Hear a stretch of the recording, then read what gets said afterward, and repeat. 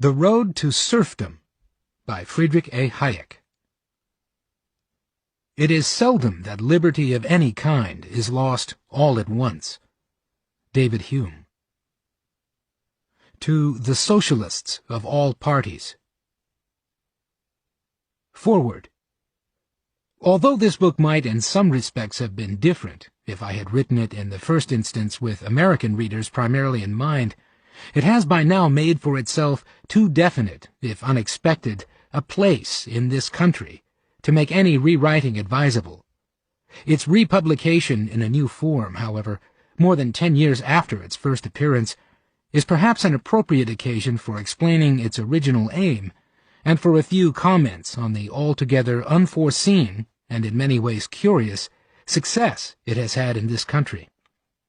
The book was written in England during the war years, and was designed almost exclusively for English readers. Indeed, it was addressed mainly to a very special class of readers in England. It was in no spirit of mockery that I dedicated it to the socialists of all parties. It had its origin in many discussions which, during the preceding 10 years, I had with friends and colleagues whose sympathies had been inclined toward the left, and it was in continuation of those arguments that I wrote The Road to Serfdom. When Hitler came into power in Germany, I had already been teaching at the University of London for several years, but I kept in close touch with affairs on the continent, and was able to do so until the outbreak of war. What I had thus seen of the origins and evolution of the various totalitarian movements made me feel that English public opinion, particularly among my friends who held advanced views on social matters, completely misconceived the nature of those movements. Even before the war, I was led by this to state in a brief essay what became the central argument of this book. But after war broke out, I felt that this widespread misunderstanding of the political systems of our enemies, and soon also of our new ally, Russia, constituted a serious danger which had to be met by a more systematic effort. Also, it was already fairly obvious that England herself was likely to experiment after the war with the same kind of policies which I was convinced had contributed so much to destroy liberty elsewhere. Thus, this book gradually took shape as a warning to the socialist intelligentsia of England. With the inevitable delays of wartime production, it finally appeared there early in the spring of 1944. This date will, incidentally, also explain why I felt that in order to get a hearing, I had somewhat to restrain myself in my comments on the regime of our wartime ally, and to choose my illustrations mainly from developments in Germany. It seems that the book appeared at a propitious moment, and I can feel only gratification at the success it had in England, which, though very different in kind, was quantitatively no smaller than it was to be in the United States. On the whole, the book was taken in the spirit in which it was written, and its argument was seriously examined by those to whom it was mainly addressed, excepting only certain of the leading politicians of the Labour Party, who, as if to provide an illustration for my remarks on the nationalist tendencies of socialism, attacked the book on the ground that it was written by a foreigner. The thoughtful and receptive manner in which it was generally examined by persons who must have found its conclusions running counter to their strongest convictions was deeply impressive. The most representative example of British criticism of the book from a left-wing point of view is probably Mrs. Barbara Wooton's courteous and frank study, Freedom Under Planning, London, George Allen and Unwin, 1946. It is often quoted in the United States as an effective refutation of my argument, though I cannot help feeling that more than one reader must have gained the impression that, as one American reviewer expressed it, it seems substantially to confirm Hayek's thesis. Chester I. Barnard, Southern Economic Journal, January, 1946.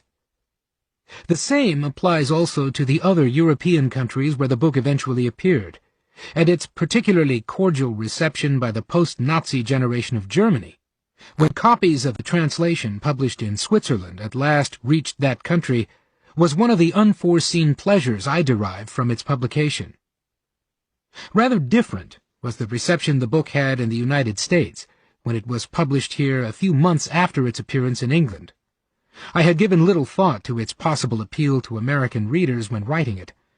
It was then 20 years since I had last been in America as a research student, and during that time I had somewhat lost touch with the development of American ideas. I could not be sure how far my argument had direct relevance to the American scene, and I was not in the least surprised when the book was, in fact, rejected by the first 3 publishing houses approached. I did not know then, as has since been admitted by a person advising one of the firms, that this appears to have been due not to any doubts of the success of the book, but to political prejudice, which went to the extent of representing the book as unfit for publication by a reputable house. See on this the statement by William Miller, quoted by W.T. Couch in The Sainted Book Burners, The Freeman, April 1955, page 423, and also William Miller, The Book Industry, a report of the Public Library Inquiry of the Social Science Research Council, New York, Columbia University Press, 1949, page 12. It was certainly most unexpected when, after the book was brought out by its present publishers, it soon began to sell at a rate almost unprecedented for a book of this kind, not intended for popular consumption. Not a little of this was due to the publication of a condensation of this book in the Reader's Digest, and I should like to pay here to the editors of this journal a public testimony to the extremely skillful manner in which this was done without my assistance. It is inevitable that the compression of a complex argument to a fraction of its original length produces some oversimplification, but that it was done without distortion, and better than I could have done it myself, is a remarkable achievement. And I was even more surprised by the violence of the reaction from both political wings, by the lavish praise the book received from some quarters, no less than by the passionate hatred it appeared to arouse in others. Contrary to my experience in England, in America the kind of people to whom this book was mainly addressed seem to have rejected it out of hand as a malicious and disingenuous attack on their finest ideals. They appear never to have paused to examine its argument.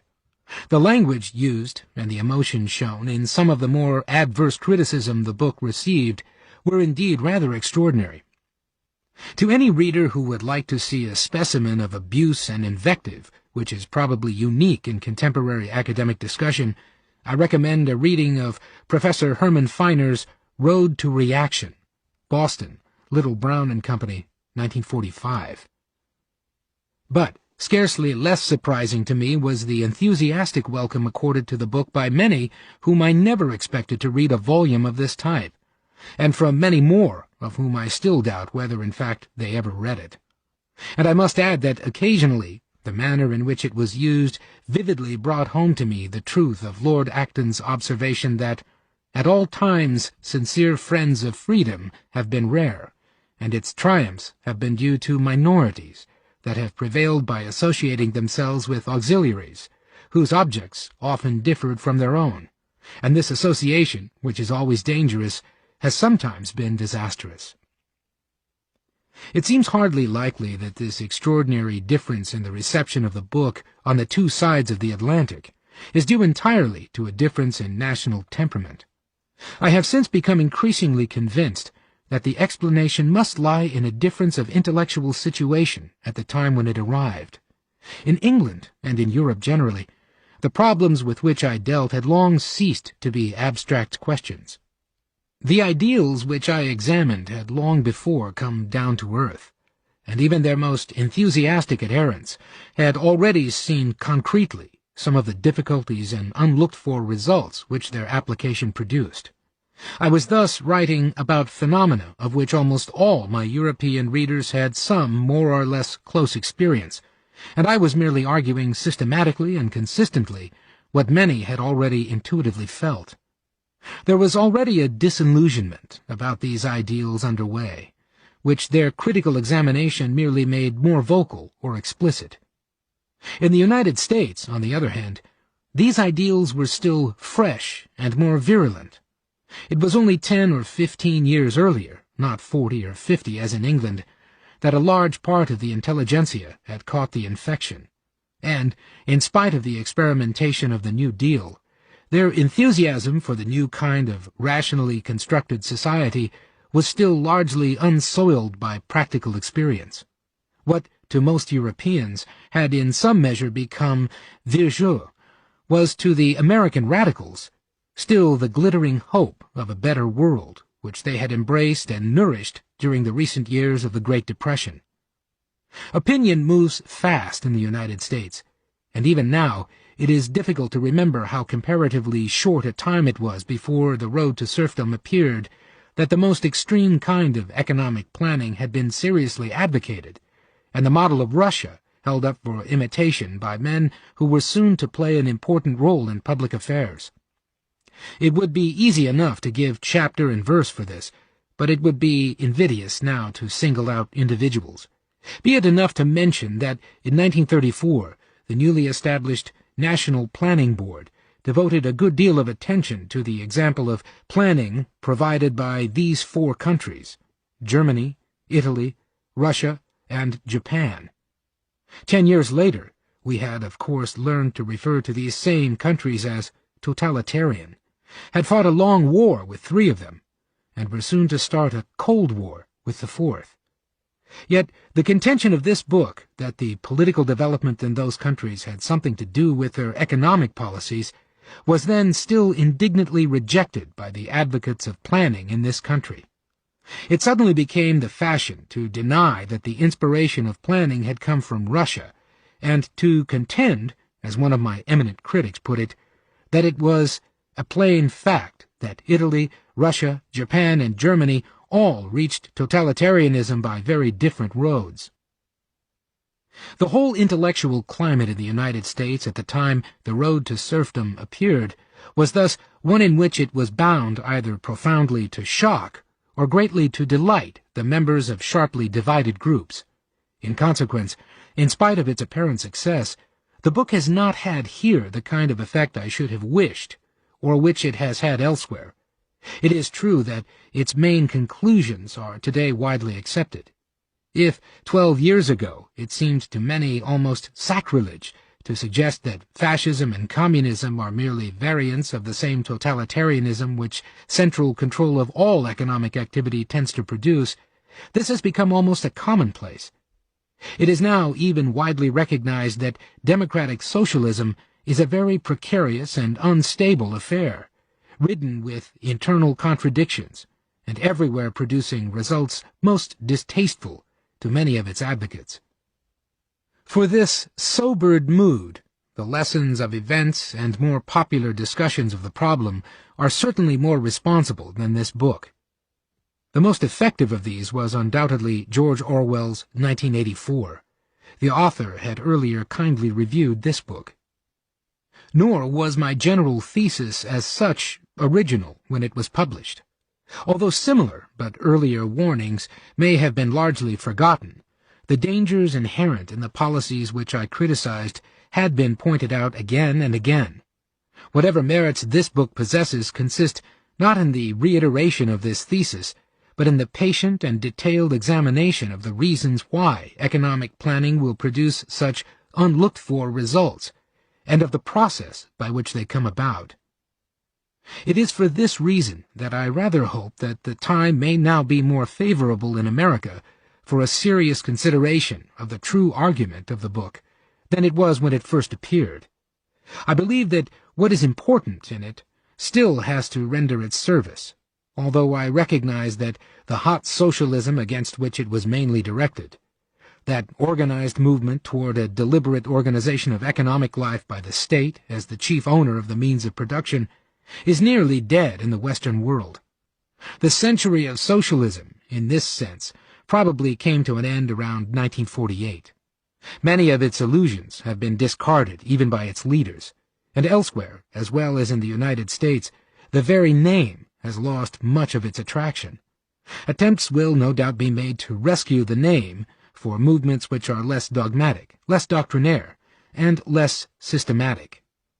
But an argument applicable solely against those clear-cut conceptions of social reform which characterized the socialist movements of the past might today well appear as tilting against windmills. Yet Though hot socialism is probably a thing of the past, some of its conceptions have penetrated far too deeply into the whole structure of current thought to justify complacency. If few people in the Western world now want to remake society from the bottom, according to some ideal blueprint, a great many still believe in measures which, though not designed completely to remodel the economy, in their aggregate effect may well unintentionally produce this result. And, even more than at the time when I wrote this book, the advocacy of policies which, in the long run, cannot be reconciled with the preservation of a free society is no longer a party matter. That hodgepodge of ill-assembled and often inconsistent ideals which, under the name of the welfare state, has largely replaced socialism as the goal of the reformers, needs very careful sorting out, if its results are not to be very similar to those of full-fledged socialism. This is not to say that some of its aims are not both practicable and laudable, but there are many ways in which we can work toward the same goal, and in the present state of opinion there is some danger that our impatience for quick results may lead us to choose instruments which, though perhaps more efficient for achieving the particular ends, are not compatible with the preservation of a free society. The increasing tendency to rely on administrative coercion and discrimination, where a modification of the general rules of law might, perhaps more slowly, achieve the same object, and to resort to direct state controls, or to the creation of monopolistic institutions where judicious use of financial inducements might evoke spontaneous efforts, is still a powerful legacy of the socialist period which is likely to influence policy for a long time to come.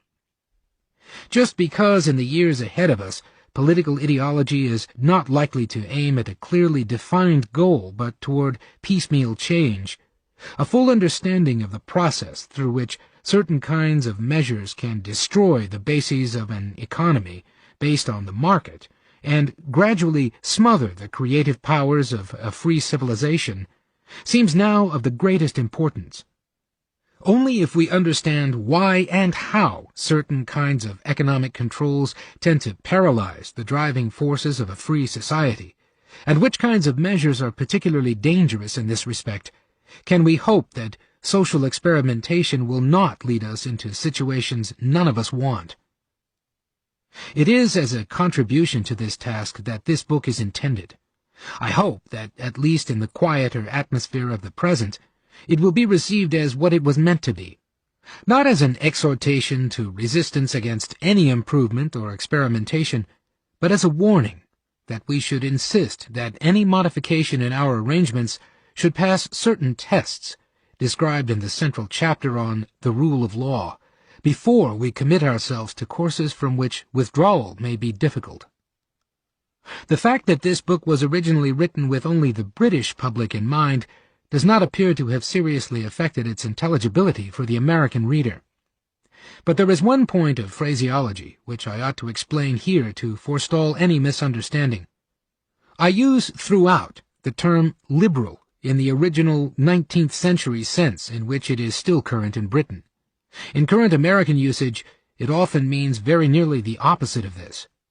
It has been part of the camouflage of leftish movements in this country, helped by the muddle-headedness of many who really believe in liberty, that liberal has come to mean the advocacy of almost every kind of government control. I am still puzzled why those in the United States who truly believe in liberty should not only have allowed the left to appropriate this almost indispensable term, but should even have assisted by beginning to use it themselves as a term of opprobrium. This seems to be particularly regrettable, because of the consequent tendency of many true liberals to describe themselves as conservatives. It is true, of course, that in the struggle against the believers in the all-powerful state, the true liberal must sometimes make common cause with the conservative, and in some circumstances, as in contemporary Britain, he has hardly any other way of actively working for his ideals.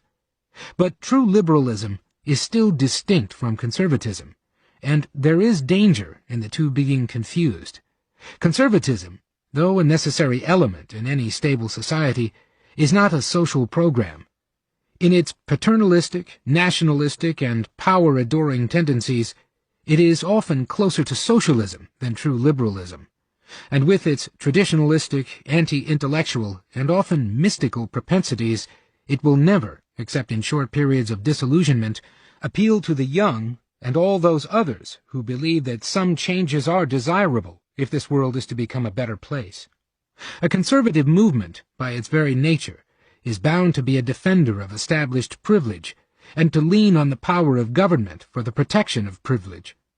The essence of the liberal position, however, is the denial of all privilege, if privilege is understood in its proper and original meaning of the state granting and protecting rights to some, which are not available on equal terms to others. Perhaps a further word of apology is required for my allowing this book to reappear in entirely unchanged form after the lapse of almost 12 years. I have many times tried to revise it, and there are numerous points I should like to explain at greater length, or to state more cautiously, or to fortify by more illustration and proof. But all attempts at rewriting only proved that I could never again produce as short a book covering as much of the field, and it seems to me that whatever other merits it may have, its relative brevity is its greatest. I have thus been forced to the conclusion that whenever I want to add to the argument, I must attempt in separate studies. I have begun to do so in various essays, some of which provide a more searching discussion of certain philosophical and economic issues on which the present book only touches. Individualism and Economic Order, Chicago, 1948. On the special question of the roots of the ideas here criticized, and of their connection with some of the most powerful and impressive intellectual movements of this age, I have commented in another volume. The Counter-Revolution of Science, Glencoe, Illinois, 1952. And before long, I hope to supplement the all-too-brief central chapter of this book by a more extensive treatment of the relation between equality and justice. An advanced sketch of my treatment of this subject has been published by the National Bank of Egypt in the form of 4 lectures on the political ideal of the rule of law, Cairo, 1955. There is one particular topic, however, on which the reader will with justice expect me to comment on this occasion, yet which I could even less treat adequately without writing a new book. Little more than a year after The Road to Serfdom first appeared, Great Britain had a socialist government, which remained in power for 6 years, and the question of how far this experience has confirmed or refuted my apprehensions is one which I must try to answer at least briefly. If anything, this experience has strengthened my concern, and, I believe I may add, has taught the reality of the difficulties I pointed out to many for whom an abstract argument would never have carried conviction. Indeed, it was not long after the Labour government came into power that some of the issues which my critics in America dismissed as bogies became, in Great Britain, main topics of political discussion. Soon, even official documents were gravely discussing the danger of totalitarianism raised by the policy of economic planning. There is no better illustration of the manner in which the inherent logic of their policies drove an unwilling socialist government into the kind of coercion it disliked than the following passage in Economic Survey for 1947, which the Prime Minister presented to Parliament in February of that year, and its sequel. There is an essential difference between totalitarian and democratic planning. The former subordinates all individual desires and preferences to the demand of the state. For this purpose, it uses various methods of compulsion upon the individual, which deprive him of his freedom of choice. Such methods may be necessary even in a democratic country during the extreme emergency of a great war. Thus, the British people gave their wartime government the power to direct labor. But in normal times, the people of a democratic country will not give up their freedom of choice to their government. A democratic government must therefore conduct its economic planning in a manner which preserves the maximum possible freedom of choice to the individual citizen. The interesting point about this profession of laudable intentions is that 6 months later, the same government found itself in peacetime forced to put the conscription of labor back on the statute book. It hardly diminishes the significance of this when it is pointed out that the power was in fact never used, because if it is known that the authorities have power to coerce, few will wait for actual coercion. But it is rather difficult to see how the government could have persisted in its illusions, when in the same document it claims that it was now for the government to say what is the best use for the resources in the national interest, and to lay down the economic task for the nation. It must say which things are the most important, and what the objectives of policy ought to be. Of course, 6 years of socialist government in England have not produced anything resembling a totalitarian state. But those who argue that this has disproved the thesis of the road to serfdom have really missed one of its main points, that the most important change which extensive government control produces is a psychological change, an alteration in the character of the people. This is necessarily a slow affair, a process which extends not over a few years, but perhaps over 1 or 2 generations. The important point is that the political ideals of a people and its attitude toward authority are as much the effect as the cause of the political institutions under which it lives. This means, among other things, that even a strong tradition of political liberty is no safeguard if the danger is precisely that new institutions and policies will gradually undermine and destroy that spirit. The consequences can, of course, be averted if that spirit reasserts itself in time, and the people not only throw out the party which has been leading them further and further in the dangerous direction, but also recognize the nature of the danger and resolutely change their course. There is not yet much ground to believe that the latter has happened in England. Yet the change undergone by the character of the British people, not merely under its Labour government, but in the course of the much longer period during which it has been enjoying the blessings of a paternalistic welfare state, can hardly be mistaken. These changes are not easily demonstrated, but are clearly felt if one lives in the country. In illustration, I will cite a few significant passages from a sociological survey dealing with the impact of the surfeit of regulation on the mental attitudes of the young. It is concerned with the situation before the Labour government came into power, in fact, about the time this book was first published, and deals mainly with the effects of those wartime regulations which the Labour government made permanent. It is above all in the city that the province of the optional is felt as dwindling away to nothing. At school, in the place of work, on the journey to and fro, even in the very equipment and provisioning of the home, many of the activities normally possible to human beings are either forbidden or enjoined. Special agencies, called Citizens' Advice Bureaus, are set up to steer the bewildered through the forest of rules, and to indicate to the persistent the rare clearings where a private person may still make a choice. The town lad is conditioned not to lift a finger without referring mentally to the book of words first. A time budget of an ordinary city youth for an ordinary working day would show that he spends great stretches of his waking hours going through motions that have been predetermined for him by directives in whose framing he has had no part, whose precise intention he seldom understands, and of whose appropriateness he cannot judge. The inference that what the city lad needs is more discipline and tighter control is too hasty. It would be nearer the mark to say that he is suffering from an overdose of control already. Surveying his parents and his older brothers and sisters, he finds them as regulation-bound as himself. He sees them so acclimatized to that state that they seldom plan and carry out under their own steam any new social excursion or enterprise. He thus looks forward to no future period at which a sinewy faculty of responsibility is likely to be of service to himself or others. The young people are obliged to stomach so much external and, as it seems to them, meaningless control, that they seek escape and recuperation in an absence of discipline as complete as they can make it. L. J. Barnes, Youth Service in an English County, a report prepared for King George's Jubilee Trust, London, 1945.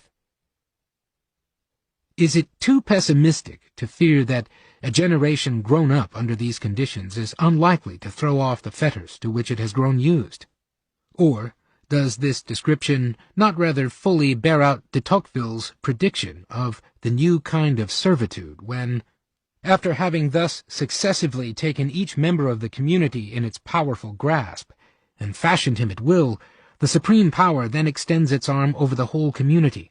It covers the surface of society with a network of small, complicated rules, minute and uniform, through which the most original minds and the most energetic characters cannot penetrate to rise above the crowd. The will of man is not shattered, but softened, bent, and guided. Men are seldom forced by it to act, but they are constantly restrained from acting. Such a power does not destroy, but it prevents existence. It does not tyrannize, but it compresses, enervates, extinguishes, and stupefies a people, till each nation is reduced to be nothing better than a flock of timid and industrial animals, of which government is the shepherd.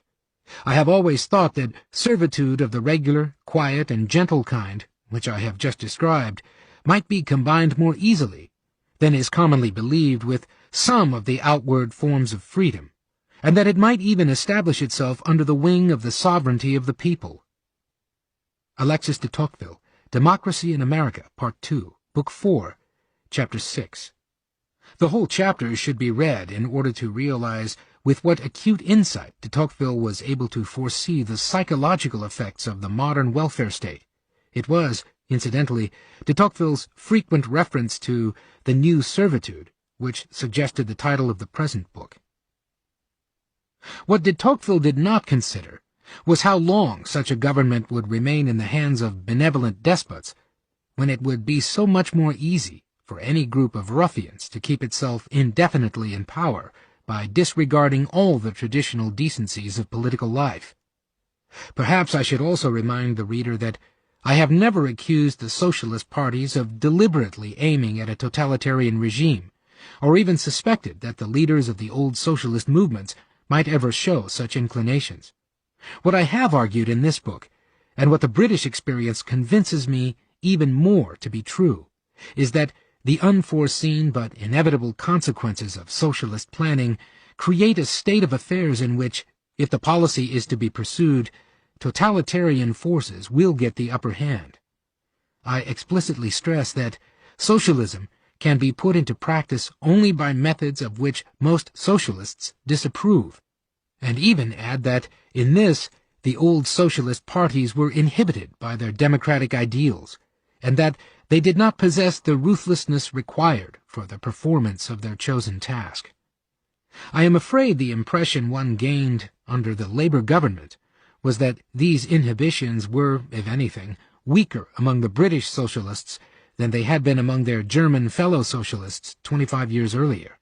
Certainly, the German Social Democrats, in the comparable period of the 1920s, under equally or more difficult economic conditions, never approached as closely to totalitarian planning as the British Labour government has done. Since I cannot here examine the effect of these policies in detail, I will rather quote the summary judgments of other observers, who may be less suspect of preconceived opinions. Some of the most damning, in fact, come from men who not long before had themselves been members of the Labour Party. Thus, Mr. Ivor Thomas, in a book apparently intended to explain why he left that party, comes to the conclusion that, from the point of view of fundamental human liberties, there is little to choose between communism, socialism, and National Socialism. They all are examples of the collectivist or totalitarian state. In its essentials, not only is completed socialism the same as communism, but it hardly differs from fascism. The Socialist Tragedy, London, Latimer House Limited, 1949, pages 241 and 242. The most serious development is the growth of a measure of arbitrary administrative coercion and the progressive destruction of the cherished foundation of British liberty, the rule of law, for exactly the reasons here discussed in Chapter 6. This process had, of course, started long before the last Labour government came into power, and had been accentuated by the war. But the attempts at economic planning under the Labour government carried it to a point which makes it doubtful whether it can be said that the rule of law still prevails in Britain. The new despotism of which a Lord Chief Justice had warned Britain as long as 25 years ago, is, as The Economist recently observed, no longer a mere danger, but an established fact. In an article in the issue of June 19, 1954, discussing the report on the public inquiry ordered by the Minister of Agriculture into the disposal of land at Critchell Down, Command 9176, London, Her Majesty's Stationery Office, 1954, a document deserving the most careful study by all those interested in the psychology of a planning bureaucracy. It is a despotism exercised by a thoroughly conscientious and honest bureaucracy for what they sincerely believe is the good of the country. But it is, nevertheless, an arbitrary government, in practice free from effective parliamentary control, and its machinery would be as effective for any other than the beneficent purposes for which it is now used. I doubt whether it was much exaggerated when recently an eminent British jurist, in a careful analysis of these trends, came to the conclusions that in Britain today we live on the edge of dictatorship. Transition would be easy, swift, and it could be accomplished with complete legality. Already so many steps have been taken in this direction, due to the completeness of power possessed by the government of the day, and the absence of any real check, such as the terms of a written constitution or the existence of an effective second chamber, that those still to be taken are small in comparison. G. W. Keaton, The Passing of Parliament, London, 1952. For a more detailed analysis of the economic policies of the British Labour government and its consequences, I cannot do better than refer the reader to Professor John Jukes's Ordeal by Planning, London, Macmillan and Company, 1948. It is the best discussion known to me of a concrete instance of the phenomena discussed in general terms in this book.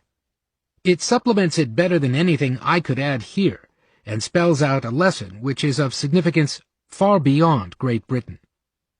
It seems now unlikely that, even when another Labour government should come into power in Great Britain, it would resume the experiments in large-scale nationalization and planning. But in Britain, as elsewhere in the world, the defeat of the onslaught of systematic socialism has merely given those who are anxious to preserve freedom a breathing space in which to re-examine our ambitions and to discard all those parts of the socialist inheritance which are a danger to a free society. Without such a revised conception of our social aims, we are likely to continue to drift in the same direction in which outright socialism would merely have carried us a little faster. F. A. Hayek. Preface. When a professional student of social affairs writes a political book, his first duty is plainly to say so. This is a political book. I do not wish to disguise this by describing it, as I might perhaps have done, by the more elegant and ambitious name of an essay in social philosophy. But whatever the name, the essential point remains that all I shall have to say is derived from certain ultimate values. I hope I have adequately discharged in the book itself a second and no less important duty, to make it clear beyond doubt what these ultimate values are on which the whole argument depends. There is, however, one thing I want to add to this. Though this is a political book, I am as certain as anyone can be that the beliefs set out in it are not determined by my personal interests.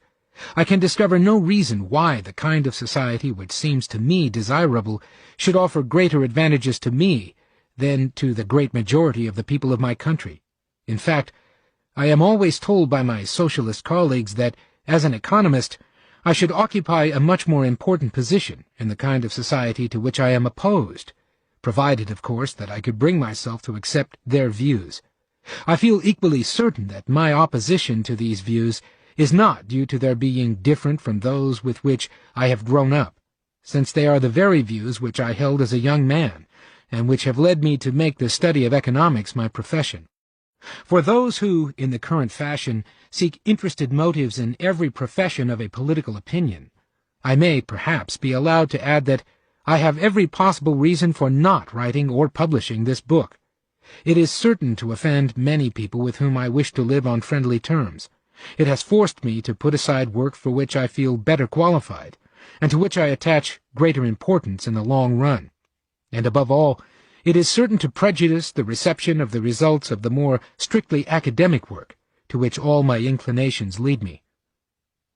If, in spite of this, I have come to regard the writing of this book as a duty which I must not evade, this was mainly due to a peculiar and serious feature of the discussions of problems of future economic policy at the present time, of which the public is scarcely sufficiently aware. This is the fact that the majority of economists have now for some years been absorbed by the war machine and silenced by their official positions, and that, in consequence, public opinion on these problems is to an alarming extent guided by amateurs and cranks, by people who have an axe to grind, or a pet panacea to sell. In these circumstances, one who still has the leisure for literary work is hardly entitled to keep to himself apprehensions which current tendencies must create in the minds of many who cannot publicly express them, though in different circumstances I should have gladly left the discussion of questions of national policy to those who are both better authorized and better qualified for the task. The central argument of this book was first sketched in an article entitled Freedom and the Economic System, which appeared in the Contemporary Review for April 1938, and was later reprinted in an enlarged form as one of the public policy pamphlets edited by Professor H.D. Gideons for the University of Chicago Press, 1939. I have to thank the editors and publishers of both these publications for permission to reproduce certain passages from them. F. A. Hayek. Preface, 1976. This book, written in my spare time from 1940 to 1943, while my mind was still mainly occupied with problems of pure economic theory, has unexpectedly become for me the starting point of more than 30 years' work in a new field. This first attempt in the new direction was caused by my annoyance with the complete misinterpretation in English progressive circles of the character of the Nazi movement, an annoyance which led me from a memorandum to the then director of the London School of Economics, Sir William Beveridge, through an article in the Contemporary Review for 1938, which, at the request of Professor Harry G. Gideons of the University of Chicago, I enlarged for publication in his public policy pamphlets, and which, finally and reluctantly, when I found that all my more competent British colleagues were preoccupied with more urgent problems of the conduct of the war, I expanded into this tract for the Times. In spite of the wholly unexpected success of the book, in the case of the initially not contemplated American edition, even greater than in that of the British one, I felt for a long time not altogether happy about it. Though I had frankly declared at the outset of the book that it was a political one, I was made to feel by most of my fellow social scientists that I had used my abilities on the wrong side, and I was myself uncomfortable about the possibility that, in going beyond technical economics, I might have exceeded my competence. I will not speak here about the fury which the book caused in certain circles, or of the curious difference between its reception in Great Britain and that in the United States. About that I did say something 20 years ago in the preface to the first American paperback edition. Just to indicate the character of a widespread reaction, I will mention merely that one well-known philosopher, who shall be nameless, wrote to another to reproach him for having lauded this scandalous book, which, of course, he had not read. But though I tried hard to get back to economics proper, I could not free myself of the feeling that the problems on which I had so undesignedly embarked were more challenging and important than those of economic theory, and that much that I had said in my first sketch needed clarification and elaboration. When I wrote the book, I had by no means sufficiently freed myself from all the prejudices and superstitions dominating general opinion, and even less had I learned to avoid all the prevalent confusions of terms and concepts of which I have since become very conscious. And the discussion of the consequences of socialist policies which the book attempts is, of course, not complete without an adequate account of what an appropriately run market order requires and can achieve. It was to the latter problem that the further work I have since done in the field was mainly devoted. The first result of these efforts of explaining the nature of an order of freedom was a substantial book called The Constitution of Liberty, 1960, in which I essentially attempted to restate and make more coherent the doctrines of classical 19th-century liberalism. The awareness that such a restatement left certain important questions unanswered led me then to a further effort to provide my own answers in a work of 3 volumes entitled Law, Legislation, and Liberty, of which the first volume appeared in 1973. In the last 20 years, I have, I believe, learned much about the problems discussed in this book, though I don't think I ever reread the book during this time. Having done so now for the purpose of this preface, I feel no longer apologetic, but for the first time am rather proud of it, and not least of the insight which made me dedicate it to the socialists of all parties. Indeed, though I have in the interval learned much that I did not know when I wrote it, I was now often surprised by how much I did already see at the beginning of my efforts that later work has confirmed. And though my later efforts will, I hope, be more rewarding to the expert, I am now prepared unhesitatingly to recommend this early book to the general reader who wants a simple and non-technical introduction to what I believe is still one of the most ominous questions which we have to solve. The reader will probably ask whether this means that I am still prepared to defend all the main conclusions of this book, and the answer to this is on the whole affirmative. The most important qualification I must add is that during the interval of time terminology has changed, and for this reason what I say in the book may be misunderstood. At the time I wrote, socialism meant unambiguously the nationalization of the means of production and the central economic planning which this made possible and necessary. In this sense, Sweden, for instance, is today very much less socialistically organized than Great Britain or Austria, though Sweden is commonly regarded as much more socialistic. This is due to the fact that socialism has come to mean chiefly the extensive redistribution of incomes through taxation and the institutions of the welfare state. In the latter kind of socialism, the effects I discuss in this book are brought about more slowly, indirectly, and imperfectly. I believe that the ultimate outcome tends to be very much the same, although the process by which it is brought about is not quite the same as that described in this book. It has frequently been alleged that I have contended that any movement in the direction of socialism is bound to lead to totalitarianism. Even though this danger exists, this is not what the book says. What it contains is a warning that, unless we mend the principles of our policy, some very unpleasant consequences will follow, which most of those who advocate these policies do not want. Where I now feel I was wrong in this book is chiefly in that I rather understressed the significance of the experience of communism in Russia, a fault which is perhaps pardonable when it is remembered that, when I wrote, Russia was our wartime ally, and that I had not wholly freed myself from all the current interventionist superstitions, and in consequence still made various concessions which I now think unwarranted. And I certainly was not yet fully aware how bad things already were in some respects. I still regarded it, for example, as a rhetorical question when I asked, page 82, if Hitler had obtained his unlimited powers in a strictly constitutional manner, who would suggest that the rule of law still prevailed in Germany? Only to discover later that Professors Hans Kelsen and Harold J. Lasky, and probably many other socialist lawyers and political scientists following these influential authors, had maintained precisely this. Quite generally, further study of the contemporary trends of thought and institutions has, if anything, increased my alarm and concern. And both the influence of socialist ideas and the naive trust in the good intentions of the holders of totalitarian power have markedly increased since I wrote this book. I have long resented being more widely known by what I regarded as a pamphlet for the time than by my strictly scientific work, After re-examining what I wrote then in the light of some 30 years' further study of the problems then raised, I no longer do so.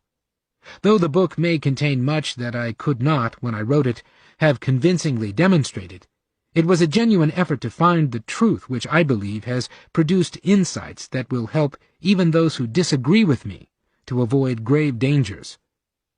F. A. Hayek. Introduction. Few discoveries are more irritating than those which expose the pedigree of ideas. Lord Acton. Contemporary events differ from history in that we do not know the results they will produce. Looking back, we can assess the significance of past occurrences and trace the consequences they have brought in their train. But while history runs its course, it is not history to us. It leads us into an unknown land, and but rarely can we get a glimpse of what lies ahead. It would be different if it were given to us to live a second time through the same events with all the knowledge of what we have seen before. How different would things appear to us, how important and often alarming would changes seem that we now scarcely notice. It is probably fortunate that man can never have this experience, and knows of no laws which history must obey. Yet, although history never quite repeats itself, and just because no development is inevitable, we can, in a measure, learn from the past to avoid a repetition of the same process. One need not be a prophet to be aware of impending dangers. An accidental combination of experience and interest will often reveal events to one man under aspects which few yet see. The following pages are the product of an experience as near as possible to twice living through the same period, or at least twice watching a very similar evolution of ideas. While this is an experience one is not likely to gain in one country, it may, in certain circumstance, be acquired by living in turn for long periods in different countries. Though the influences to which the trend of thought is subject in most civilized nations are, to a large extent, similar, they do not necessarily operate at the same time or at the same speed. Thus, by moving from one country to another, one may sometimes twice watch similar phases of intellectual development. The senses have then become peculiarly acute. When one hears for a second time opinions expressed or measures advocated which one has first met 20 or 25 years ago, they assume a new meaning as symptoms of a definite trend. They suggest, if not the necessity, at least the probability, that developments will take a similar course. It is necessary now to state the unpalatable truth that it is Germany whose fate we are in some danger of repeating. The danger is not immediate, it is true, and conditions in England and the United States are still so remote from those witnessed in recent years in Germany as to make it difficult to believe that we are moving in the same direction. Yet, though the road be long, it is one on which it becomes more difficult to turn back as one advances. If, in the long run, we are the makers of our own fate, in the short run, we are the captives of the ideas we have created. Only if we recognize the danger in time can we hope to avert it. It is not to the Germany of Hitler, the Germany of the present war, that England and the United States bear yet any resemblance. But students of the currents of ideas can hardly fail to see that there is more than a superficial similarity between the trend of thought in Germany during and after the last war and the present current of ideas in the democracies. There exists now in these countries certainly the same determination that the organization of the nation which has been achieved for purposes of defense shall be retained for the purposes of creation. There is the same contempt for 19th-century liberalism, the same spurious realism and even cynicism, the same fatalistic acceptance of inevitable trends. And at least 9 out of every 10 of the lessons which our most vociferous reformers are so anxious we should learn from this war are precisely the lessons which the Germans did learn from the last war, and which have done much to produce the Nazi system. We shall have opportunity in the course of this book to show that there are a large number of other points where at an interval of 15 to 25 years we seem to follow the example of Germany. Although one does not like to be reminded, it is not so many years since the socialist policy of that country was generally held up by progressives as an example to be imitated, just as in more recent years Sweden has been the model country to which progressive eyes were directed. All those whose memory goes further back know how deeply, for at least a generation before the last war, German thought and German practice influenced ideals and policy in England and, to some extent, in the United States. The author has spent about half of his adult life in his native Austria, in close touch with German intellectual life, and the other half in the United States and England. In the latter period, he has become increasingly convinced that at least some of the forces which have destroyed freedom in Germany are also at work here, and that the character and the source of this danger are, if possible, even less understood than they were in Germany. The supreme tragedy is still not seen, that in Germany it was largely people of goodwill, men who were admired and held up as models in the democratic countries, who prepared the way for, if they did not actually create, the forces which now stand for everything they detest. Yet our chance of averting a similar fate depends on our facing the danger, and on our being prepared to revise even our most cherished hopes and ambitions, if they should prove to be the source of the danger. There are few signs yet that we have the intellectual courage to admit to ourselves that we may have been wrong. Few are ready to recognize that the rise of fascism and Nazism was not a reaction against the socialist trends of the preceding period, but a necessary outcome of those tendencies. This is a truth which most people were unwilling to see, even when the similarities of many of the repellent features of the internal regimes in Communist Russia and National Socialist Germany were widely recognized. As a result, many who think themselves infinitely superior to the aberrations of Nazism, and sincerely hate all its manifestations, work at the same time for ideals whose realization would lead straight to the abhorred tyranny. All parallels between developments in different countries are, of course, deceptive, but I am not basing my argument mainly on such parallels, nor am I arguing that these developments are inevitable. If they were, there would be no point in writing this. They can be prevented if people realize in time where their efforts may lead.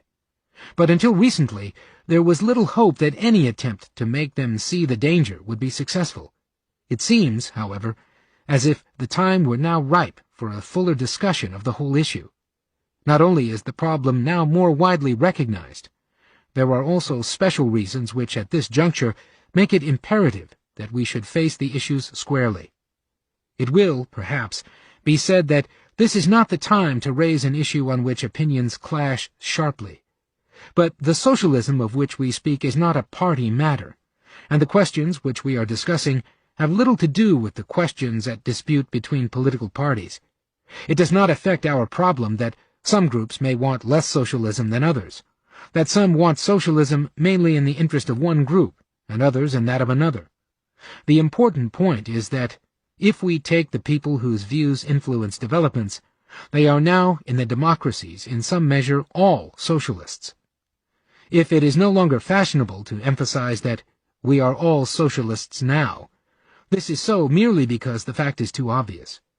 Scarcely anybody doubts that we must continue to move towards socialism, and most people are merely trying to deflect this movement in the interest of a particular class or group. It is because nearly everybody wants it that we are moving in this direction. There are no objective facts which make it inevitable. We shall have to say something about the alleged inevitability of planning later. The main question is where this movement will lead us. Is it not possible that, if the people whose convictions now give it an irresistible momentum began to see what only a few yet apprehend, they would recoil in horror and abandon the quest which for half a century has engaged so many people of goodwill? Where these common beliefs of our generation will lead us is a problem not for one party, but for every one of us, a problem of the most momentous significance. Is there a greater tragedy imaginable than that, in our endeavor consciously to shape our future in accordance with high ideals, we should, in fact, unwittingly produce the very opposite, of what we have been striving for? There is an even more pressing reason why, at this time, we should seriously endeavor to understand the forces which have created National Socialism, that this will enable us to understand our enemy and the issue at stake between us. It cannot be denied that there is yet little recognition of the positive ideals for which we are fighting. We know that we are fighting for freedom to shape our life according to our own ideas. That is a great deal, but not enough. It is not enough to give us the firm beliefs which we need to resist an enemy who uses propaganda as one of his main weapons, not only in the most blatant, but also in the most subtle forms. It is still more insufficient when we have to counter this propaganda among the people in the countries under his control and elsewhere, where the effect of this propaganda will not disappear with the defeat of the Axis powers. It is not enough if we are to show to others that what we are fighting for is worth their support, and it is not enough to guide us in the building of a new world, safe against the dangers to which the old one has succumbed. It is a lamentable fact that the democracies, in their dealings with the dictators before the war, not less than in their attempts at propaganda and in the discussion of their war aims, have shown an inner insecurity and uncertainty of aim, which can be explained only by confusion about their own ideals and the nature of the differences which separated them from the enemy. We have been misled as much because we have refused to believe that the enemy was sincere in the profession of some beliefs which we shared, as because we believed in the sincerity of some of his other claims. Have not the parties of the left, as well as those of the right, been deceived by believing that the National Socialist Party was in the service of the capitalists, and opposed to all forms of socialism? How many features of Hitler's system have not been recommended to us for imitation from the most unexpected quarters, unaware that they are an integral part of that system, and incompatible with the free society we hope to preserve? The number of dangerous mistakes we have made before and since the outbreak of war, because we do not understand the opponent with whom we are faced, is appalling. It seems almost as if we did not want to understand the development which has produced totalitarianism, because such an understanding might destroy some of the dearest illusions to which we are determined to cling. We shall never be successful in our dealings with the Germans until we understand the character and the growth of the ideas which now govern them. The theory which is once again put forth, that the Germans as such are inherently vicious, is hardly tenable, and not very creditable, to those who hold it. It dishonors the long series of Anglo-Saxon thinkers who, during the last 100 years, have gladly taken over what was best, and not only what was best, in German thought. It overlooks the fact that, when 80 years ago John Stuart Mill was writing his great essay on liberty, he drew his inspiration, more than from any other men, from two Germans, Goethe and Wilhelm von Humboldt, and forgets the fact that two of the most influential intellectual forebears of National Socialism, Thomas Carlyle and Houston Stewart Chamberlain, were a Scot and an Englishman. In its cruder forms, this view is a disgrace to those who, by maintaining it, adopt the worst features of German racial theories. As some people may think this statement exaggerated, the testimony of Lord Morley may be worth quoting, who in his Recollections speaks of the acknowledged point that the main argument of the essay on liberty was not original, but came from Germany. The problem is not why the Germans as such are vicious, which congenitally they are probably no more than other peoples, but to determine the circumstances which, during the last 70 years, have made possible the progressive growth and the ultimate victory of a particular set of ideas, and why, in the end, this victory has brought the most vicious elements among them to the top. Mere hatred of everything German, instead of the particular ideas which now dominate the Germans, is, moreover, very dangerous, because it blinds those who indulge in it against a real threat. It is to be feared that this attitude is frequently merely a kind of escapism, caused by an unwillingness to recognize tendencies which are not confined to Germany, and by a reluctance to re-examine, and if necessary to discard, beliefs which we have taken over from the Germans, and by which we are still as much deluded as the Germans were. It is doubly dangerous because the contention that only the peculiar wickedness of the Germans has produced the Nazi system is likely to become the excuse for forcing on us the very institutions which have produced that wickedness. The interpretation of the developments in Germany and Italy about to be proffered in this book is very different from that given by most foreign observers and by the majority of exiles from those countries. But if this interpretation is correct, it will also explain why it is almost impossible for a person who, like most of the exiles and the foreign correspondents of English and American newspapers, holds the now prevalent socialist views to see those events in the proper perspective.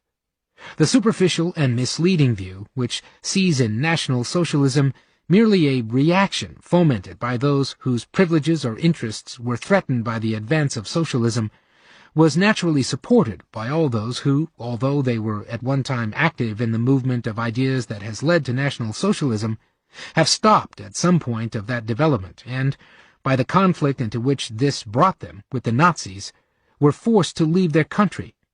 But the fact that they were numerically the only significant opposition to the Nazis means no more than that, in the wider sense, practically all Germans had become socialists, and that liberalism, in the old sense, had been driven out by socialism.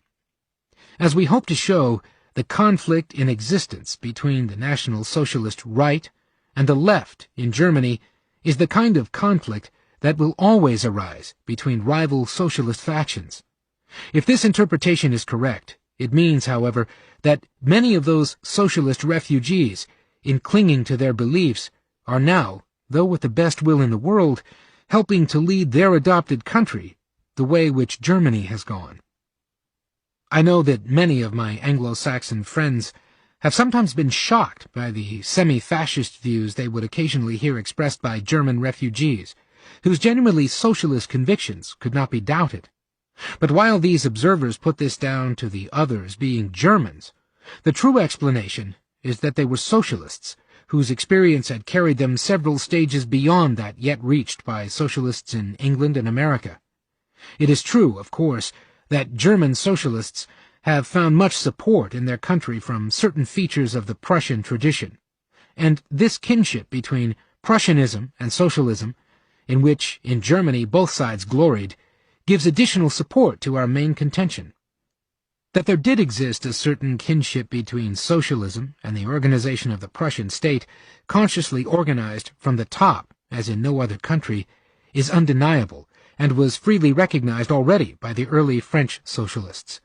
Long before the ideal of running the whole state on the same principles as a single factory was to inspire 19th-century socialism, the Prussian poet Novalis had already deplored that no other state has ever been administered so much like a factory as Prussia since the death of Frederick William.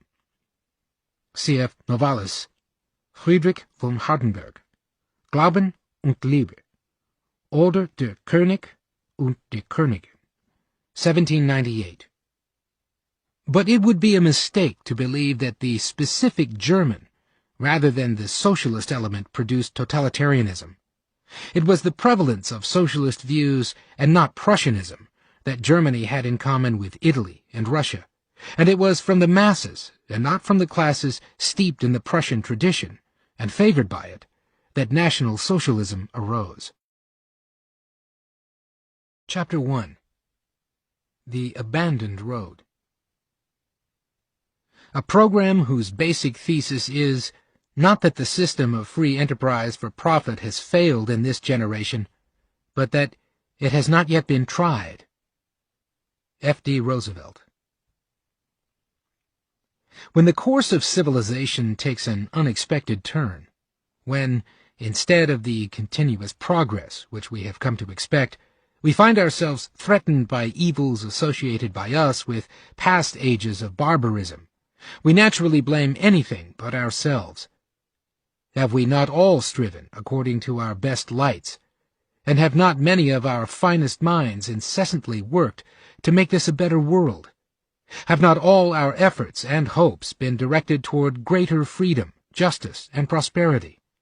If the outcome is so different from our aims, if instead of freedom and prosperity, bondage and misery stare us in the face, is it not clear that sinister forces must have foiled our intentions, that we are the victims of some evil power which must be conquered before we can resume the road to better things?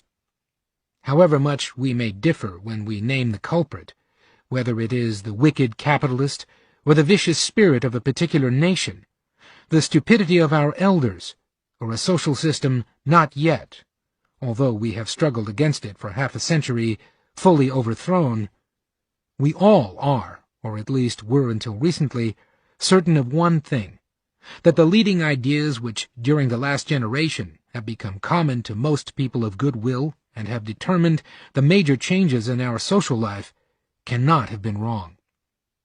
We are ready to accept almost any explanation of the present crisis of our civilization except one, that the present state of the world may be the result of genuine error on our own part, and that the pursuit of some of our most cherished ideals has apparently produced results utterly different from those which we expected.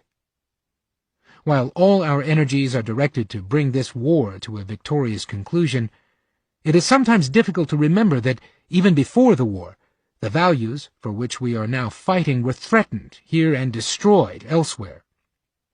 Though for the time being the different ideals are represented by hostile nations fighting for their existence, we must not forget that this conflict has grown out of a struggle of ideas within what not so long ago was a common European civilization, and that the tendencies which have culminated in the creation of the totalitarian systems were not confined to the countries which have succumbed to them. Though the first task must now be to win the war, to win it will only gain us another opportunity to face the basic problems, and to find a way of averting the fate which has overtaken kindred civilizations. Now, it is somewhat difficult to think of Germany and Italy, or of Russia, not as different worlds, but as products of a development of thought in which we have shared.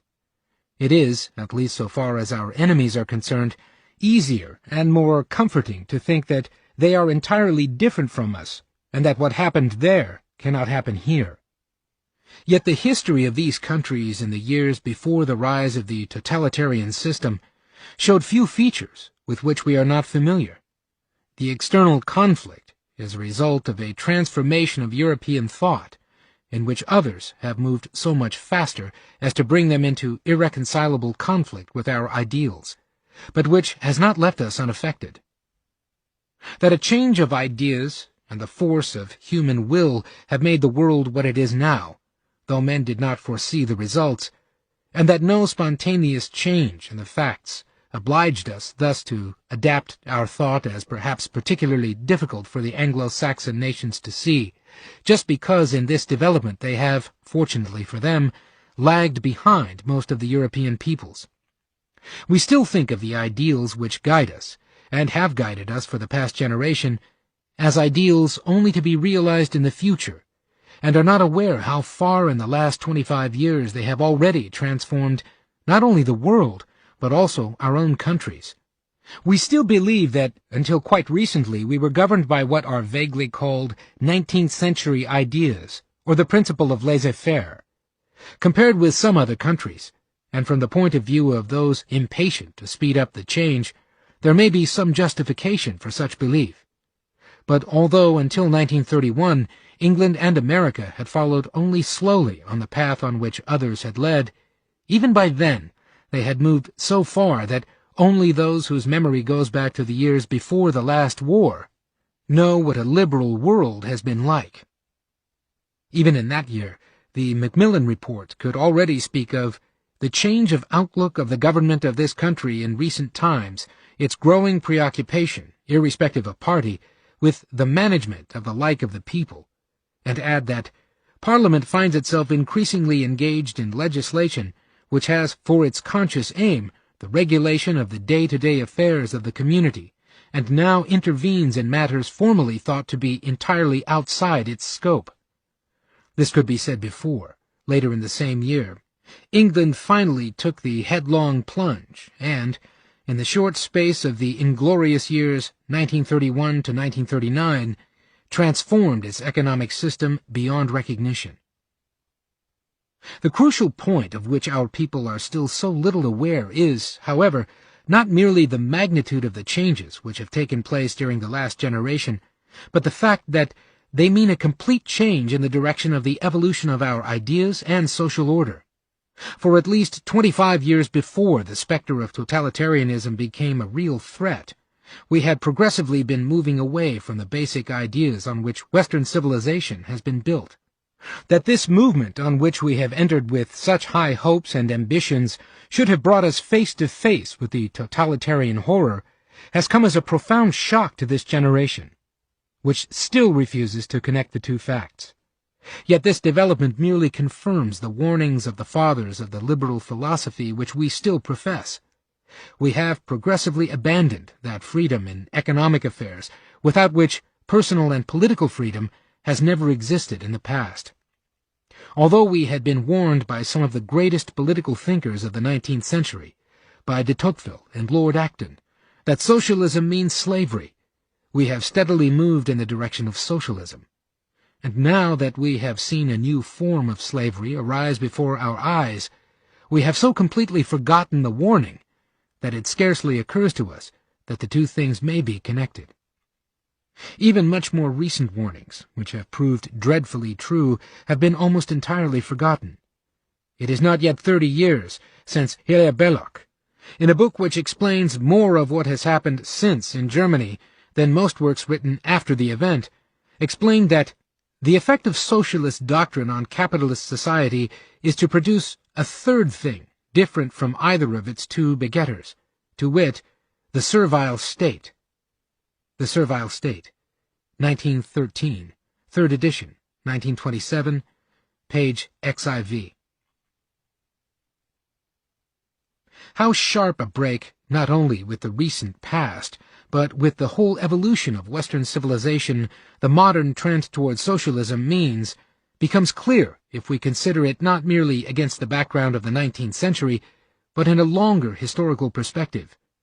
We are rapidly abandoning not the views merely of Cobden and Bright, of Adam Smith and Hume, or even of Locke and Milton, but one of the salient characteristics of Western civilization as it has grown from the foundations laid by Christianity and the Greeks and Romans.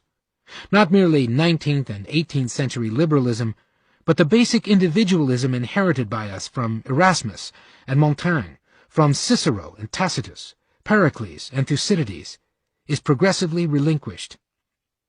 The Nazi leader who described the National Socialist Revolution as a counter-Renaissance spoke more truly than he probably knew. It was the decisive step in the destruction of that civilization which modern man had built up from the age of the Renaissance, and which was, above all, an individualist civilization. Individualism has a bad name today, and the term has come to be connected with egotism and selfishness. But the individualism of which we speak in contrast to socialism, and all other forms of collectivism, has no necessary connection with these. Only gradually, in the course of this book, shall we be able to make clear the contrast between the two opposing principles. But the essential features of that individualism which, from elements provided by Christianity and the philosophy of classical antiquity, was first fully developed during the Renaissance, and has since grown and spread into what we know as Western civilization, are the respect for the individual man qua man, that is, the recognition of his own views and tastes as supreme in his own sphere, however narrowly that may be circumscribed, and the belief that it is desirable that men should develop their own individual gifts and bents. Freedom and liberty are now words so worn with use and abuse that one must hesitate to employ them to express the ideals for which they stood during that period. Tolerance is, perhaps, the only word which still preserves the full meaning of the principle which, during the whole of this period, was in the ascendant, and which only in recent times has again been in decline, to disappear completely with the rise of the totalitarian state. The gradual transformation of a rigidly organized, hierarchic system into one where men could at least attempt to shape their own life, where man gained the opportunity of knowing and choosing between different forms of life, is closely associated with the growth of commerce. From the commercial cities of northern Italy, the new view of life spread with commerce to the west and north, through France and the southwest of Germany, to the Low Countries and the British Isles, taking firm root wherever there was no despotic political power to stifle it. In the Low Countries and Britain, it, for a long time, enjoyed its fullest development, and for the first time had an opportunity to grow freely and to become the foundation of the social and political life of these countries. And it was from there that, in the late 17th and 18th centuries, it again began to spread, in a more fully developed form, to the west and east, to the New World and to the center of the European continent, where devastating wars and political oppression had largely submerged the earlier beginnings of a similar growth. The most fateful of these developments, pregnant with consequences not yet extinct, was the subjection and partial destruction of the German bourgeoisie by the territorial princes in the 15th and 16th centuries.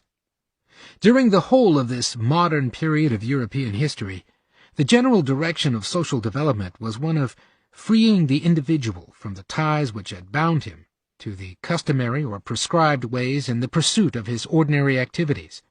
The conscious realization that the spontaneous and uncontrolled efforts of individuals were capable of producing a complex order of economic activities could come only after this development had made some progress.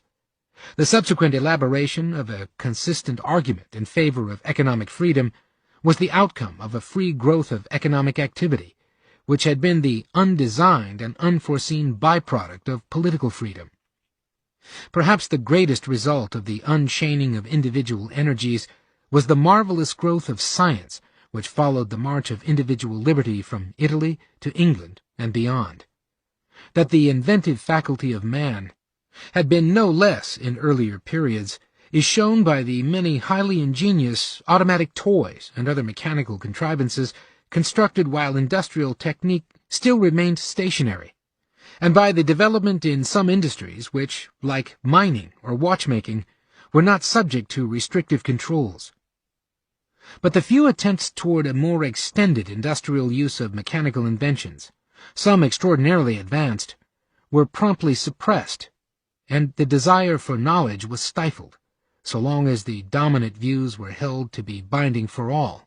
The beliefs of the great majority on what was right and proper were allowed to bar the way of the individual innovator. Only since industrial freedom opened the path to the free use of new knowledge, only since everything could be tried, if somebody could be found to back it at his own risk, and, it should be added, as often as not from outside the authorities officially entrusted with the cultivation of learning, has science made the great strides which, in the last 150 years, have changed the face of the world. As is so often true, the nature of our civilization has been seen more clearly by its enemies than by most of its friends. The perennial Western malady, the revolt of the individual against the species, as that 19th-century totalitarian Auguste Comte has described it, was indeed the force which built our civilization.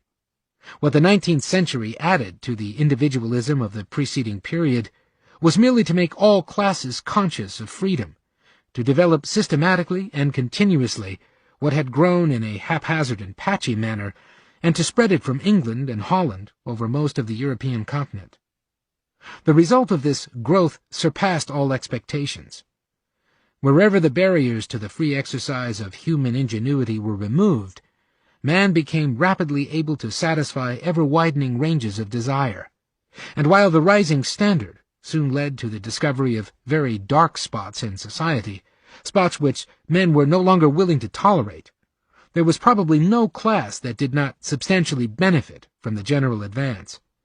We cannot do justice to this astonishing growth if we measure it by our present standards, which themselves result from this growth, and now make many defects obvious. To appreciate what it meant to those who took part in it, we must measure it by the hopes and wishes men held when it began, and there can be no doubt that its success surpassed man's wildest dreams, that by the beginning of the 20th century, the working man in the Western world had reached a degree of material comfort, security, and personal independence which, 100 years before, had seemed scarcely possible. What in the future will probably appear the most significant and far-reaching effect of this success is the new sense of power over their own fate, the belief in the unbounded possibilities of improving their own lot, which the success already achieved created among men. With the success grew ambition, and man had every right to be ambitious. What had been an inspiring promise seemed no longer enough, the rate of progress far too slow, and the principles which had made this progress possible in the past came to be regarded more as obstacles to speedier progress, impatiently to be brushed away, than as the conditions for the preservation and development of what had already been achieved. There is nothing in the basic principles of liberalism to make it a stationary creed. There are no hard and fast rules, fixed once and for all. The fundamental principle that in the ordering of our affairs we should make as much use as possible of the spontaneous forces of society, and resort as little as possible to coercion, is capable of an infinite variety of applications. There is, in particular, all the difference between deliberately creating a system within which competition will work as beneficially as possible and passively accepting institutions as they are. Probably nothing has done so much harm to the liberal cause as the wooden insistence of some liberals on certain rough rules of thumb, above all, the principle of laissez-faire. Yet, in a sense, this was necessary and unavoidable. Against the innumerable interests which could show that particular measures would confer immediate and obvious benefits on some, while the harm they caused was much more indirect and difficult to see, nothing short of some hard and fast rule would have been effective. And, since a strong presumption in favor of industrial liberty had undoubtedly been established, the temptation to present it as a rule which knew no exceptions was too strong always to be resisted. But, with this attitude taken by many popularizers of the liberal doctrine, it was almost inevitable that, once their position was penetrated at some points, it should soon collapse as a whole. The position was further weakened by the inevitably slow progress of a policy which aimed at a gradual improvement of the institutional framework of a free society. This progress depended on the growth of our understanding of the social forces, and the conditions most favorable to their working in a desirable manner. Since the task was to assist, and where necessary to supplement, their operation, the first requisite was to understand them. The attitude of the liberal toward society is like that of the gardener who tends a plant, and, in order to create the conditions most favorable to its growth, must know as much as possible about its structure and the way it functions. No sensible person should have doubted that the crude rules in which the principles of economic policy of the 19th century were expressed were only a beginning, that we had yet much to learn, and that there were still immense possibilities of advancement on the lines on which we had moved. But this advance could come only as we gained increasing intellectual mastery of the forces of which we had to make use. There were many obvious tasks, such as our handling of the monetary system, and the prevention or control of monopoly, and an even greater number of less obvious but hardly less important tasks to be undertaken in other fields, where there could be no doubt that the governments possessed enormous powers for good and evil, and there was every reason to expect that, with a better understanding of the problems, we should some day be able to use these powers successfully. But while the progress toward what is commonly called positive action was necessarily slow, and while for the immediate improvement liberalism had to rely largely on the gradual increase of wealth which freedom brought about, it had constantly to fight proposals which threatened this progress. It came to be regarded as a negative creed, because it could offer to particular individuals little more than a share in the common progress, a progress which came to be taken more and more for granted, and was no longer recognized as the result of the policy of freedom. It might even be said that the very success of liberalism became the cause of its decline. Because of the success already achieved, man became increasingly unwilling to tolerate the evils still with him, which now appeared both unbearable and unnecessary. Because of the growing impatience with the slow advance of liberal policy, the just irritation with those who used liberal phraseology in defense of antisocial privileges, and the boundless ambition seemingly justified by the material improvements already achieved, it came to pass that, toward the turn of the century, the belief in the basic tenets of liberalism was more and more relinquished. What had been achieved came to be regarded as a secure and imperishable possession, acquired once and for all. The eyes of the people became fixed on the new demands, the rapid satisfaction of which seemed to be barred by the adherence to the old principles. It became more and more widely accepted that further advance could be expected not along the old lines within the general framework, which had made past progress possible, but only by a complete remodeling of society. It was no longer a question of adding to or improving the existing machinery, but of completely scrapping and replacing it. And, as the hope of the new generation came to be centered on something completely new, interest in and understanding of the functioning of the existing society rapidly declined. And, with the decline of the understanding of the way in which the free system worked, our awareness of what depended on its existence also decreased. This is not the place to discuss how this change in outlook was fostered by the uncritical transfer to the problems of society of habits of thought engendered by the preoccupation with technological problems, the habits of thought of the natural scientist and the engineer, and how these, at the same time, tended to discredit the results of the past study of society, which did not conform to their prejudices, and to impose ideals of organization on a sphere to which they are not appropriate. The author has made an attempt to trace the beginning of this development in two series of articles on scientism and the study of society, and the counter-revolution of science, which appeared in Economica, 1941 to 1944. All we are here concerned to show is how completely, though gradually and by almost imperceptible steps, our attitude toward society has changed. What at every stage of this process of change had appeared a difference of degree only has, in its cumulative effect, already brought about a fundamental difference between the older liberal attitude toward society and the present approach to social problems. The change amounts to a complete reversal of the trend we have sketched, an entire abandonment of the individualist tradition which has created Western civilization. According to the views now dominant, the question is no longer how we can make the best use of the spontaneous forces found in a free society. We have, in effect, undertaken to dispense with the forces which produced unforeseen results, and to replace the impersonal and anonymous mechanism of the market by collective and conscious direction of all social forces to deliberately chosen goals. The difference cannot be better illustrated than by the extreme position taken in a widely acclaimed book on whose program of so-called planning for freedom we shall have to comment yet more than once. We have never had to set up and direct, writes Dr. Karl Mannheim, the entire system of nature as we are forced to do today with society. Mankind is tending more and more to regulate the whole of its social life, although it has never attempted to create a second nature. Man and Society in an Age of Reconstruction, 1940, page 175. It is significant that this change in the trend of ideas has coincided with a reversal of the direction in which ideas have traveled in space. For over 200 years, English ideas had been spreading eastward. The rule of freedom, which had been achieved in England, seemed destined to spread throughout the world. By about 1870, the reign of these ideas had probably reached its easternmost expansion.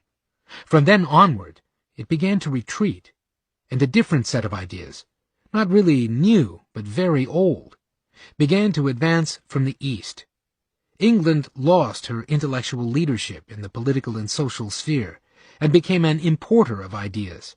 For the next 60 years, Germany became the center from which the ideas destined to govern the world in the 20th century spread east and west.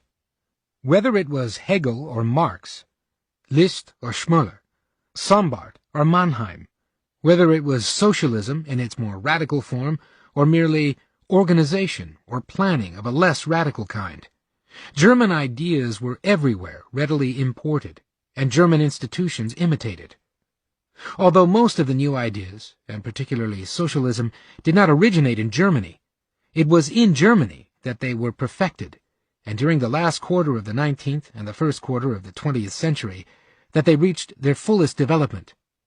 It is now often forgotten how very considerable was the lead which Germany had during this period in the development of the theory and practice of socialism. That a generation before socialism became a serious issue in this country, Germany had a large socialist party in her parliament, and that, until not very long ago, the doctrinal development of socialism was almost entirely carried on in Germany and Austria, so that even today, Russian discussion largely carries on where the Germans left off. Most English and American socialists are still unaware that the majority of the problems they begin to discover were thoroughly discussed by German socialists long ago. The intellectual influence which German thinkers were able to exercise during this period on the whole world was supported not merely by the great material progress of Germany, but even more by the extraordinary reputation which German thinkers and scientists had earned during the preceding 100 years, when Germany had once more become an integral and even leading member of the common European civilization. But it soon served to assist the spreading from Germany of ideas directed against the foundations of that civilization. The Germans themselves, or at least those among them who spread these ideas, were fully aware of the conflict. What had been the common heritage of European civilization became, to them, long before the Nazis, Western civilization, where Western was no longer used in the old sense of Occident, but had come to mean west of the Rhine.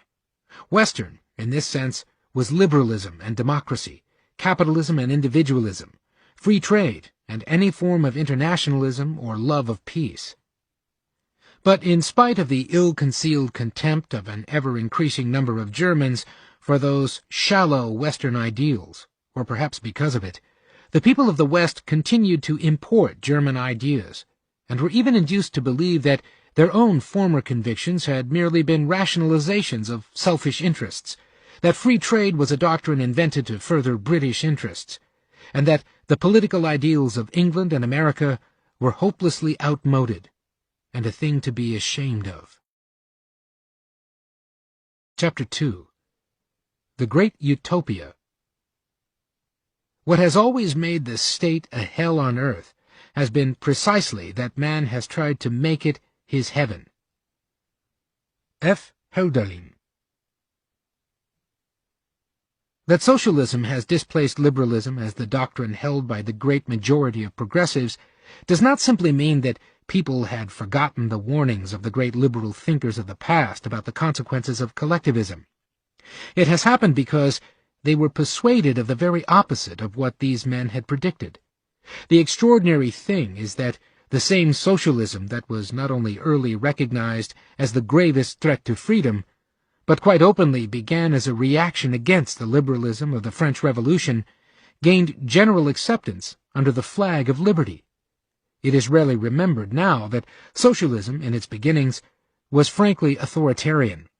The French writers who laid the foundations of modern socialism had no doubt that their ideas could be put into practice only by a strong dictatorial government. To them, socialism meant an attempt to terminate the revolution by a deliberate reorganization of society on hierarchical lines, and by the imposition of a coercive spiritual power. Where freedom was concerned, the founders of socialism made no bones about their intentions. Freedom of thought they regarded as the root evil of 19th century society, and the first of modern planners, Saint-Simon, even predicted that those who did not obey his proposed planning boards would be treated as cattle. Only under the influence of the strong democratic currents preceding the Revolution of 1848 did socialism begin to ally itself with the forces of freedom. But it took the new democratic socialism a long time to live down the suspicions aroused by its antecedents. Nobody saw more clearly than de Tocqueville that democracy, as an essentially individualist institution, stood in an irreconcilable conflict with socialism. Democracy extends the sphere of individual freedom, he said in 1848. Socialism restricts it. Democracy attaches all possible value to each man. Socialism makes each man a mere agent, a mere number.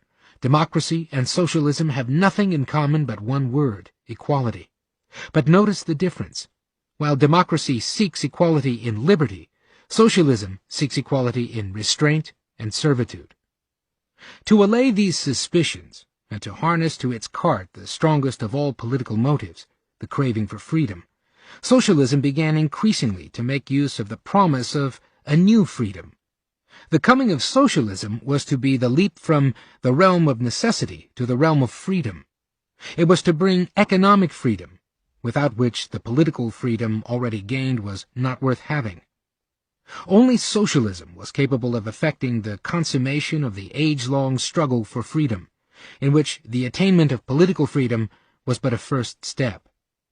The subtle change in meaning to which the word freedom was subjected, in order that this argument should sound plausible, is important. To the great apostles of political freedom, the word had meant freedom from coercion, freedom from the arbitrary power of other men, release from the ties which left the individual no choice but obedience to the orders of a superior to whom he was attached. The new freedom promised, however, was to be freedom from necessity, release from the compulsion of the circumstances which inevitably limit the range of choice of all of us, although for some, very much more than for others. Before man could be truly free, the despotism of physical want had to be broken, the restraints of the economic system relaxed. Freedom, in this sense, is, of course, merely another name for power or wealth.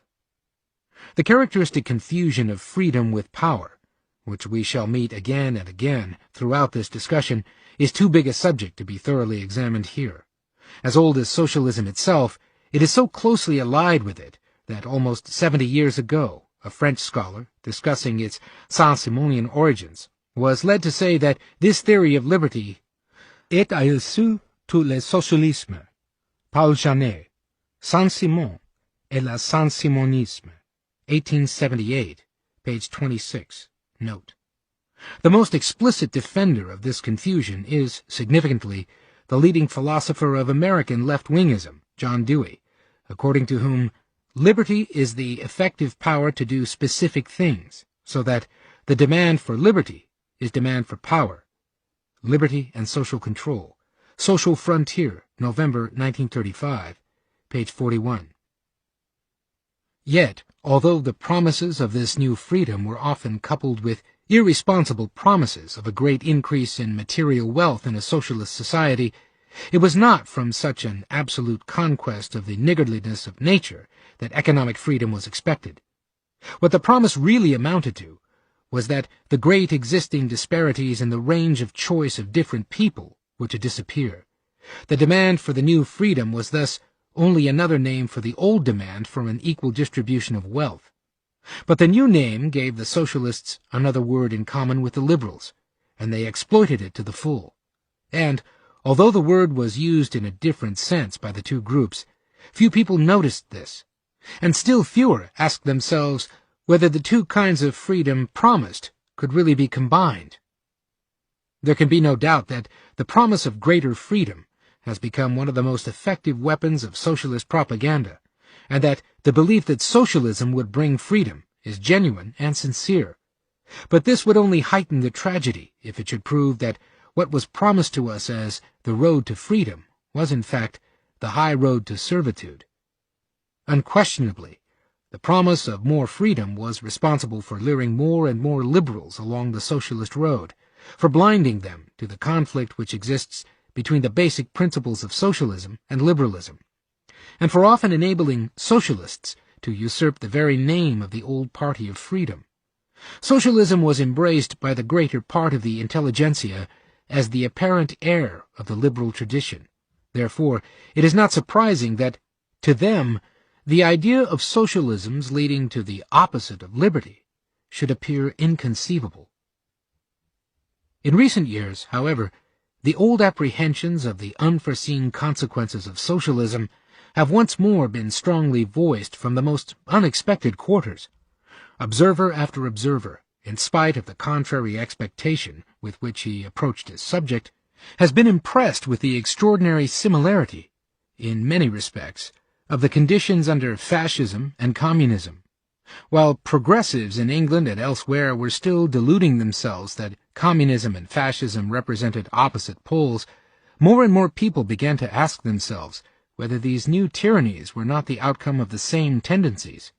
Even communists must have been somewhat shaken by such testimonies as that of Max Eastman, Lenin's old friend, who found himself compelled to admit that, instead of being better, Stalinism is worse than fascism, more ruthless, barbarous, unjust, immoral, anti-democratic, unredeemed by any hope or scruple, and that it is better described as super-fascist.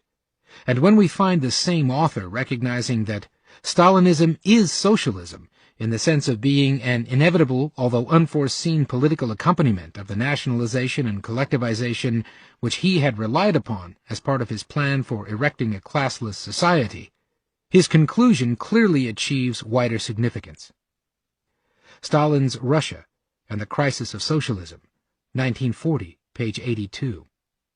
Mr. Eastman's case is perhaps the most remarkable. Yet he is by no means the first or the only sympathetic observer of the Russian experiment to form similar conclusions. Several years earlier, W. H. Chamberlain, who in 12 years in Russia as an American correspondent had seen all his ideals shattered, summed up the conclusions of his studies there and in Germany and Italy in the statement that socialism is certain to prove, in the beginning at least, the road not to freedom, but to dictatorship and counter-dictatorships, to civil war of the fiercest kind. Socialism achieved and maintained by democratic means seems definitely to belong to the world of utopias. A False Utopia, 1937, pages 202 to 203. Similarly, a British writer, F. A. Voigt, after many years of close observation of developments in Europe as a foreign correspondent, concludes that Marxism has led to fascism and National Socialism, because, in all essentials, it is fascism and National Socialism. Unto Caesar, 1939, page 95. And Walter Lippmann has arrived at the conviction that the generation to which we belong is now learning from experience what happens when men retreat from freedom to a coercive organization of their affairs. Though they promise themselves a more abundant life, they must, in practice, renounce it. As the organized direction increases, the variety of ends must give way to uniformity. That is the nemesis of the planned society, and the authoritarian principle in human affairs. Atlantic Monthly, November 1936, page 552. Many more similar statements from people in a position to judge might be selected from publications of recent years, particularly from those by men who, as citizens of the now totalitarian countries, have lived through the transformation and have been forced by their experience to revise many cherished beliefs. We shall quote, as one more example, a German writer who expresses the same conclusion, perhaps more justly than those already quoted. The complete collapse of the belief in the attainability of freedom and equality through Marxism, writes Peter Drucker, has forced Russia to travel the same road toward a totalitarian, purely negative, non-economic society of unfreedom and inequality which Germany has been following. Not that communism and fascism are essentially the same. Fascism is the stage reached after communism has proved an illusion, and it has proved as much an illusion in Stalinist Russia as in pre-Hitler Germany. The End of Economic Man, 1939, page 230. No less significant is the intellectual history of many of the Nazi and fascist leaders. Everyone who has watched the growth of these movements in Italy or in Germany has been struck by the number of leading men, from Mussolini downward, and not excluding Laval and Quisling, who began as socialists and ended as fascists or Nazis. An illuminating account of the intellectual history of many of the fascist leaders will be found in Robert Michel's, himself a former Marxist-fascist, Sozialismus und Faschismus, Munich, 1925, Book 2, pages 264 to 266 and 311 to 312. And what is true of the leaders is even more true of the rank and file of the movement. The relative ease with which a young communist could be converted into a Nazi, or vice versa, was generally known in Germany, best of all to the propagandists of the two parties. Many a university teacher during the 1930s has seen English and American students return from the continent uncertain whether they were communists or Nazis, and certain only that they hated Western liberal civilization. It is true, of course, that in Germany before 1933, and in Italy before 1922, communists and Nazis or fascists clashed more frequently with each other than with other parties. They competed for the support of the same type of mind and reserved for each other the hatred of the heretic. But their practice showed how closely they are related. To both, the real enemy, the man with whom they had nothing in common, and whom they could not hope to convince, is the liberal of the old type, while to the Nazi the communist, and to the communist the Nazi, and to both the socialist are potential recruits who are made of the right timber. Although they have listened to false prophets, they both know that there can be no compromise between them and those who really believe in individual freedom. Lest this be doubted by people misled by official propaganda from either side, let me quote one more statement from an authority that ought not to be suspect.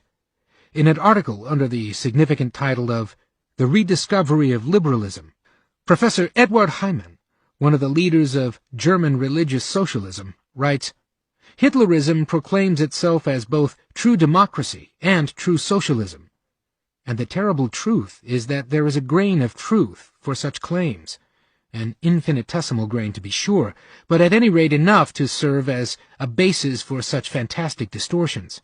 Hitlerism even goes so far as to claim the role of protector of Christianity. And the terrible truth is that even this gross misinterpretation is able to make some impression. But one fact stands out with perfect clarity in all the fog. Hitler has never claimed to represent true liberalism. Liberalism, then, has the distinction of being the doctrine most hated by Hitler. Social Research, Volume 8, Number 4, November 1941. It deserves to be recalled in this connection that, whatever may have been his reasons, Hitler thought it expedient to declare in one of his public speeches as late as February 1941 that, basically, National Socialism and Marxism are the same. Cf. The Bulletin of International News, published by the Royal Institute of International Affairs, Volume 18, Number 5, page 269. It should be added that this hatred had little occasion to show itself in practice merely because, by the time Hitler came to power, liberalism was to all intents and purposes dead in Germany, and it was socialism that had killed it. While to many who have watched the transition from socialism to fascism at close quarters, the connection between the two systems has become increasingly obvious, in the democracies, the majority of people still believe that socialism and freedom can be combined.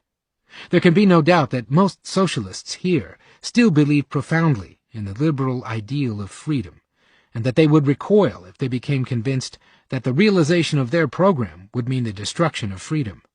So little is the problem yet seen, so easily do the most irreconcilable ideals still live together, that we can still hear such contradictions in terms as individualist socialism seriously discussed. If this is the state of mind which makes us drift into a new world, nothing can be more urgent than that we should seriously examine the real significance of the evolution that has taken place elsewhere, although our conclusions will only confirm the apprehensions which others have already expressed.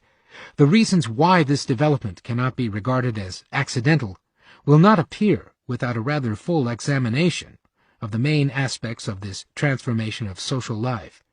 That democratic socialism, the great utopia of the last few generations, is not only unachievable, but that to strive for it produces something so utterly different that few of those who now wish it would be prepared to accept the consequences. Many will not believe until the connection has been laid bare in all its aspects. Chapter 3. Individualism and Collectivism. The socialists believe in two things which are absolutely different and perhaps even contradictory: freedom and organization. Elie Alevi. Before we can progress with our main problem, an obstacle has yet to be surmounted. A confusion, largely responsible for the way in which we are drifting into things which nobody wants, must be cleared up. This confusion concerns nothing less than the concept of socialism itself. It may mean, and is often used to describe, merely the ideals of social justice, greater equality, and security, which are the ultimate aims of socialism. But it means also the particular method by which most socialists hope to attain these ends, and which many competent people regard as the only methods by which they can be fully and quickly attained. In this sense, socialism means the abolition of private enterprise, of private ownership of the means of production, and the creation of a system of planned economy in which the entrepreneur working for profit is replaced by a central planning body. There are many people who call themselves socialists, although they care only about the first, who fervently believe in those ultimate aims of socialism, but neither care nor understand how they can be achieved, and who are merely certain that they must be achieved, whatever the cost. But to nearly all those to whom socialism is not merely a hope, but an object of practical politics, the characteristic methods of modern socialism are as essential as the ends themselves. Many people, on the other hand, who value the ultimate ends of socialism no less than the socialists, refuse to support socialism because of the dangers to other values they see in the methods proposed by the socialists. The dispute about socialism has thus become largely a dispute about means and not about ends, although the question whether the different ends of socialism can be simultaneously achieved is also involved. This would be enough to create confusion, and the confusion has been further increased by the common practice of denying that those who repudiate the means value the ends. But this is not all.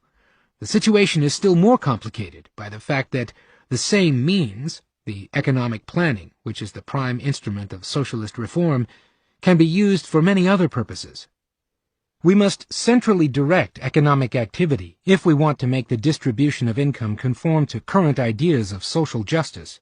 Planning, therefore, is wanted by all those who demand that production for use be substituted for production for profit.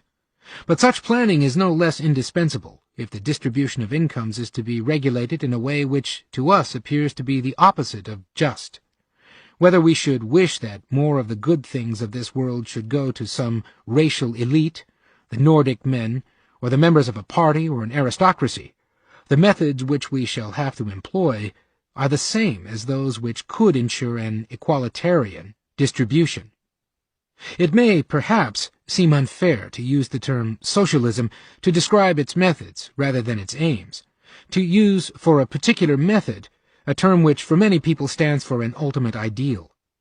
It is probably preferable to describe the methods which can be used for a great variety of ends as collectivism, and to regard socialism as a species of that genus. Yet, although to most socialists only one species of collectivism will represent true socialism, it must always be remembered that socialism is a species of collectivism, and that, therefore, everything which is true of collectivism as such must apply also to socialism. Nearly all the points which are disputed between socialists and liberals concern the methods common to all forms of collectivism, and not the particular ends for which socialists want to use them.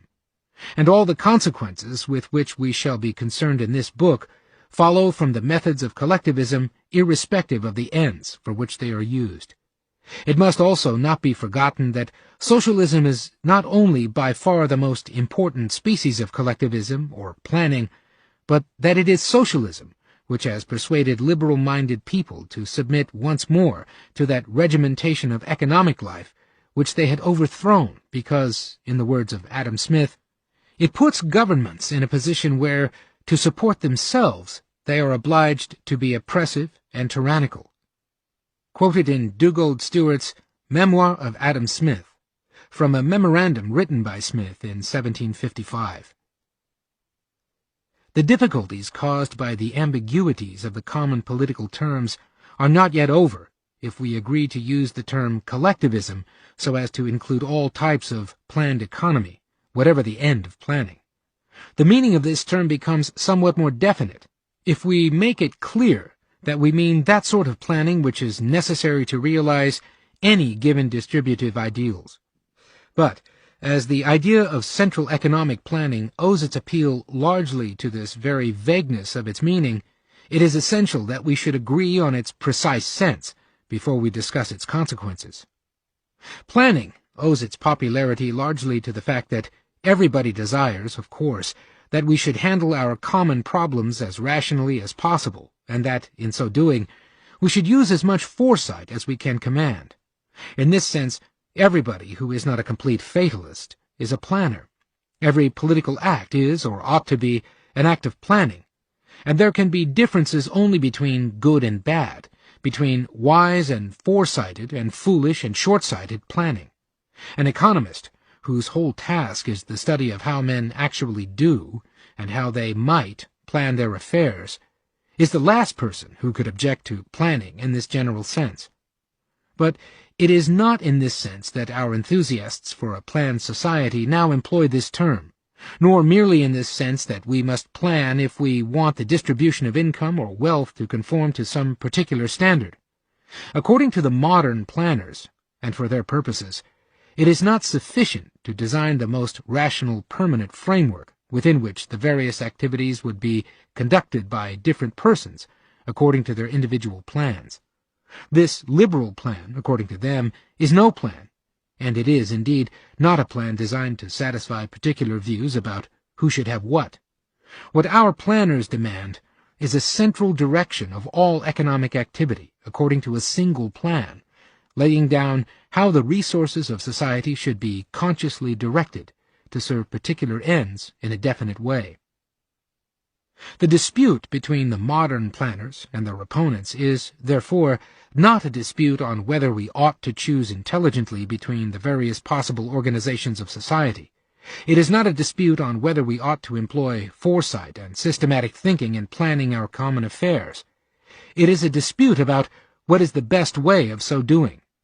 The question is whether, for this purpose, it is better that the holder of coercive power should confine himself in general to creating conditions under which the knowledge and initiative of individuals are given the best scope so that they can plan most successfully, or whether a rational utilization of our resources requires central direction and organization of all our activities, according to some consciously constructed blueprint. The socialists of all parties have appropriated the term planning for planning of the latter type, and it is now generally accepted in this sense. But though this is meant to suggest that this is the only rational way of handling our affairs, it does not, of course, prove this. It remains the point on which the planners and the liberals disagree. It is important not to confuse opposition against this kind of planning with a dogmatic laissez-faire attitude. The liberal argument is in favor of making the best possible use of the forces of competition as a means of coordinating human efforts, not an argument for leaving things just as they are. It is based on the conviction that, where effective competition can be created, it is a better way of guiding individual efforts than any other. It does not deny, but even emphasizes, that in order that competition should work beneficially, a carefully thought-out legal framework is required, and that neither the existing nor the past legal rules are free from grave defects. Nor does it deny that, where it is impossible to create the conditions necessary to make competition effective, we must resort to other methods of guiding economic activity. Economic liberalism is opposed, however, to competitions being supplanted by inferior methods of coordinating individual efforts. And it regards competition as superior not only because it is in most circumstances the most efficient method known, but even more because it is the only method by which our activities can be adjusted to each other without coercive or arbitrary intervention of authority. Indeed, one of the main arguments in favor of competition is that it dispenses with the need for conscious social control, and that it gives the individuals a chance to decide whether the prospects of a particular occupation are sufficient to compensate for the disadvantages and risks connected with it. The successful use of competition as the principle of social organization precludes certain types of coercive interference with economic life. But it admits of others, which sometimes may very considerably assist its work, and even requires certain kinds of government action. But there is good reason why the negative requirements, the points where coercion must not be used, have been particularly stressed. It is necessary in the first instance that the parties in the market should be free to sell and buy at any price at which they can find a partner to the transaction, and that anybody should be free to produce, sell, and buy anything that may be produced or sold at all. And it is essential that the entry into the different trades should be open to all on equal terms, and that the law should not tolerate any attempts by individuals or groups to restrict this entry by open or concealed force. Any attempt to control prices or quantities of particular commodities deprives competition of its power of bringing about an effective coordination of individual efforts, because price changes then cease to register all the relevant changes in circumstances, and no longer provide a reliable guide for the individual's actions. This is not necessarily true, however, of measures merely restricting the allowed methods of production, so long as these restrictions affect all potential producers equally, and are not used as an indirect way of controlling prices and quantities. Though all such controls of the methods of production impose extra costs, i.e., make it necessary to use more resources to produce a given output, they may well be worthwhile. To prohibit the use of certain poisonous substances, or to require special precautions in their use, to limit working hours, or to require certain sanitary arrangements, is fully compatible with the preservation of competition. The only question here is whether, in the particular instance, the advantages gained are greater than the social costs which they impose. Nor is the preservation of competition incompatible with an extensive system of social services, so long as the organization of these services is not designed in such a way as to make competition ineffective over wide fields. It is regrettable, though not difficult to explain, that in the past much less attention has been given to the positive requirements of a successful working of the competitive system than to these negative points. The functioning of a competition not only requires adequate organization of certain institutions like money, markets, and channels of information, some of which can never be adequately provided by private enterprise, but it depends above all on the existence of an appropriate legal system, a legal system designed both to preserve competition and to make it operate as beneficially as possible. It is by no means sufficient that the law should recognize the principle of private property and freedom of contract. Much depends on the precise definition of the right of property, as applied to different things. The systematic study of the forms of legal institutions which will make the competitive system work efficiently has been sadly neglected, and strong arguments can be advanced that serious shortcomings here, particularly with regard to the law of corporations and of patents, not only have made competition work much less effectively than it might have done, but have even led to the destruction of competition in many spheres. There are, finally, undoubted fields where no legal arrangements can create the main condition on which the usefulness of the system of competition and private property depends, namely, that the owner benefits from all the useful services rendered by his property, and suffers for all the damages caused to others by its use.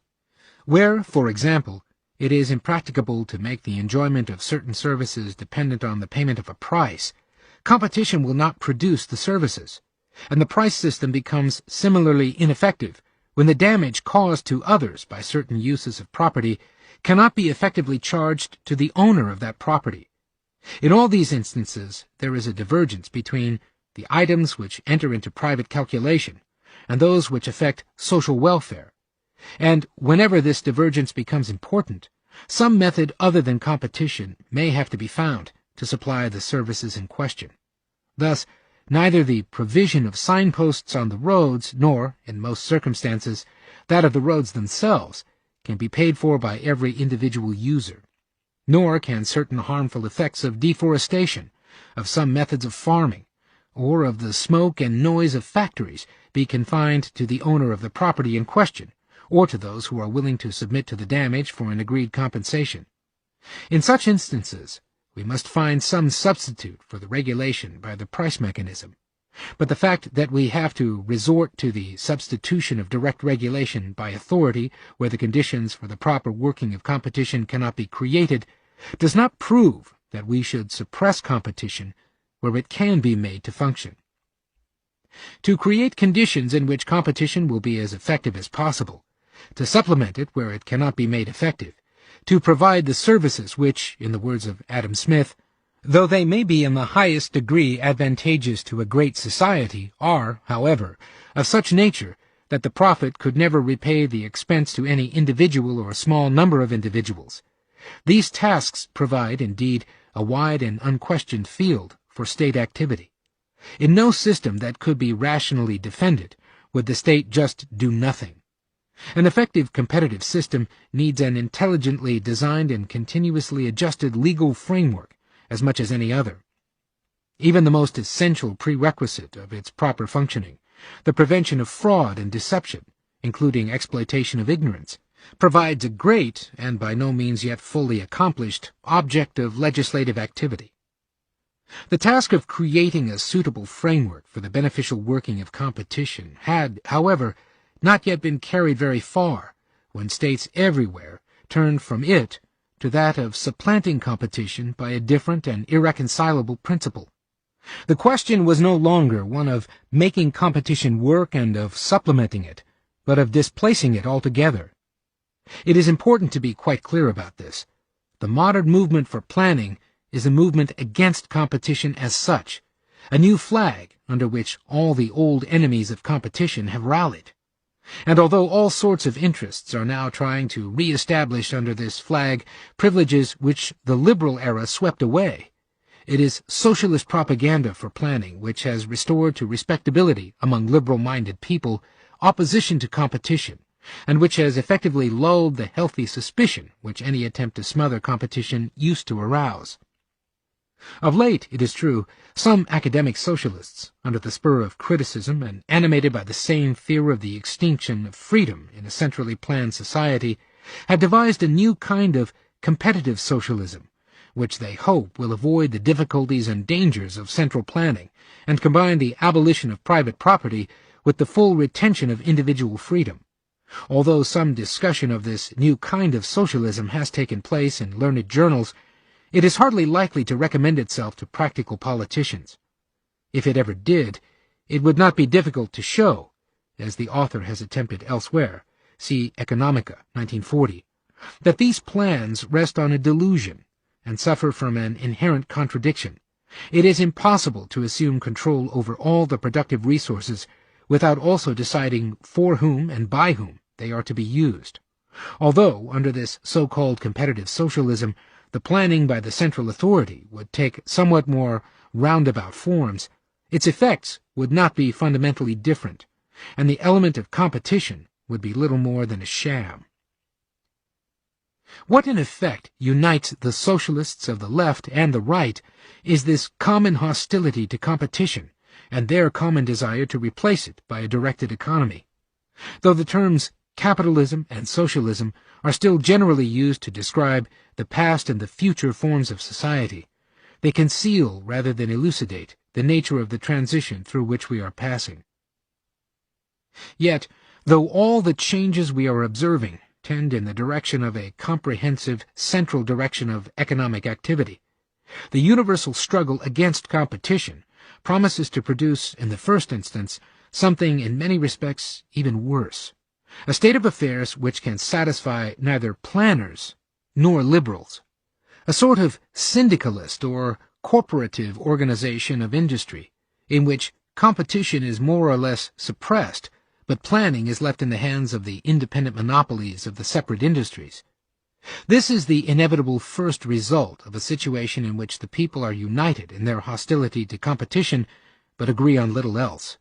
By destroying competition in industry after industry, this policy puts the consumer at the mercy of the joint monopolists' action of capitalists and workers in their best organized industries.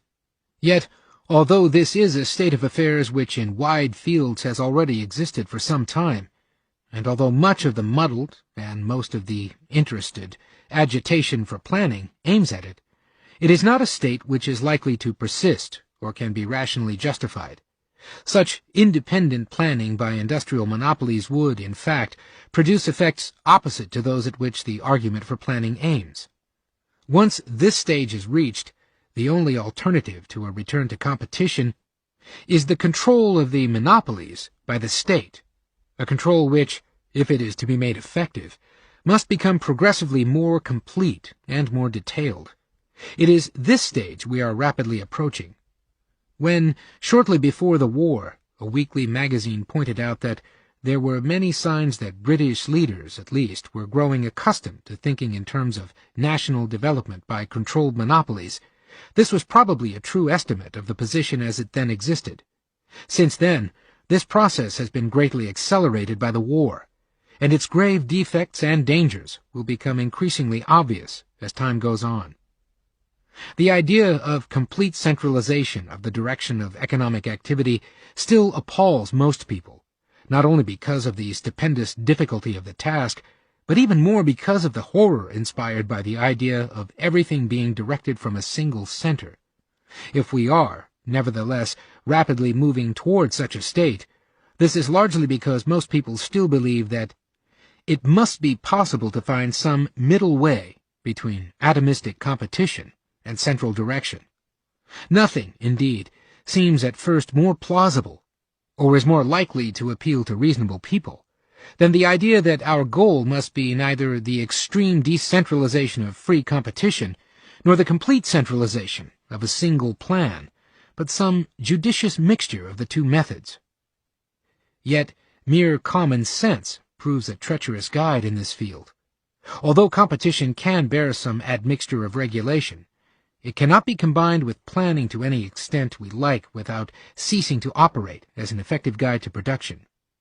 Nor is planning a medicine which, taken in small doses, can produce the effects for which one might hope from its thoroughgoing application.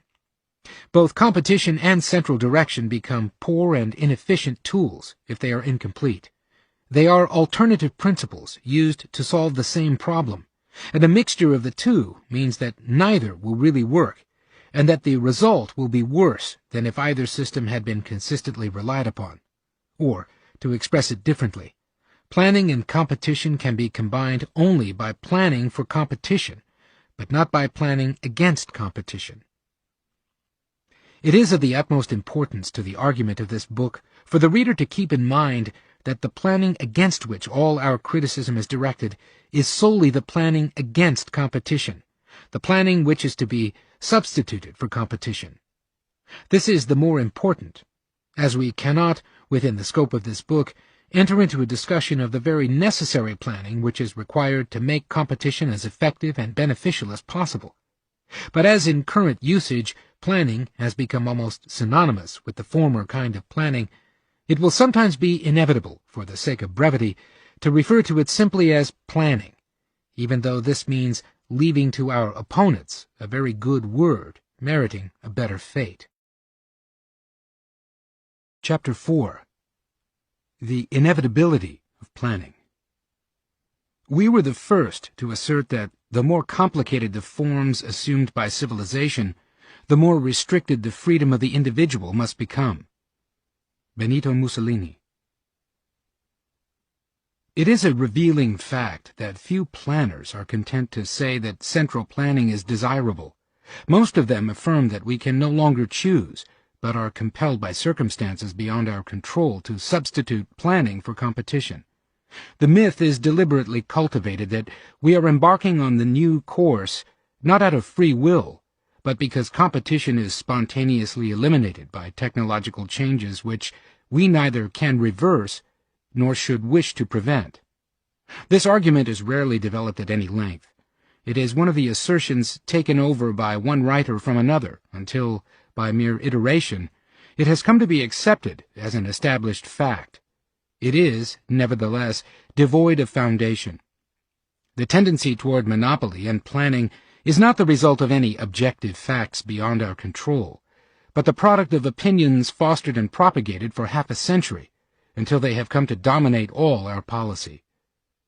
Of the various arguments employed to demonstrate the inevitability of planning, the one most frequently heard is that technological changes have made competition impossible in a constantly increasing number of fields, and that the only choice left to us is between control of production by private monopolies and direction by the government.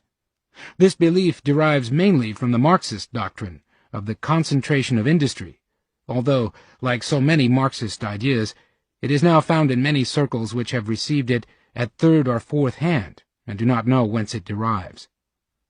The historical fact of the progressive growth of monopoly during the last 50 years and the increasing restriction of the field in which competition rules is, of course, not disputed, although the extent of the phenomenon is often greatly exaggerated.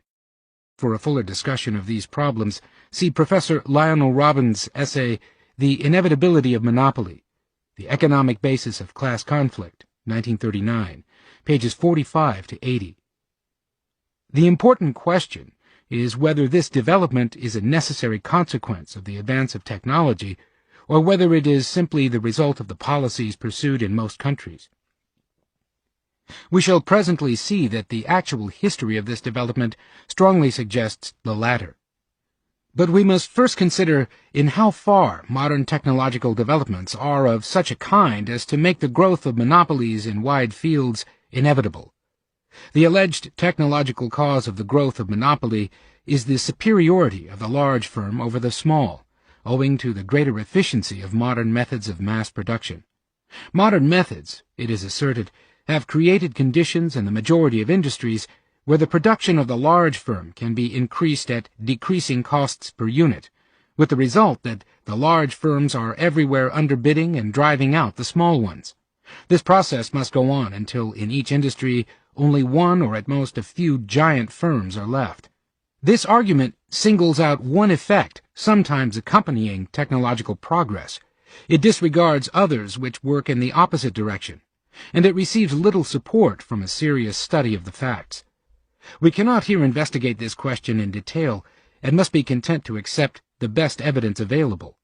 The most comprehensive study of the facts undertaken in recent times is that by the Temporary National Economic Committee on the concentration of economic power. The final report of this committee, which certainly cannot be accused of an undue liberal bias, arrives at the conclusion that the view according to which the greater efficiency of large-scale production is the cause of the disappearance of competition finds scant support in any evidence that is now at hand. Final Report and Recommendations of the Temporary National Economic Committee, 77th Congress, First Session, Senate Document Number 35, 1941, page 89. And the detailed monograph on the question which was prepared for the committee sums up the answer in this statement. The superior efficiency of large establishments has not been demonstrated. The advantages that are supposed to destroy competition have failed to manifest themselves in many fields, nor do the economies of size, where they exist, invariably necessitate monopoly. The size or the sizes of the optimum efficiency may be reached long before the major part of a supply is subjected to such control.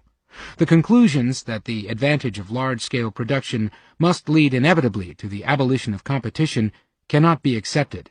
It should be noted, moreover, that monopoly is frequently the product of factors other than the lower costs of greater size. It is attained through collusive agreement and promoted by public policies. When these agreements are invalidated, and when these policies are reversed, competitive conditions can be restored. See Wilcox, Competition and Monopoly in American Industry. Temporary National Economic Committee Monograph No. 21, 1940, page 314. An investigation of conditions in England would lead to very similar results. Anyone who has observed how aspiring monopolists regularly seek and frequently obtain the assistance of the power of the state to make their control effective can have little doubt that there is nothing inevitable about this development. This conclusion is strongly supported by the historical order in which the decline of competition and the growth of monopoly manifested themselves in different countries. If they were the result of technological developments, or a necessary product of the evolution of capitalism, we should expect them to appear first in the countries with the most advanced economic system. In fact, they appear first during the last third of the 19th century in what were then comparatively young industrial countries, the United States and Germany. In the latter country especially, which came to be regarded as the model country typifying the necessary evolution of capitalism, the growth of cartels and syndicates has, since 1878, been systematically fostered by deliberate policy. Not only the instrument of protection, but direct inducements, and ultimately compulsion, were used by the governments to further the creation of monopolies for the regulation of prices and sales.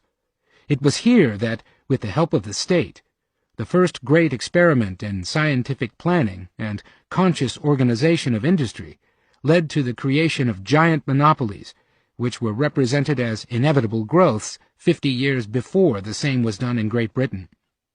It is largely due to the influence of German socialist theoreticians, particularly Sombart, generalizing from the experience of their country, that the inevitable development of the competitive system into monopoly capitalism became widely accepted. That in the United States a highly protectionist policy made a somewhat similar development possible seemed to confirm this generalization.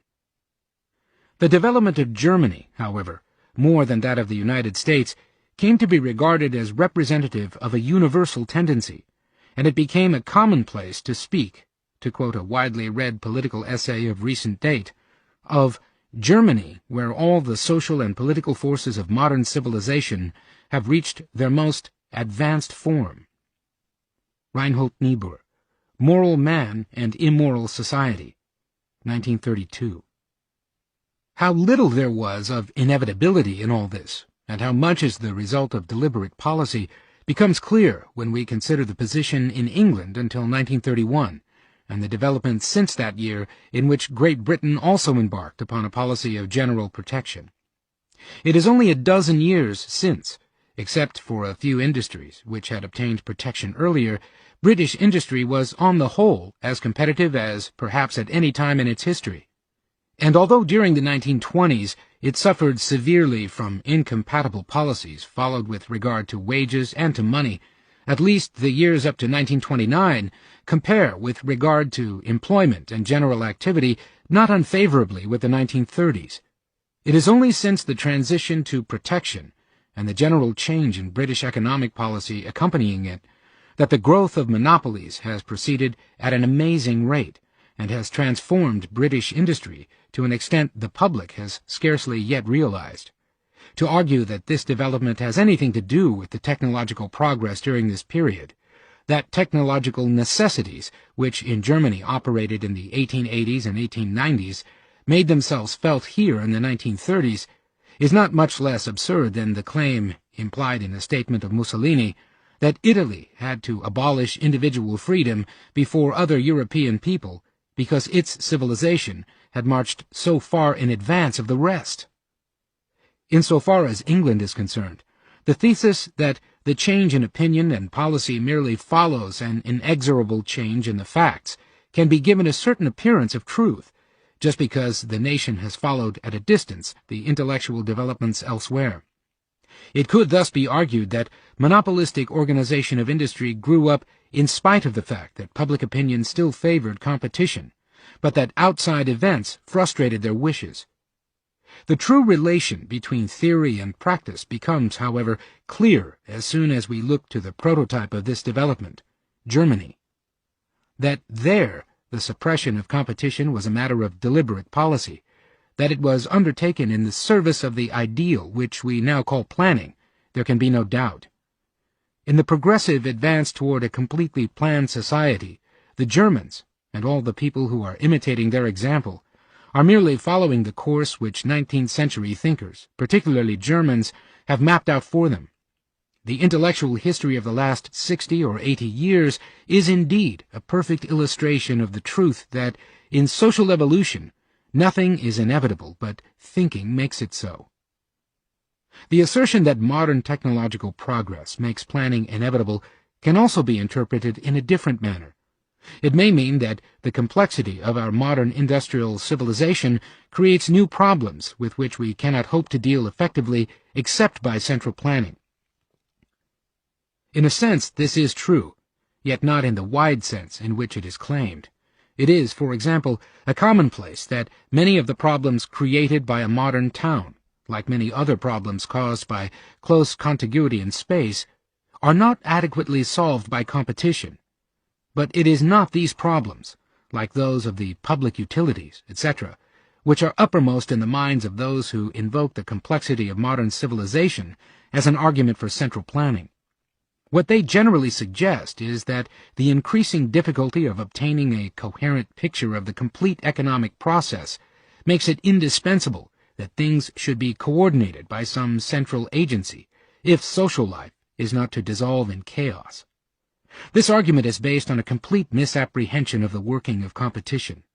Far from being appropriate only to comparatively simple conditions, it is the very complexity of the division of labor under modern conditions which makes competition the only method by which such coordination can be adequately brought about. There would be no difficulty about efficient control or planning were conditions so simple that a single person or board could effectively survey all the relevant facts.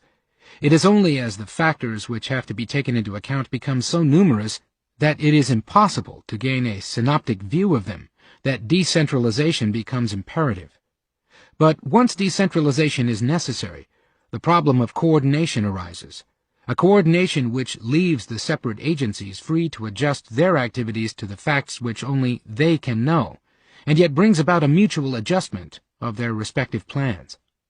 As decentralization has become necessary because nobody can consciously balance all the considerations bearing on the decisions of so many individuals, the coordination can clearly be effected not by conscious control, but only by arrangements which convey to each agent the information he must possess in order effectively to adjust his decisions to those of others. And because all the details of the changes constantly affecting the conditions of demand and supply of the different commodities can never be fully known, or quickly enough be collected and disseminated by any one center, what is required is some apparatus of registration which automatically records all the relevant effects of individual actions, and whose indications are at the same time the resultant of, and the guide for, all the individual decisions. This is precisely what the price system does under competition, and which no other system even promises to accomplish. It enables entrepreneurs, by watching the movement of comparatively few prices, as an engineer watches the hands of a few dials, to adjust their activities to those of their fellows. The important point here is that the price system will fulfill this function only if competition prevails. That is, if the individual producer has to adapt himself to price changes and cannot control them. The more complicated the whole, the more dependent we become on that division of knowledge between individuals whose separate efforts are coordinated by the impersonal mechanism for transmitting the relevant information known by us as the price system. It is no exaggeration to say that if we had had to rely on conscious central planning for the growth of our industrial system, it would never have reached the degree of differentiation, complexity, and flexibility it has attained.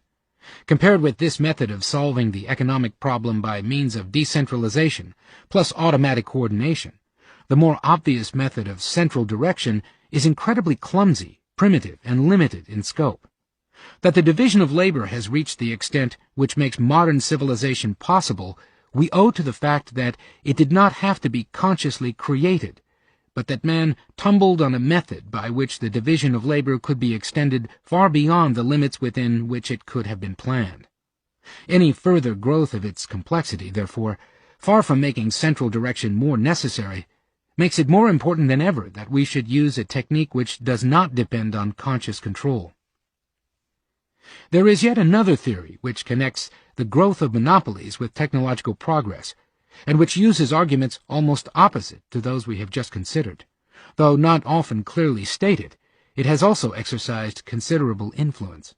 It contends not that modern technique destroys competition, but that, on the contrary, it will be impossible to make use of many of the new technological possibilities unless protection against competition is granted, i.e., a monopoly is conferred.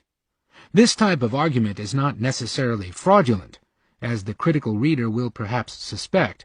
The obvious answer, that if a new technique for satisfying our wants is really better, it ought to be able to stand up against all competition, does not dispose of all instances to which this argument refers. No doubt in many cases it is used merely as a form of special pleading by interested parties. Even more often, it is probably based on a confusion between technical excellence from a narrow engineering point of view and desirability from the point of view of society as a whole. There remains, however, a group of instances where the argument has some force. It is, for example, at least conceivable that the British automobile industry might be able to supply a car cheaper and better than cars used to be in the United States if everyone in England were made to use the same kind of car, or that the use of electricity for all purposes could be made cheaper than coal or gas if everybody could be made to use only electricity. In instances like these, it is at least possible that we might all be better off and should prefer the new situation if we had the choice, but that no individual ever gets the choice, because the alternative is either that we should all use the same cheap car, or all should use only electricity, or that we should have the choice between these things with each of them at a much higher price. I do not know whether this is true in either of the instances given, but it must be admitted that it is possible that by compulsory standardization, or the prohibition of variety beyond a certain degree, abundance might be increased in some fields more than sufficiently to compensate for the restriction of the choice of the consumer. It is even conceivable that a new invention may be made someday whose adoption would seem unquestionably beneficial, but which could be used only if many or all people were made to avail themselves of it at the same time.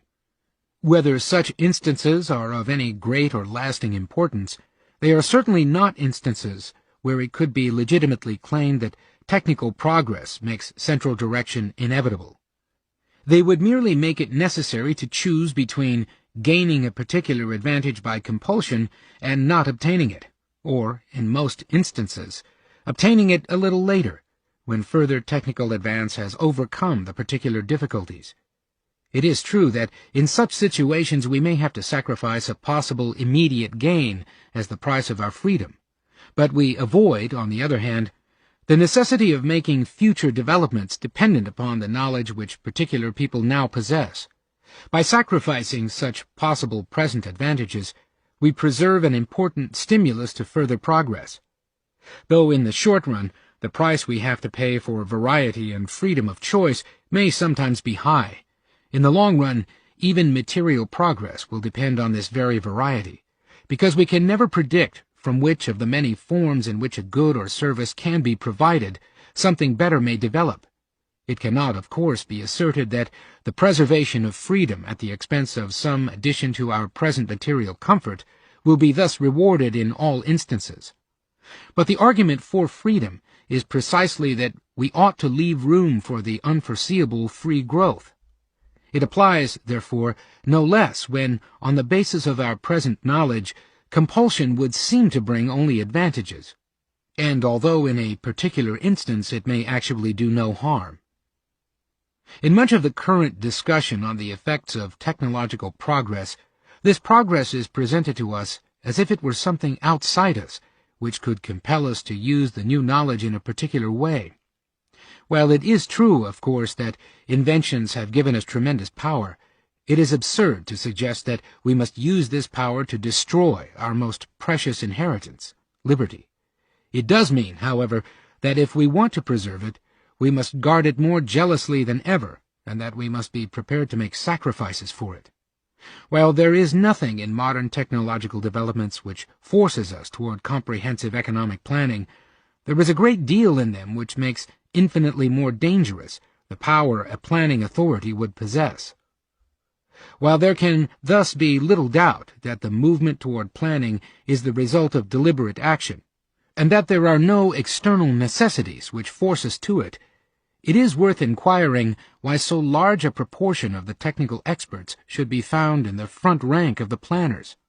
The explanation of this phenomenon is closely connected with an important fact which the critics of the planners should always keep in mind, that there is little question that almost every one of the technical ideals of our experts could be realized within a comparatively short time, if to achieve them were made the sole aim of humanity.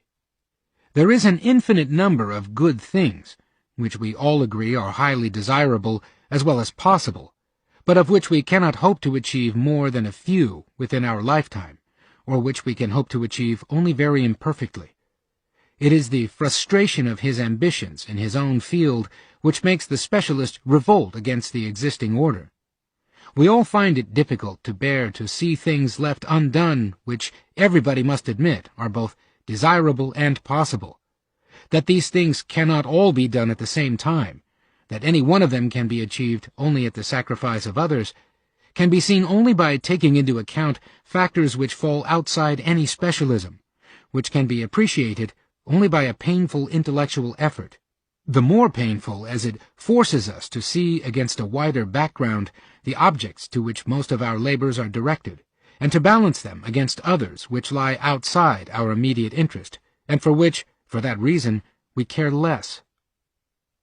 Every one of the many things which, considered in isolation, it would be possible to achieve in a planned society, creates enthusiasts for planning, who feel confident that they will be able to instill into the directors of such a society their sense of the value of the particular objective, and the hopes of some of them would undoubtedly be fulfilled, since a planned society would certainly further some objectives more than is the case at present. It would be foolish to deny that the instances of planned or semi-planned societies which we know do furnish illustrations in point, good things which the people of these countries owe entirely to planning. The magnificent motor roads in Germany and Italy are an instance often quoted, even though they do not represent a kind of planning not equally possible in a liberal society. But it is equally foolish to quote such instances of technical excellence in particular fields as evidence of the general superiority of planning. It would be more correct to say that such extreme technical excellence out of line with general conditions is evidence of a misdirection of resources. Anyone who has driven along the famous German motor roads and found the amount of traffic on them less than on many a secondary road in England can have little doubt that, so far as peace purposes are concerned, there was little justification for them. Whether it was not a case where the planners decided in favor of guns instead of butter is another matter. But, as I am correcting this, the news comes that maintenance work on the German motor roads has been suspended. But by our standards, there is little ground for enthusiasm. The illusion of the specialist that in a planned society he would secure more attention to the objectives for which he cares most is a more general phenomenon than the term specialist at first suggests. In our predilections and interests, we are all in some measure specialists, and we all think that our personal order of values is not merely personal, but that in a free discussion among rational people we would convince the others that ours is the right one. The lover of the countryside, who wants, above all, that its traditional appearance should be preserved, and that the blots already made by industry on its fair face should be removed, no less than the health enthusiast, who wants all the picturesque but insanitary old cottages cleared away, or the motorist, who wishes the country cut up by big motor roads, the efficiency fanatic, who desires the maximum of specialization and mechanization, no less than the idealist, who, for the development of personality, wants to preserve as many independent craftsmen as possible, all know that their aim can be fully achieved only by planning, and they all want planning for that reason. But, of course, The adoption of the social planning for which they clamor can only bring out the concealed conflict between their aims. The movement for planning owes its present strength largely to the fact that, while planning is in the main still an ambition, it unites almost all the single-minded idealists, all the men and women who have devoted their lives to a single task. The hopes they place in planning, however, are the result not of a comprehensive view of society, but rather of a very limited view, and often the result of a great exaggeration of the importance of the ends they place foremost. This is not to underrate the great pragmatic value of this type of men in a free society like ours, which makes them the subject of just admiration. But it would make the very men who are most anxious to plan society the most dangerous, if they were allowed to do so, and the most intolerant of the planning of others. From the saintly and single-minded idealist to the fanatic is often but a step. Though it is the resentment of the frustrated specialist which gives the demand for planning its strongest impetus, there could hardly be a more unbearable and more irrational world than one in which the most eminent specialists in each field were allowed to proceed unchecked with the realization of their ideals. Nor can coordination, as some planners seem to imagine, become a new specialism. The economist is the last to claim that he has the knowledge which the coordinator would need. His plea is for a method which effects such coordination without the need for an omniscient dictator. But that means precisely the retention of some such impersonal and often unintelligible checks on individual efforts, as those against which all specialists chafe.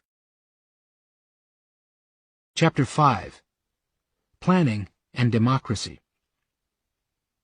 The statesman who should attempt to direct private people in what manner they ought to employ their capitals would not only load himself with a most unnecessary attention, but assume an authority which could safely be trusted to no council and senate whatever, and which would nowhere be so dangerous as in the hands of a man who had folly and presumption enough to fancy himself fit to exercise it. Adam Smith. The common features of all collectivist systems may be described, in a phrase ever dear to socialists of all schools, as the deliberate organization of the labors of society for a definite social goal. That our present society lacks such conscious direction toward a single aim, that its activities are guided by the whims and fancies of irresponsible individuals, has always been one of the main complaints of its socialist critics.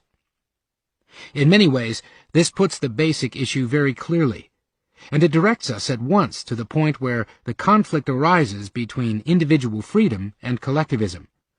The various kinds of collectivism, communism, fascism, etc., differ among themselves in the nature of the goal toward which they want to direct the efforts of society, but they all differ from liberalism and individualism in wanting to organize the whole of society and all its resources for this unitary end, and in refusing to recognize autonomous spheres in which the ends of the individuals are supreme.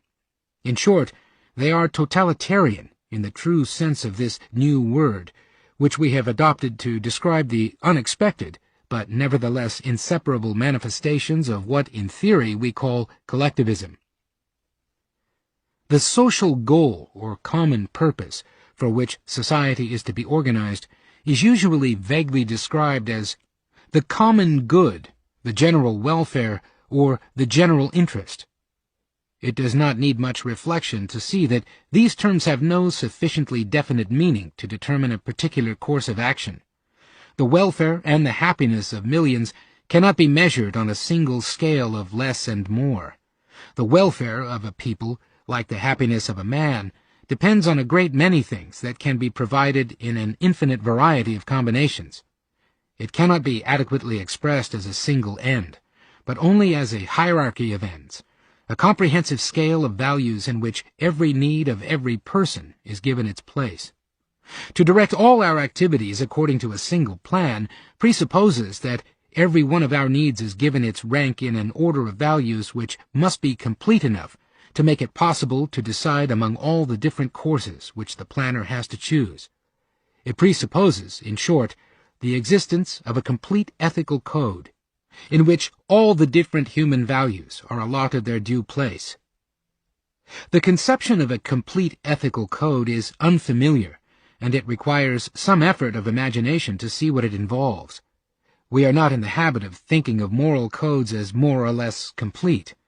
The fact that we are constantly choosing between different values without a social code prescribing how we ought to choose does not surprise us, and does not suggest to us that our moral code is incomplete.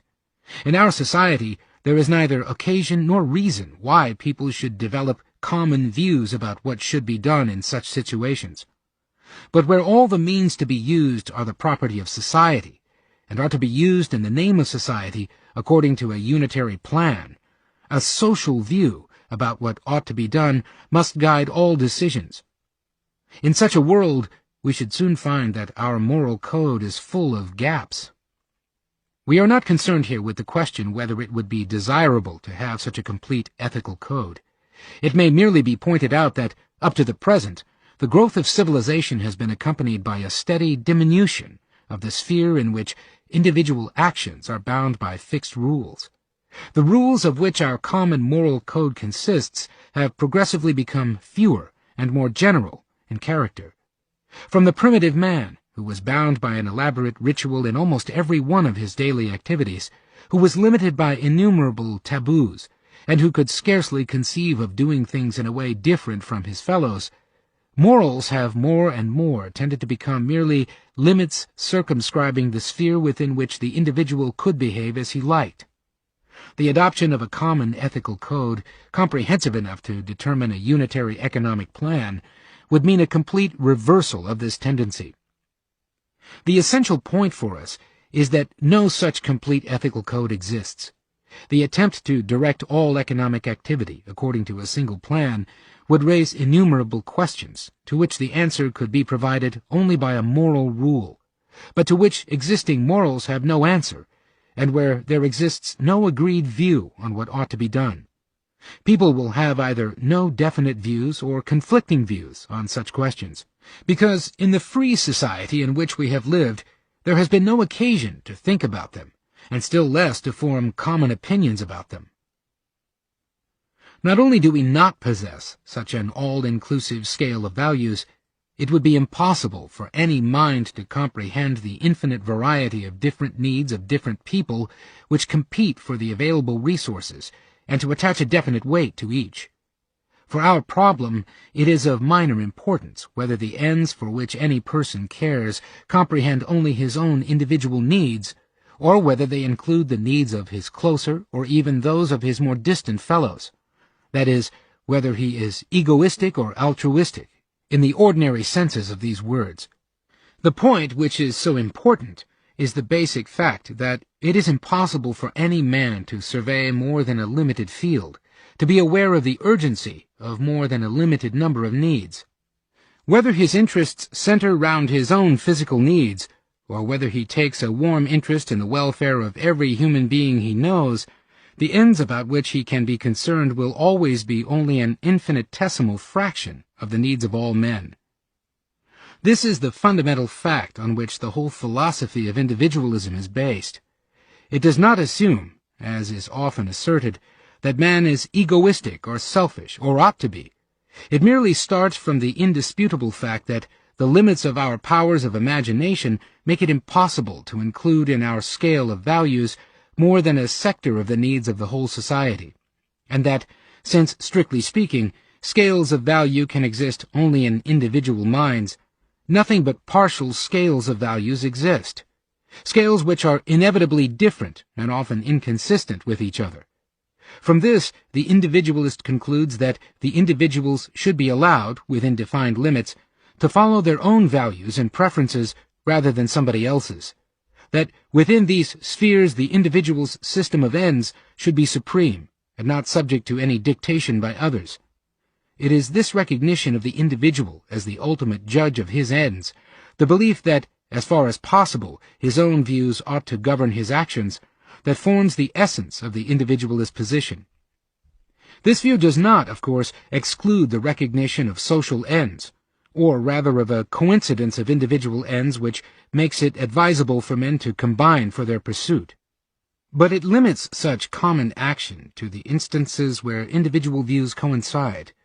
What are called social ends are for it merely identical ends of many individuals, or ends to the achievement of which individuals are willing to contribute in return for the assistance they receive in the satisfaction of their own desires. Common action is thus limited to the fields where people agree on common ends. Very frequently, these common ends will not be ultimate ends to the individuals, but means which different persons can use for different purposes. In fact, people are most likely to agree on common action, where the common end is not an ultimate end to them, but a means capable of serving a great variety of purposes. When individuals combine in a joint effort to realize ends they have in common, the organizations, like the state, that they form for this purpose are given their own system of ends and their own means. But any organization thus formed remains one person among others. In the case of the state, much more powerful than any of the others, it is true, yet still with its separate and limited sphere, in which alone its ends are supreme. The limits of this sphere are determined by the extent to which the individuals agree on particular ends, and the probability that they will agree on a particular course of action necessarily decreases as the scope of such action extends. There are certain functions of the state on the exercise of which there will be practical unanimity among its citizens. There will be others on which there will be agreement of a substantial majority, and so on, until we come to fields where, although each individual might wish the state to act in some way, there will be almost as many views about what the government should do as there are different people. We can rely on voluntary agreement to guide the action of the state only so long as it is confined to spheres where agreement exists, but not only when the state undertakes direct control in fields where there is no such agreement is it bound to suppress individual freedom. We can, unfortunately, not indefinitely extend the sphere of common action and still leave the individual free in his own sphere. Once the communal sector, in which the state controls all the means, exceeds a certain proportion of the whole, the effects of its actions dominate the whole system. Although the state controls directly the use of only a large part of the available resources, the effects of its decisions on the remaining part of the economic system become so great that, indirectly, it controls almost everything. Where, as was, for example, true in Germany as early as 1928, the central and local authorities directly control the use of more than half the national income. According to an official German estimate then, 53%, they control indirectly almost the whole economic life of the nation. There is, then, scarcely an individual end which is not dependent for its achievement on the action of the state, and the social scale of values which guides the state's action must embrace practically all individual ends. It is not difficult to see what must be the consequences when democracy embarks upon a course of planning which in its execution requires more agreement than in fact exists. The people may have agreed on adopting a system of directed economy because they have been convinced that it will produce great prosperity. In the discussions leading to the decision, the goal of planning will have been described by some such term as common welfare, which only conceals the absence of real agreement on the ends of planning. Agreement will, in fact, exist only on the mechanism to be used. But it is a mechanism which can be used only for a common end, and the question of the precise goal toward which all activity is to be directed will arise as soon as the executive power has to translate the demand for a single plan into a particular plan. Then it will appear that the agreement on the desirability of planning is not supported by agreement on the ends the plan is to serve. The effect of the people's agreeing that there must be central planning, without agreeing on the ends, will be rather as if a group of people were to commit themselves to take a journey together without agreeing where they want to go, with the result that they may all have to make a journey which most of them do not want at all. That planning creates a situation in which it is necessary for us to agree on a much larger number of topics than we have been used to, and that in a planned system we cannot confine collective action to the tasks on which we can agree, but are forced to produce agreement on everything in order that any action can be taken at all, is one of the features which contributes more than most to determining the character of a planned system. It may be the unanimously expressed will of the people that its parliament should prepare a comprehensive economic plan, yet neither the people nor its representatives need therefore be able to agree on any particular plan. The inability of democratic assemblies to carry out what seems to be a clear mandate of the people will inevitably cause dissatisfaction with democratic institutions. Parliaments come to be regarded as ineffective talking shops, unable or incompetent to carry out the tasks for which they have been chosen. The conviction grows that if efficient planning is to be done, the direction must be taken out of politics and placed in the hands of experts, permanent officials, or independent autonomous bodies. The difficulty is well known to socialists. It will soon be half a century since the Webbs began to complain of the increased incapacity of the House of Commons to cope with its work. Sidney and Beatrice Webb, Industrial Democracy, 1897, page 800, note. More recently, Professor Lasky has elaborated the argument. It is common ground that the present parliamentary machine is quite unsuited to pass rapidly a great body of complicated legislation. The national government, indeed, has, in substance, admitted this by implementing its economy and tariff measures not by detailed debate in the House of Commons, but by a wholesale system of delegated legislation. A Labour government would, I presume, build upon the amplitude of this precedent. It would confine the House of Commons to the two functions it can properly perform, the ventilation of grievances and the discussion of general principles of its measures. Its bills would take the form of general formulae, conferring wide powers on the appropriate government departments, and those powers would be exercised by order in council, which could, if desired, be attacked in the House by means of a vote of no confidence. The necessity and value of delegated legislation has recently been strongly reaffirmed by the Donnemore Committee, and its extension is inevitable if the process of socialization is not to be wrecked by the normal methods of obstruction which existing parliamentary procedures sanctions.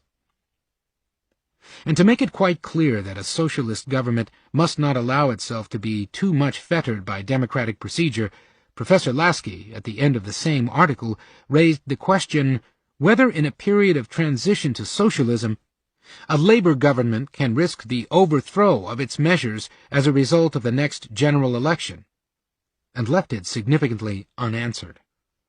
H. J. Lasky, Labour and the Constitution, New Statesman and Nation, number 81, New Series, September 10th, 1932, page 277.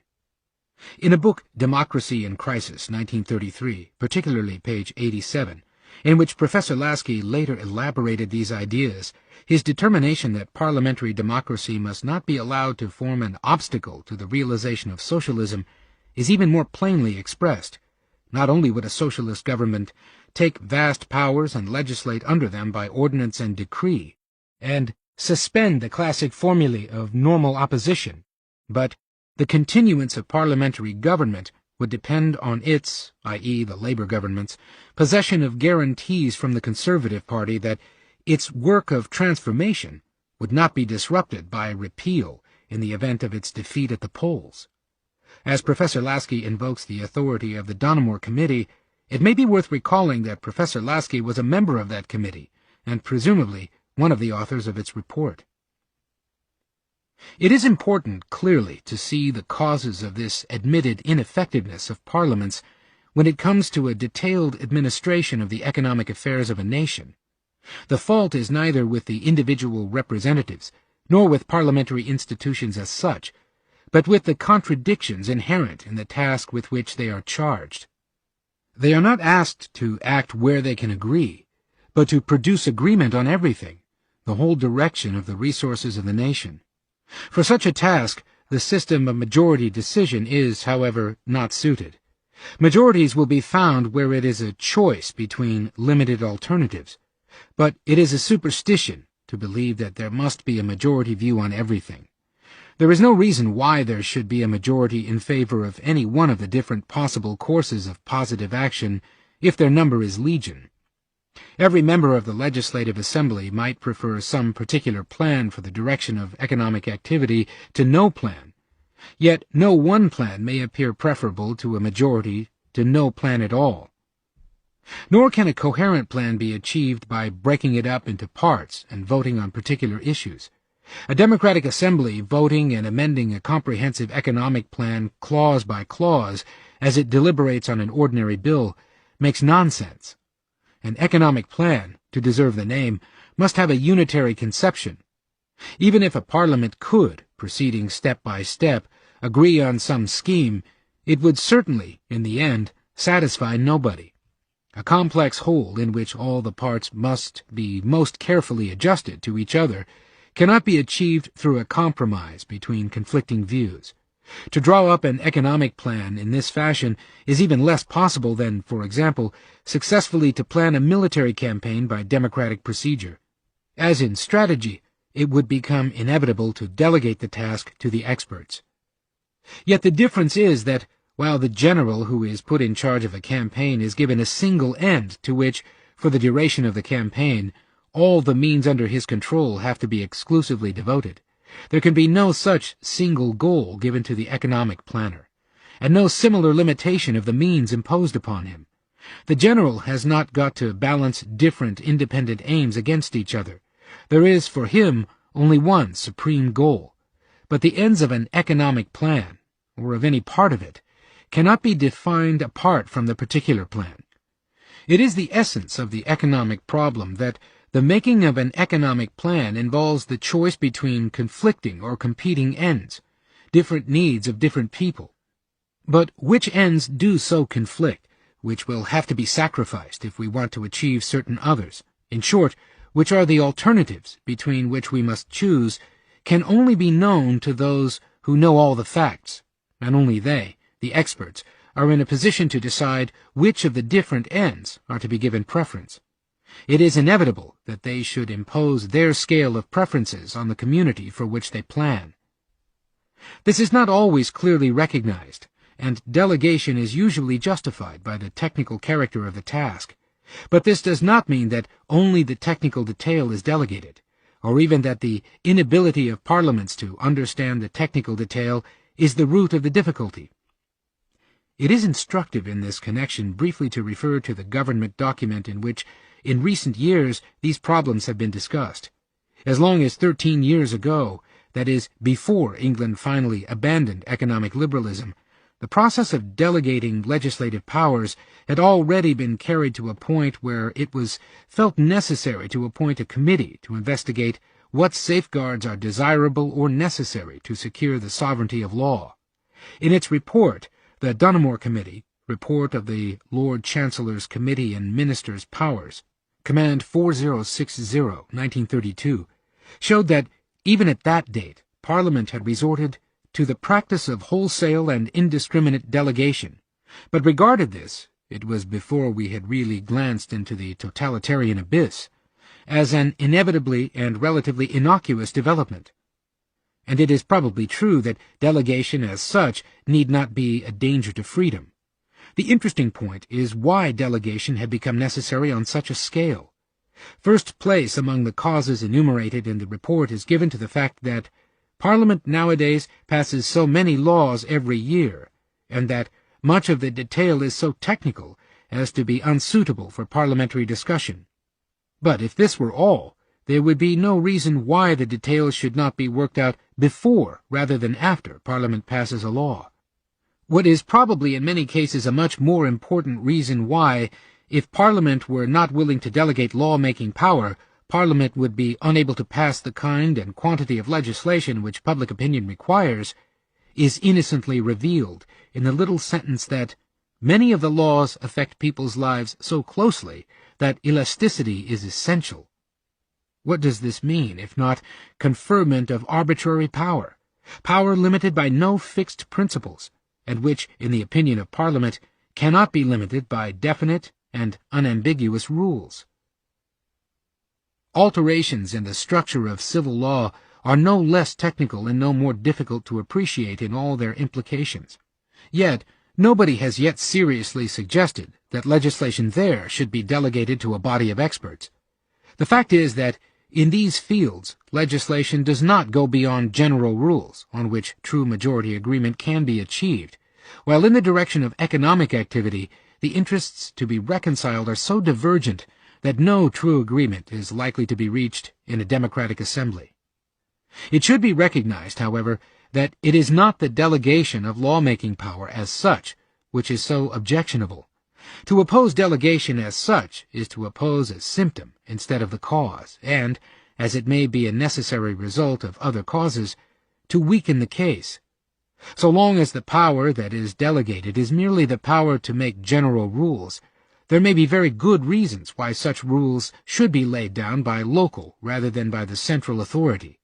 The objectionable feature is that delegation is so often resorted to because the matter in hand cannot be regulated by general rules, but only by the exercise of discretion in the decision of particular cases. In these instances, delegation means that some authority is given power to make with the force of law what to all intents and purposes are arbitrary decisions, usually described as judging the case on its merits. The delegation of particular technical tasks to separate bodies, while a regular feature, is yet only the first step in the process whereby a democracy which embarks on planning progressively relinquishes its powers. The expedient of delegation cannot really remove the causes which make all the advocates of comprehensive planning so impatient with the impotence of democracy. The delegation of particular powers to separate agencies creates a new obstacle to the achievement of a single coordinated plan. Even if, by this expedient, a democracy should succeed in planning every sector of economic activity, it would still have to face the problem of integrating these separate plans into a unitary whole. Many separate plans do not make a planned whole. In fact, as the planners ought to be the first to admit, they may be worse than no plan. But the democratic legislature will long hesitate to relinquish the decisions on really vital issues, and so long as it does so, it makes it impossible for anyone else to provide the comprehensive plan.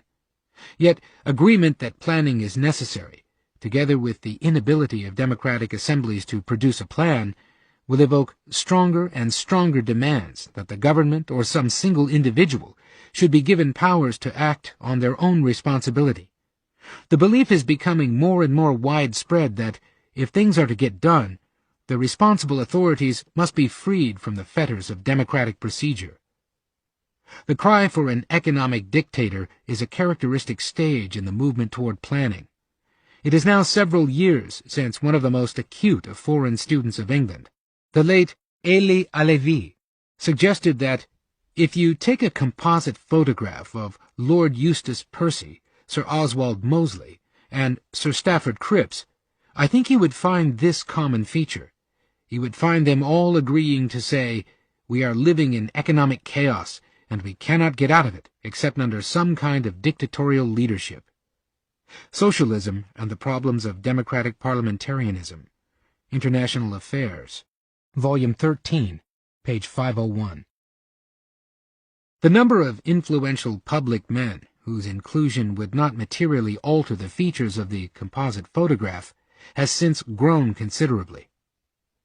In Germany, even before Hitler came into power, the movement had already progressed much further. It is important to remember that, for some time before 1933, Germany had reached a stage in which it had, in effect, had to be governed dictatorially. Nobody could then doubt that, for the time being, democracy had broken down, and that sincere Democrats, like Brüning, were no more able to govern democratically than Schleicher or Von Papen. Hitler did not have to destroy democracy. He merely took advantage of the decay of democracy, and, at the critical moment, obtained the support of many to whom, though they detested Hitler, he yet seemed the only man strong enough to get things done.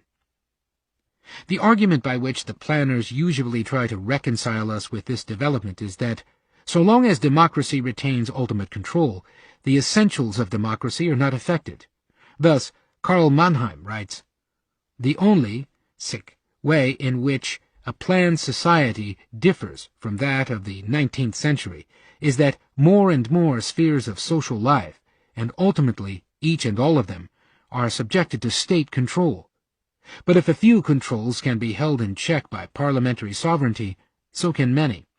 In a democratic state, sovereignty can be boundlessly strengthened by plenary powers without renouncing democratic control.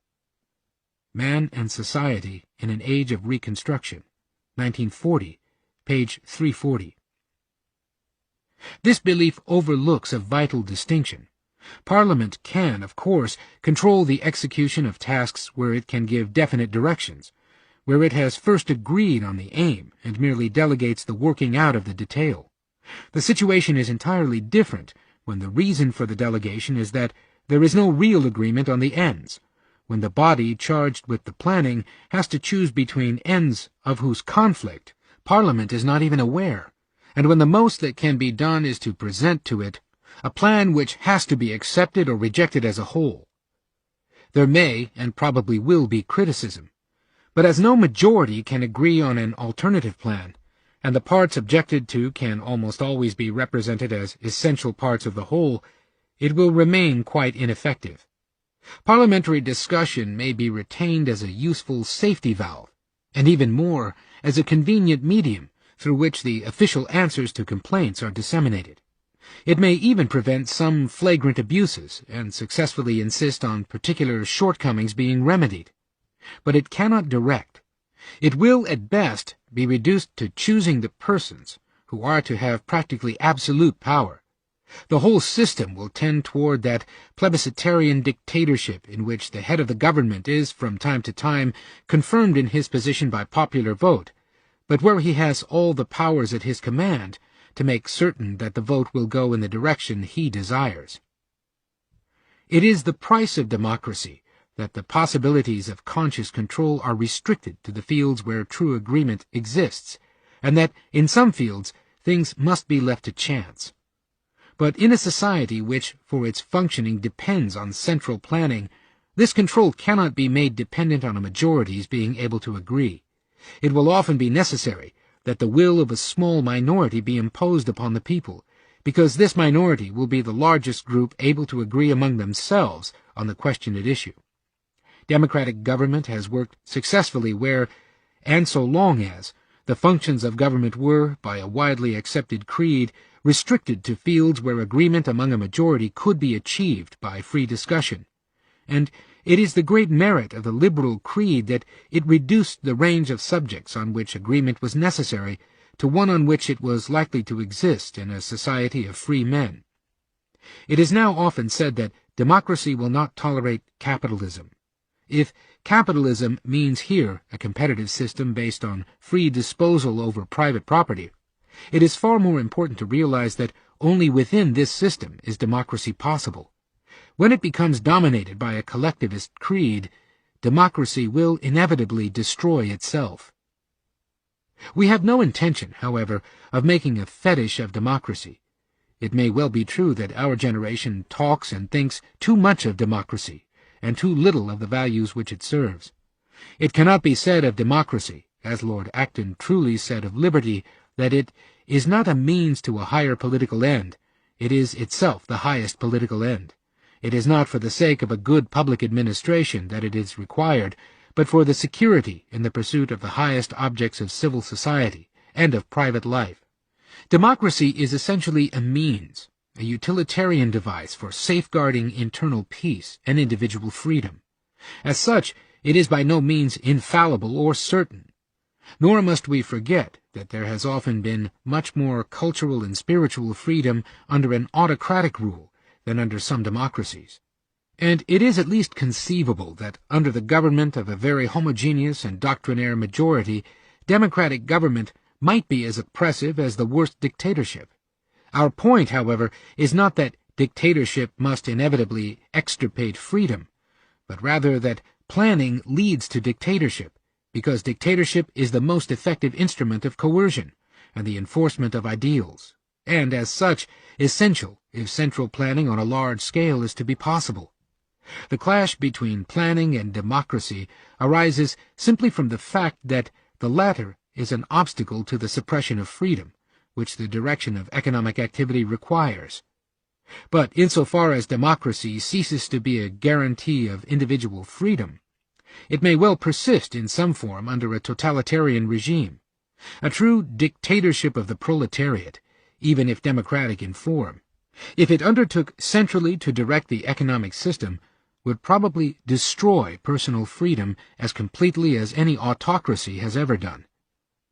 The fashionable concentration on democracy as the main value threatened is not without danger. It is largely responsible for the misleading and unfounded belief that, so long as the ultimate source of power is the will of the majority, the power cannot be arbitrary. The false assurance which many people derive from this belief is an important cause of the general unawareness of the dangers which we face. There is no justification for the belief that, so long as power is conferred by democratic procedure, it cannot be arbitrary.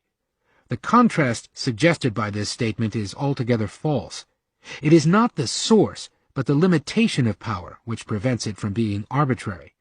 Democratic control may prevent power from becoming arbitrary, but it does not do so by its mere existence. If democracy resolves on a task which necessarily involves the use of power which cannot be guided by fixed rules, it must become arbitrary power. Chapter 6. Planning and the Rule of Law. Recent studies in the sociology of law once more confirm that the fundamental principle of formal law by which every case must be judged according to general rational precepts, which have as few exceptions as possible and are based on logical subsumptions, obtains only for the liberal competitive phase of capitalism. Karl Mannheim. Nothing distinguishes more clearly conditions in a free country from those in a country under arbitrary government than the observance in the former of the great principles known as the rule of law. Stripped of all technicalities, this means that government in all its actions is bound by rules fixed and announced beforehand, rules which make it possible to foresee with fair certainty how the authority will use its coercive powers in given circumstances, and to plan one's individual affairs on the basis of this knowledge. According to the classical exposition by A.V. Dicey in The Law of Constitution, 8th edition, page 198, the rule of law means in the first place the absolute supremacy or predominance of regular law as opposed to the influence of arbitrary power, and excludes the existence of arbitrariness, of prerogative, or even of wide discretionary authority on the part of government.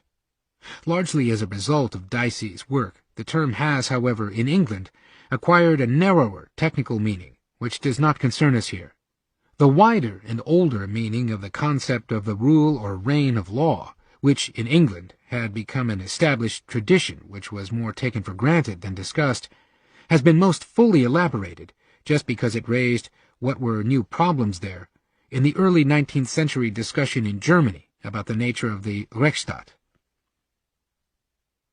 Though this ideal can never be perfectly achieved, since legislators, as well as those to whom the administration of the law is entrusted, are fallible men, the essential point, that the discretion left to the executive organs wielding coercive power should be reduced as much as possible, is clear enough. While every law restricts individual freedom to some extent by altering the means which people may use in the pursuit of their aims, under the rule of law, the government is prevented from stultifying individual efforts by ad hoc action.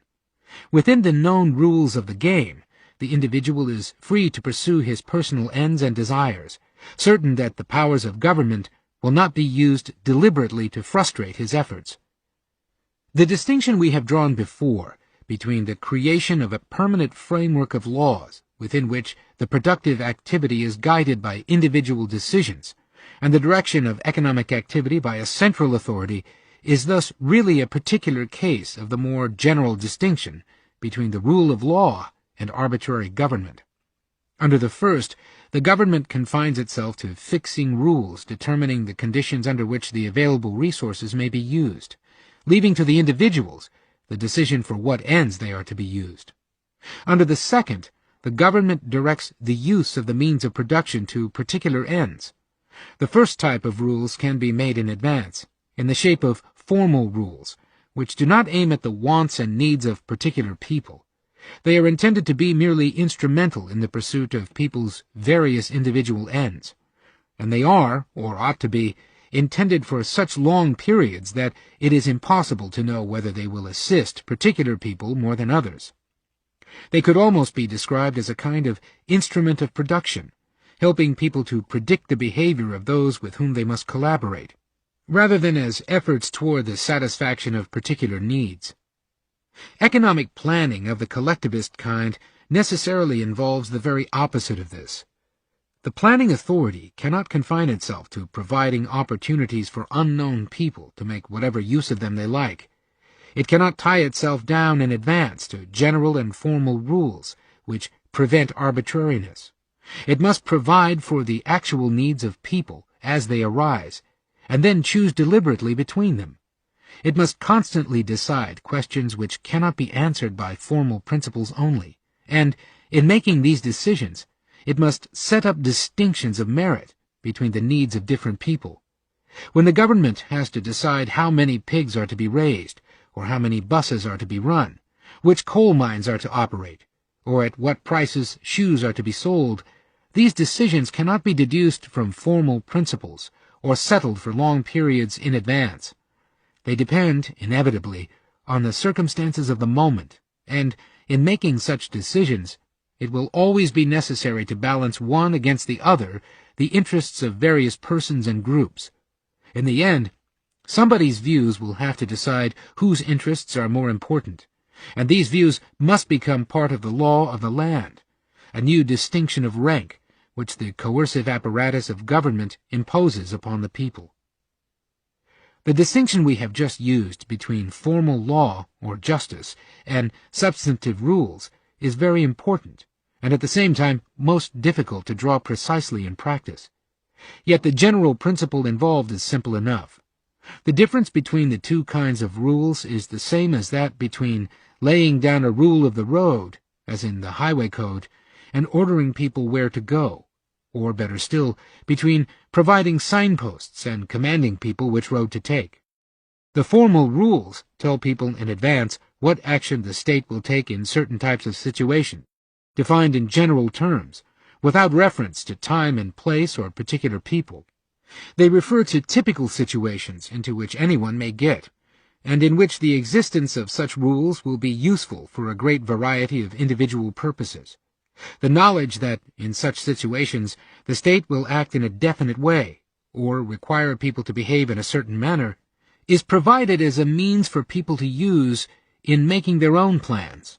Formal rules are thus merely instrumental, in the sense that they are expected to be useful to yet unknown people, for purposes for which these people will decide to use for them, and in circumstances which cannot be foreseen in detail.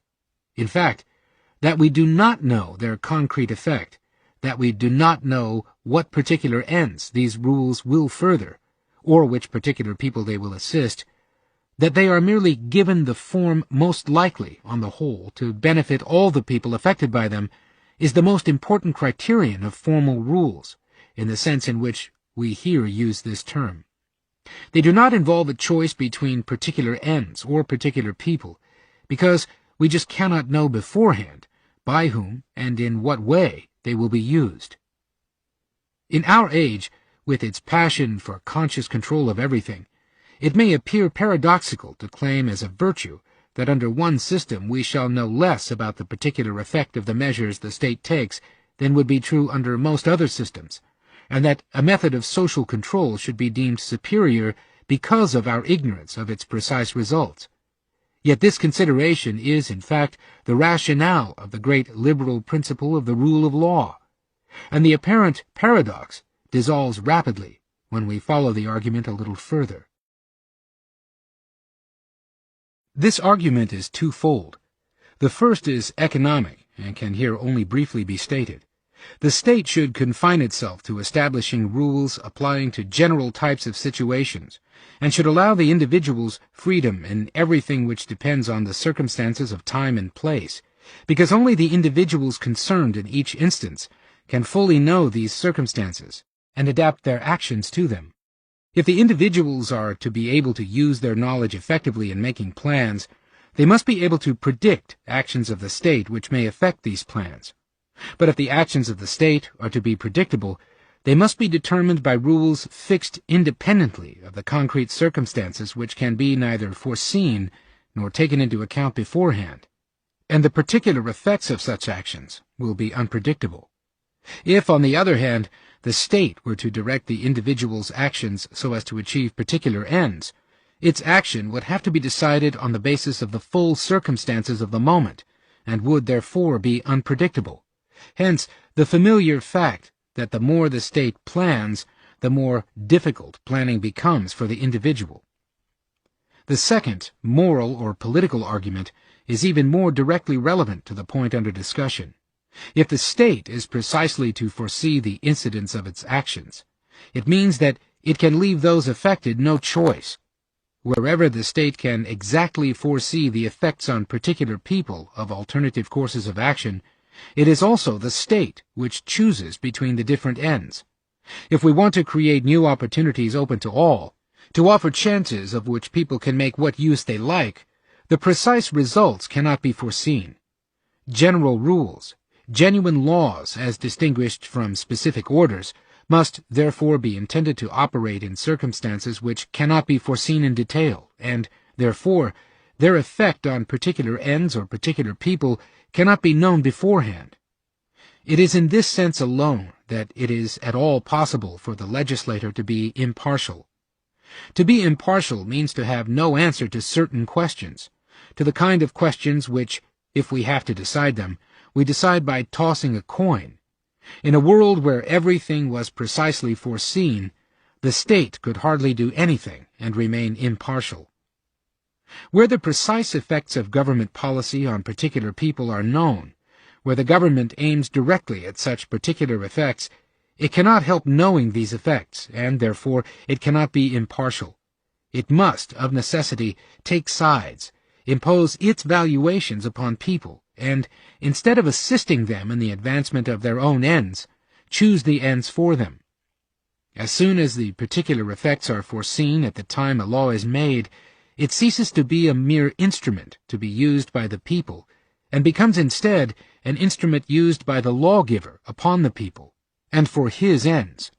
The state ceases to be a piece of utilitarian machinery intended to help individuals in the fullest development of their individual personality, and becomes a moral institution, where moral is not used in contrast to immoral, but describes an institution which imposes on its members its views on all moral questions, whether these views be moral or highly immoral.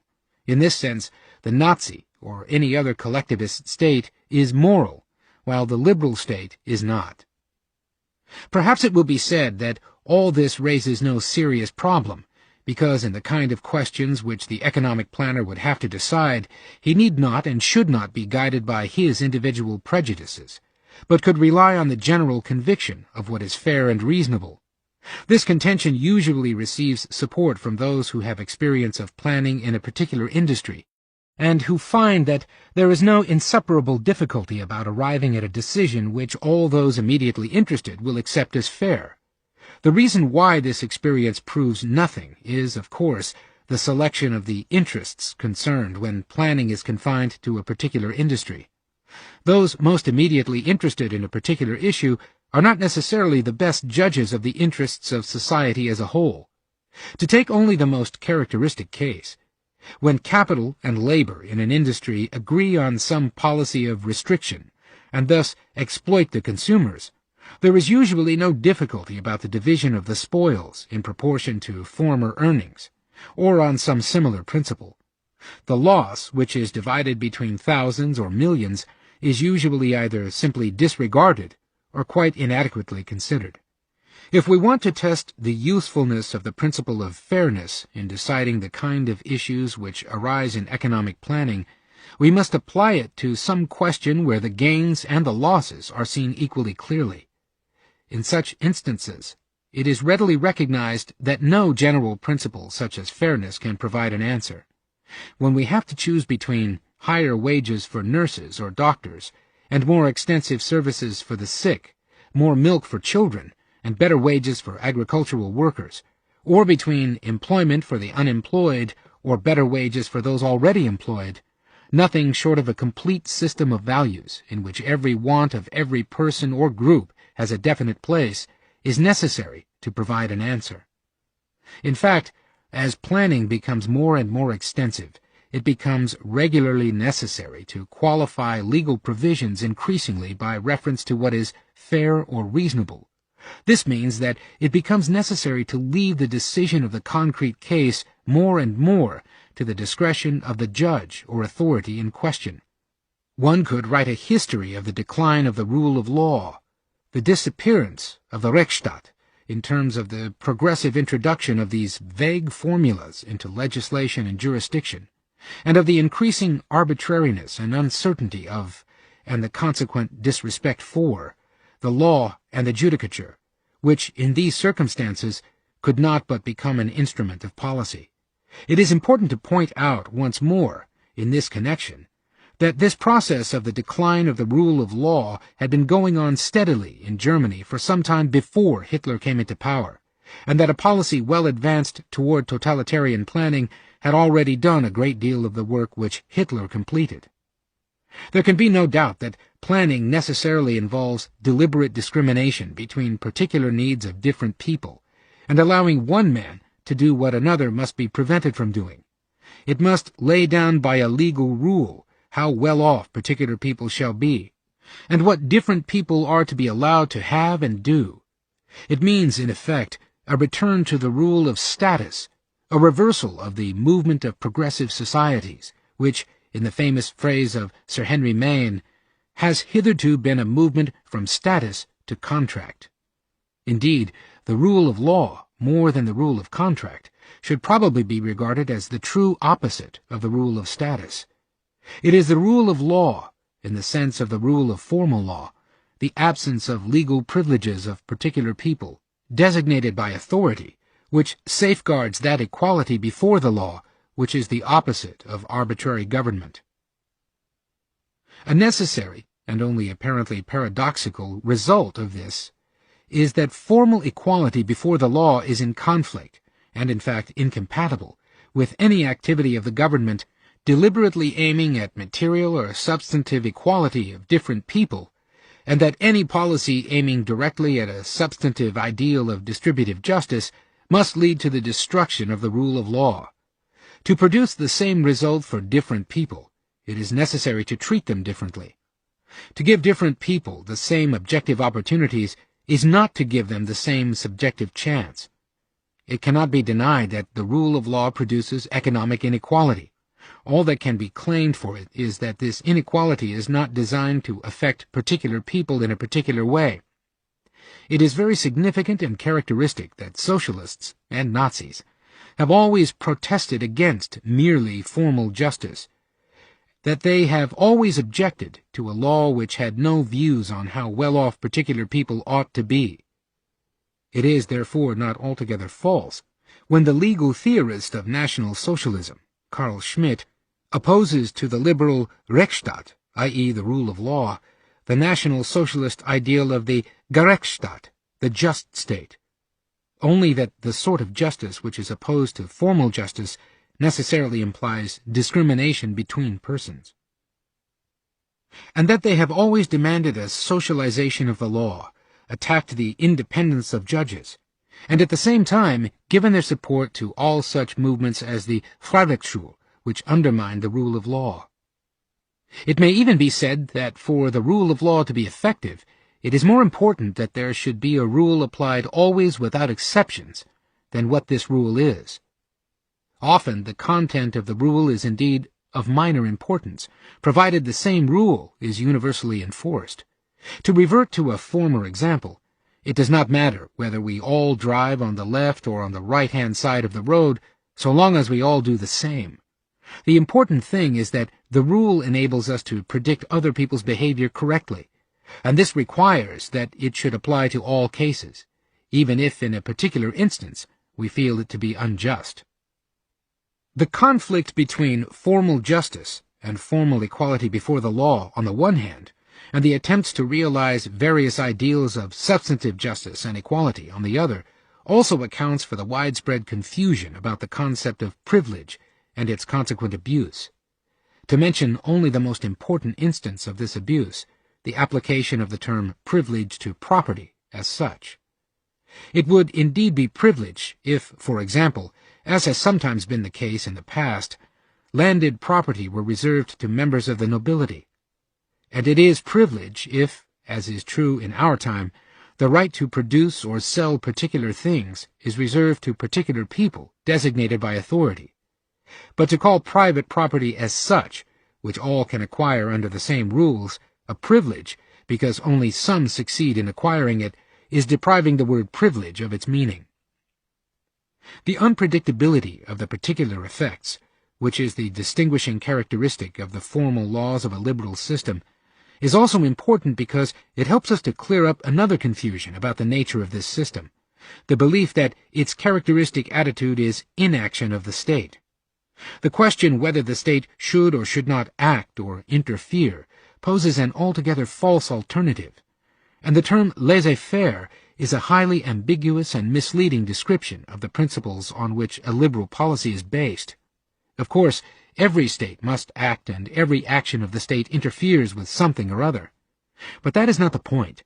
The important question is whether the individual can foresee the action of the state, and make use of this knowledge as a datum in forming his own plans, with the result that the state cannot control the use made of its machinery, and that the individual knows precisely how far he will be protected against interference from others, or whether the state is in a position to frustrate individual efforts.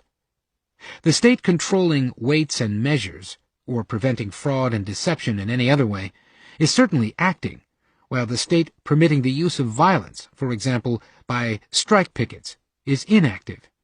Yet it is in the first case that the state observes liberal principles, and in the second that it does not. Similarly, with respect to most of the general and permanent rules which the state may establish with regard to production, such as building regulations or factory laws.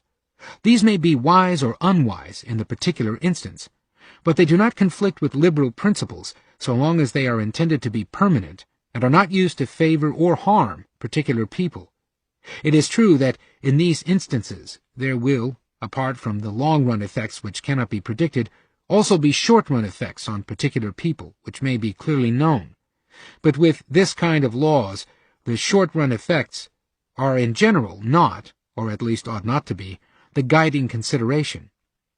As these immediate and predictable effects become more important compared with the long-run effects, we approach the borderline where the distinction, however clear in principle, becomes blurred in practice.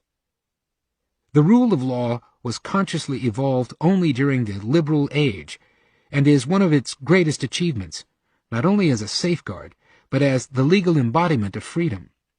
As Immanuel Kant put it, and Voltaire expressed it before him in very much the same terms, man is free if he needs to obey no person, but solely the laws.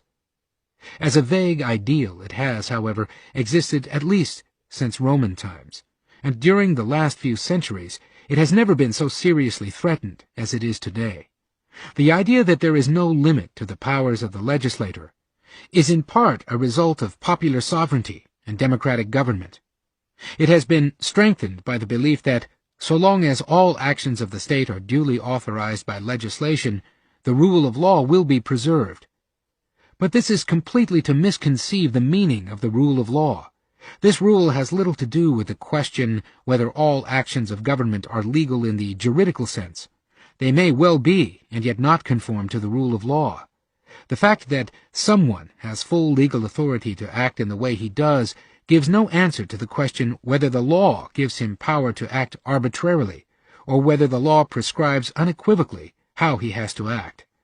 It may well be that Hitler has obtained his unlimited powers in a strictly constitutional manner, and that whatever he does is therefore legal in the juridical sense. But who would suggest, for that reason, that the rule of law still prevails in Germany?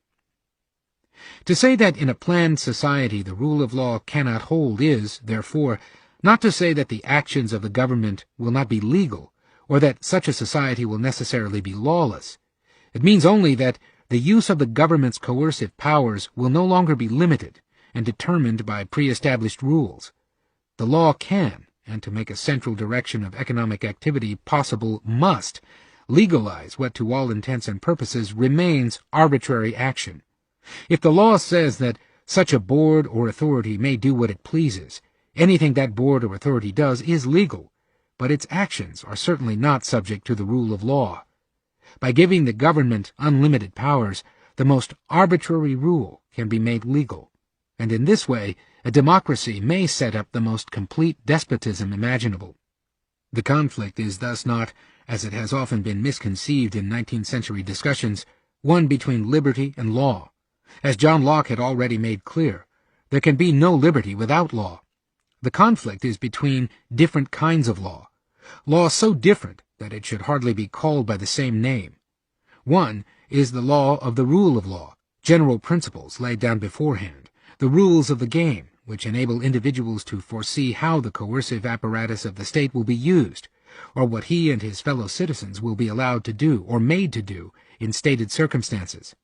The other kind of law gives, in effect, the authority power to do what it thinks fit to do.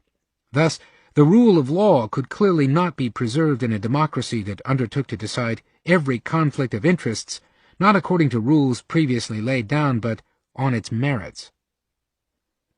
If, however, the law is to enable authorities to direct economic life, it must give them powers to make and enforce decisions in circumstances which cannot be foreseen, and on principles which cannot be stated in generic form. The consequence is that, as planning extends, the delegation of legislative powers to diverse boards and authorities becomes increasingly common. When, before the last war, in a case to which the late Lord Hewart has recently drawn attention, Mr. Justice Darling said that Parliament had enacted only last year that the Board of Agriculture, in acting as they did, should be no more impeachable than Parliament itself, this was still a rare thing. It has since become an almost daily occurrence. Constantly, the broadest powers are conferred on new authorities which, without being bound by fixed rules, have almost unlimited discretion in regulating this or that activity of the people. The rule of law thus implies limits to the scope of legislation. It restricts it to the kind of general rules known as formal law, and excludes legislation either directly aimed at particular people or at enabling anybody to use the coercive power of the state for the purpose of such discrimination. It means not that everything is regulated by law, but, on the contrary, that the coercive power of the state can be used only in cases defined in advance by the law, and in such a way that it can be foreseen how it will be used. A particular enactment can thus infringe the rule of law. Anyone ready to deny this would have to contend that whether the rule of law prevails today in Germany, Italy, or Russia depends on whether the dictators have obtained their absolute power by constitutional means.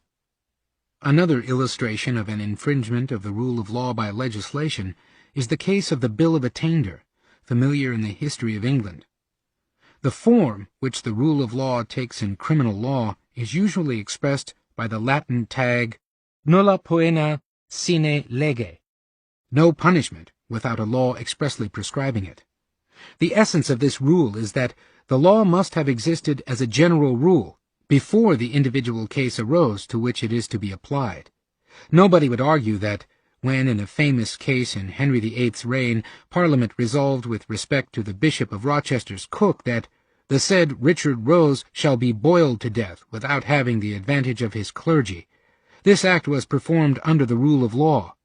But while the rule of law had become an essential part of criminal procedure in all liberal countries, it cannot be preserved in totalitarian regimes. There, as E.B. Ashton has well expressed it, the liberal maxim is replaced by the principles nullum crimen sine poena. No crime must remain without punishment, whether the law explicitly provides for it or not. The rights of the state do not end with punishing lawbreakers. The community is entitled to whatever may seem necessary to the protection of its interests, of which observance of the law, as it stands, is only one of the more elementary requirements. E.B. Ashton, The Fascist, His State and Mind, 1937, page 119. What is an infringement of the interests of the community is, of course, decided by the authorities. Whether, as in some countries, the main applications of the rule of law are laid down in a Bill of Rights or in a constitutional code, or whether the principle is merely a firmly established tradition, matters comparatively little. But it will readily be seen that, whatever form it takes, any such recognized limitations of the powers of legislation imply the recognition of the inalienable right of the individual, inviolable rights of man. It is pathetic but characteristic of the muddle into which many of our intellectuals have been led by the conflicting ideals in which they believe, that a leading advocate of the most comprehensive central planning, like H.G. Wells, should at the same time write an ardent defense of the rights of man. The individual rights which Mr. Wells hopes to preserve would inevitably obstruct the planning which he desires. To some extent, he seems to realize the dilemma, and we find, therefore, the provisions of his proposed Declaration of the Rights of Man so hedged about with qualifications that they lose all significance. While, for instance, his declaration proclaims that every man shall have the right to buy and sell without any discriminatory restrictions anything which may be lawfully bought and sold, which is admirable, he immediately proceeds to make the whole provision nugatory by adding that it applies only to buying and selling in such quantities and with such reservations as are compatible with the common welfare. But since, of course, all restrictions ever imposed upon buying or selling anything are supposed to be necessary in the interest of the common welfare, there is really no restriction which this clause effectively prevents, and no right of the individual that is safeguarded by it. Or, to take another basic clause, the Declaration states that every man may engage in any lawful occupation, and that he is entitled to paid employment and to a free choice whenever there is any variety of employment open to him. It is not stated, however, who is to decide whether a particular employment is open to a particular person, and the added provision that he may suggest employment for himself and have his claim publicly considered, accepted, or dismissed, shows that Mr. Wells is thinking in terms of an authority which decides whether a man is entitled to a particular position, which certainly means the opposite of free choice of occupation. And how, in a planned world, freedom of travel and migration is to be secured when not only the means of communication and currencies are controlled, but also the location of industries planned, or how the freedom of the press is to be safeguarded when the supply of paper and all the channels of distribution are controlled by the planning authority, are questions to which Mr. Wells provides as little answer as any other planner. In this respect, much more consistency is shown by the more numerous reformers who, ever since the beginning of the socialist movement, have attacked the metaphysical idea of individual rights and insisted that, in a rationally ordered world, there will be no individual rights, but only individual duties. This, indeed, has become the much more common attitude of our so-called progressives, and few things are more certain to expose one to the reproach of being a reactionary than if one protests against a measure on the grounds that it is a violation of the rights of the individual. Even a liberal paper like The Economist was, a few years ago, holding up to us the example of the French, of all people, who had learned the lesson that democratic government, no less than dictatorship, must always have plenary powers in posse, without sacrificing their democratic and representative character. There is no restrictive penumbra of individual rights that can never be touched by government in administrative matters, whatever the circumstances. There is no limit to the power of ruling, which can and should be taken by a government freely chosen by the people, and can be fully and openly criticized by an opposition. This may be inevitable in wartime, when, of course, even free and open criticism is necessarily restricted. But the always in the statement quoted does not suggest that The Economist regards it as a regrettable wartime necessity.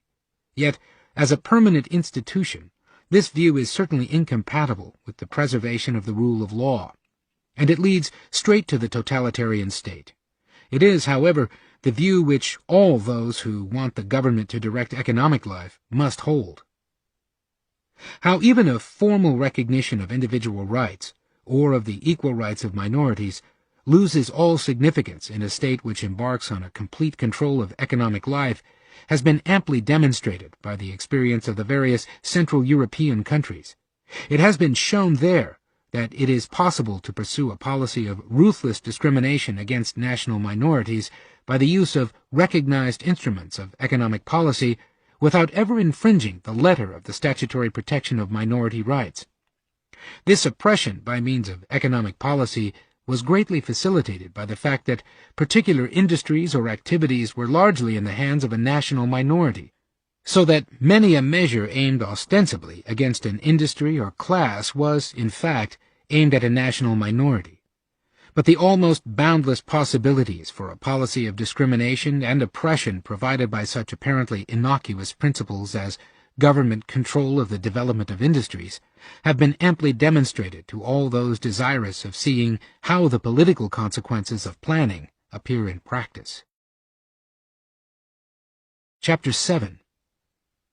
Economic Control and Totalitarianism.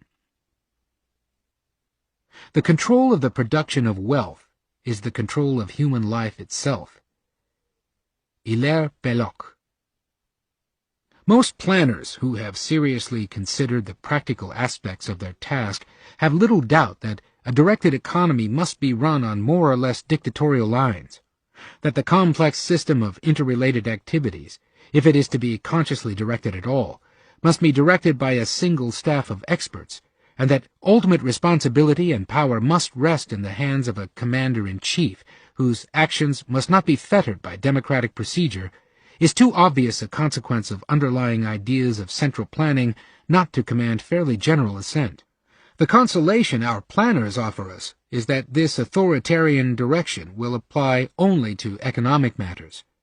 One of the most prominent economic planners, Stuart Chase, assures us, for instance, that in a planned society, political democracy can remain if it confines itself to all but economic matter.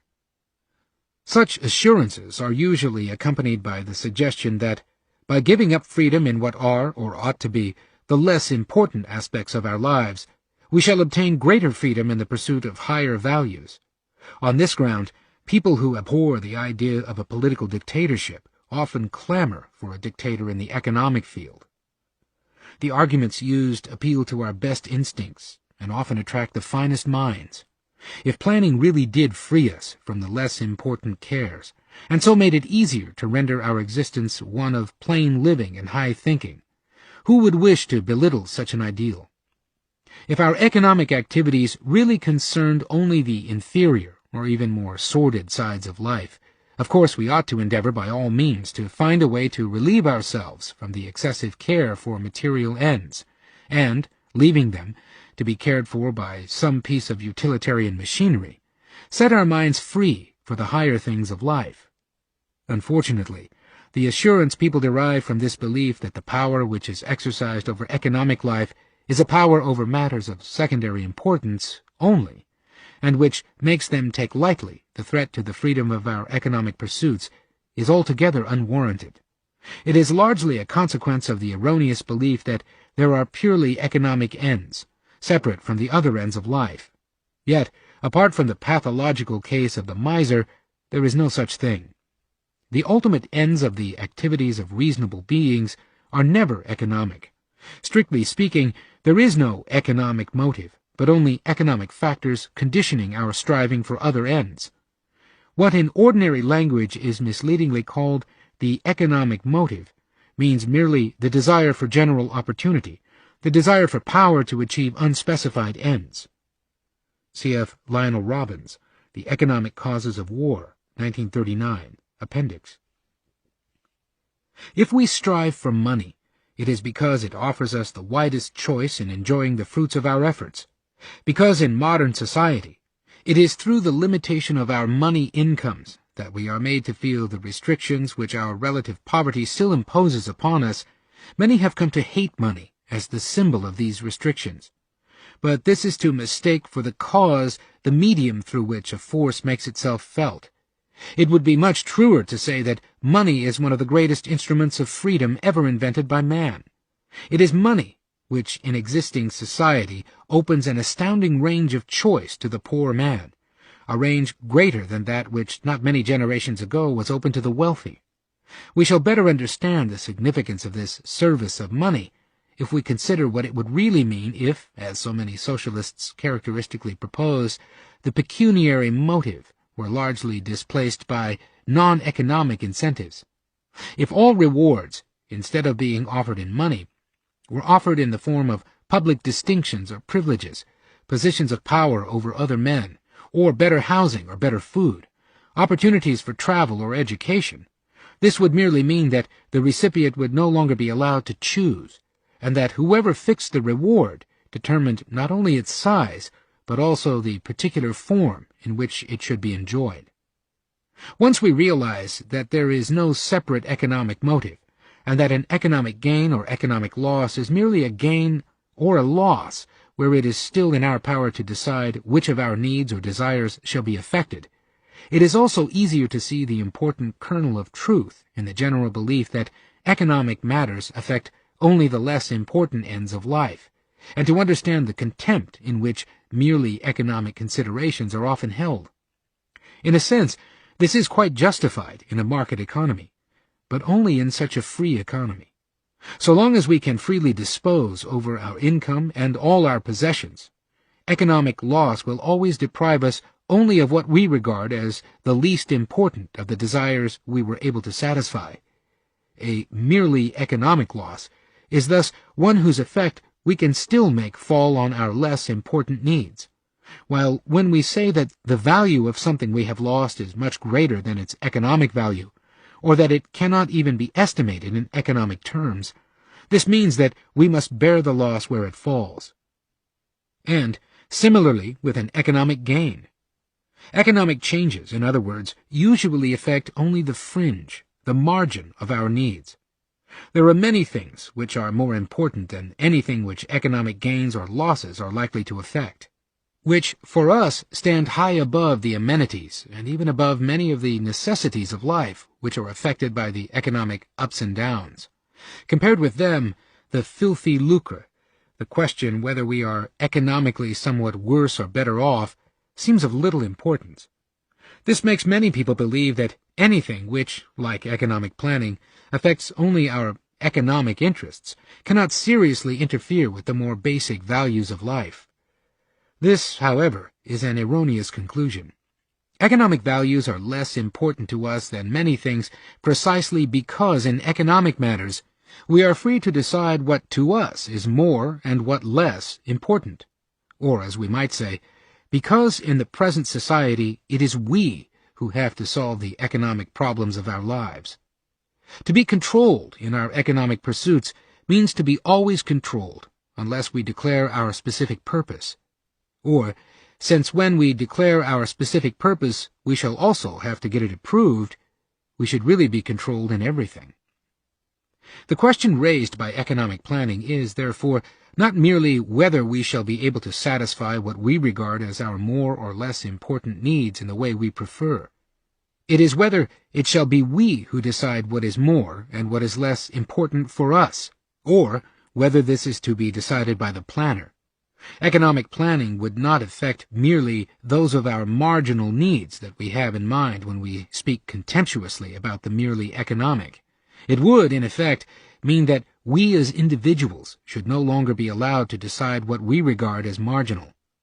The authority directing all economic activity would control not merely the part of our lives which is concerned with inferior things. It would control the allocation of the limited means for all our ends. And whoever controls all economic activity controls the means for all our ends, and must therefore decide which are to be satisfied and which not. This is really the crux of the matter. Economic control is not merely control of a sector of human life which can be separated from the rest. It is the control of the means for all our ends, and whoever has sole control of the means must also determine which ends are to be served, which values are to be rated higher and which lower. In short, what men should believe and strive for. Central planning means that the economic problem is to be solved by the community instead of by the individual. But this involves that it must also be the community, or rather its representatives, who must decide the relative importance of the different needs. The so-called economic freedom which the planners promise us means precisely that we are to be relieved of the necessity of solving our own economic problems, and that the bitter choices which this often involves are to be made for us. Since, under modern conditions, we are for almost everything dependent on means which our fellow men provide, economic planning would involve direction of almost the whole of our life. There is hardly an aspect of it, from our primary needs to our relations with our family and friends, from the nature of our work to the use of our leisure, over which the planner would not exercise his conscious control. The extent of the control over all life that economic control confers is nowhere better illustrated than in the field of foreign exchanges. Nothing would at first seem to affect private life less than a state control of the dealings in foreign exchange, and most people will regard its introduction with complete indifference.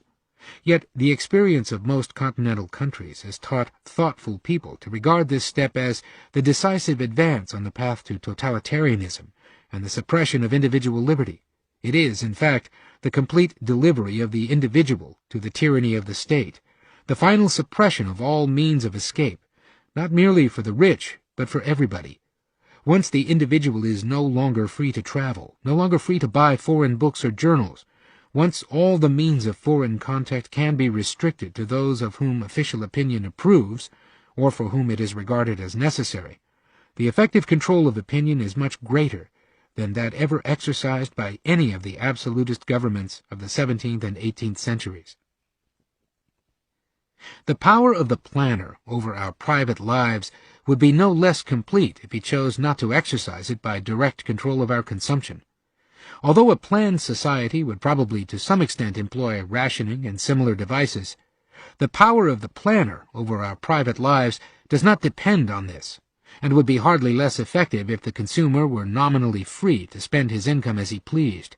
The source of this power over all consumption, which in a planned society the authority would possess, would be its control over production. Our freedom of choice in a competitive society rests on the fact that if one person refuses to satisfy our wishes, we can turn to another. But if we face a monopolist, we are at his mercy. And an authority directing the whole economic system would be the most powerful monopolist conceivable.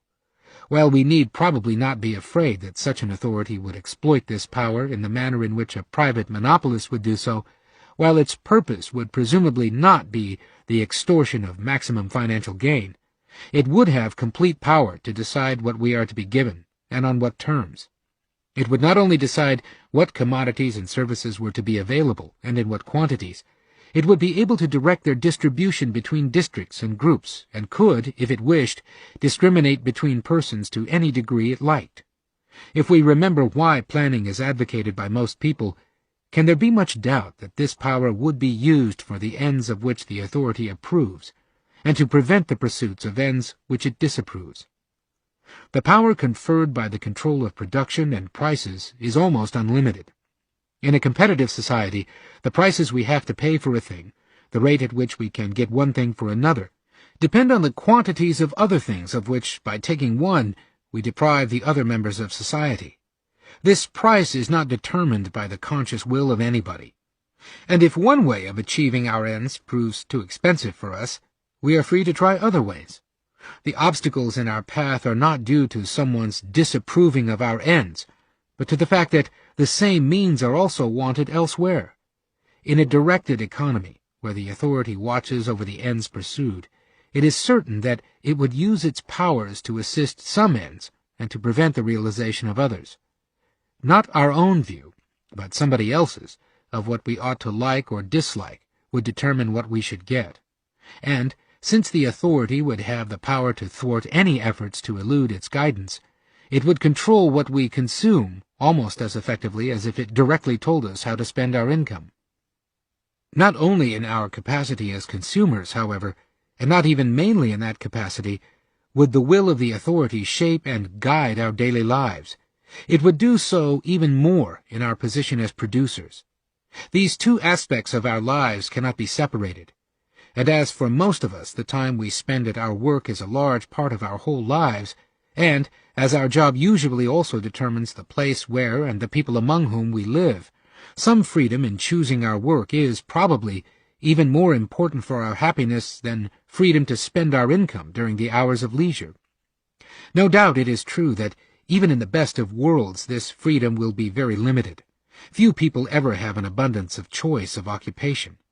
But what matters is that we have some choice, that we are not absolutely tied to a particular job which has been chosen for us, or which we may have chosen in the past, and that if one position becomes quite intolerable, or if we set our heart on another, there is almost always a way for the able, some sacrifice at the price of which he may achieve his goal. Nothing makes conditions more unbearable than the knowledge that no effort of ours can change them, and even if we should never have the strength of mind to make the necessary sacrifice, the knowledge that we could escape, if we only strove hard enough, makes many otherwise intolerable positions bearable.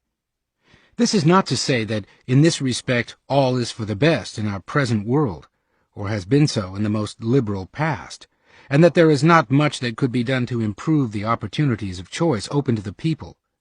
Here, as elsewhere, the state can do a great deal to help the spreading of knowledge and information, and to assist mobility. But the point is that the kind of state action which really would increase opportunity is almost precisely the opposite of the planning which is now generally advocated and practiced. Most planners, it is true, promise that in the new planned world free choice of occupation will be scrupulously preserved or even increased. But there they promise more than they can possibly fulfill. If they want to plan, they must control the entry into the different trades and occupations, or the terms of remuneration, or both. In almost all known instances of planning, the establishment of such controls and restrictions was among the first measures taken. If such control were universally practiced and exercised by a single planning authority, one needs little imagination to see what would become of the free choice of occupation promised. The freedom of choice would be purely fictitious, a mere promise to practice no discrimination, where, in the nature of the case, discrimination must be practiced, and where all one could hope would be that the selection would be made on what the authority believed to be objective grounds.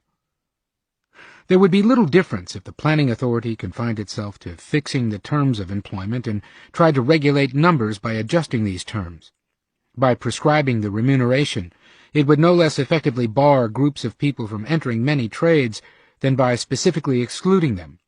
A rather plain girl who badly wants to become a saleswoman, a weakly boy who has set his heart on a job where his weakness handicaps him, as well as in general the apparently less able or less suitable, are not necessarily excluded in a competitive society. If they value the position sufficiently, they will frequently be able to get a start by a financial sacrifice, and will later make good through qualities which at first are not so obvious. But when the authority fixes the remunerations for a whole category, and the selection among the candidates is made by an objective test, the strength of their desire for the job will count for very little. The person whose qualifications are not of the standard type, or whose temperament is not of the ordinary kind, will no longer be able to come to special arrangements with an employer whose dispositions will fit in with his special needs. The person who prefers irregular hours, or even a happy-go-lucky existence with a small and perhaps uncertain income to a regular routine, will no longer have the choice.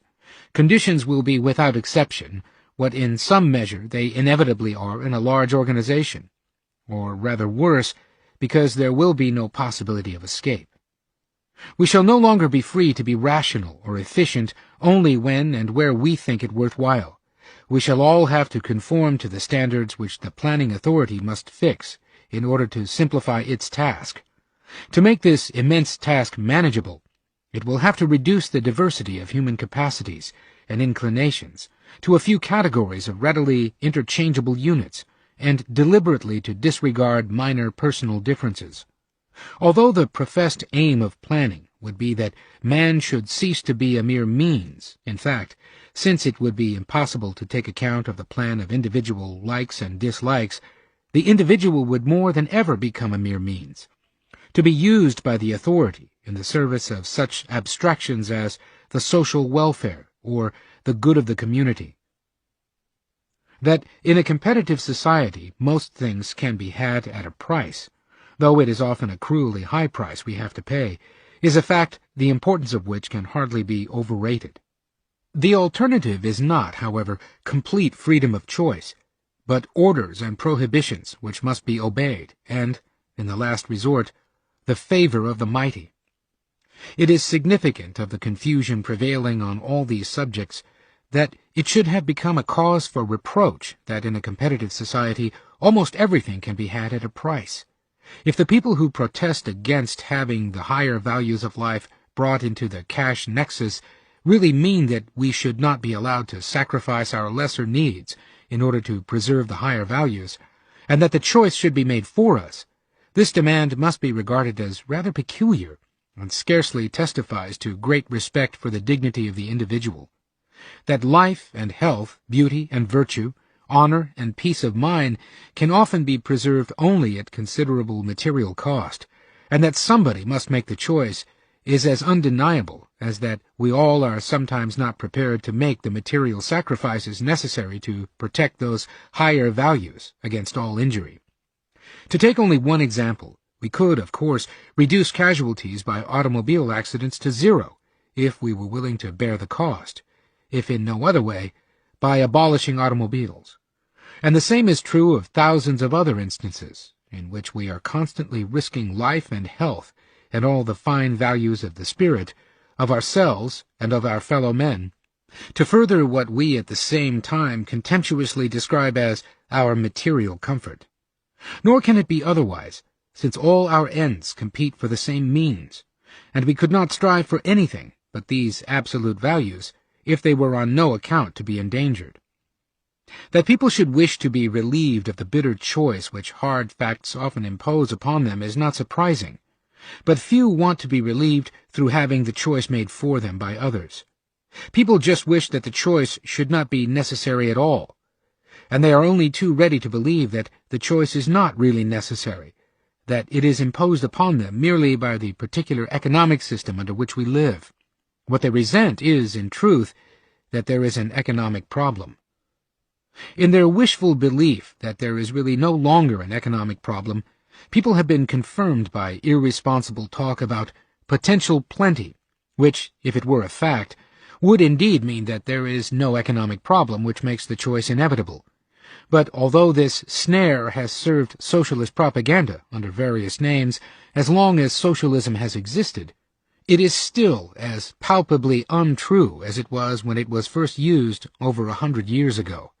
In all this time, not one of the many people who have used it has produced a workable plan of how production could be increased so as to abolish, even in Western Europe, what we regard as poverty, not to speak of the world as a whole. The reader may take it that whoever talks about potential plenty is either dishonest or does not know what he is talking about. Yet it is this false hope, as much as anything, which drives us along the road to planning. To justify these strong words, the following conclusions may be quoted at which Colin Clark, one of the best known among the younger economic statisticians, and a man of undoubted progressive views and a strictly scientific outlook, has arrived in his Conditions of Economic Progress, 1940. The oft-repeated phrases about poverty in the midst of plenty, and the problems of production having already been solved, if only we understood the problem of distribution, turn out to be the most untruthful of all modern clichés. The underutilization of productive capacity is a question of considerable importance only in the USA, though in certain years also it has been of some importance in Great Britain, Germany, and France. But for most of the world it is entirely subsidiary to the more important fact that, with productive resources fully employed, they can produce so little. The age of plenty will still be a long while in coming. If preventable unemployment were eliminated throughout the trade cycle, this would mean a distinct improvement in the standard of living of the population of the USA. But from the standpoint of the world as a whole, it would only make a small contribution towards the much greater problem of raising the real income of the bulk of the world population to anything like a civilized standard. Pages 3 and 4. While the popular movement still profits by this false belief, The claim that a planned economy would produce a substantially larger output than the competitive system is being progressively abandoned by most students of the problem. Even a good many economists with socialist views who have seriously studied the problems of central planning are now content to hope that a planned society will equal the efficiency of a competitive system. They advocate planning no longer because of its superior productivity, but because it will enable us to secure a more just and equitable distribution of wealth. This is, indeed, the only argument for planning which can be seriously pressed. It is indisputable that if we want to secure a distribution of wealth which conforms to some predetermined standard, if we want consciously to decide who is to have what, we must plan the whole economic system. But the question remains whether the price we should have to pay for the realization of somebody's ideal of justice is not bound to be more discontent and more oppression than was ever caused by the much-abused free play of economic forces. We should be seriously deceiving ourselves if, for these apprehensions, we sought comfort and the consideration that the adoption of central planning would merely mean a return, after a brief spell of a free economy, to the ties and regulations which have governed economic activity through most ages, and that, therefore, the infringements of personal liberty need not be greater than they were before the age of laissez-faire. This is a dangerous illusion. Even during the periods of European history when the regimentation of economic life went furthest, it amounted to little more than the creation of a general and semi-permanent framework of rules within which the individual preserved a wide free sphere. The apparatus of control then available would not have been adequate to impose more than very general directions, and even where the control was most complete, it extended only to those activities of a person through which he took part in the social division of labor. In the much wider sphere in which he then still lived on his own products, he was free to act as he chose. The situation is now entirely different. During the liberal era, the progressive division of labor has created a situation where almost every one of our activities is part of a social process. This is a development which we cannot reverse, since it is only because of it that we can maintain the vastly increased population at anything like present standards. But, in consequence, the substitution of central planning for competition would require central direction of a much greater part of our lives than was ever attempted before. It could not stop at what we regard as our economic activities, because we are now for almost every part of our lives dependent on somebody else's economic activities.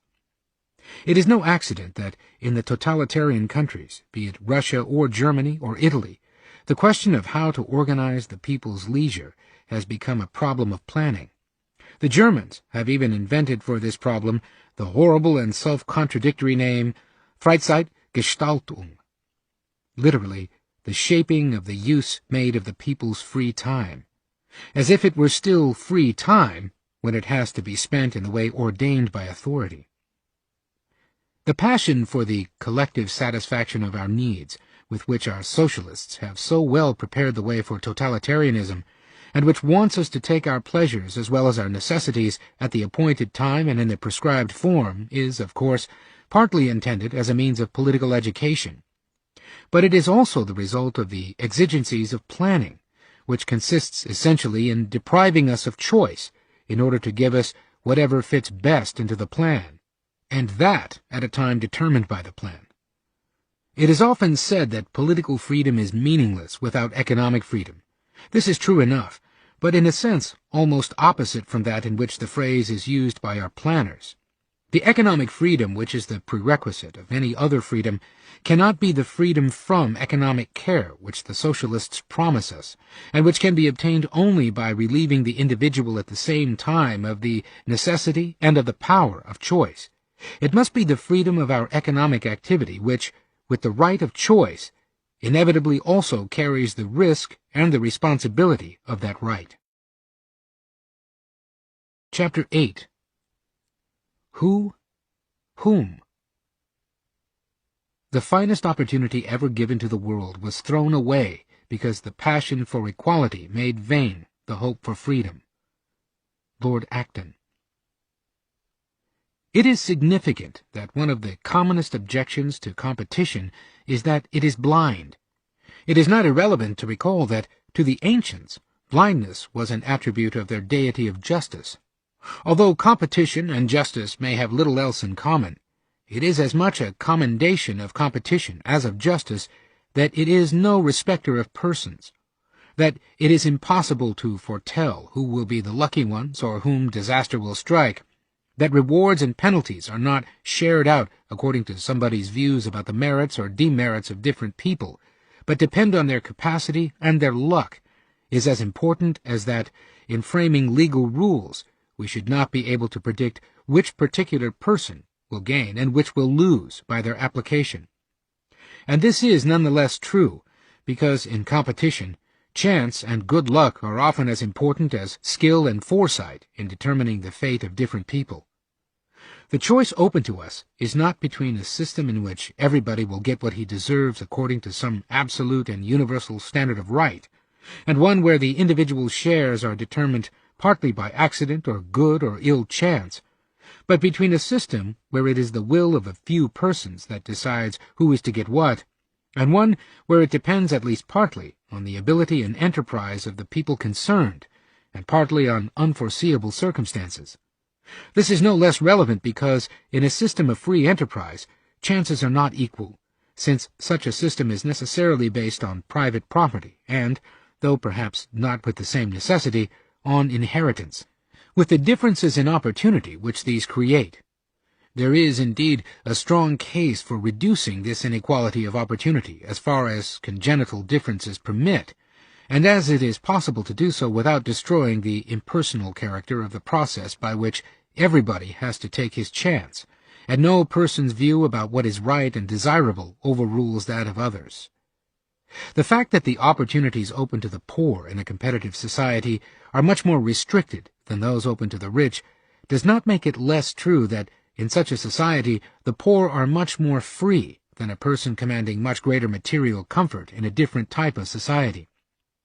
Although under competition, the probability that a man who starts poor will reach great wealth is much smaller than is true of the man who has inherited property, it is not only possible for the former, but the competitive system is the only one where it depends solely on him and not on the favors of the mighty, and where nobody can prevent a man from attempting to achieve this result.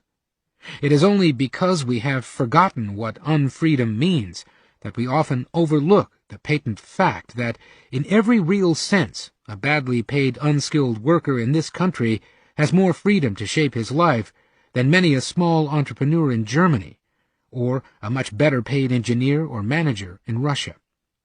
Whether it is a question of changing his job or the place where he lives, of professing certain views, or of spending his leisure in a particular manner, although sometimes the price he may have to pay for following his inclinations may be high, and to many appear too high, there are no absolute impediments, no dangers to bodily security and freedom, that confine him by brute force to the task and the environment to which a superior has assigned him.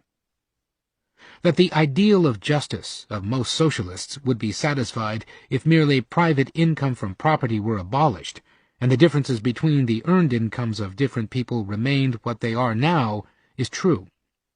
It is probable that we habitually overestimate the extent to which inequality of incomes is mainly caused by income derived from property, and therefore the extent to which the major inequalities would be abolished by abolishing income from property. What little information we have about the distribution of incomes in Soviet Russia does not suggest that the inequalities are substantially smaller there than in a capitalist society. Max Eastman, The End of Socialism in Russia, 1937, pages 30 to 34, gives some information from official Russian sources which suggests that the difference between the highest and the lowest salaries paid in Russia is of the same order of magnitude, about 50 to 1, as in the United States, and Leon Trotsky, according to an article quoted by James Burnham, The Managerial Revolution, 1941, page 43, estimated as late as 1939 that the upper 11 or 12% of the Soviet population now receives approximately 50% of the national income. This differentiation is sharper than in the United States, where the upper 10% of the population receives approximately 35% of the national income. What these people forget is that, in transferring all property and the means of production to the state, they put the state in a position whereby its action must in effect decide all other incomes. The power thus given to the state, and the demand that the state should use it to plan, means nothing else than that it should use it in full awareness of all these effects. To believe that the power which is thus conferred on the state is merely transferred to it from others is erroneous. It is a power which is newly created, and which, in a competitive society, nobody possesses. So long as property is divided among many owners, none of them acting independently has exclusive power to determine the income and position of particular people. Nobody is tied to any one property owner, except by the fact that he may offer better terms than anybody else. What our generation has forgotten is that the system of private property is the most important guarantee of freedom, not only for those who own property, but scarcely less for those who do not. It is only because the control of the means of production is divided among many people acting independently that nobody has complete power over us, that we as individuals can decide what to do with ourselves. If all the means of production were vested in a single hand, whether it be nominally that of society as a whole or that of a dictator, whoever exercises this control has complete power over us. Who can seriously doubt that a member of a small racial or religious minority will be freer with no property, so long as fellow members of his community have property and are therefore able to employ him, than he would be if private property were abolished and he became owner of a nominal share in the communal property? Or that the power which a multiple millionaire, who may be my neighbor and perhaps my employer, has over me is very much less than that which the smallest fonctionnaire possesses who wields the coercive power of the state, and on whose discretion it depends whether and how I am to be allowed to live or to work. And who will deny that a world in which the wealthy are powerful is still a better world than one in which only the already powerful can acquire wealth? It is pathetic, yet at the same time encouraging, to find as prominent an old communist as Max Eastman rediscovering this truth. It seems obvious to me now, though I have been slow, I must say, in coming to the conclusion, that the institution of private property is one of the main things that have given man that limited amount of free and equalness that Marx hoped to render infinite by abolishing this institution. Strangely enough, Marx was the first to see this. He is the one who informed us, looking backwards, that the evolution of private capitalism, with its free market, had been a precondition for the evolution of all our democratic freedoms. It never occurred to him, looking forward, that if this was so, these other freedoms might disappear with the abolition of the free market. Max Eastman, in The Reader's Digest, July 1941, page 39. It is sometimes said, in answer to such apprehensions, that there is no reason why the planner should determine the incomes of individuals. The social and political difficulties involved in deciding the shares of different people in the national income are so obvious that even the most inveterate planner may well hesitate before he charges any authority with this task. Probably everybody who realizes what it involves would prefer to confine planning to production, to use it only to secure a rational organization of industry, leaving the distribution of incomes as far as possible to impersonal forces. Although it is impossible to direct industry without exercising some influence on distribution, and although no planner will wish to leave distribution entirely to the forces of the market, they would probably all prefer to confine themselves to seeing that this distribution conforms to certain general rules of equity and fairness, that extreme inequalities are avoided, and that the relation between the remuneration of the major classes is just, without undertaking the responsibility for the position of particular people within their class, or for the gradations and differentiations between smaller groups and individuals. We have already seen that the close interdependence of all economic phenomena makes it difficult to stop planning just where we wish, and that, once the free working of the market is impeded beyond a certain degree, the planner will be forced to extend his controls until they become all-comprehensive. These economic considerations, which explain why it is impossible to stop deliberate control just where we should wish, are strongly reinforced by certain social or political tendencies, whose strength makes itself increasingly felt as planning extends. Once it becomes increasingly true, and is generally recognized, that the position of the individual is determined not by impersonal forces, not as a result of the competitive effort of many, but by the deliberate decision of authority, the attitude of the people toward their position in the social order necessarily changes. There will always exist inequalities, which will appear unjust to those who suffer from them, disappointments, which will appear unmerited, and strokes of misfortune, which those hit have not deserved. But when these things occur in a society which is consciously directed, the way in which people will react will be very different from what it is when they are nobody's conscious choice. Inequality is undoubtedly more readily born. It affects the dignity of the person much less if it is determined by impersonal forces than when it is due to design. In a competitive society, it is no slight to a person, no offense to his dignity, to be told by any particular firm that it has no need for his services, or that it cannot offer him a better job. It is true that in periods of prolonged mass unemployment, the effect on many may be very similar. But there are other and better methods to prevent that scourge than central direction.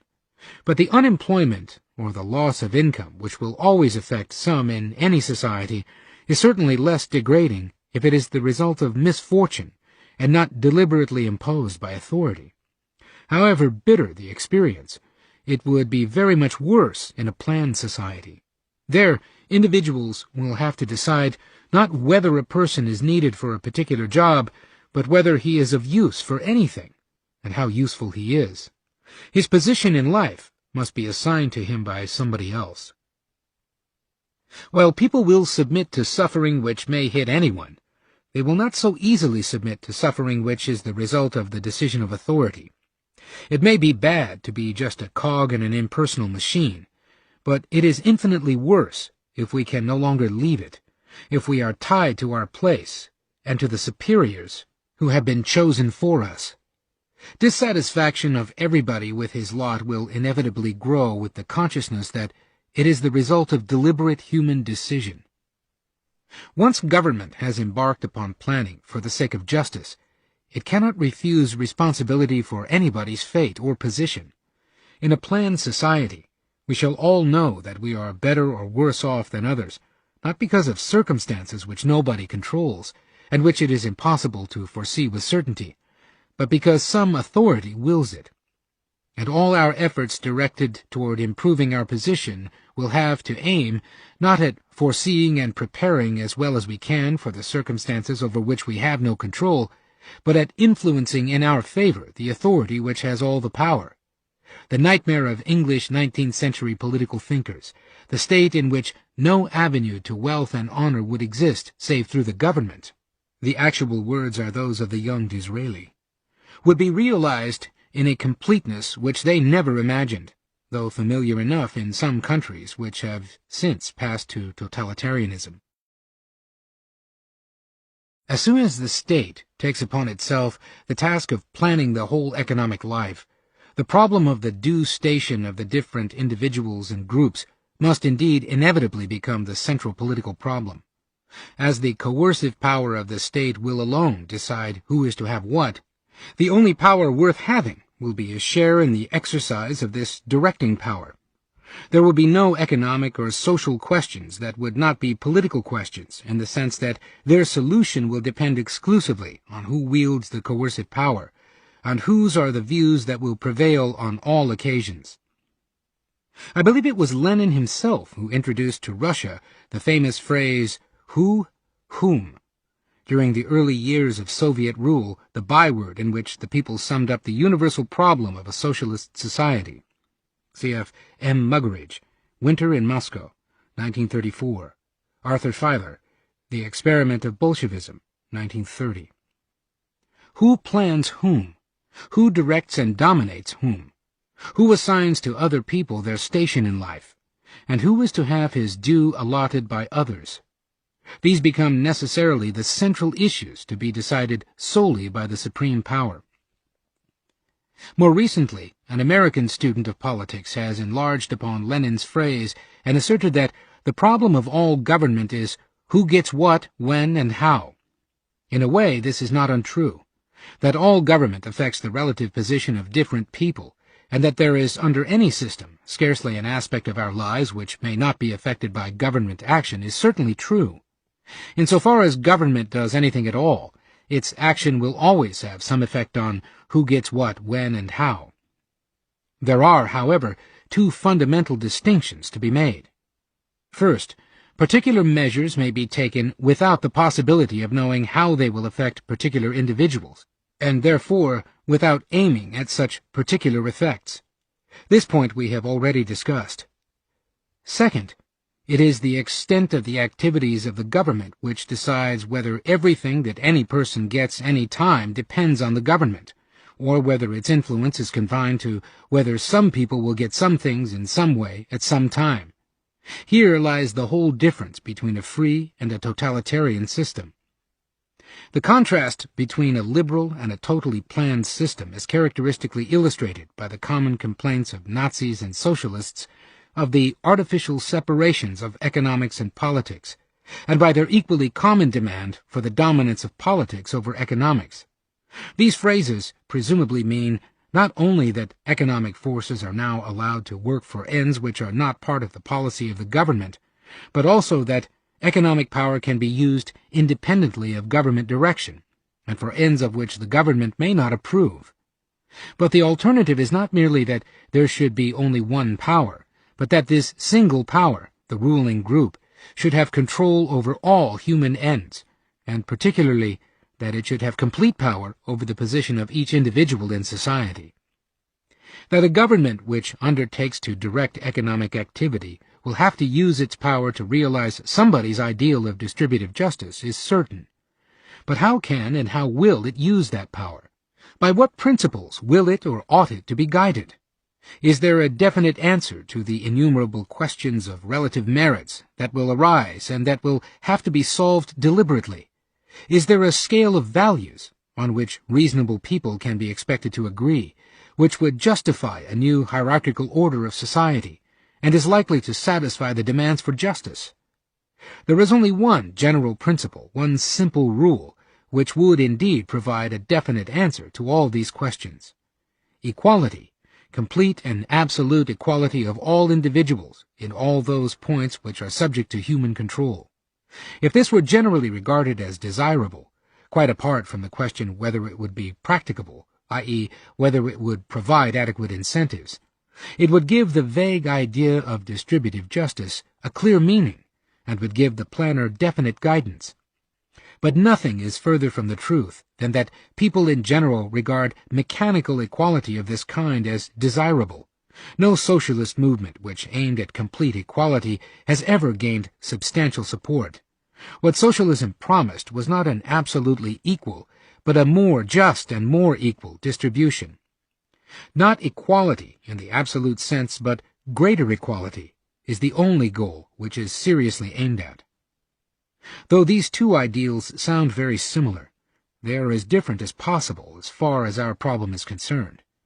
While absolute equality would clearly determine the planner's task, the desire for greater equality is merely negative, no more than an expression of dislike of the present state of affairs, and so long as we are not prepared to say that every move in the direction toward complete equality is desirable, it answers scarcely any of the questions the planner will have to decide.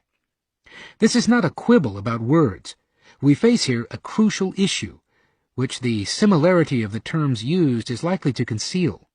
While agreement on complete equality would answer all the problems of merit the planner must answer, the formula of the approach to greater equality answers practically none. Its content is hardly more definite than the phrases common good or social welfare. It does not free us from the necessity of deciding in every particular instance between the merits of particular individuals or groups, and it gives us no help in that decision. All it tells us, in effect, is to take from the rich as much as we can.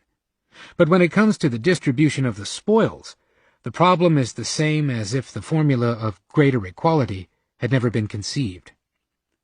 Most people find it difficult to admit that we do not possess moral standards which would enable us to settle these questions, if not perfectly, at least to greater general satisfaction than is done by the competitive system. Have we not all some idea of what is a just price or a fair wage? Can we not rely on the strong sense of fairness of the people? And even if we do not now agree fully on what is just or fair in a particular case, would popular ideas not soon consolidate into more definite standards if people were given an opportunity to see their ideals realized? Unfortunately, there is little ground for such hopes. What standards we have are derived from the competitive regime we have known and would necessarily disappear soon after the disappearance of competition. What we mean by a just price or a fair wage is either the customary price or wage, the return which past experience has made people expect, or the price or wage that would exist if there were no monopolistic exploitation. The only important exception to this used to be the claim of the workers to the full produce of their labor, to which so much of socialist doctrine traces back. But there are few socialists today who believe that in a socialist society the output of each industry would be entirely shared by the workers of that industry, for this would mean that workers in industries using a great deal of capital would have a much larger income than those in industries using little capital, which most socialists would regard as very unjust. And it is now fairly generally agreed that this particular claim was based on an erroneous interpretation of the facts. But once the claim of the individual worker to the whole of his product is disallowed, and the whole of the return from capital is to be divided among all workers, the problem of how to divide it raises the same basic issue. What the just price of a particular commodity or the fair remuneration for a particular service is might conceivably be determined objectively, if the quantities needed were independently fixed. If these were given irrespective of cost, the planner might try to find what price or wage is necessary to bring forth this supply. But the planner must also decide how much is to be produced of each kind of goods, and, in so doing, he determines what will be the just price or fair wage to pay. If the planner decides that fewer architects or watchmakers are wanted, and that the need can be met by those who are willing to stay in the trade at a lower remuneration, the fair wage will be lower. In deciding the relative importance of the different ends, the planner also decides the relative importance of the different groups and persons. As he is not supposed to treat the people merely as a means, he must take account of these effects and consciously balance the importance of the different ends against the effects of his decision. This means, however, that he will necessarily exercise direct control over the conditions of the different people. This applies to the relative position of individuals no less than to that of the different occupational groups. We are, in general, far too likely to think of incomes within a given trade or profession as more or less uniform. But the differences between the incomes not only of the most and the least successful doctor or architect, writer or movie actor, boxer or jockey, but also of the more and the less successful plumber or market gardener, grocer or tailor, are as great as those between the propertied and the propertyless classes. And although, no doubt, there would be some attempt at standardization by creating categories, the necessity of discrimination between individuals would remain the same, whether it were exercised by fixing their individual incomes or by allocating them to particular categories. We need say no more about the likelihood of men in a free society submitting to such control, or about their remaining free if they submitted. On the whole question, what John Stuart Mill wrote nearly 100 years ago remains equally true today. A fixed rule, like that of equality, might be acquiesced in, and so might chance, or an external necessity, but that a handful of human beings should weigh everybody in the balance, and give more to one and less to another at their sole pleasure and judgment, would not be borne unless from persons believed to be more than men, and backed by supernatural terrors. Principles of Political Economy, Book 1, Chapter 2, Paragraph 4. These difficulties need not lead to open clashes, so long as socialism is merely the aspiration of a limited and fairly homogeneous group. They come to the surface only when a socialist policy is actually attempted, with the support of the many different groups which together compose the majority of a people. Then it soon becomes the one burning question, which of the different sets of ideals shall be imposed upon all, by making the whole resources of the country serve it. It is because successful planning requires the creation of a common view on the essential values that the restriction of our freedom with regard to material things touches so directly on our spiritual freedom. Socialists, the cultivated parents of the barbarous offspring they have produced, traditionally hope to solve this problem by education. But what does education mean in this respect? Surely we have learned that knowledge cannot create new ethical values, that no amount of learning will lead people to hold the same views on the moral issues which a conscious ordering of all social relations raises. It is not rational conviction, but the acceptance of a creed which is required to justify a particular plan. And indeed, socialists everywhere were the first to recognize that the task they had set themselves required the general acceptance of a common Weltanschauung, of a definite set of values. It was in these efforts to produce a mass movement supported by such a single world view that the socialists first created most of the instruments of indoctrination of which Nazis and fascists have made such effective use. In Germany and Italy, the Nazis and fascists did indeed not have much to invent. The usages of the new political movements which pervaded all aspects of life had in both countries already been introduced by the socialists. The idea of a political party which embraces all activities of the individual, from the cradle to the grave, which claims to guide his views on everything, and which delights in making all problems questions of party Weltanschauung, was first put into practice by the socialists. An Austrian socialist writer, speaking of the socialist movement of his country, reports with pride that it was its characteristic feature that it created special organizations for every field of activities of workers and employees. G. Wieser, Ein Staat stirb, Österreich, 1934 to 1938, Paris, 1938, page 41. Though the Austrian socialists may have gone further in this respect than others, the situation was not very different elsewhere. It was not the fascists, but the socialists who began to collect children from the tenderest age into political organizations to make sure that they grew up as good proletarians. It was not the fascists, but the socialists who first thought of organizing sports and games, football and hiking, in party clubs where the members would not be infected by other views. It was the socialists who first insisted that the party member should distinguish himself from others by the modes of greeting and the forms of address. It was they who, by their organization of cells and devices for the permanent supervision of private life, created the prototype of the totalitarian party. Balilla and Hitlerjugend, Doppellavoro and Kraft der Freude, political uniforms and military party formations, are all little more than imitations of older socialist institutions. The political book clubs in England provide a not unimportant parallel. So long as the socialist movement in a country is closely bound up with the interests of a particular group, usually the more highly skilled industrial workers, the problem of creating a common view on the desirable status of the different members of society is comparatively simple. The movement is immediately concerned with the status of one particular group, and its aim is to raise that status relatively to other groups. The character of the problem changes, however, as in the course of the progressive advance towards socialism, it becomes more and more evident to everyone that his income and general position are determined by the coercive apparatus of the state, that he can maintain or improve his position only as a member of an organized group capable of influencing or controlling the state machine in his interest.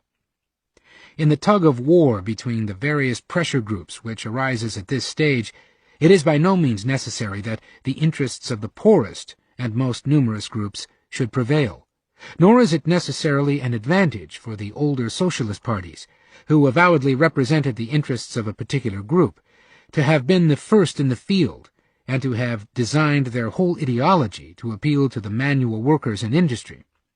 Their very success and their insistence on the acceptance of the whole creed is bound to create a powerful counter-movement, not by the capitalists, but by the very large and equally propertyless classes who find their relative status threatened by the advance of the elite of the industrial workers. Socialist theory and socialist tactics, even where they have not been dominated by Marxist dogma, have been based everywhere on the idea of a division of society into two classes with common but mutually conflicting interests, capitalists and industrial workers.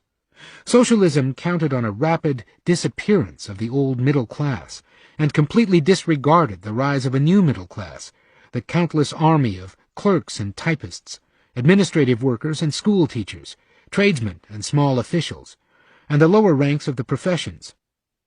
For a time, these classes often provided many of the leaders of the labor movement. But as it became increasingly clear that the position of those classes was deteriorating relatively to that of the industrial workers, the ideals which guided the latter lost much of their appeal to the others. While they were all socialists in the sense that they disliked the capitalist system and wanted a deliberate sharing out of wealth according to their ideas of justice, these ideas proved to be very different from those embodied in the practice of the older socialist parties. The means which the old socialist parties had successfully employed to secure the support of one occupational group, the raising of their relative economic position, cannot be used to secure the support of all. There are bound to arise rival socialist movements that appeal to the support of those whose relative position is worsened. There is a great deal of truth in the often heard statement that fascism and National Socialism are a sort of middle-class socialism, only that in Italy and Germany the supporters of these new movements were economically hardly a middle class any longer. It was to a large extent a revolt of a new underprivileged class against the labor aristocracy, which the industrial labor movement had created. There can be little doubt that no single economic factor has contributed more to help these movements than the envy of the unsuccessful professional man, the university-trained engineer or lawyer, and of the white-collar proletariat in general, of the engine driver or compositor or other members of the strongest trade unions, whose income was many times theirs. Nor can there be much doubt that, in terms of money income, the average member of the rank and file of the Nazi movement in its early years was poorer than the average trade unionist or member of the older Socialist Party, a circumstance which only gained poignancy from the fact that the former had often seen better days, and were frequently still living in surroundings which were the result of this past. The expression class struggle à rebours, current in Italy at the time of the rise of fascism, did point to a very important aspect of the movement. The conflict between the fascist or National Socialist and the older socialist parties must indeed very largely be regarded as the kind of conflict which is bound to arise between rival socialist factions. There was no difference between them about the question of its being the will of the state which should assign to each person his proper place in society. But there were, as there always will be, most profound differences about what are the proper places of the different classes and groups. The old socialist leaders, who had always regarded their parties as the natural spearhead of the future general movement toward socialism, found it difficult to understand that, with every extension in the use of socialist methods, the resentment of large poor classes should turn against them. But while the old socialist parties, or the organized labor in particular industries, had usually not found it unduly difficult to come to an understanding for joint action with the employers in their particular industries, very large classes were left out in the cold. To them, and not without some justification, the more prosperous sections of the labor movement seemed to belong to the exploiting rather than the exploited class.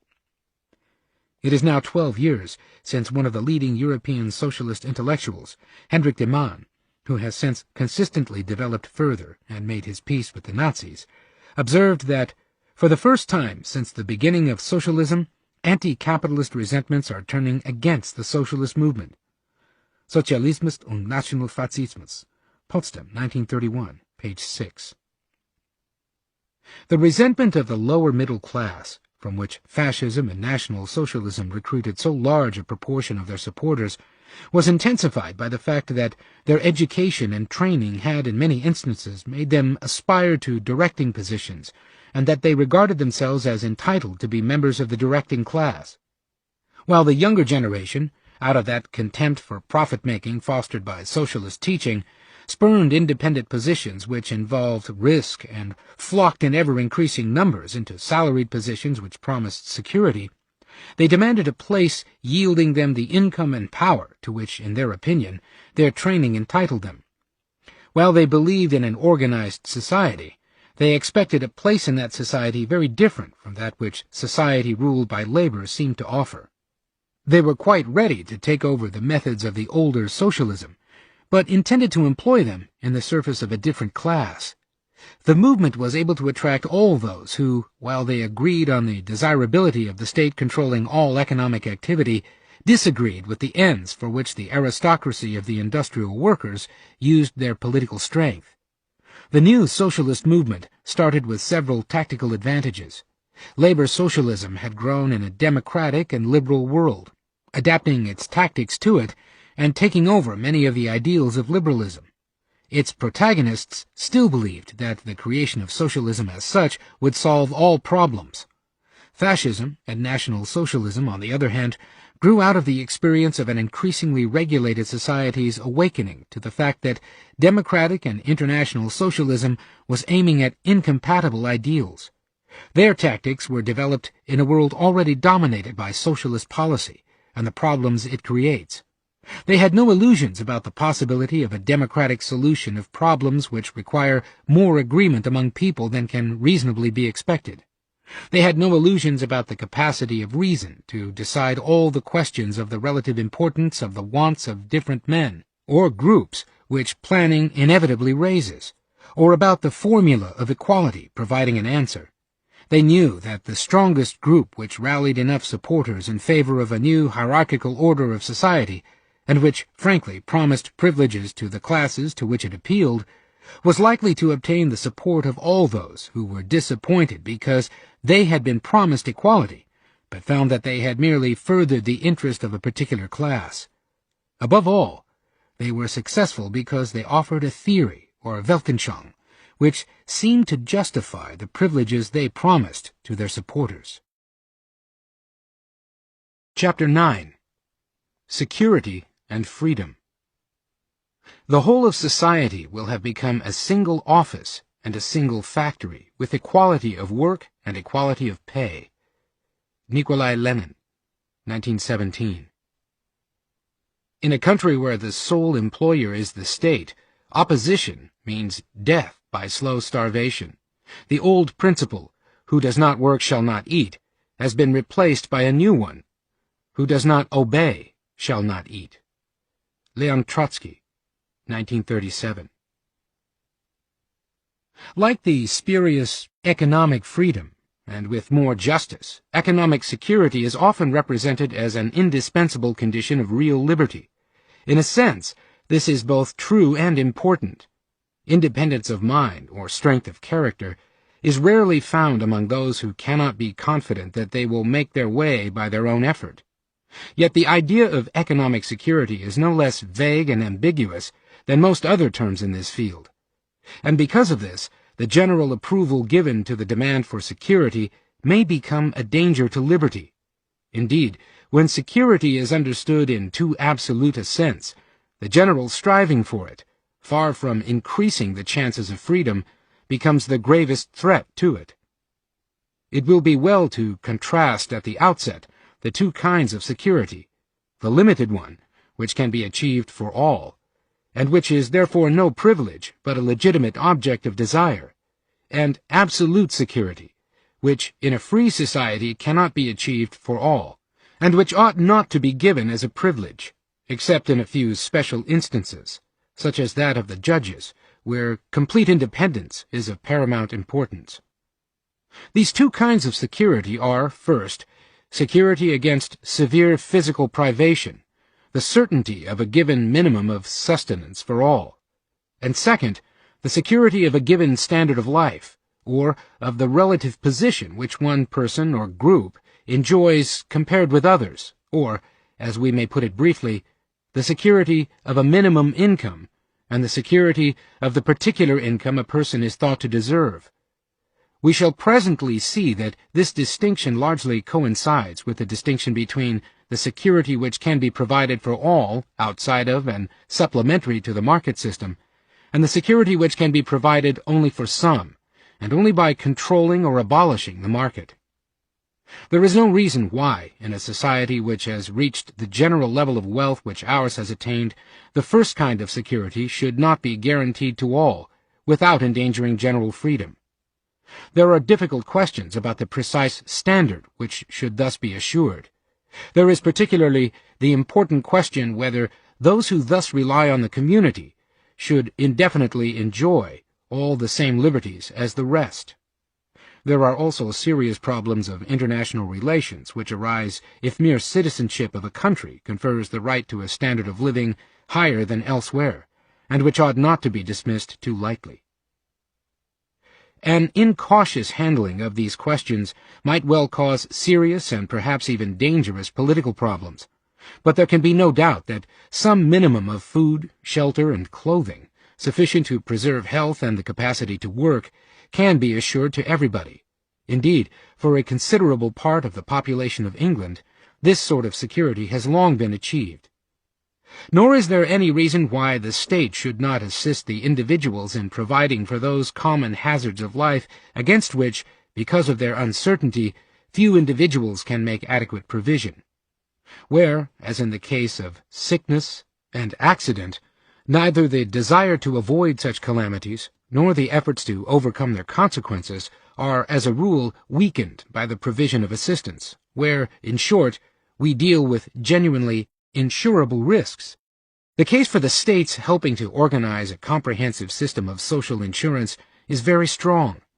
There are many points of detail where those wishing to preserve the competitive system and those wishing to supersede it by something different will disagree on the details of such schemes, and it is possible, under the name of social insurance, to introduce measures which tend to make competition more or less ineffective.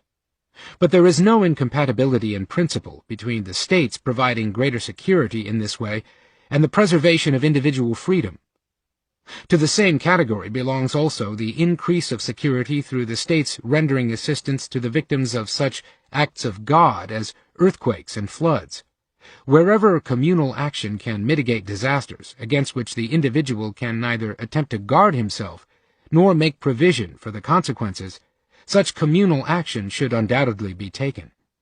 There is, finally, the supremely important problem of combating general fluctuations of economic activity and the recurrent waves of large-scale unemployment which accompany them. This is, of course, one of the gravest and most pressing problems of our time.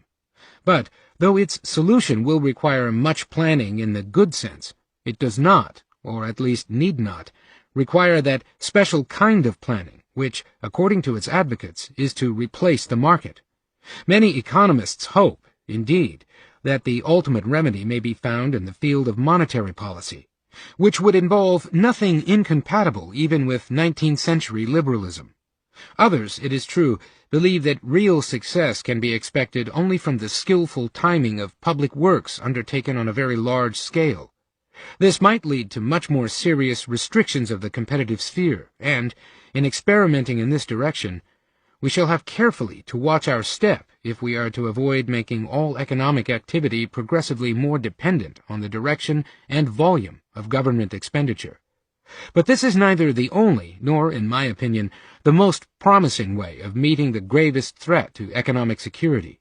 In any case, the very necessary efforts to secure protection against these fluctuations do not lead to the kind of planning which constitutes such a threat to our freedom. The planning for security which has such an insidious effect on liberty is that for security of a different kind. It is planning designed to protect individuals or groups against diminutions of their income, which, although in no way deserved, yet in a competitive society occur daily, against losses imposing severe hardships having no moral justification, yet inseparable from the competitive system. This demand for security is thus another form of the demand for a just remuneration, a remuneration commensurate with the subjective merits and not with the objective results of a man's efforts. This kind of security or justice seems irreconcilable with freedom to choose one's employment. In any system which, for the distribution of men between the different trades and occupations, relies on their own choice, it is necessary that the remuneration in these trades should correspond to their usefulness to the other members of society, even if this should stand in no relation to subjective merit. Although the results achieved will often be commensurate with efforts and intentions, this cannot always be true in any form of society.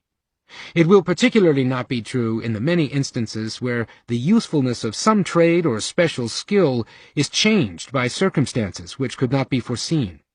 We all know the tragic plight of the highly trained man whose hard-learned skill has suddenly lost its value because of some invention which greatly benefits the rest of society.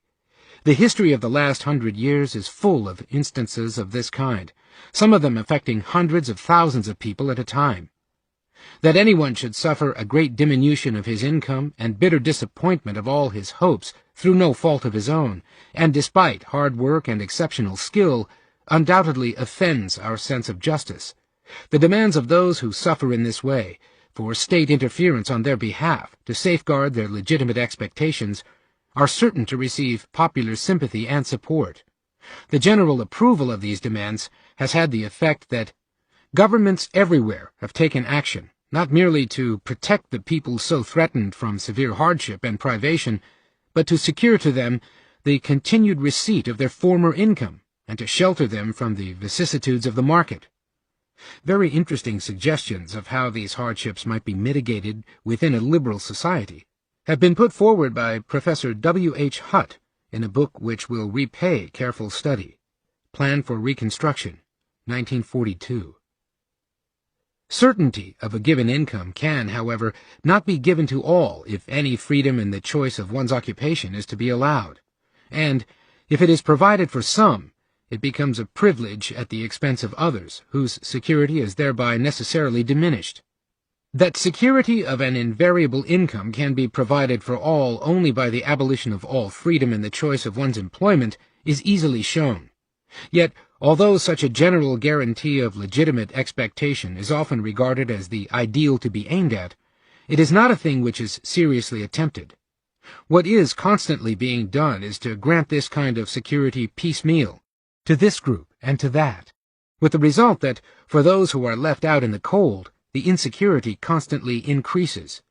No wonder that, in consequence, the value attached to the privilege of security constantly increases. The demand for it becomes more and more urgent, until, in the end, no price, not even that of liberty, appears too high. If those whose usefulness is reduced by circumstances which they could neither foresee nor control were to be protected against undeserved loss, and those whose usefulness has been increased in the same way were prevented from making an unmerited gain, remuneration would soon cease to have any relation to actual usefulness. It would depend on the views held by some authority about what a person ought to have done, what he ought to have foreseen, and how good or bad his intentions were.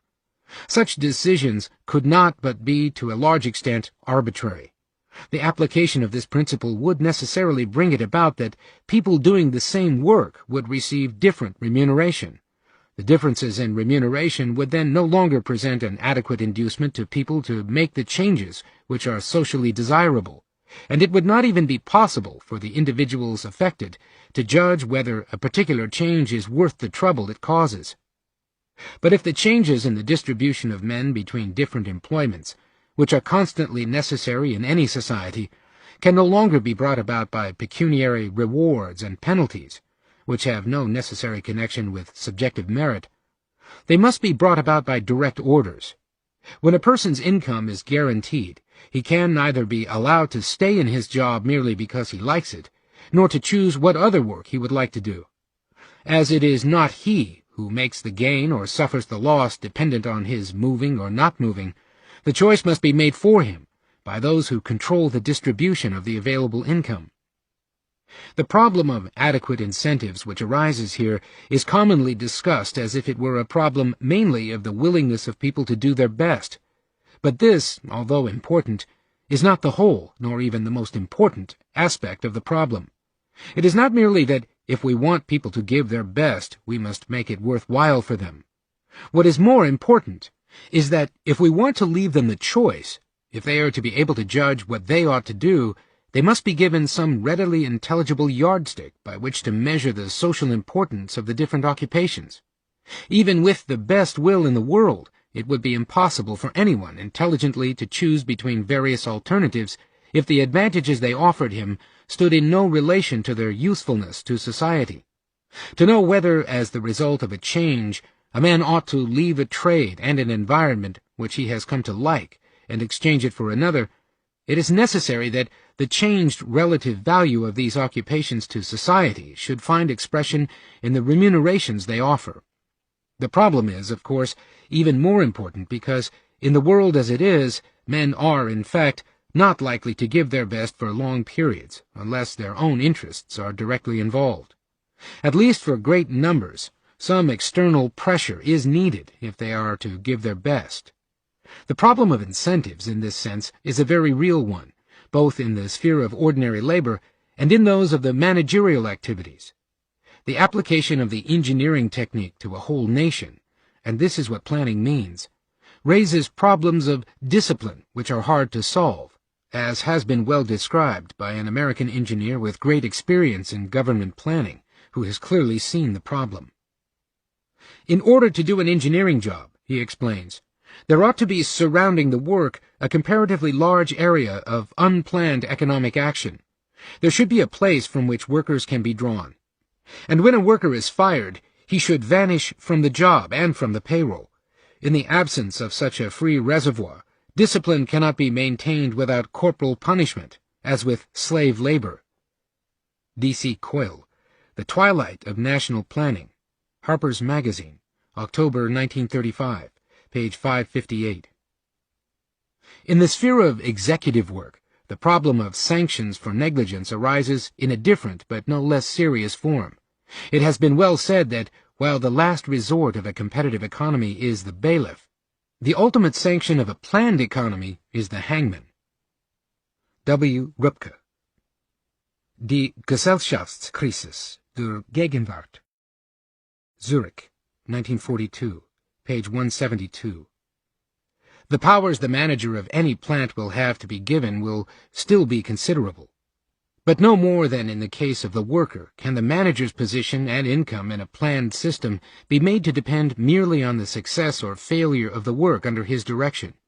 As neither the risk nor the gain is his, it cannot be his personal judgment, but whether he does what he ought to have done, according to some established rule, which must decide.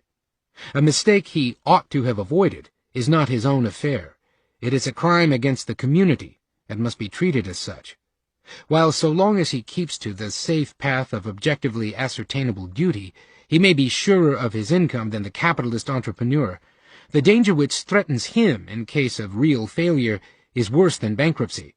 He may be economically secure so long as he satisfies his superiors, but this security is bought at the price of the safety of freedom and life. The conflict with which we have had to deal is, indeed, a quite fundamental one, between two irreconcilable types of social organization, which, from the most characteristic forms in which they appear, have often been described as the commercial and the military type of society.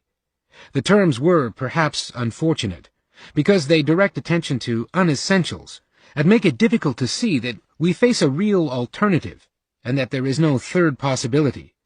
Either both the choice and the risk rest with the individual, or he is relieved of both. The army does, indeed, in many ways represent the closest approach familiar to us to the second type of organization, where work and worker alike are allotted by authority, and where, if the available means are scanty, everybody is alike put on short commons. This is the only system in which the individual can be conceded full economic security, and through the extension of which to the whole of society it can be achieved for all its members. This security is, however, inseparable from the restrictions on liberty and the hierarchical order of military life. It is the security of the barracks. It is possible, of course, to organize sections of an otherwise free society on this principle, and there is no reason why this form of life, with its necessary restrictions on individual liberty, should not be open to those who prefer it. Indeed, some voluntary labor service on military lines might well be the best form for the state to provide the certainty of an opportunity for work and a minimum income for all. That proposals of this sort have in the past proved so little acceptable is due to the fact that those who are willing to surrender their freedom for security have always demanded that if they give up their full freedom, it should also be taken from those not prepared to do so. For this claim, it is difficult to find a justification. The military type of organization as we know it gives us, however, only a very inadequate picture of what it would be like if it were extended to the whole of society. So long as only a part of society is organized on military lines, the unfreedom of the members of the military organization is mitigated by the fact that there is still a free sphere to which they can move if the restrictions become too irksome. If we want to form a picture of what society would be like if, according to the ideal which has seduced so many socialists, it was organized as a single great factory, we have to look to ancient Sparta or to contemporary Germany, which, after moving for 2 or 3 generations in this direction, has now so nearly reached it. In a society used to freedom, it is unlikely that many people would be ready deliberately to purchase security at this price. But the policies which are now followed everywhere, which hand out the privilege of security, now to this group and now to that, are nevertheless rapidly creating conditions in which the striving for security tends to become stronger than the love of freedom. The reason for this is that, with every grant of complete security to one group, the insecurity of the rest necessarily increases. If you guarantee to some a fixed part of a variable cake, the share left to the rest is bound to fluctuate proportionally more than the size of the whole. And the essential element of security which the competitive system offers, the great variety of opportunities, is more and more reduced. Within the market system, security can be granted to particular groups only by the kind of planning known as restrictionism, which includes, however, almost all the planning which is actually practiced. Control, i.e., limitation of output so that prices will secure an adequate return, is the only way in which, in a market economy, producers can be guaranteed a certain income. But this necessarily involves a reduction of opportunities open to others. If the producer, be he entrepreneur or worker, is to be protected against underbidding by outsiders, it means that others who are worse off are precluded from sharing in the relatively greater prosperity of the controlled industries. Every restriction on the freedom of entry into a trade reduces the security of all those outside it. And, as the number of those whose income is secured in this manner increases, the field of alternative opportunities which are open to anyone who suffers a loss of income is restricted. And for those unfavorably affected by any change, the chance of avoiding a fatal diminution of their income is correspondingly diminished. And if, as has become increasingly true, in each trade in which conditions improve, the members are allowed to exclude others in order to secure to themselves the full gain in the form of higher wages or profits, those in the trades where demand has fallen have nowhere to go, and every change becomes the cause of large unemployment. There can be little doubt that it is largely a consequence of the striving for security by these means in the last decades that unemployment, and thus insecurity, for large sections of the population has so much increased. In England and America, such restrictions, especially those affecting the intermediate strata of society, have assumed important dimensions only in comparatively recent times, and we have scarcely yet realized their full consequences. The utter hopelessness of the position of those who, in a society which has thus grown rigid, are left outside the range of sheltered occupation, and the magnitude of the gulf which separates them from the fortunate possessors of jobs for whom protection against competition has made it unnecessary to budge ever so little to make room for those without, can be appreciated only by those who have experienced it. It is not a question of the fortunate ones giving up their places, but merely that they should share in the common misfortune by some reduction of their incomes. or frequently even merely by some sacrifice of their prospects of improvement. The protection of their standard of life, of the fair price, or the professional income to which they regard themselves as entitled, and in the protection of which they receive the support of the state, precludes this. In consequence, instead of prices, wages, and individual incomes, it is now employment and production which have become subject to violent fluctuations. There has never been a worse and more cruel exploitation of one class by another than that of the weaker or less fortunate members of a group of producers by the well-established, which has been made possible by the regulation of competition. Few catchwords have done so much harm as the ideal of a stabilization of particular prices or wages, which, while securing the income of some, makes the position of the rest more and more precarious.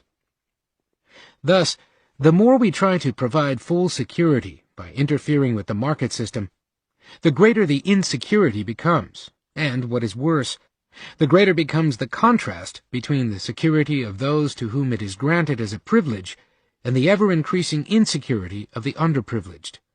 And the more security becomes a privilege, and the greater the danger to those excluded from it, the higher will security be prized. As the number of the privileged increases, and the difference between their security and the insecurity of the others increases, a completely new set of social values gradually arises. It is no longer independence, but security, which gives rank and status, the certain right to a pension, more than confidence in his making good, which makes a young man eligible for marriage, while insecurity becomes the dreaded state of the pariah, in which those who in their youth have been refused admission to the haven of a salaried position remain for life. The general endeavor to achieve security by restrictive measures, tolerated or supported by the state, has, in the course of time, produced a progressive transformation of society, a transformation in which, as in so many other ways, Germany has led, and the other countries have followed. This development has been hastened by another effect of socialist teaching, the deliberate disparagement of all activities involving economic risk, and the moral opprobrium cast on the gains which make risks worth taking, but which only few can win. We cannot blame our young men when they prefer the safe, salaried position to the risk of enterprise, after they have heard from their earliest youth the former described as the superior, more unselfish and disinterested occupation. The younger generation of today has grown up in a world in which, in school and press, the spirit of commercial enterprise has been represented as disreputable, and the making of profit as immoral, where to employ 100 people is represented as exploitation, but to command the same number as honorable. Older people may regard this as an exaggeration of the present state of affairs, but the daily experience of the university teacher leaves little doubt that, as a result of anti-capitalist propaganda, values have already altered far in advance of the change in institutions which has so far taken place. The question is whether, by changing our institutions to satisfy the new demands, we shall not unwittingly destroy values which we still rate higher.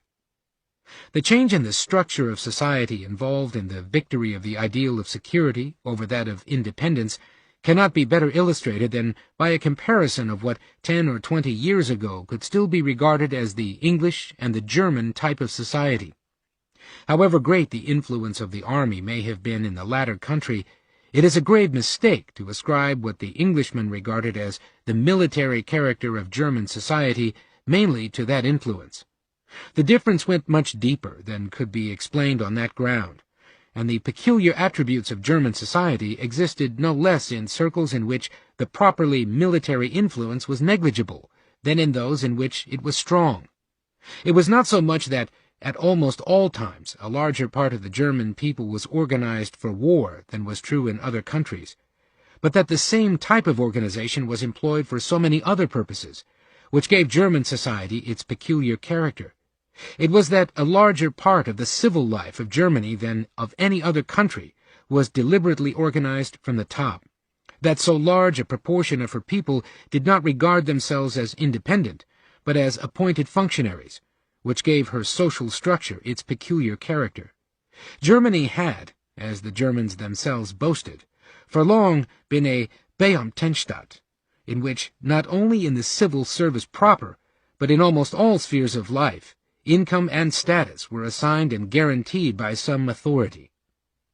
While it is doubtful whether the spirit of freedom can anywhere be extirpated by force, it is not certain that any people would successfully withstand the process by which it was slowly smothered in Germany, where distinction and rank are achieved almost exclusively by becoming a salaried servant of the state, where to do one's assigned duty is regarded as more laudable than to choose one's own field of usefulness, where all pursuits that do not give a recognized place in the official hierarchy or a claim to a fixed income are regarded as inferior and even somewhat disreputable, it is too much to expect that many will long prefer freedom to security. And where the alternative to security in a dependent position is a most precarious position, in which one is despised alike for success and for failure, only few will resist the temptation of safety at the price of freedom. Once things have gone so far, liberty indeed becomes almost a mockery, since it can be purchased only by the sacrifice of most of the good things of this earth. In this state, it is little surprising that more and more people should come to feel that without economic security, liberty is not worth having, and that they are willing to sacrifice their liberty for security. But it is disquieting to find Professor Harold Lasky employing the very same argument which has perhaps done more than any other to induce the German people to sacrifice their liberty. H. J. Lasky, Liberty in the Modern State, Pelican edition, 1937, page 51. Those who know the normal life of the poor, its haunting sense of impending disaster, its fitful search for beauty which perpetually eludes, will realize well enough that, without economic security, liberty is not worth having.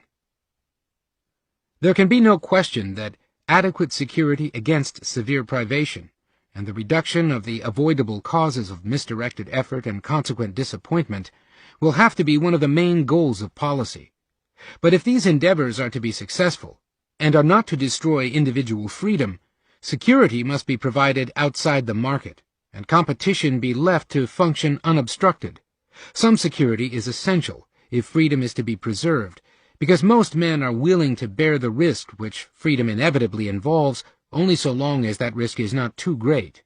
But while this is a truth of which we must never lose sight, nothing is more fatal than the present fashion among intellectual leaders of extolling security at the expense of freedom. It is essential that we should relearn frankly to face the fact that freedom can be had only at a price, and that as individuals we must be prepared to make severe material sacrifices to preserve our liberty. If we want to retain this, we must regain the conviction on which the rule of liberty in the Anglo-Saxon countries has been based, and which Benjamin Franklin expressed in a phrase applicable to us in our lives as individuals no less than as nations. Those who would give up essential liberty to purchase a little temporary safety deserve neither liberty nor safety. Chapter 10. Why the worst get on top. Power tends to corrupt, and absolute power corrupts absolutely. Lord Acton. We must now examine a belief from which many who regard the advent of totalitarianism as inevitable derive consolation, and which seriously weakens the resistance of many others who would oppose it with all their might if they fully apprehended its nature. It is the belief that the most repellent features of the totalitarian regimes are due to the historical accident that they were established by groups of blackguards and thugs. Surely, it is argued, if in Germany the creation of a totalitarian regime brought the Streichers and Killingers, the Leys and Heines, the Himmlers and Heydrichs to power, this may prove the viciousness of the German character, but not that the rise of such people is the necessary consequence of a totalitarian system. Why should it not be possible that the same sort of system, if it be necessary to achieve important ends, be run by decent people for the good of the community as a whole? We must not deceive ourselves into believing that all good people must be Democrats or will necessarily wish to have a share in the government. Many, no doubt, would rather entrust it to somebody whom they think more competent. Although this might be unwise, there is nothing bad or dishonorable in approving a dictatorship of the good, Totalitarianism, we can already hear it argued, is a powerful system alike for good and evil, and the purpose for which it will be used depends entirely on the dictators. And those who think that it is not the system which we need fear, but the danger that it might be run by bad men, might even be tempted to forestall this danger by seeing that it is established in time by good men. No doubt an American or English fascist system would greatly differ from the Italian or German models. No doubt, if the transition were effected without violence, we might expect to get a better type of leader, and if I had to live under a fascist system, I have no doubt that I would rather live under one run by Englishmen or Americans than under one run by anybody else. Yet all this does not mean that, judged on our present standards, our fascist system would, in the end, prove so very different or much less intolerable than its prototypes. There are strong reasons for believing that what to us appear the worst features of the existing totalitarian systems are not accidental byproducts, but phenomena which totalitarianism is certain, sooner or later, to produce.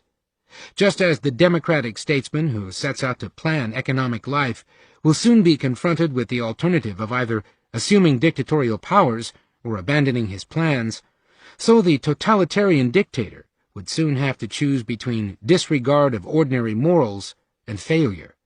It is for this reason that the unscrupulous and uninhibited are likely to be more successful in a society tending toward totalitarianism. Who does not see this has not yet grasped the full width of the gulf which separates totalitarianism from a liberal regime, the utter difference between the whole moral atmosphere under collectivism and the essentially individualist Western civilization. The moral basis of collectivism has, of course, been much debated in the past, but what concerns us here is not its moral basis, but its moral results.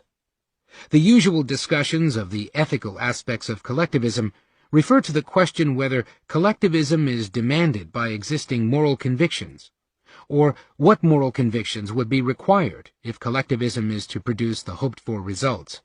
Our question, however, is what moral views will be produced by a collectivist organization of society, or what views are likely to rule it. The interaction between morals and institutions may well have the effect that the ethics produced by collectivism will be altogether different from the moral ideals that lead to the demand for collectivism. While we are likely to think that, since the desire for a collectivist system springs from high moral motives, such a system must be the breeding ground for the highest virtues, there is, in fact, no reason why any system should necessarily enhance those attitudes which serve the purpose for which it was designed. The ruling moral views will depend partly on the qualities that will lead individuals to success in a collectivist or totalitarian system, and partly on the requirements of the totalitarian machinery. We must here return for a moment to the position which precedes the suppression of democratic institutions and the creation of a totalitarian regime. In this stage, it is the general demand for quick and determined government action that is the dominating element in the situation, dissatisfaction with the slow and cumbersome course of democratic procedure which makes action for action's sake the goal. It is then the man or the party who seems strong and resolute enough to get things done who exercises the greatest appeal. Strong, in this sense, means not merely a numerical majority. It is the ineffectiveness of parliamentary majorities with which people are dissatisfied. What they will seek is somebody with such solid support as to inspire confidence that he can carry out whatever he wants. It is here that the new type of party, organized on military lines, comes in. In the Central European countries, the socialist parties had familiarized the masses with political organizations of a semi-military character designed to absorb as much as possible of the private life of the members. All that was wanted to give one group overwhelming power was to carry the same principles somewhat further, to seek strength not in the assured votes of huge numbers at occasional elections, but in the absolute and unreserved support of a smaller but more thoroughly organized body.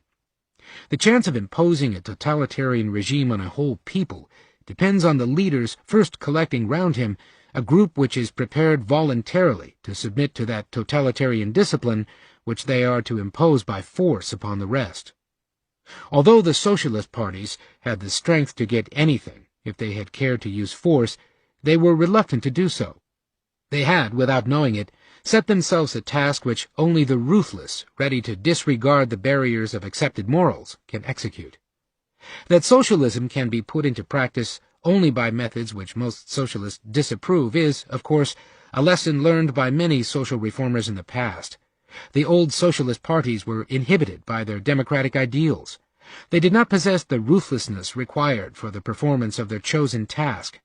It is characteristic that both in Germany and in Italy, the success of fascism was preceded by the refusal of the socialist parties to take over the responsibilities of government. They were unwilling wholeheartedly to employ the methods to which they had pointed the way. They still hoped for the miracle of a majority's agreeing on a particular plan for the organization of the whole of society. Others had already learned the lesson that, in a planned society, the question can no longer be on what do a majority of the people agree, but what the largest single group is whose members agree sufficiently to make unified direction of all affairs possible, or, if no such group large enough to enforce its views exists, how it can be created, and who will succeed in creating it. There are three main reasons why such a numerous and strong group with fairly homogeneous views is not likely to be formed by the best, but rather by the worst elements of any society. By our standards, the principles on which such a group would be selected will be almost entirely negative. In the first instance, it is probably true that, in general, the higher the education and intelligence of individuals become, the more their views and tastes are differentiated, and the less likely they are to agree on a particular hierarchy of values. It is a corollary of this that, if we wish to find a high degree of uniformity and similarity of outlook, we have to descend to the regions of lower moral and intellectual standards, where the more primitive and common instincts and tastes prevail. This does not mean that the majority of people have low moral standards. It merely means that the largest group of people whose values are very similar are the people with low standards. It is, as it were, the lowest common denominator which unites the largest number of people. If a numerous group is needed, strong enough to impose their views on the values of life, on all the rest, it will never be those with highly differentiated and developed tastes. It will be those who form the mass, in the derogatory sense of the term, the least original and independent, who will be able to put the weight of their numbers behind their particular ideals. If, however, a potential dictator had to rely entirely on those whose uncomplicated and primitive instincts happen to be very similar, their number would scarcely give sufficient weight to their endeavors. He will have to increase their numbers by converting more to the same simple creed. Here comes in the second negative principle of selection. He will be able to obtain the support of all the docile and gullible, who have no strong convictions of their own, but are prepared to accept a ready-made system of values, if it is only drummed into their ears sufficiently loudly and frequently. It will be those whose vague and imperfectly formed ideas are easily swayed, and whose passions and emotions are readily aroused, who will thus swell the ranks of the totalitarian party. It is in connection with the deliberate effort of the skillful demagogue to weld together a closely coherent and homogeneous body of supporters that the third and perhaps most important negative element of selection enters. It seems to be almost a law of human nature that it is easier for people to agree on a negative program, on the hatred of an enemy, on the envy of those better off, than on any positive task. The contrast between the we and the they, the common fight against those outside the group, seems to be an essential ingredient in any creed which will solidly knit together a group for common action. It is consequently always employed by those who seek not merely support of a policy, but the unreserved allegiance of huge masses.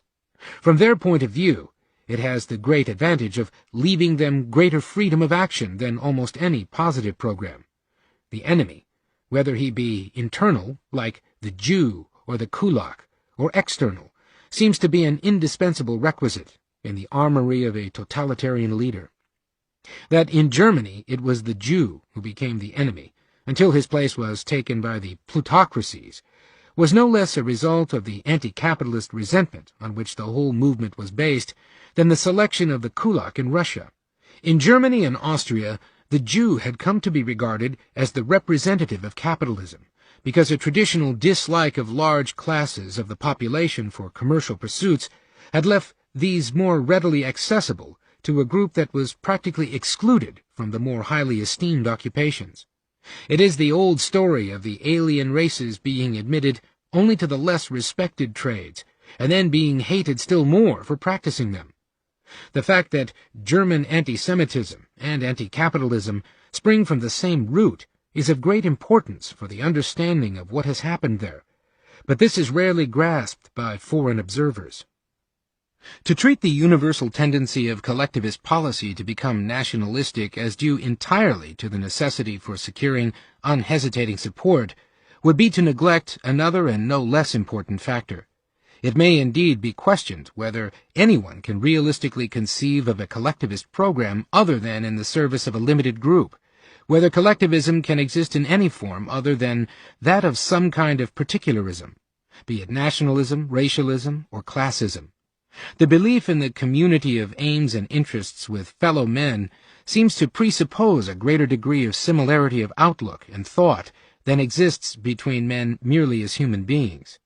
If the other members of one's group cannot all be personally known, they must at least be of the same kind as those around us, think and talk in the same way, and about the same kind of things, in order that we may identify ourselves with them. Collectivism on a world scale seems to be unthinkable, except in the service of a small ruling elite. It would certainly raise not only technical but, above all, moral problems, which none of our socialists is willing to face. If the English proletarian, for instance, is entitled to an equal share of the income now derived from his country's capital resources, and of the control of their use, because they are the result of exploitation, so on the same principle all the Indians would be entitled not only to the income from, but also to the use of, a proportional share of the British capital. But what socialists seriously contemplate the equal division of existing capital resources among the people of the world? They all regard the capital as belonging not to humanity, but to the nation. Though even within the nation, few would dare to advocate that the richer regions should be deprived of some of their capital equipment in order to help the poorer regions. What socialists proclaim as a duty toward the fellow members of the existing states, they are not prepared to grant to the foreigner. From a consistent collectivist point of view, the claims of the have-not nations for a new division of the world are entirely justified, though, if consistently applied, those who demand it most loudly would lose by it almost as much as the richest nations. They are, therefore, careful not to base their claims on any equalitarian principles, but on their pretended superior capacity to organize other peoples. One of the inherent contradictions of the collectivist philosophy is that, while basing itself on the humanistic morals which individualism has developed, it is practicable only within a relatively small group. That socialism, so long as it remains theoretical, is internationalist, while as soon as it is put into practice, whether in Russia or in Germany, it becomes violently nationalist, is one of the reasons why liberal socialism, as most people in the Western world imagine it, is purely theoretical, while the practice of socialism is everywhere totalitarian. Compare now the instructive discussion in Franz Birkenau, Socialism, National or International, 1942. Collectivism has no room for the wide humanitarianism of liberalism, but only for the narrow particularism of the totalitarian. If the community or the state are prior to the individual, if they have ends of their own, independent of and superior to those of the individuals, only those individuals who work for the same ends can be regarded as members of the community. It is a necessary consequence of this view that a person is respected only as a member of the group, that is, only if and in so far as he works for the recognized common ends, and that he derives his whole dignity only from this membership, and not merely from being man. Indeed, the very concepts of humanity, and therefore of any form of internationalism, are entirely products of the individualist view of man. and there can be no place for them in a collectivist system of thought. It is entirely in the spirit of collectivism when Nietzsche makes his Zarathustra say, "1,000 goals have existed hitherto, for 1,000 people existed. But the fetter for the 1,000 necks is still lacking. The one goal is still lacking. Humanity has no goal yet. But tell me, I pray, my brethren, if the goal be lacking to humanity, is not humanity itself lacking?" Apart from the basic fact that the community of collectivism can extend only as far as the unity of purpose of the individuals exists or can be created, several contributory factors strengthen the tendency of collectivism to become particularist and exclusive. Of these, one of the most important is that the desire of the individual to identify himself with a group is very frequently the result of a feeling of inferiority, and that, therefore, his want will be satisfied only if membership of the group confers some superiority over outsiders. Sometimes, it seems, the very fact that these violent instincts, which the individual knows he must curb within the group, can be given a free range in the collective action toward the outsider, becomes a further inducement for merging personality in that of the group. There is a profound truth expressed in the title of Reinhold Niebuhr's Moral Man and Immoral Society, however little we can follow him in the conclusions he draws from his thesis. There is, indeed, as he says elsewhere, an increasing tendency among modern men to imagine themselves ethical because they have delegated their vices to larger and larger groups. Quoted from an article of Dr. Niebuhr's by E.H. Carr, The 20 Years Crisis, 1941, page 203. To act on behalf of a group seems to free people of many of the moral restraints which control their behavior as individuals within the group. The definitely antagonistic attitude which most planners take toward internationalism is further explained by the fact that in the existing world all outside contacts of a group are obstacles to their effectively planning the sphere in which they can attempt it. It is therefore no accident that, as the editor of one of the most comprehensive collective studies on planning has discovered to his chagrin, most planners are militant nationalists. Findlay Mackenzie, editor, Planned Society, Yesterday, Today, Tomorrow, a Symposium, 1937, page XX. The nationalist and imperialist propensities of socialist planners, much more common than is generally recognized, are not always as flagrant as, for example, in the case of the Webbs and some of the other early Fabians, with whom enthusiasm for planning was characteristically combined with the veneration for the large and powerful political units and a contempt for the small state. The historian Elie Alevi, speaking of the Webbs when he first knew them 40 years ago, records that their socialism was profoundly anti-liberal. They did not hate the Tories. Indeed, they were extraordinarily lenient to them, but they had no mercy for Gladstonian liberalism. It was the time of the Boer War, and both the advanced liberals and the men who were beginning to form the Labour Party had generously sided with the Boers against British imperialism, in the name of freedom and humanity. But the two Webbs and their friend Bernard Shaw stood apart. They were ostentatiously imperialistic. The independence of small nations might mean something to the liberal individualist.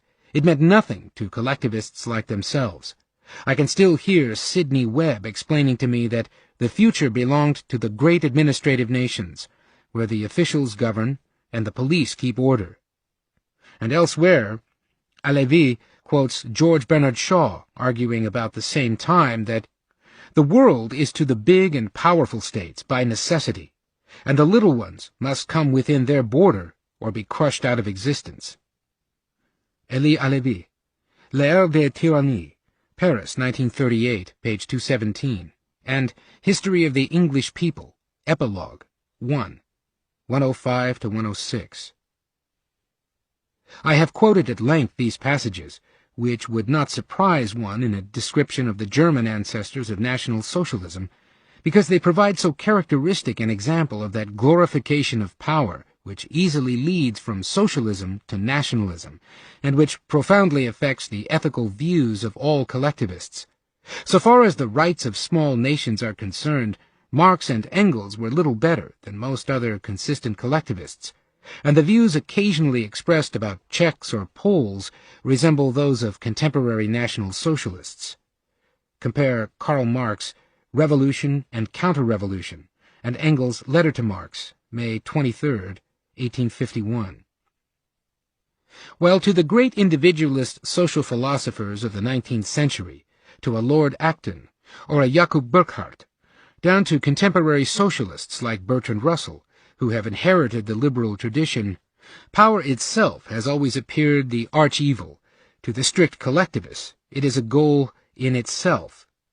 It is not only, as Russell has so well described, that the desire to organize social life according to a unitary plan itself springs largely from a desire for power. Bertrand Russell, The Scientific Outlook, 1931, page 211. It is even more the outcome of the fact that, in order to achieve their end, collectivists must create power over men wielded by other men, of a magnitude never before known, and that their success will depend on the extent to which they achieve such power. This remains true even though many liberal socialists are guided in their endeavors by the tragic illusion that by depriving private individuals of the power they possess in an individualist system, and by transferring this power to society, they can thereby extinguish power. What all those who argue in this manner overlook is that, by concentrating power so that it can be used in the service of a single plan, it is not merely transferred, but infinitely heightened. That by uniting in the hands of some single body, power formerly exercised independently by many, an amount of power is created infinitely greater than any that existed before, so much more far-reaching as almost to be different in kind. It is entirely fallacious when it is sometimes argued that the great power exercised by a central planning board would be no greater than the power collectively exercised by private boards of directors. B. E. Lippincott, in his introduction to Oscar Lange and F. M. Taylor on the Economic Theory of Socialism, Minneapolis, 1938, page 35. There is, in a competitive society, nobody who can exercise even a fraction of the power which a socialist planning board would possess, and if nobody can consciously use the power, it is just an abuse of words to assert that it rests with all the capitalists put together. We must not allow ourselves to be deceived by the fact that the word power, apart from the sense in which it is used with respect to human beings, is also used in an impersonal, or rather anthropomorphic, sense for any determining cause. Of course, there will always be something that determines everything that happens, and in this sense the amount of power existing must always be the same. But this is not true of the power consciously wielded by human beings. It is merely a play upon words to speak of the power collectively exercised by private boards of directors, so long as they do not combine to concerted action, which would, of course, mean the end of competition and the creation of a planned economy. To split or decentralize power is necessarily to reduce the absolute amount of power, and the competitive system is the only system designed to minimize by decentralization the power exercised by man over man. We have seen before how the separation of economic and political aims is an essential guarantee of individual freedom, and how it is consequently attacked by all collectivists. To this we must now add that the substitution of political for economic power, now so often demanded, means necessarily the substitution of power from which there is no escape for a power which is always limited. What is called economic power, while it can be an instrument of coercion, is, in the hands of private individuals, never exclusive or complete power, never power over the whole life of a person. But centralized as an instrument of political power, it creates a degree of dependence scarcely distinguishable from slavery. From the two central features of every collectivist system, the need for a commonly accepted system of ends of the group, and the all-overriding desire to give to the group the maximum of power to achieve these ends, grows a definite system of morals, which, on some points, coincides, and on others violently contrasts, with ours, but differs from it in one point which makes it doubtful whether we can call it morals, that it does not leave the individual conscience free to apply its own rules, and does not even know any general rules which the individual is required or allowed to observe in all circumstances. This makes collectivist morals so different from what we have known as morals that we find it difficult to discover any principle in them, which they nevertheless possess. The difference of principle is very much the same as that which we have already considered in connection with the rule of law. Like formal law, the rules of individualist ethics, however unprecise they may be in many respects, are general and absolute. They prescribe or prohibit a general type of action irrespective of whether, in the particular instance, the ultimate purpose is good or bad. To cheat or steal, to torture or betray a confidence, is held to be bad, irrespective of whether or not, in the particular instance, any harm follows from it. Neither the fact that in a given instance nobody may be the worse for it, nor any high purpose for which such an act may have been committed, can alter the fact that it is bad. Though we may sometimes be forced to choose between different evils, they remain evils. The principle that the end justifies the means is, in individualist ethics, regarded as the denial of all morals.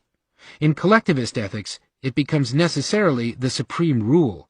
There is literally nothing which the consistent collectivist must not be prepared to do if it serves the good of the whole, because the good of the whole is to him the only criterion of what ought to be done. The raison d'etre in which collectivist ethics has found its most explicit formulation knows no other limit than that set by expediency, the suitability of the particular act for the end in view. And what the raison d'etre affirms with respect to the relations between different countries applies equally to the relations between different individuals within the collectivist state. There can be no limit to what its citizen must be prepared to do, no act which his conscience must prevent him from committing, if it is necessary for an end which the community has set itself, or which his superiors order him to achieve. The absence of absolute formal rules in collectivist ethics does not, of course, mean that there are not some useful habits of the individuals which a collectivist community will encourage, and others which it will discourage. Quite the reverse. It will take a much greater interest in the individual's habits of life than an individualist community. To be a useful member of a collectivist society requires very definite qualities which must be strengthened by constant practice. The reason why we designate these qualities as useful habits, and can hardly describe them as moral virtues, is that the individual could never be allowed to put these rules above any definite orders, or to let them become an obstacle to the achievement of any of the particular aims of his community. They only serve, as it were, to fill any gaps which direct orders or the designation of particular aims may leave, but they can never justify a conflict with the will of the authority.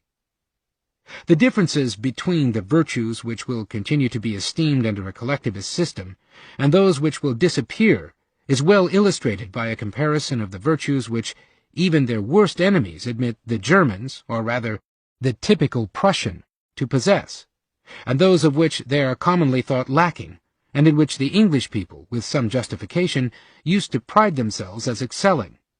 Few people will deny that the Germans on the whole are industrious and disciplined, thorough and energetic, to the degree of ruthlessness, conscientious and single-minded in any tasks they undertake, that they possess a strong sense of order, duty, and strict obedience to authority, and that they often show great readiness to make personal sacrifices and great courage in physical danger.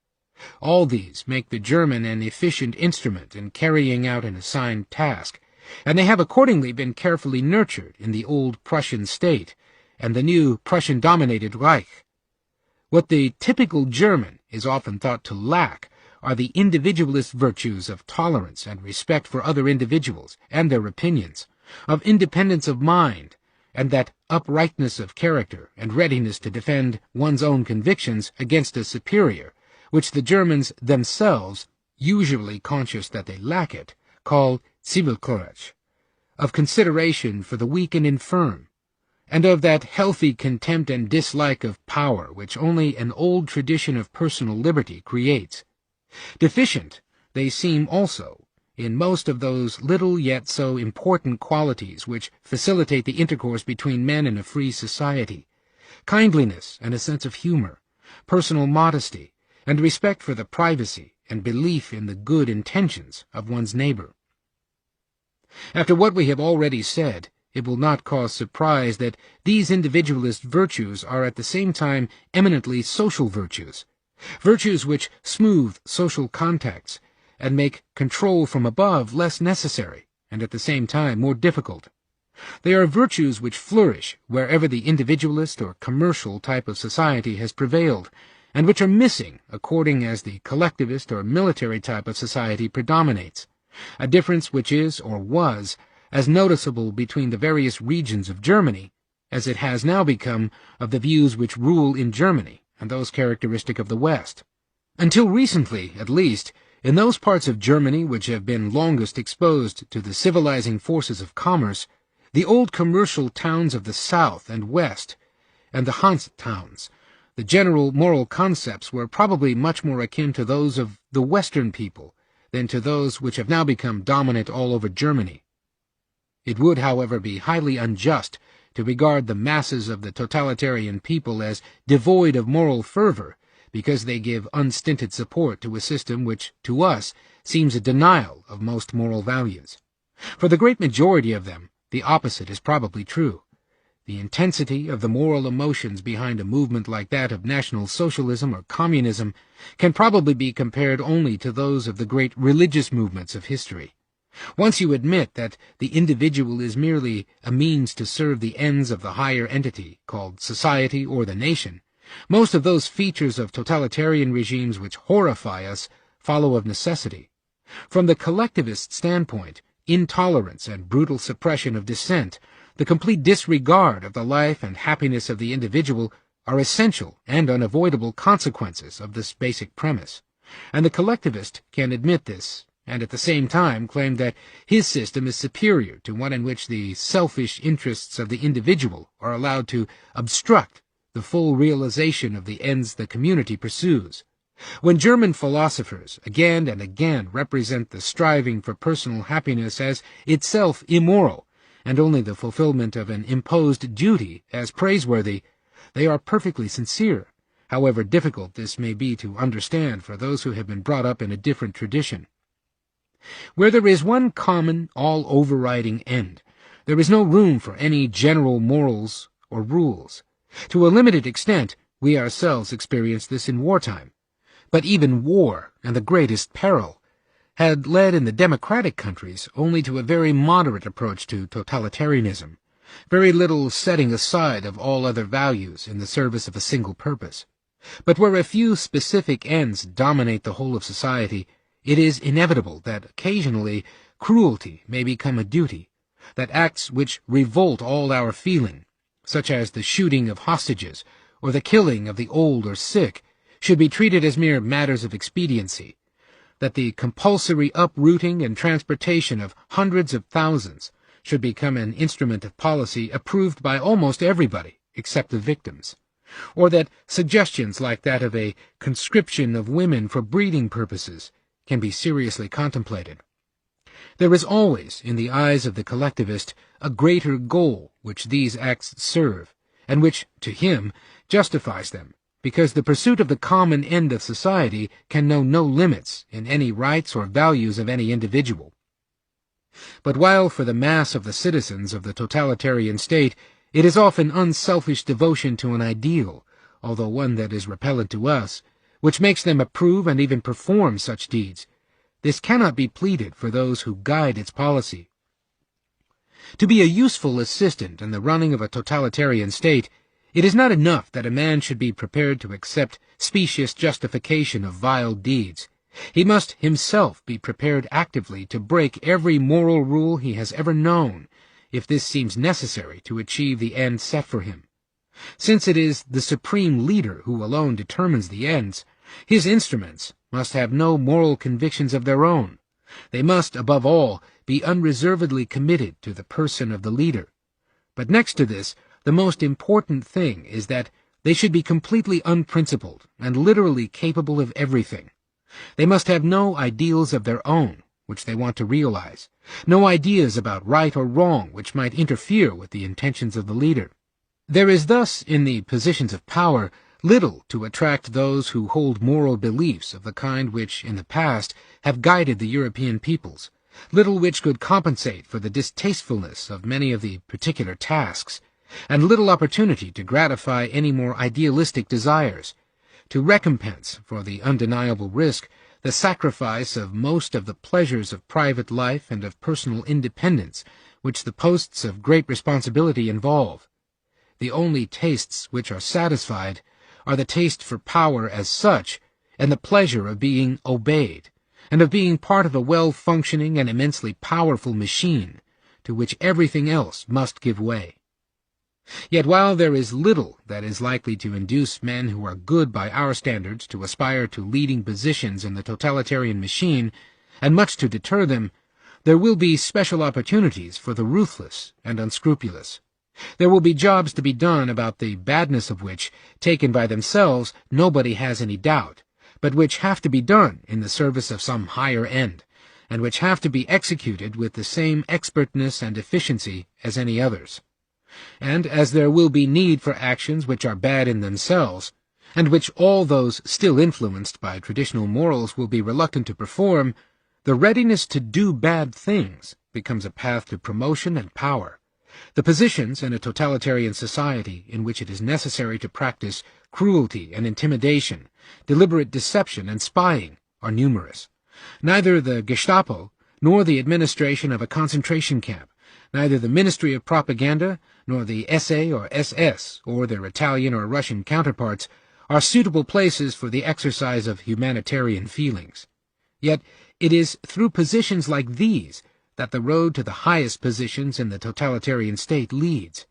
It is only too true when a distinguished American economist concludes, from a similar brief enumeration of the duties of the authorities of a collectivist state, that they would have to do these things whether they wanted to or not, and the probability of the people in power being individuals who would dislike the possession and exercise of power is on a level with the probability that an extremely tender-hearted person would get the job of whipping master in a slave plantation.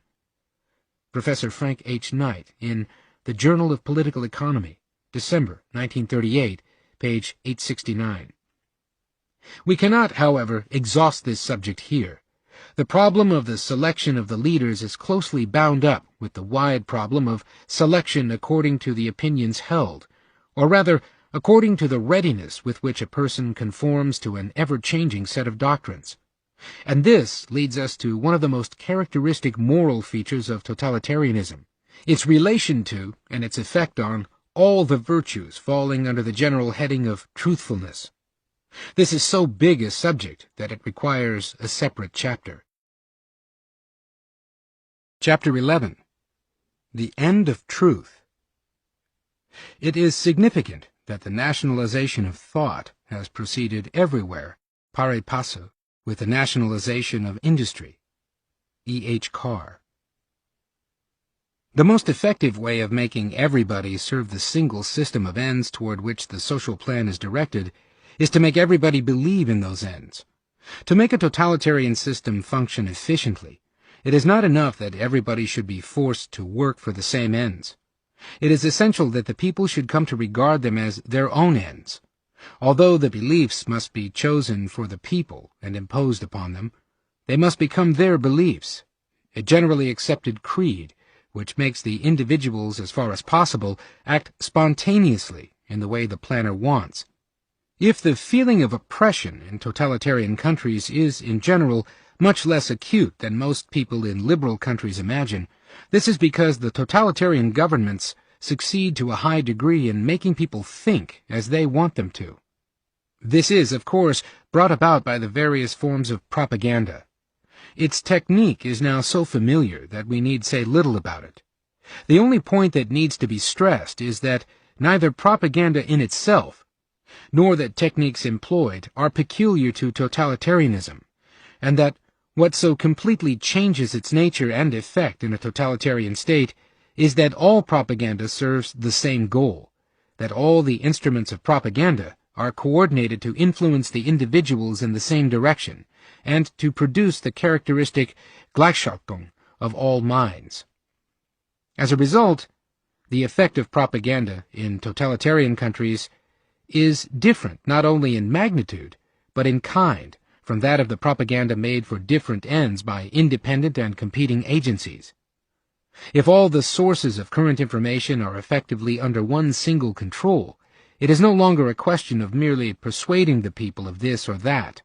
The skillful propagandist then has power to mold their minds in any direction he chooses, and even the most intelligent and independent people cannot entirely escape that influence, if they are long isolated from all other sources of information.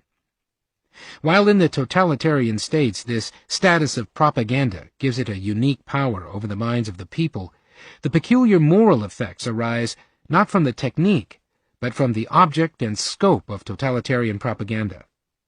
If it could be confined to indoctrinating the people with the whole system of values toward which the social effort is directed, propaganda would represent merely a particular manifestation of the characteristic features of collectivist morals which we have already considered.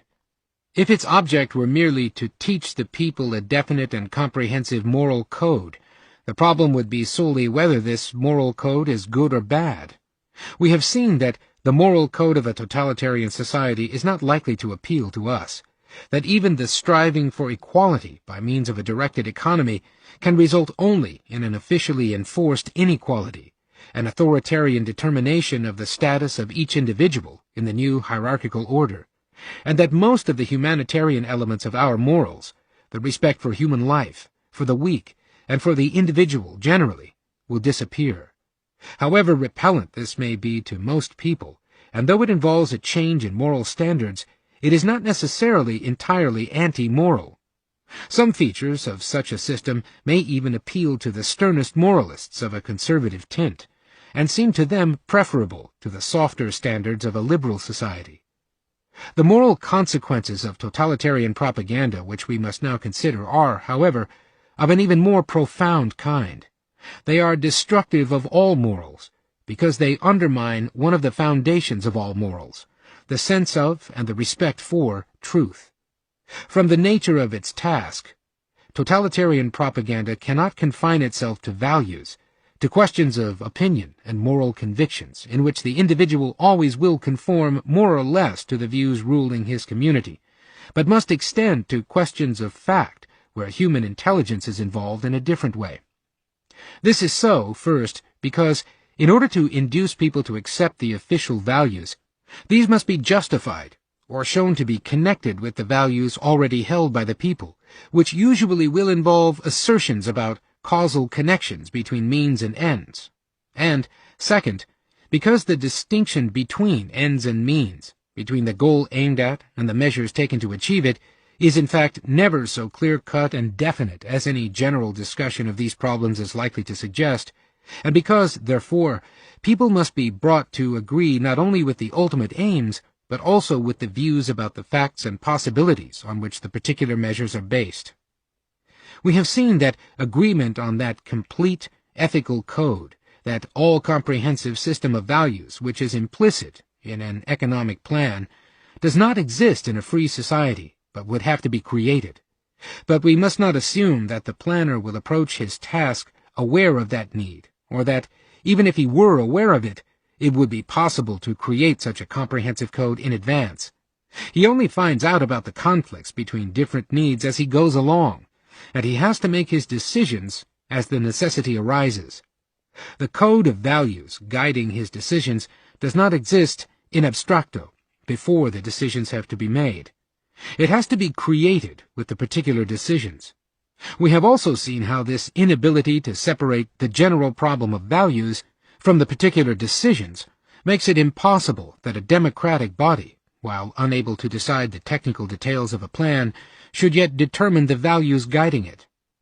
And while the planning authority will constantly have to decide issues on merits about which there exist no definite moral rules, it will have to justify its decisions to the people, or at least have somehow to make the people believe that they are the right decisions. Although those responsible for a decision may have been guided by no more than prejudice, some guiding principle will have to be stated publicly if the community is not merely passively to submit, but actively to support the measure. The need to rationalize the likes and dislikes, which, for lack of anything else, must guide the planner in many of his decisions, and the necessity of stating his reasons in a form in which they will appeal to as many people as possible, will force him to construct theories, i.e., assertions about the connections between facts, which then become an integral part of the governing doctrine. This process of creating a myth to justify his action need not be conscious. The totalitarian leader may be guided merely by an instinctive dislike of the state of things he has found, and a desire to create a new hierarchical order which conforms better to his conception of merit. He may merely know that he dislikes the Jews who seemed to be so successful in an order which did not provide a satisfactory place for him, and that he loves and admires the tall blond man, the aristocratic figure of the novels of his youth. So he will readily embrace theories which seem to provide a rational justification for the prejudices which he shares with many of his fellows. Thus, a pseudo-scientific theory becomes part of the official creed which, to a greater or lesser degree, directs everybody's action. Or the widespread dislike of the industrial civilization and a romantic yearning for country life, together with a probably erroneous idea about the special value of country people as soldiers, provide the basis for another myth, Blut und Boden, blood and soil, expressing not merely ultimate values, but a whole host of beliefs about cause and effect which, once they have become ideals directing the activity of the whole community, must not be questioned. The need for such official doctrines as an instrument of directing and rallying the efforts of the people has been clearly foreseen by the various theoreticians of the totalitarian system. Plato's noble lies and Sorel's myths serve the same purpose as the racial doctrine of the Nazis or the theory of the corporative state of Mussolini. They are all necessarily based on particular views about facts, which are then elaborated into scientific theories in order to justify a preconceived opinion. The most effective way of making people accept the validity of the values they are to serve is to persuade them that they are really the same as those which they, or at least the best among them, have always held, but which were not properly understood or recognized before. The people are made to transfer their allegiance from the old gods to the new, under the pretense that the new gods really are what their sound instinct had always told them, but what before they had only dimly seen. And the most efficient technique to this end is to use the old words but change their meaning. Few traits of totalitarian regimes are at the same time so confusing to the superficial observer, and yet so characteristic of the whole intellectual climate, as the complete perversion of language, the change of meaning of the words by which the ideals of the new regimes are expressed. The worst sufferer in this respect is, of course, the word liberty. It is a word used as freely in totalitarian states as elsewhere. Indeed, it could almost be said, and it should serve as a warning to us to be on our guard against all the tempters who promise us new liberties for old. This is the main title of a recent work by the historian Karl L. Becker. That wherever liberty, as we understand it, has been destroyed, this has almost always been done in the name of some new freedom promised to the people. Even among us we have planners for freedom, who promise us a collective freedom for the group, the nature of which may be gathered from the fact that its advocate finds it necessary to assure us that naturally the advent of planned freedom does not mean that all, earlier forms of freedom must be abolished.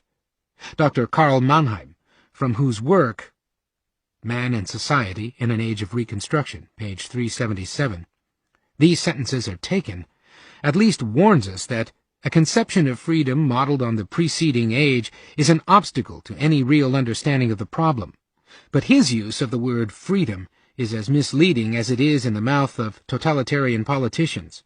Like their freedom, the collective freedom he offers us is not the freedom of the members of society, but the unlimited freedom of the planner to do with society what he pleases. Peter Drucker, The End of Economic Man, page 74, correctly observes that the less freedom there is, the more there is talk of the new freedom. Yet this new freedom is a mere word which covers the exact contradiction of all that Europe ever understood by freedom. The new freedom which is preached in Europe is, however, the right of the majority against the individual. It is the confusion of freedom with power carried to the extreme. In this particular case, the perversion of the meaning of the word has, of course, been well prepared by a long line of German philosophers and, not least, by many of the theoreticians of socialism. But freedom, or liberty, are by no means the only words whose meaning has been changed into their opposites to make them serve as instruments of totalitarian propaganda. We have already seen how the same happens to justice and law, right and equality. The list could be extended until it includes almost all moral and political terms in general use. If one has not one's self experienced this process, it is difficult to appreciate the magnitude of this change of the meaning of words, the confusion which it creates, and the barriers to any rational discussion which it creates. It has to be seen to be understood how, if one of two brothers embraces the new faith, after a short while he appears to speak a different language, which makes any real communication between them impossible. And the confusion becomes worse because this change of meaning of the words describing political ideals is not a single event, but a continuous process, a technique employed consciously or unconsciously to direct the people. Gradually, as this process continues, the whole language becomes despoiled, and words become empty shells deprived of any definite meaning, as capable of denoting one thing as its opposite, and used solely for the emotional associations which still adhere to them. It is not difficult to deprive the great majority of independent thought, but the minority, who will retain an inclination to criticize, must also be silenced. We have already seen why coercion cannot be confined to the acceptance of the ethical code underlying the plan according to which all social activity is directed. Since many parts of this code will never be explicitly stated, since many parts of the guiding scale of values will exist only implicitly in the plan itself, in every detail, in fact every act of the government, must become sacrosanct and exempt from criticism. If the people are to support the common effort without hesitation, they must be convinced that not only the end aimed at, but also the means chosen are the right ones. The official creed, to which adherence must be enforced, will therefore comprise all the views about facts on which the plan is based. Public criticism, or even expressions of doubt, must be suppressed, because they tend to weaken public support.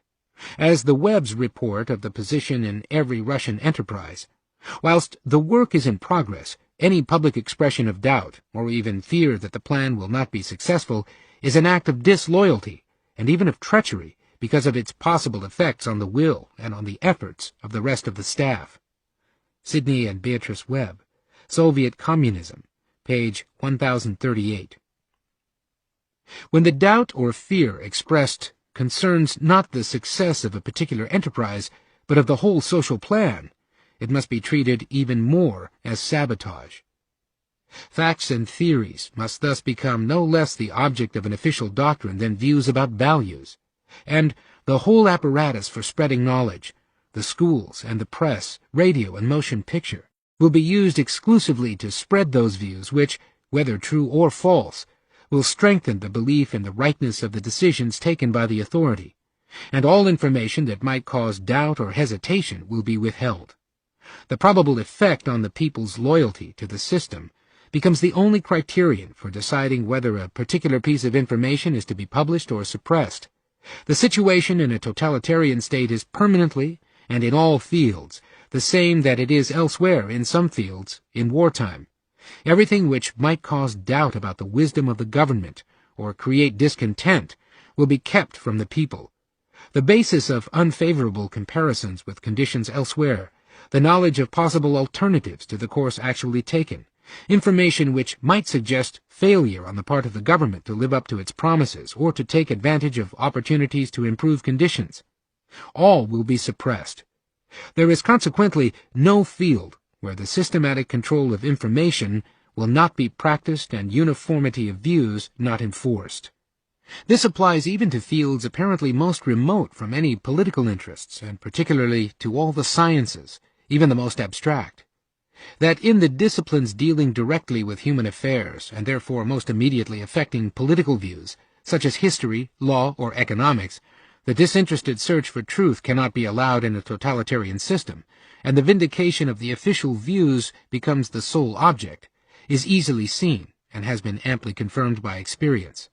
These disciplines have, indeed, in all totalitarian countries, become the most fertile factories of the official myths, which the rulers use to guide the minds and wills of their subjects. It is not surprising that in these spheres even the pretense that they search for truth is abandoned, and that the authorities decide what doctrines ought to be taught and published. Totalitarian control of opinion extends, however, also to subjects which at first seem to have no political significance. Sometimes it is difficult to explain why particular doctrines should be officially proscribed, or why others should be encouraged, and it is curious that these likes and dislikes are apparently somewhat similar in the different totalitarian systems. In particular, they all seem to have in common an intense dislike of the more abstract forms of thought, a dislike characteristically also shown by many of the collectivists among our scientists. Whether the theory of relativity is represented as a Semitic attack on the foundation of Christian and Nordic physics, or opposed because it is in conflict with dialectical materialism and Marxist dogma, comes very much to the same thing. Nor does it make much difference whether certain theorems of mathematical statistics are attacked because they form part of the class struggle on the ideological frontier and are a product of the historical role of mathematics as the servant of the bourgeoisie, or whether the whole subject is condemned because it provides no guarantee that it will serve the interest of the people. It seems that pure mathematics is no less a victim, and that even the holding of particular views about the nature of continuity can be ascribed to bourgeois prejudices. According to the Webbs, the Journal for Marxist-Leninist Natural Sciences has the following slogans: "We stand for party in mathematics. We stand for the purity of Marxist-Leninist theory in surgery." The situation seems to be very similar in Germany.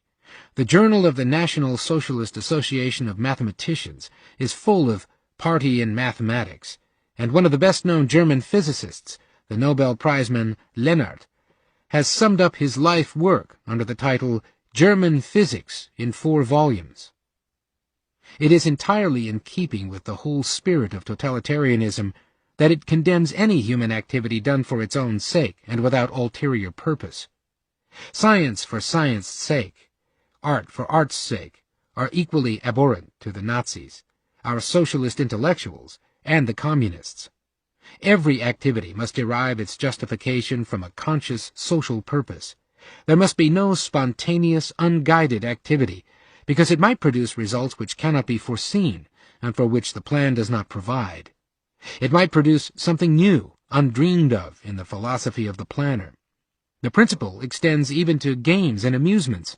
I leave it to the reader to guess whether it was in Germany or in Russia that chess players were officially exhorted that we must finish once and for all with the neutrality of chess. We must condemn once and for all the formula chess for the sake of chess, like the formula art for art's sake.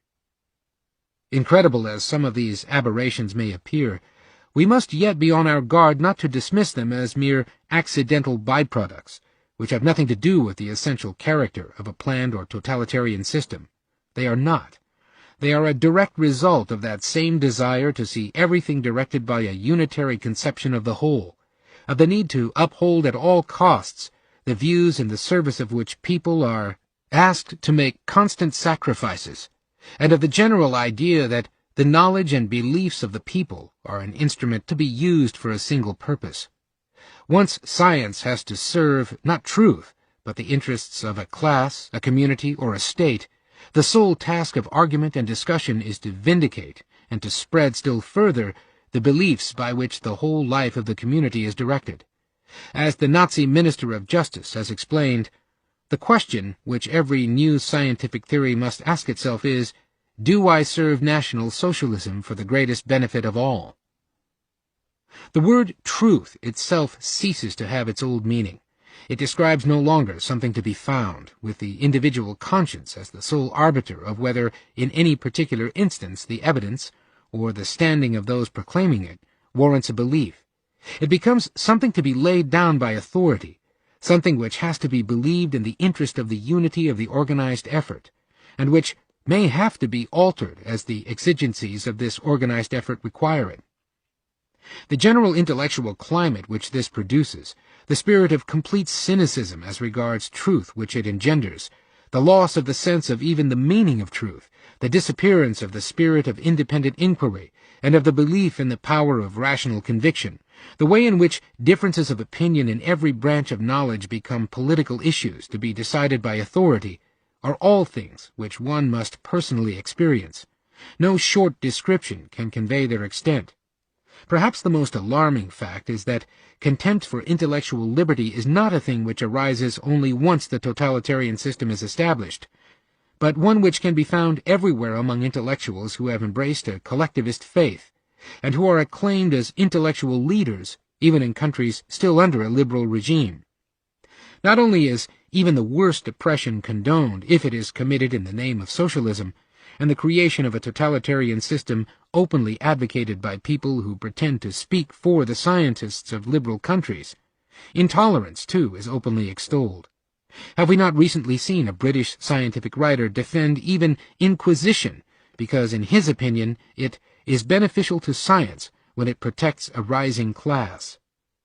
J.G. Crowther, The Social Relations of Science, 1941, page 333. This view is, of course, practically indistinguishable from the views which led the Nazis to the persecution of men of science, the burning of scientific books, and the systematic eradication of the intelligentsia of the subjected people. The desire to force upon the people a creed which is regarded as salutary for them is, of course, not a thing that is new or peculiar to our time. New, however, is the argument by which many of our intellectuals try to justify such attempts. There is no real freedom of thought in our society, so it is said, because the opinions and tastes of the masses are shaped by propaganda, by advertising, by the example of the upper classes, and by other environmental factors which inevitably force the thinking of the people into well-worn grooves. From this it is concluded that if the ideals and tastes of the great majority are always fashioned by circumstances which we can control, we ought to use this power deliberately, to turn the thoughts of the people in what we think is a desirable direction. Probably it is true enough that the great majority are rarely capable of thinking independently, that on most questions they accept views which they find ready-made, and that they will be equally content if born or coaxed into one set of beliefs or another. In any society, freedom of thought will probably be of direct significance only for a small minority. But this does not mean that anyone is competent, or ought to have power, to select those to whom this freedom is to be reserved. It certainly does not justify the presumption of any group of people to claim the right to determine what people ought to think or believe. It shows a complete confusion of thought to suggest that, because under any sort of system the majority of people follow the lead of somebody, it makes no difference if everybody has to follow the same lead. To deprecate the value of intellectual freedom, because it will never mean for everybody the same possibility of independent thought, is completely to miss the reasons which give intellectual freedom its value. What is essential to make it serve its function as the prime mover of intellectual progress is not that everybody may be able to think or write anything, but that any cause or idea may be argued by somebody. So long as dissent is not suppressed, there will always be some who will query the ideas ruling their contemporaries, and put new ideas to the test of argument and propaganda. This interaction of individuals, possessing different knowledge and different views, is what constitutes the life of thought. The growth of reason is a social process, based on the existence of such differences. It is of its essence that its results cannot be predicted, that we cannot know which views will assist this growth and which will not. In short, that this growth cannot be governed by any views which we now possess without at the same time limiting it. To plan or organize the growth of mind, or, for that matter, progress in general, is a contradiction in terms. The idea that the human mind ought consciously to control its own development confuses individual reason, which alone can consciously control anything, with the interpersonal process to which its growth is due. By attempting to control it, we are merely setting bounds to its development, and must, sooner or later, produce a stagnation of thought and a decline of reason. The tragedy of collectivist thought is that, while it starts out to make reason supreme, it ends by destroying reason, because it misconceives the process on which the growth of reason depends. It may indeed be said that it is the paradox of all collectivist doctrine, and its demand for conscious control or conscious planning, that they necessarily lead to the demand that the mind of some individuals should rule supreme, while only the individualist approach to social phenomena makes us recognize the super-individual forces which guide the growth of reason. Individualism is thus an attitude of humility before this social process, and of tolerance to other opinions, and is the exact opposite of that intellectual hubris which is at the root of the demand for comprehensive direction of the social process. Chapter 12. The Socialist Roots of Nazism. All anti-liberal forces are combining against everything that is liberal. A. Müller-Vandenbroek. It is a common mistake to regard National Socialism as a mere revolt against reason, an irrational movement without intellectual background. If that were so, the movement would be much less dangerous than it is. But nothing could be further from the truth or more misleading. The doctrines of National Socialism are the culmination of a long evolution of thought, a process in which thinkers who have had great influence far beyond the confines of Germany have taken part. Whatever one may think of the premises from which they started, it cannot be denied that the men who produced the new doctrines were powerful writers, who left the impress of their ideas on the whole of European thought. Their system was developed with ruthless consistency. Once one accepts the premises from which it starts, there is no escape from its logic. It is simply collectivism freed from all traces of an individualist tradition, which might hamper its realization. Though in this development German thinkers have taken the lead, they were by no means alone. Thomas Carlyle and Houston Stewart Chamberlain, Auguste Comte, and Georges Sorel are as much a part of that continuous development as any Germans. The development of this strand of thought within Germany has been well traced recently by R.D. Butler in his study of The Roots of National Socialism. But although its persistence there through 150 years in almost unchanged and ever-recurring form, which emerges from that study, is rather frightening, it is easy to exaggerate the importance these ideas had in Germany before 1914. They were only one strand of thought among a people then perhaps more varied in its views than any other, and they were on the whole represented by a small minority, and held in as great contempt by the majority of Germans as they were in other countries. What, then, caused these views held by a reactionary minority finally to gain the support of the great majority of Germans, and practically the whole of her youth? It was not merely the defeat, the suffering, and the wave of nationalism which led to their success. Still less was the cause, as so many people wish to believe, a capitalist reaction against the advance of socialism. On the contrary, the support which brought these ideas to power came precisely from the socialist camp. It was certainly not through the bourgeoisie, but rather through the absence of a strong bourgeoisie, that they were helped to power. The doctrines which had guided the ruling elements in Germany for the past generation were opposed not to the socialism in Marxism, but to the liberal elements contained in it, its internationalism and its democracy. And as it became increasingly clear that it was just these elements which formed obstacles to the realization of socialism, the socialists of the left approached more and more to those of the right. It was the union of the anti-capitalist forces of the right and of the left, the fusion of radical and conservative socialism, which drove out from Germany everything that was liberal. The connection between socialism and nationalism in Germany was close from the beginning. It is significant that the most important ancestors of National Socialism, Fichte, Robertus, and Lassalle, are at the same time acknowledged fathers of socialism. While theoretical socialism in its Marxist form was directing the German labor movement, the authoritarian and nationalist element receded for a time into the background, but not for long, and only partially. In 1892, one of the leaders of the Social Democratic Party, August Bebel, was able to tell Bismarck that the imperial chancellor can rest assured that German social democracy is a sort of preparatory school for militarism. From 1914 onward, there arose from the ranks of Marxist socialism one teacher after another who led not the conservatives and reactionaries, but the hard-working laborer and idealist youth into the National Socialist fold. It was only thereafter that the tide of nationalist socialism attained major importance and rapidly grew into the Hitlerian doctrine. The war hysteria of 1914, which, just because of the German defeat, was never fully cured, is the beginning of the modern development which produced National Socialism, and it was largely with the assistance of old socialists that it rose during this period. Perhaps the first, and in some ways the most characteristic representative of this development, is the late Professor Werner Sombart, whose notorious Handler und Helden, Merchants and Heroes, appeared in 1915. Sombart had begun as a Marxian socialist, and as late as 1909 could assert with pride that he had devoted the greater part of his life to fighting for the ideas of Karl Marx.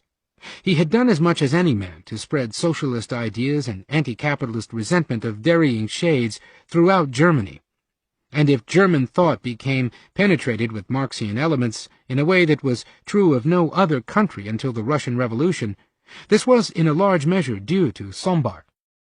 At one time he was regarded as the outstanding representative of the persecuted socialist intelligentsia, unable, because of his radical views, to obtain a university chair. And even after the last war, the influence, inside and outside Germany, of his work as a historian, which remained Marxist in approach after he had ceased to be a Marxist in politics, was most extensive and is particularly noticeable in the works of many of the English and American planners.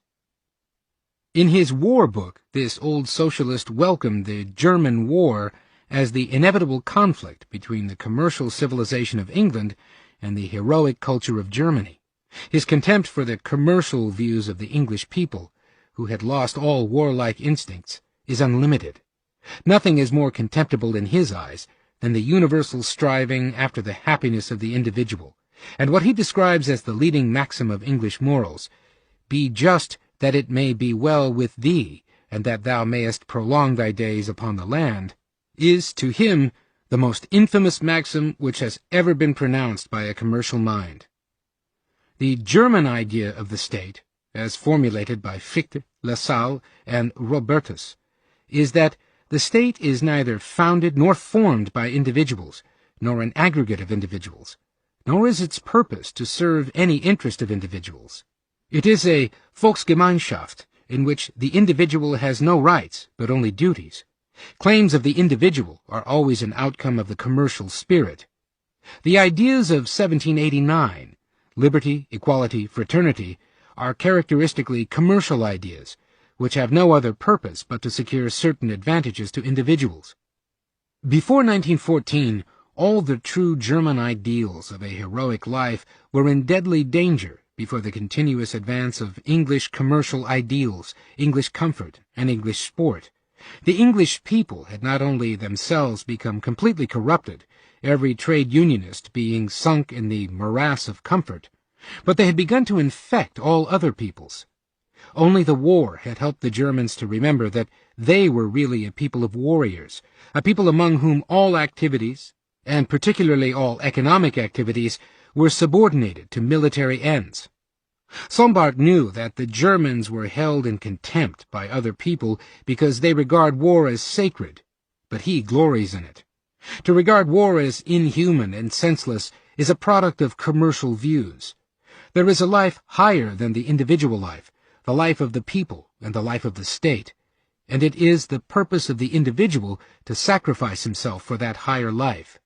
War is to Sombart the consummation of the heroic view of life, and the war against England is the war against the opposite ideal, the commercial ideal of individual freedom and of English comfort, which, in his eyes, finds its most contemptible expression in the safety razors found in the English trenches.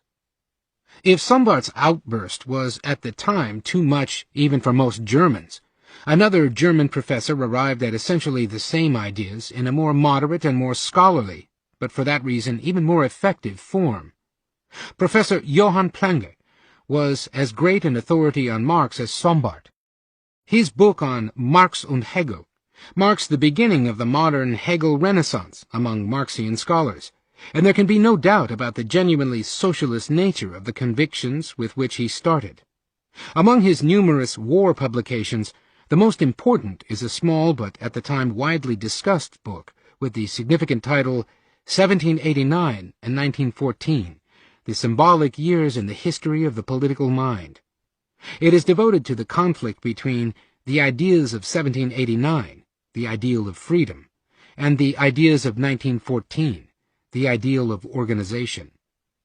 Organization is to him, as to all socialists who derive their socialism from a crude application of scientific ideals to the problems of society, the essence of socialism.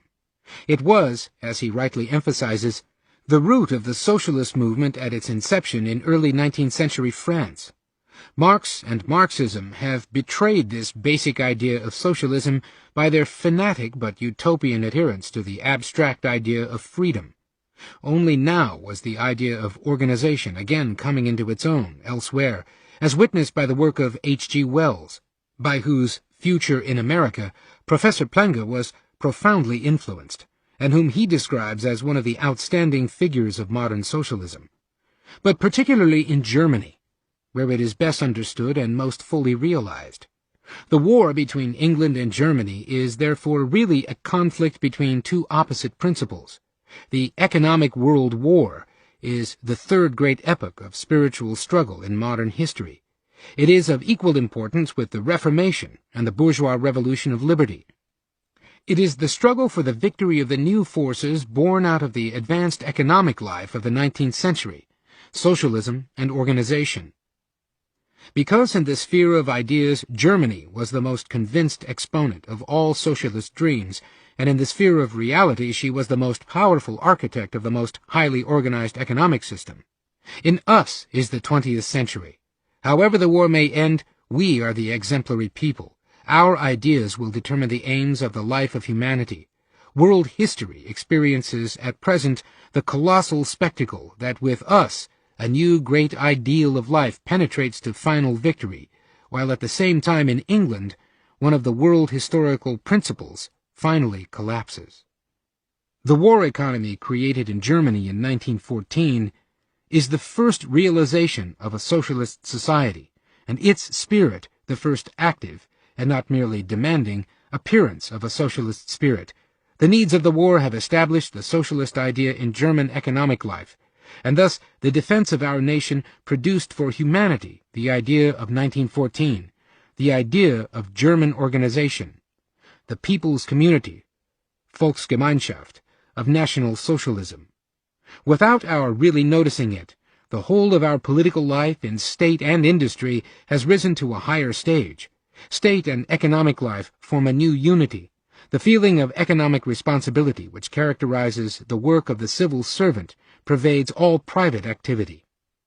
The new German corporative constitution of economic life, which Professor Plange admits is not yet ripe or complete, is the highest form of life of the state which has ever been known on earth.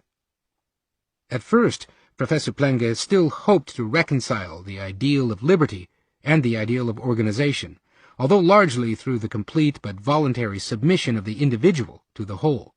But these traces of liberal ideas soon disappear from his writings. By 1918, the union between socialism and ruthless power politics had become complete in his mind. Shortly before the end of the war, he exhorted his compatriots in the socialist journal Die Glocke in the following manner: "It is high time to recognize the fact that socialism must be power policy, because it is to be organization. Socialism has to win power. It must never blindly destroy power. And the most important and critical question for socialism in the time of war of peoples is necessarily this: what people is preeminently summoned to power, because it is the exemplary leader in the organization of peoples?" And he forecast all the ideas which were finally to justify Hitler's new order.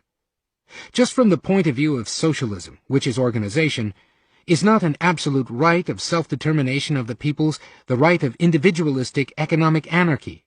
Are we willing to grant complete self-determination to the individual in economic life? Consistent socialism can accord to the people a right to incorporation only in accordance with the real distribution of forces historically determined. The ideals which Plenge expressed so clearly were especially popular among, and perhaps even derived from, certain circles of German scientists and engineers who, precisely as is now so loudly demanded by their English and American counterparts, clamored for the centrally planned organization of all aspects of life. Leading among these was the famous chemist Wilhelm Ostwald, one of whose pronouncements on this point has achieved a certain celebrity. He is reported to have stated publicly that Germany wants to organize Europe, which up to now still lacks organization. I will explain to you now Germany's great secret.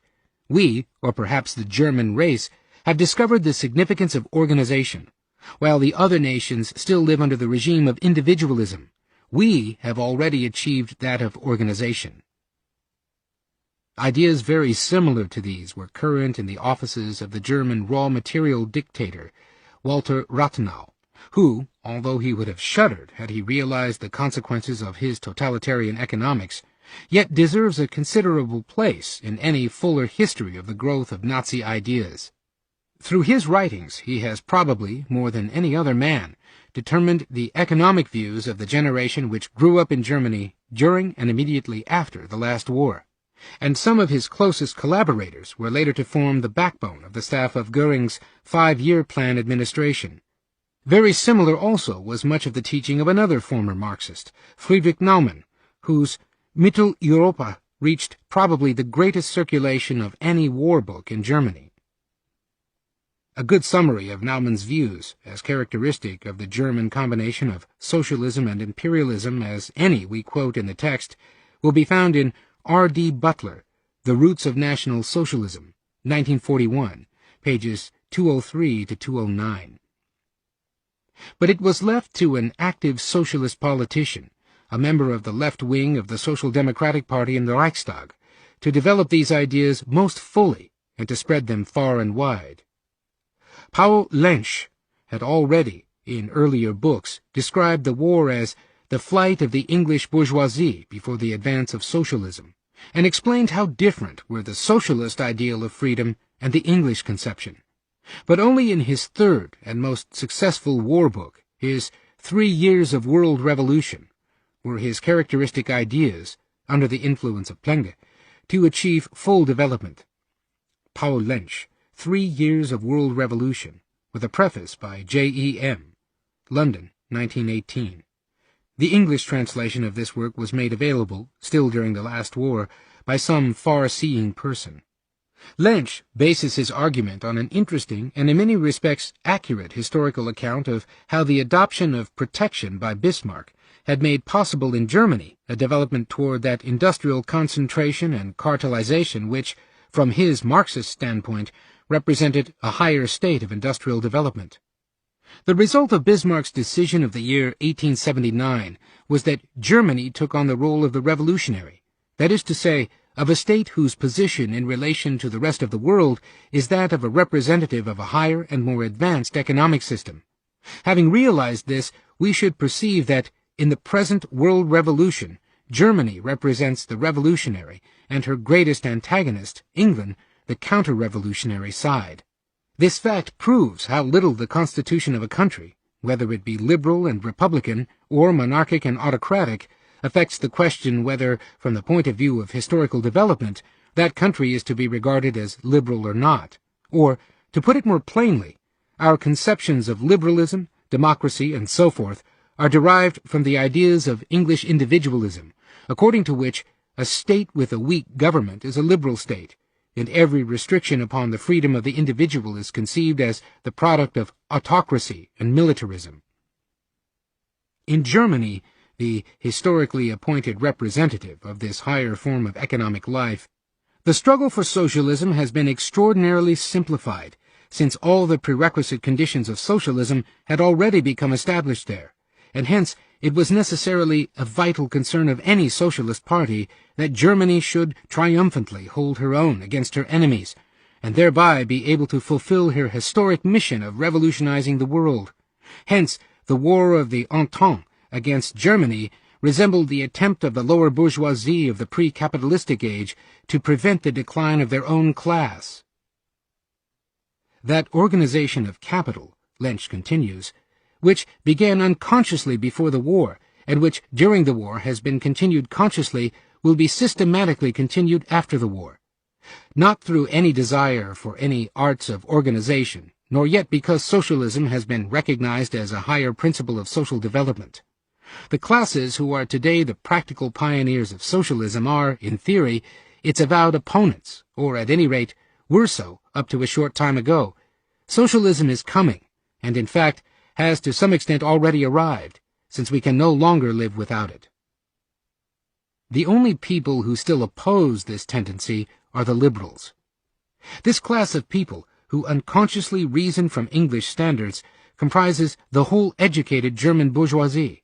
Their political notions of freedom and civic right, of constitutionalism and parliamentarism, are derived from that individualistic conception of the world, of which English liberalism is a classical embodiment, and which was adopted by the spokesmen of the German bourgeoisie in the 50s, 60s, and 70s of the 19th century. But these standards are old-fashioned and shattered, just as old-fashioned English liberalism has been shattered by this war. What has to be done now is to get rid of these inherited political ideas and to assist the growth of a new conception of state and society. In this sphere, also, socialism must present a conscious and determined opposition to individualism.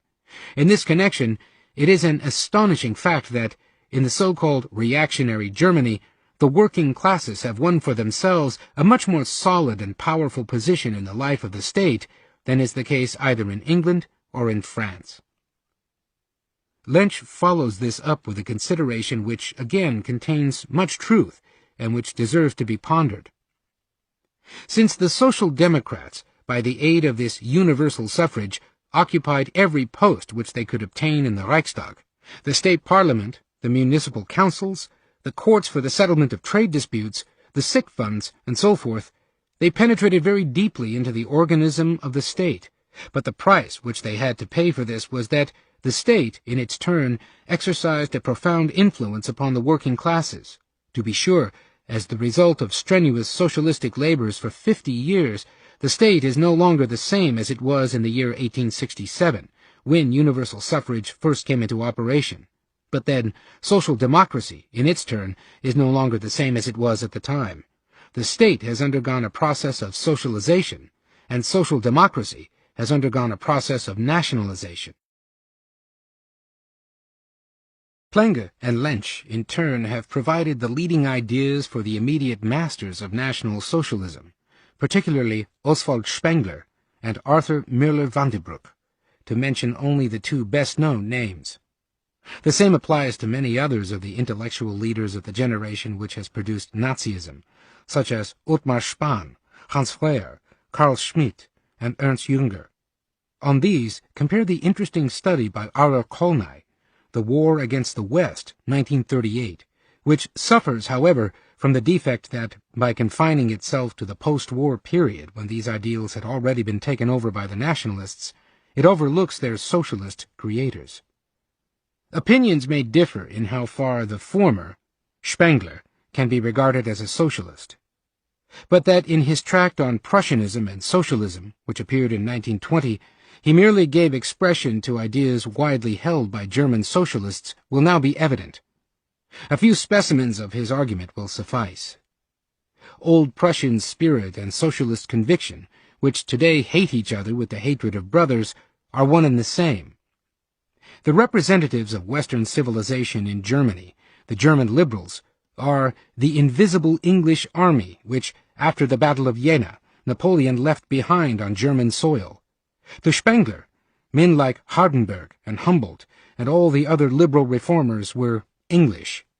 But this English spirit will be turned out by the German Revolution, which began in 1914. The three last nations of the Occident have aimed at three forms of existence, represented by famous watchwords: freedom, equality, community. They appear in the political forms of liberal parliamentarism, social democracy, and authoritarian socialism. This Spenglerian formula finds its echo in an often quoted statement of Schmidt, the leading Nazi expert on constitutional law, according to which the evolution of government proceeds in 3 dialectic stages, from the absolute state of the 17th and 18th centuries through the neutral state of the liberal 19th century to the totalitarian state, in which state and society are identical. Carl Schmitt. Der Hörter der Verfassung. Tübingen, 1931, page 79. The German, more correctly Prussian, instinct is, the power belongs to the whole, everyone is given his place, one commands or obeys. This is, since the 18th century, authoritarian socialism, essentially illiberal and anti-democratic, insofar as English liberalism and French democracy are meant. There are in Germany many hated and ill-reputed contrasts, but liberalism alone is contemptible on German soil. The structure of the English nation is based on the distinction between rich and poor, that of the Prussian on that between command and obedience. The meaning of class distinction is, accordingly, fundamentally different in the two countries. After pointing out the essential difference between the English competitive system and the Prussian system of economic administration, and after showing, consciously following Lynch, how since Bismarck the deliberate organization of economic activity had progressively assumed more socialist forms, Spengler continues. In Prussia there existed a real state in the most ambitious meaning of the word. There could be, strictly speaking, no private persons. Everybody who lived within the system that worked with the precision of a clockwork was in some way a link in it. The conduct of public business could therefore not be in the hands of private people, as is supposed by parliamentarism. It was an Amt, and the responsible politician was a civil servant, a servant of the whole. The Prussian idea requires that everybody should become a state official, that all wages and salaries be fixed by the state. The administration of all property, in particular, becomes a salaried function. The state of the future will be a Beamtenstaat, but the decisive question not only for Germany, but for the world, which must be solved by Germany for the world, is in the future trade to govern the state, or the state to govern trade? In the face of this question, Prussianism and socialism are the same. Prussianism and socialism combat the England in our midst. It was only a step from this for the patron saint of National Socialism, Müller Vandenbroek, to proclaim World War I a war between liberalism and socialism. We have lost the war against the West. Socialism has lost it against liberalism. Arthur Müller Vandenbroek, Sozialismus und Außenpolitik, 1933, pages 87, 90, and 100. The articles here reprinted, particularly the article on Lenin and Keynes, which discusses most fully the contention discussed in the text, were first published between 1919 and 1923. As with Spengler, liberalism is, therefore, the archenemy. Müller Vandenbroek glories in the fact that there are no liberals in Germany today. There are young revolutionaries. There are young conservatives. But who would be a liberal? Liberalism is a philosophy of life from which German youth now turns with nausea, with wrath, with quite peculiar scorn. For there is none more foreign, more repugnant, more opposed to its philosophy. German youth today recognizes the liberal as the archenemy.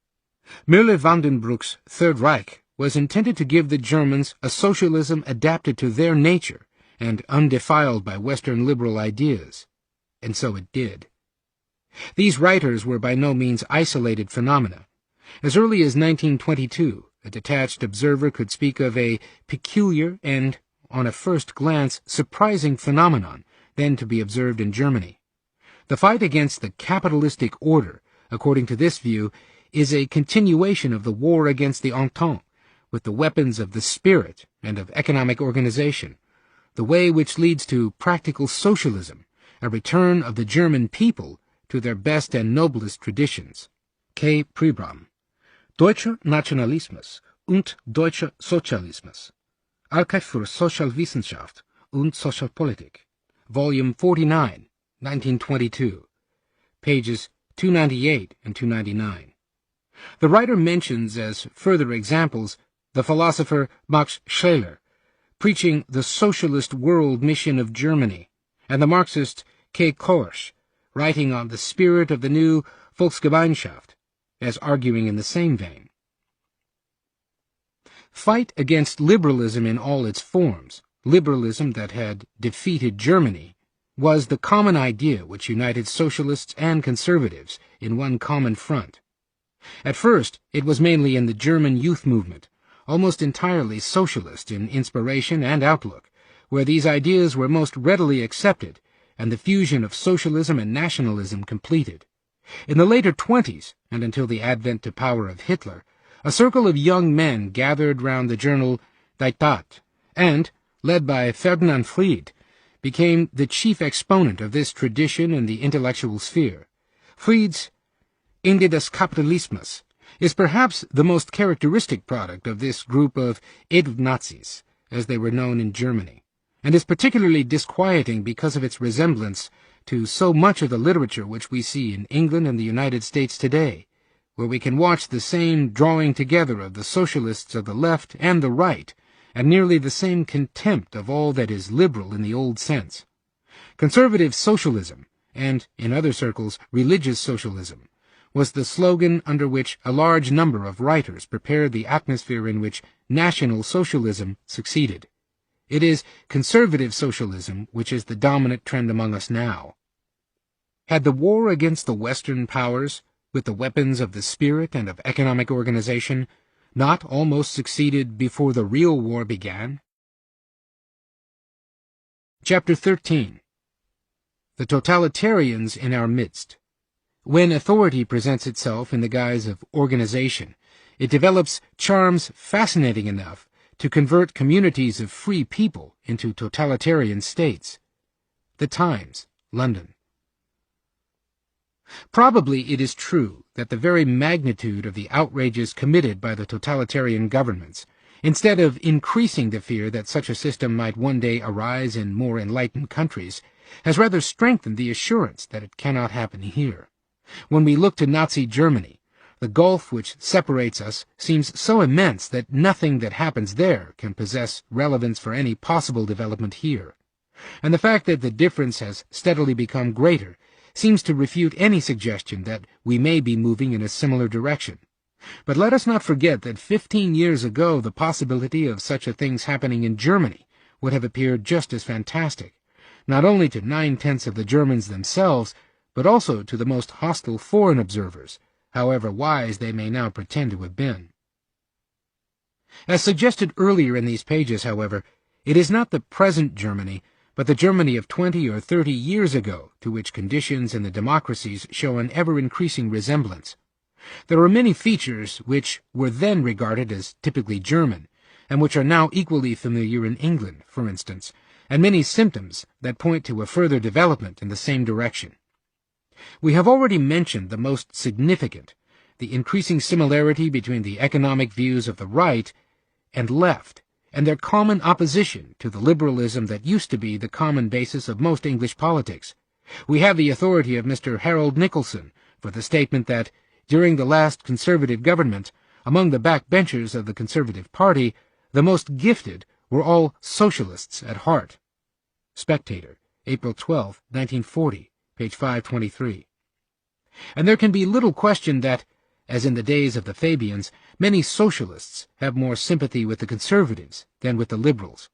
There are many other features closely related to this: the increasing veneration for the state, the admiration of power, and of bigness for bigness's sake, the enthusiasm for organization of everything, we now call it planning, and that inability to leave anything to the simple power of organic growth, which even von Treitschke deplored in the Germans 60 years ago, are all scarcely less marked in England now than they were in Germany.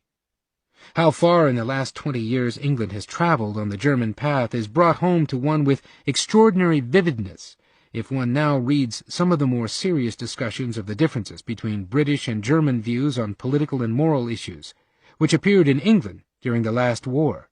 It is probably true to say that then the British public had, in general, a truer appreciation of these differences than it has now.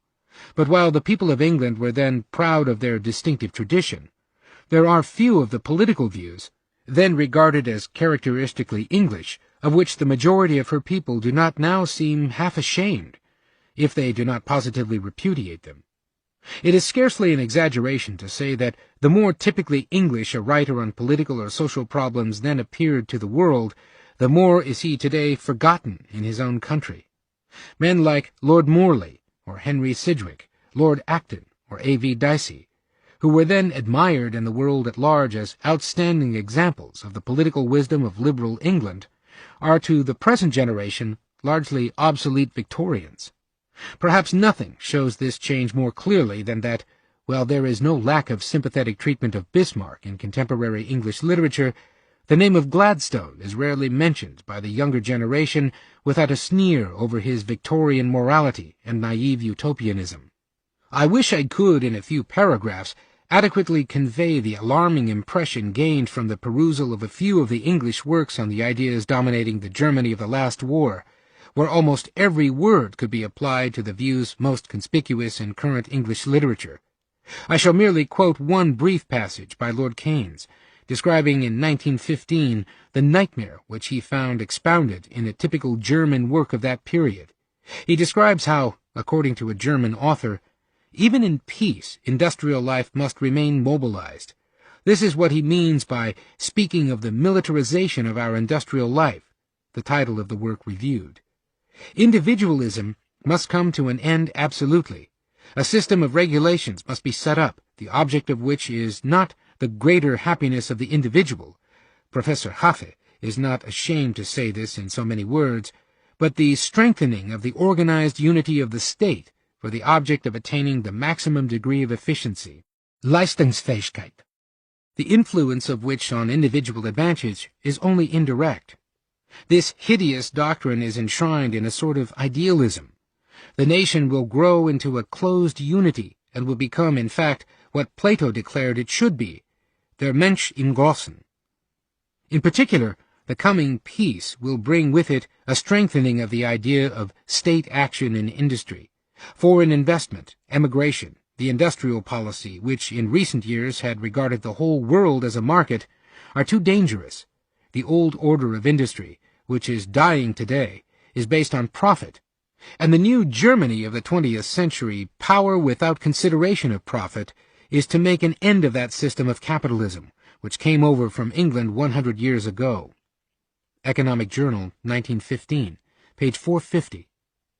Except that no English author has yet, to my knowledge, dared openly to disparage individual happiness, is there a passage in this which is not mirrored in much of contemporary English literature?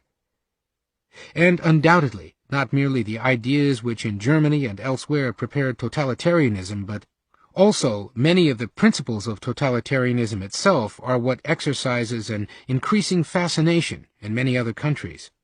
Although few people, if anybody, in England would probably be ready to swallow totalitarianism whole, there are few single features which have not yet been advised by somebody or other.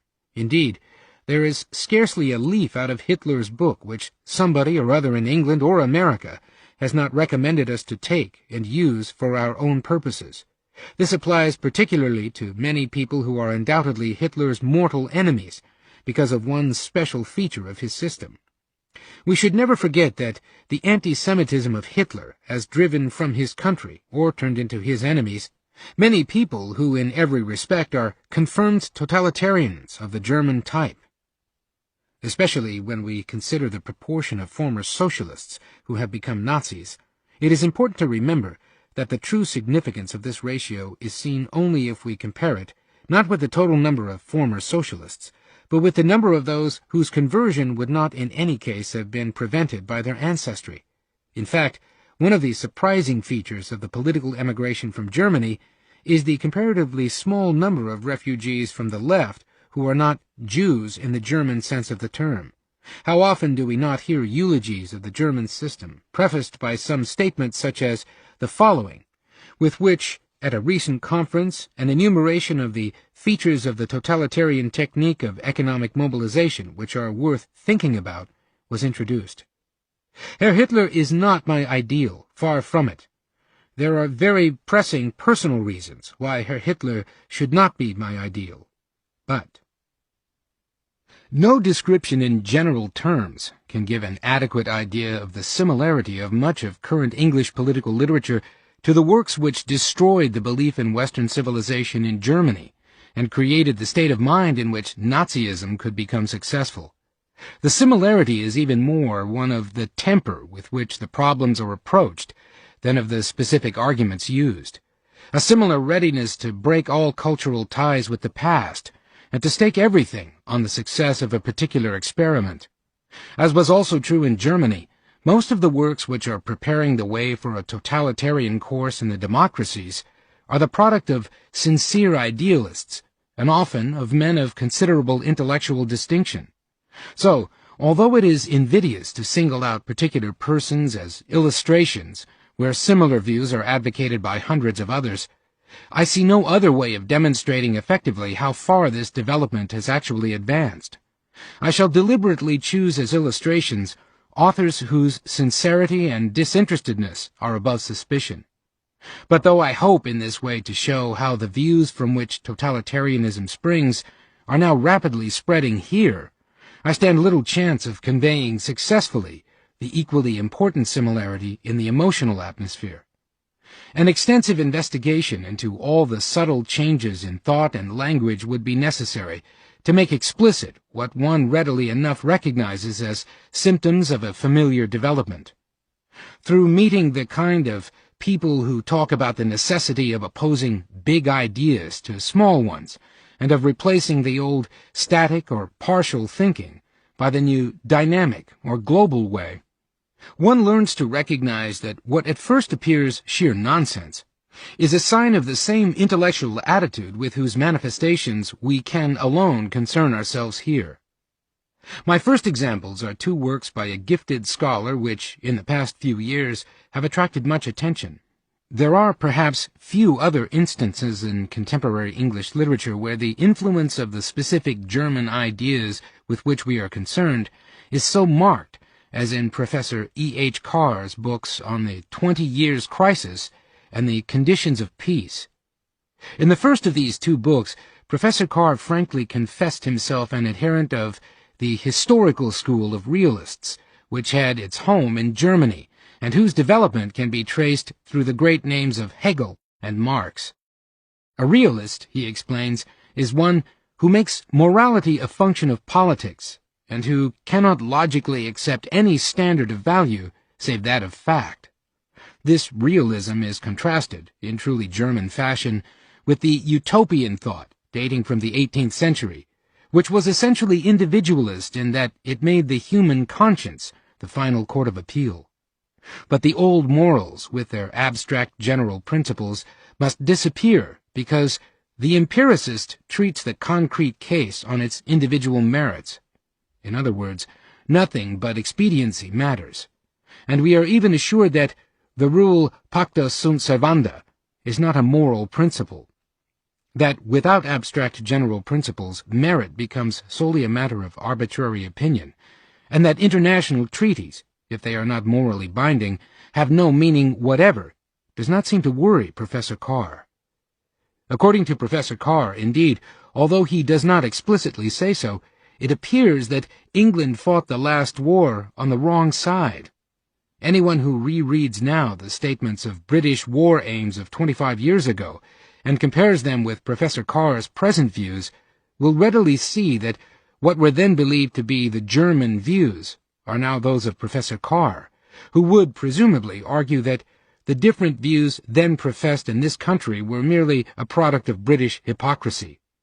How little difference he is able to see between the ideals held in this country and those practiced by present-day Germany is best illustrated by his assertion that it is true that when a prominent National Socialist asserts that anything that benefits the German people is right, anything that harms them is wrong, He is merely propounding the same identification of national interest with universal right which has already been established for English-speaking countries by President Wilson, Professor Toynbee, Lord Cecil, and many others.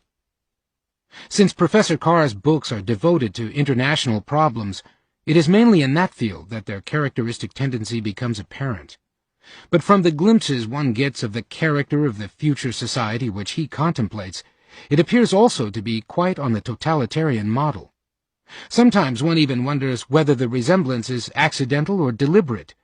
Does Professor Carr, for example, realize when he asserts that we can no longer find much meaning in the distinction familiar to the 19th century thought between society and state, that this is precisely the doctrine of Professor Carl Schmitt, the leading Nazi theoretician of totalitarianism, and, in fact, the essence of the definition of totalitarianism which that author has given to that term which he himself had introduced? Or that the view that the mass production of opinion is the corollary of the mass production of goods, and that, therefore, the prejudice which the word propaganda still exerts in many minds today is closely parallel to the prejudice against control of industry and trade, is really an apology for a regimentation of opinion of the kind practiced by the Nazis. In his more recent Conditions of Peace, Professor Carr answers with an emphatic affirmative the question with which we concluded the last chapter.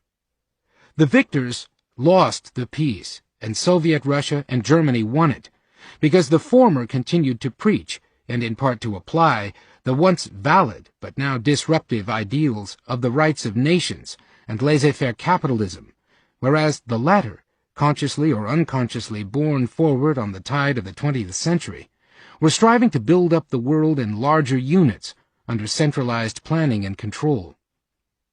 Professor Carr completely makes his own the German battle cry of the socialist revolution of the East against the liberal West, in which Germany was the leader.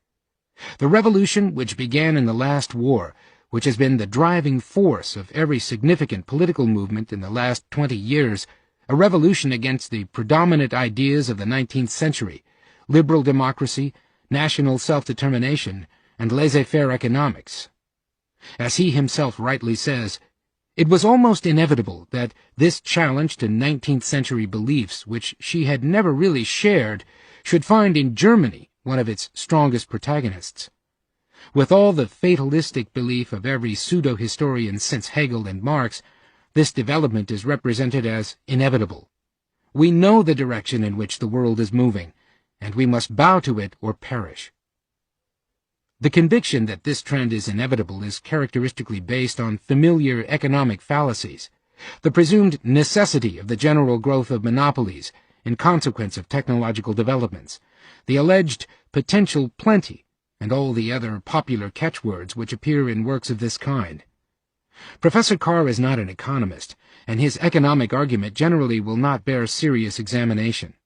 But neither this nor his belief characteristically held at the same time, that the importance of the economic factor in social life is rapidly decreasing, prevents him from basing on economic arguments all his predictions about the inevitable developments, or from presenting as his main demands for the future the reinterpretation in predominantly economic terms of the democratic ideals of equality and liberty.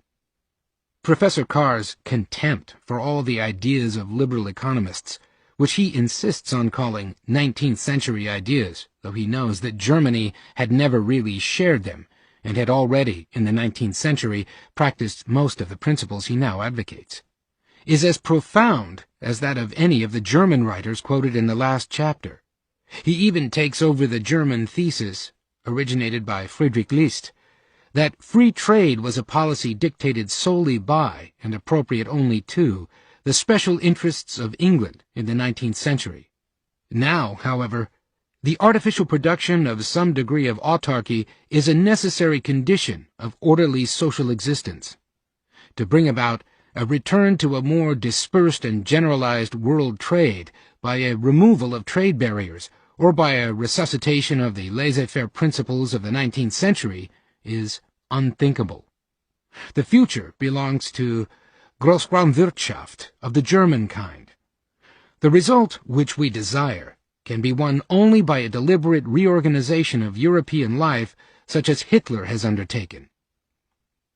After all this, one is hardly surprised to find a characteristic section headed "The Moral Functions of War," in which Professor Carr condescendingly pities the well-meaning people, especially in English-speaking countries, who, steeped in the 19th century tradition, persist in regarding war as senseless and devoid of purpose, and rejoices in the sense of meaning and purpose which war, the most powerful instrument of social solidarity, creates.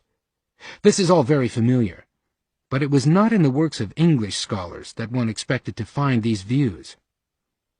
Possibly we have not yet given enough attention to one feature of the intellectual development in Germany during the last 100 years, which is now in an almost identical form, making its appearance in the English-speaking countries, the scientists agitating for a scientific organization of society. The ideal of a society organized through and through, from the top, has in Germany been considerably furthered by the quite unique influence which her scientific and technological specialists were allowed to exercise on the formation of social and political opinions. Few people remember that, in the modern history of Germany, the political professors have played a role comparable to that of the political lawyers in France. Compare Franz Schnabel, Deutsche Geschichte im 19. Jahrhundert 2, 1933, page 204. The influence of these scientist politicians was, of late years, not often on the side of liberty, the intolerance of reason so frequently conspicuous in the scientific specialist, the impatience with the ways of the ordinary man so characteristic of the expert, and the contempt for anything which was not consciously organized by superior minds according to a scientific blueprint, were phenomena familiar in German public life for generations before they became of significance in England. And perhaps no other country provides a better illustration of the effects on a nation of a general and thorough shift of the greater part of its educational system from the humanities to the realities than Germany between 1840 and 1940. I believe it was the author of Leviathan who first suggested that the teaching of the classics should be suppressed because it instilled a dangerous spirit of liberty. The way in which, in the end, with few exceptions, her scholars and scientists put themselves readily at the service of the new rulers is one of the most depressing and shameful spectacles in the whole history of the rise of National Socialism. The servility of the scientists to the powers that be appeared early in Germany, hand in hand with the great development of state-organized science, which today is the subject of so much eulogy abroad. One of the most famous of German scientists, the physiologist Émile Dubois-Reymond, was not ashamed, in an oration delivered in 1870, in his double capacity of rector of the University of Berlin and president of the Prussian Academy of Science, to proclaim that we, the University of Berlin, quartered opposite the King's Palace, are, by the deed of our foundation, the intellectual bodyguard of the House of Hohenzollern. A speech on the German War, London, 1870, page 31. It is remarkable that Dubois-Reymond should have thought it advisable to issue an English edition of this oration. It is well known that particularly the scientists and engineers who had so loudly claimed to be the leaders on the march to a new and better world, submitted more readily than almost any other class to the new tyranny. It will suffice to quote one foreign witness, R.A. Brady, in his study of The Spirit and Structure of German Fascism, concludes his detailed account of the development in the German academic world with the statement that the scientist, per se, is hence perhaps the most easily used and coordinated of all the especially trained people in modern society.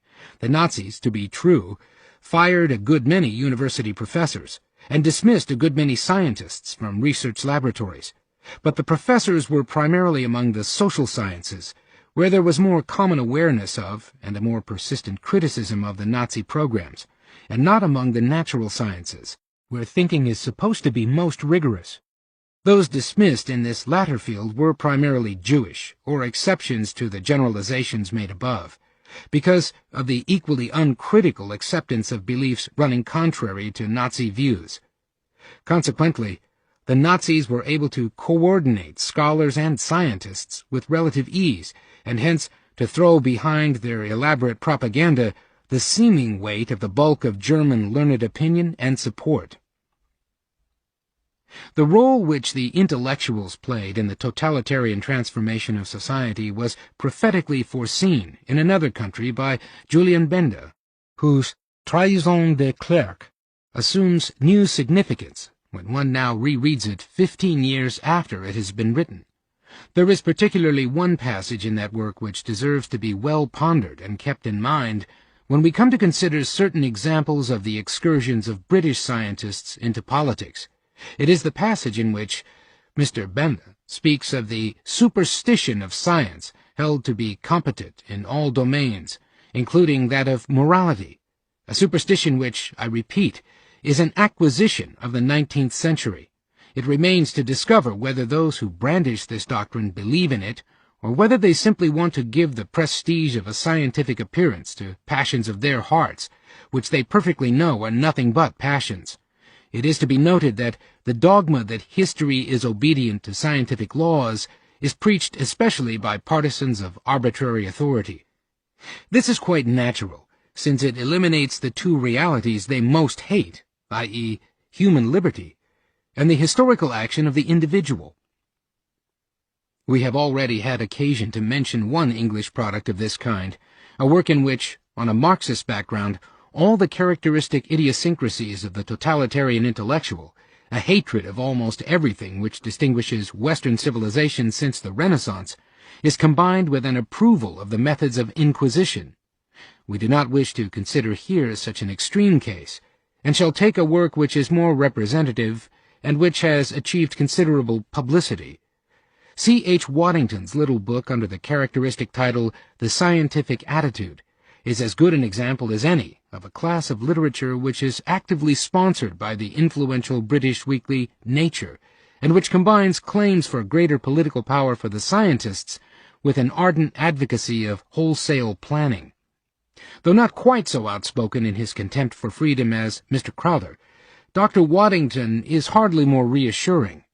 He differs from most of the writers of the same kind in that he clearly sees and even emphasizes that the tendencies he describes and supports inevitably lead to a totalitarian system. Yet apparently this appears to him preferable to what he describes as the present ferocious monkey-house civilization. Dr. Waddington's claim that the scientist is qualified to run a totalitarian society is based mainly on his thesis that science can pass ethical judgment on human behavior, a claim to the elaboration of which by Dr. Waddington Nature has given considerable publicity. It is, of course, a thesis which has long been familiar to the German scientist politicians, and which has justly been singled out by J. Benda. For an illustration of what this means, we do not need to go outside Dr. Waddington's book. Freedom, he explains, is a very troublesome concept for the scientist to discuss, partly because he is not convinced that, in the last analysis, there is such a thing. Nevertheless, we are told that science recognizes this and that kind of freedom, but the freedom to be odd and unlike one's neighbor is not a scientific value. Apparently, the harlot humanities, about which Dr. Waddington has to say many uncomplimentary things, have gravely misled us in teaching us tolerance. That when it comes to social and economic questions, this book on the scientific attitude is anything but scientific, is what one has learned to expect of this kind of literature. We find, again, all the familiar clichés and baseless generalizations about potential plenty and the inevitable tendency toward monopoly, though the best authorities quoted in support of these contentions prove on examination to be mostly political tracts of questionable scientific standing, while the serious studies of the same problems are conspicuously neglected.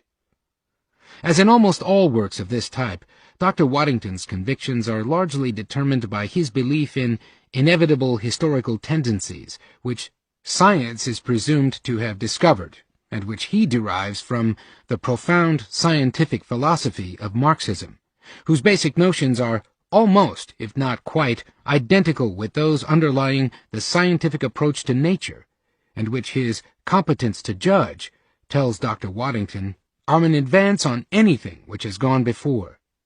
Thus, Dr. Waddington, though he finds it difficult to deny that England now is a worse country to live in than it was in 1913, looks forward to an economic system which will be centralized and totalitarian, in the sense that all aspects of the economic development of large regions are consciously planned as an integrated whole.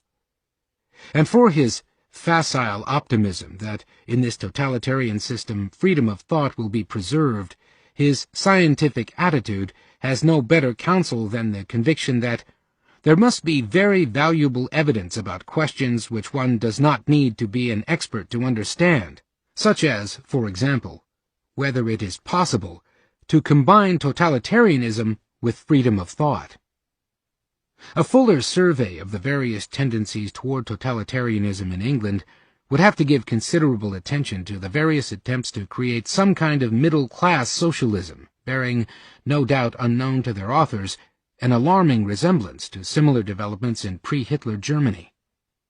Another element which, after this war, is likely to strengthen the tendencies in this direction will be some of the men who, during the war, have tasted the powers of coercive control, and will find it difficult to reconcile themselves with the humbler roles they will then have to play.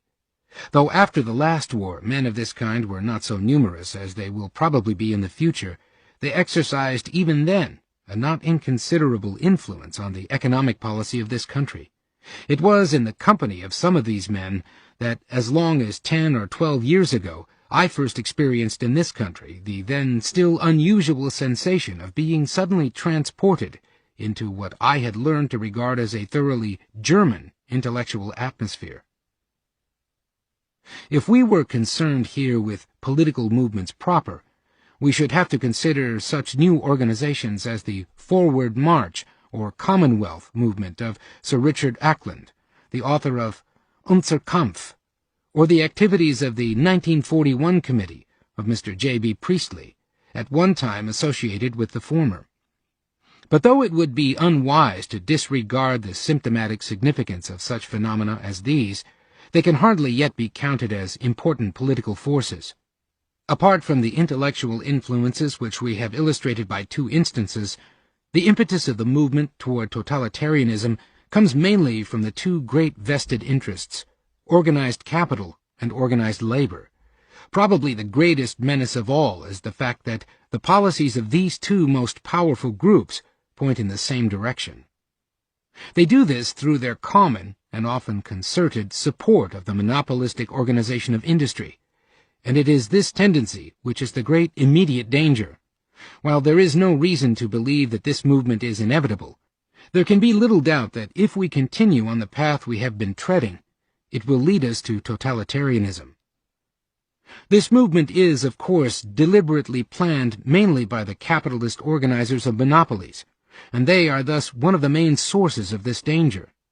Their responsibility is not altered by the fact that their aim is not a totalitarian system, but rather a sort of corporative society, in which the organized industries would appear as semi-independent and self-governing estates.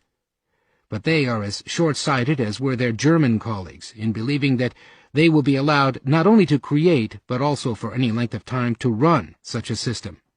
The decisions which the managers of such an organized industry would constantly have to make are not decisions which any society will long leave to private individuals. A state which allows such enormous aggregations of power to grow up cannot afford to let this power rest entirely in private control. Nor is the belief any less illusory that, in such conditions, the entrepreneurs will be long allowed to enjoy the favored position which, in a competitive society, is justified by the fact that, of the many who take the risks, only a few achieve the success the chances of which make the risk worth taking. It is not surprising that entrepreneurs should like to enjoy both the high income which, in a competitive society, the successful ones among them gain, and the security of the civil servant.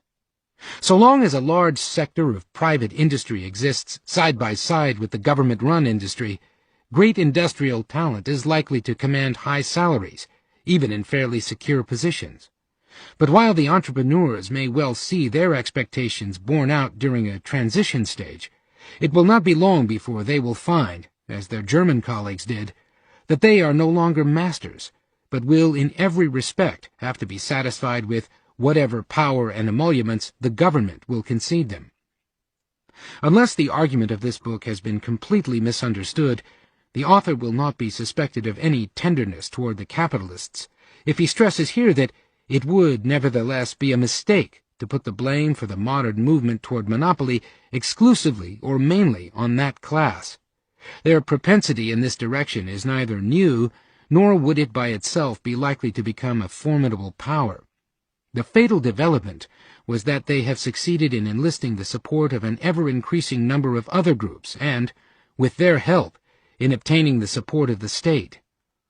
In some measure, the monopolists have gained this support either by letting other groups participate in their gains or, and perhaps even more frequently, by persuading them that the formation of monopolies was in the public interest. But the change in public opinion, which, through its influence on legislation and judicature, has been the most important factor to make this development possible, is more than anything the result of the propaganda against competition by the left. Compare on this the instructive article by W. Arthur Lewis, Monopoly and the Law, Modern Law Review, Volume 6, No. 3, April, 1943. Very frequently, even measures aimed against the monopolists, in fact, serve only to strengthen the power of monopoly. Every raid on the gains of monopoly, be it in the interest of particular groups or of the state as a whole, tends to create new vested interests, which will help to bolster up monopoly. A system in which large, privileged groups profit from the gains of monopoly may be politically much more dangerous, and monopoly in such a system certainly is much more powerful than in one where the profits go to a limited few. But though it should be clear that, for example, the higher wages which the monopolist is in a position to pay are just as much the result of exploitation as his own profit, and are just as certain to make poorer not only all the consumers, but still more all other wage earners, not merely those who benefit from it. But the public generally nowadays accept the ability to pay higher wages as a legitimate argument in favor of monopoly. Even more surprising, perhaps, is the remarkable tenderness which many socialists are likely to show toward the rentier bondholders, to whom monopolist organization of industry frequently guarantees secure incomes. That their blind enmity to profits should lead people to represent effortless, fixed income as socially or ethically more desirable than profits, and to accept even monopoly to secure such a guaranteed income to, for example, railway bondholders, is one of the most extraordinary symptoms of the perversion of values which has taken place during the last generation. There is serious reason for doubt whether even in those cases where monopoly is inevitable, the best way of controlling it is to put it in the hands of the state. If only a single industry were in question, this might well be so. But when we have to deal with many different monopolistic industries, there is much to be said for leaving them in different private hands rather than combining them under the single control of the state. Even if railways, road and air transport, or the supply of gas and electricity were all inevitably monopolies, the consumer is unquestionably in a much stronger position so long as they remain separate monopolies than when they are coordinated by a central control. Private monopoly is scarcely ever complete, and even more rarely of long duration, or able to disregard potential competition. But a state monopoly is always a state-protected monopoly, protected against both potential competition and effective criticism. It means, in most instances, that a temporary monopoly is given the power to secure its position for all time, a power almost certain to be used. Where the power which ought to check and control monopoly becomes interested in sheltering and defending its appointees, where for the government to remedy an abuse is to admit responsibility for it, and where criticism of the actions of monopoly means criticism of the government, There is little hope of monopoly becoming the servant of the community. A state which is entangled in all directions in the running of monopolistic enterprise, while it would possess crushing power over the individual, would yet be a weak state insofar as its freedom in formulating policy is concerned. The machinery of monopoly becomes identical with the machinery of the state, and the state itself becomes more and more identified with the interests of those who run things than with the interests of the people in general. The probability is that, wherever monopoly is really inevitable, the plan which used to be preferred by Americans, of a strong state control over private monopolies, if consistently pursued, offers a better chance of satisfactory results than state management. This would at least seem to be so where the state enforces a stringent price control, which leaves no room for extraordinary profits in which others than the monopolists can participate. Even if this should have the effect, as it sometimes had with American public utilities, that the services of the monopolistic industries would become less satisfactory than they might be, this would be a small price to pay for an effective check on the powers of monopoly.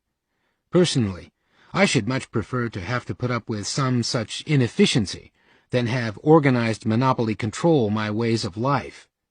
Such a method of dealing with monopoly, which would rapidly make the position of the monopolist the least eligible among entrepreneurial positions, would also do as much as anything to reduce monopoly to the spheres where it is inevitable, and to stimulate the invention of substitutes which can be provided competitively. Only make the position of the monopolist once more that of the whipping boy of economic policy, and you will be surprised how quickly most of the abler entrepreneurs will rediscover their taste for the bracing air of competition. The problem of monopoly would not be difficult as it is, if it were only the capitalist monopolist whom we have to fight. But, as has already been said, monopoly has become the danger that it is, not through the efforts of a few interested capitalists, but through the support they have obtained from those whom they have let share in their gains, and from the many more whom they have persuaded that, in supporting monopoly, they assist in the creation of a more just and orderly society. The fatal turning point in the modern development was when the great movement which can serve its original ends only by fighting all privilege, the labor movement, came under the influence of anti-competition doctrines, and became itself entangled in the strife for privilege. The recent growth of monopoly is largely the result of a deliberate collaboration of organized capital and organized labor, where the privileged groups of labor share in the monopoly profits at the expense of the community, and particularly at the expense of the poorest, those employed in the less well-organized industries, and the unemployed. It is one of the saddest spectacles of our time to see a great democratic movement support a policy which must lead to the destruction of democracy, and which, meanwhile, can benefit only a minority of the masses who support it. Yet it is this support from the left of the tendencies toward monopoly which make them so irresistible, and the prospects of the future so dark. So long as labor continues to assist in the destruction of the only order under which at least some degree of independence and freedom has been secured to every worker, there is indeed little hope for the future. The labor leaders who now proclaim so loudly that they have done once and for all with the mad competitive system are proclaiming the doom of the freedom of the individual. Professor H.J. Lasky, in his address to the 41st Annual Labour Party Conference, London, May 26, 1942, report, page 111.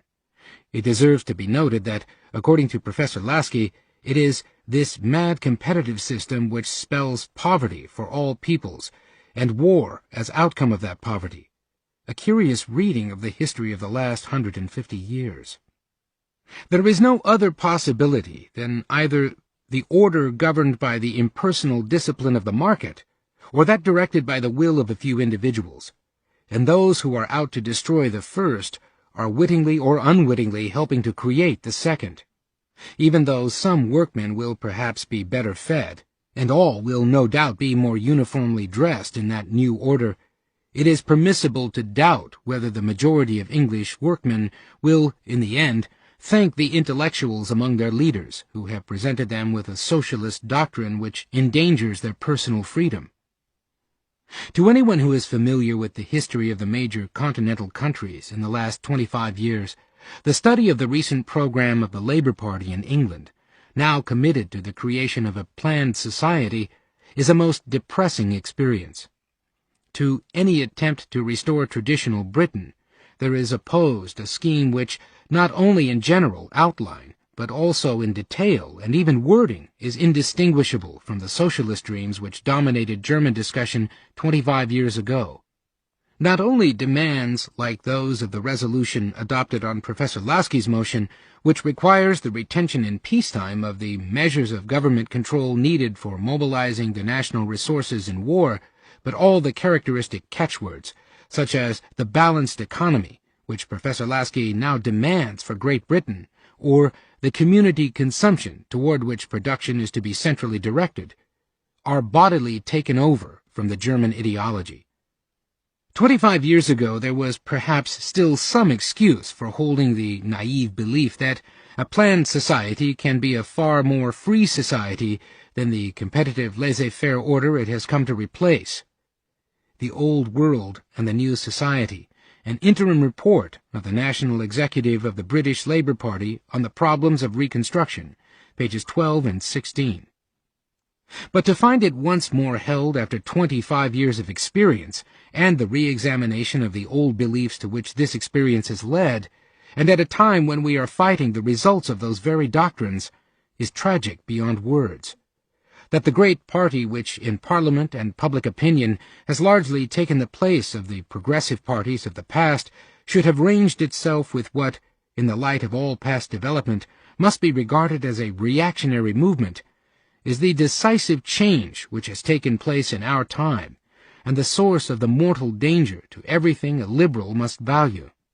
That the advances of the past should be threatened by the traditionalist forces of the right is a phenomenon of all ages, which need not alarm us.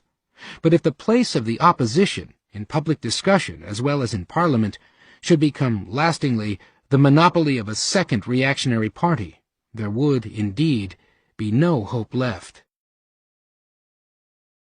Chapter 14. Material Conditions and Ideal Ends.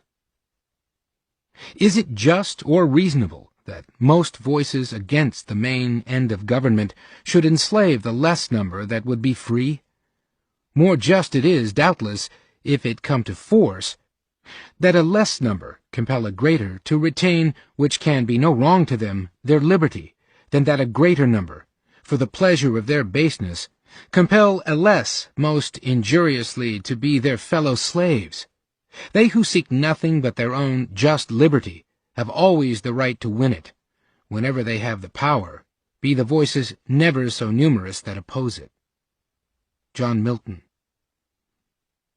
Our generation likes to flatter itself that it attaches less weight to economic considerations than did its parents or grandparents.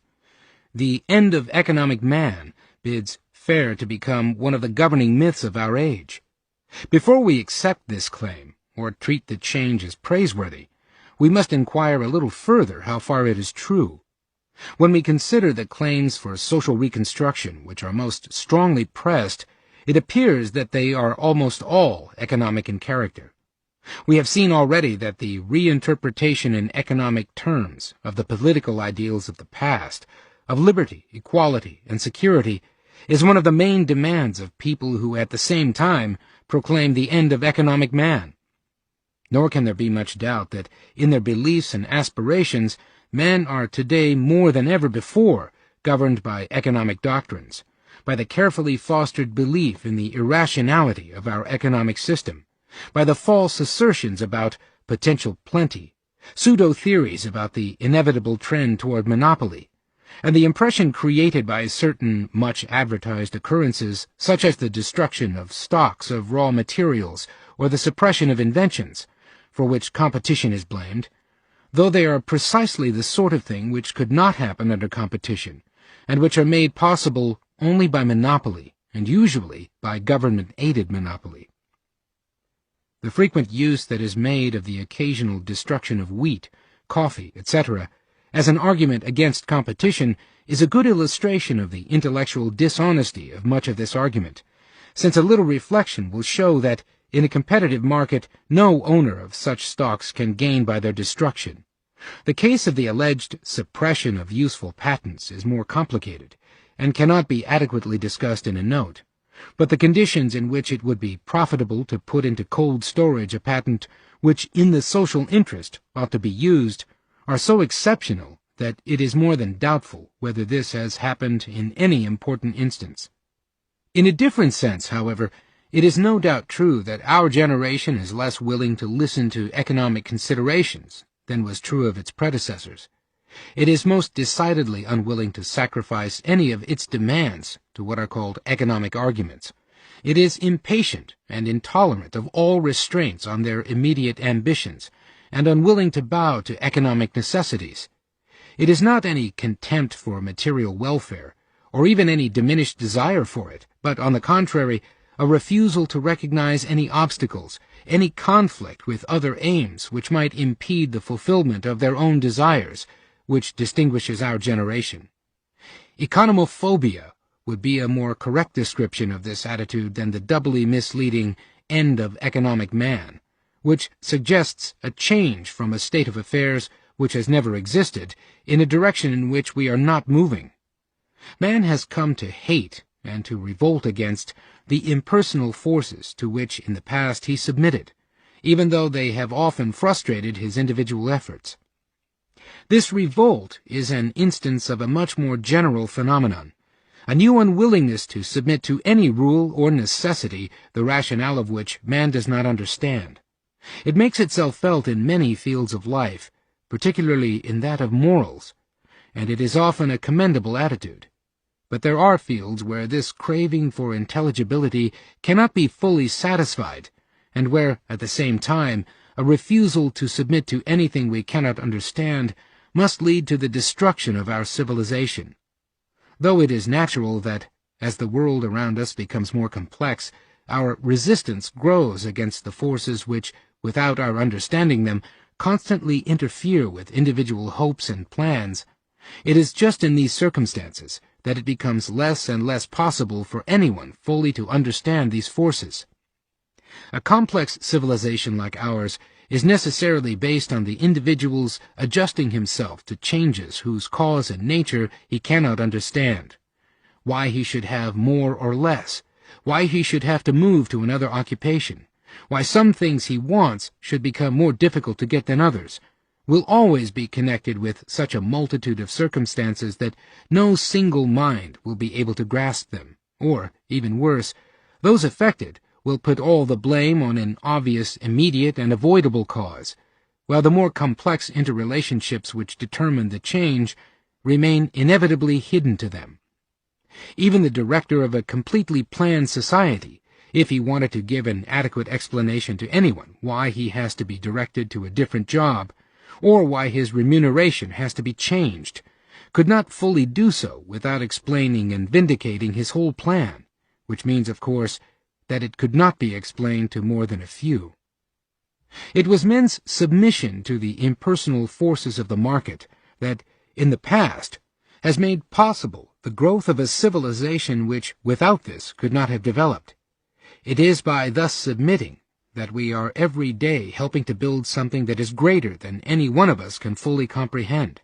It does not matter whether men in the past did submit from beliefs which some now regard as superstitious, from a religious spirit of humility, or an exaggerated respect for the crude teachings of the early economists.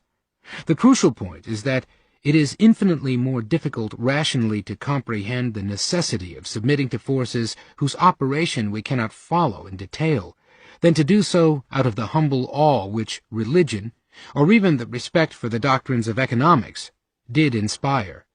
It may indeed be the case that infinitely more intelligence on the part of everybody would be needed than anybody now possesses, if we were even merely to maintain our present complex civilization without anyone's having to do things of which he does not comprehend the necessity. The refusal to yield to forces which we neither understand nor can recognize as the conscious decisions of an intelligent being is the product of an incomplete and therefore erroneous rationalism. It is incomplete because it fails to comprehend that the coordination of the multifarious individual efforts in a complex society must take account of facts no individual can completely survey, and it fails to see that, unless this complex society is to be destroyed, the only alternative to submission to the impersonal and seemingly irrational forces of the market is submission to an equally uncontrollable and therefore arbitrary power of other men.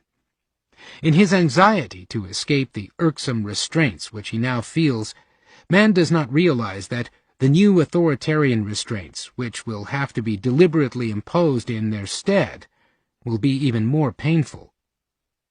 Those who argue that we have to an astounding degree learn to master the forces of nature, but are sadly behind in making successful use of the possibilities of social collaboration, are quite right so far as this statement goes. But they are mistaken when they carry the comparison further and argue that we must learn to master the forces of society in the same manner in which we have learned to master the forces of nature. This is not only the path to totalitarianism, but the path to the destruction of our civilization, and a certain way to block future progress. Those who demand it show by their very demands that they have not yet comprehended the extent to which the mere preservation of what we have so far achieved depends on the coordination of individual efforts by impersonal forces. We must now return briefly to the crucial point that individual freedom cannot be reconciled with the supremacy of one single purpose to which the whole society must be entirely and permanently subordinated. The only exception to the rule that a free society must not be subjected to a single purpose is war and other temporary disasters, when subordination of almost everything to the immediate and pressing need is the price at which we preserve our freedom in the long run. This explains also why so many of the fashionable phrases about doing for the purposes of peace what we have learned to do for the purposes of war are so very misleading. It is sensible temporarily to sacrifice freedom in order to make it more secure in the future, but the same cannot be said for a system proposed as a permanent arrangement. That no single purpose must be allowed in peace to have absolute preference over all others applies even to the one aim which everybody now agrees comes in the front rank, the conquest of unemployment. There can be no doubt that this must be the goal of our greatest endeavor. Even so, it does not mean that such an aim should be allowed to dominate us to the exclusion of everything else, that, as the glib phrase runs, it must be accomplished at any price. It is, in fact, in this field that the fascination of vague but popular phrases like full employment may well lead to extremely short-sighted measures, and where the categorical and irresponsible "it must be done at all cost" of the single-minded idealist is likely to do the greatest harm. It is of very great importance that we should approach with open eyes the task which, in this field, we shall have to face after the war, and that we should clearly realize what we may hope to achieve. One of the dominant features of the immediate post-war situation will be that the special needs of war have drawn hundreds of thousands of men and women into specialized jobs where, during the war, they have been able to earn relatively high wages. There will, in many instances, be no possibility of employing the same numbers in these particular trades. There will be an urgent need for the transfer of large numbers to other jobs, and many of them will find that the work they can then get is less favorably remunerated than was true of their war job. Even retraining, which certainly ought to be provided on a liberal scale, cannot entirely overcome this problem. There will still be many people who, if they are to be paid according to what their services will then be worth to society, would, under any system, have to be content with a lowering of their material position relative to that of others. If, then, the trade unions successfully resist any lowering of the wages of the particular groups in question, there will be only two alternatives open. Either coercion will have to be used, i.e., certain individuals will have to be selected for a compulsory transfer to other and relatively less well-paid positions, or those who can no longer be employed at the relatively high wages they have earned during the war must be allowed to remain unemployed until they are willing to accept work at a relatively lower wage. This is a problem which would arise in a socialist society, no less than in any other, and the great majority of workmen would probably be just as little inclined to guarantee in perpetuity their present wages to those who were drawn into specially well-paid employments because of the special need of war. A socialist society would certainly use coercion in this position.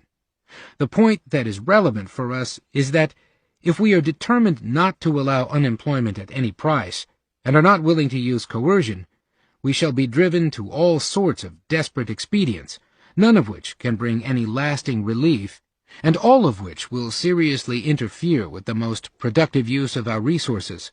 It should be specially noted that monetary policy cannot provide a real cure for this difficulty except by a general and considerable inflation, sufficient to raise all other wages and prices relatively to those which cannot be lowered, and that even this would bring about the desired result only by effecting in a concealed and underhand fashion that reduction of real wages which could not be brought about directly.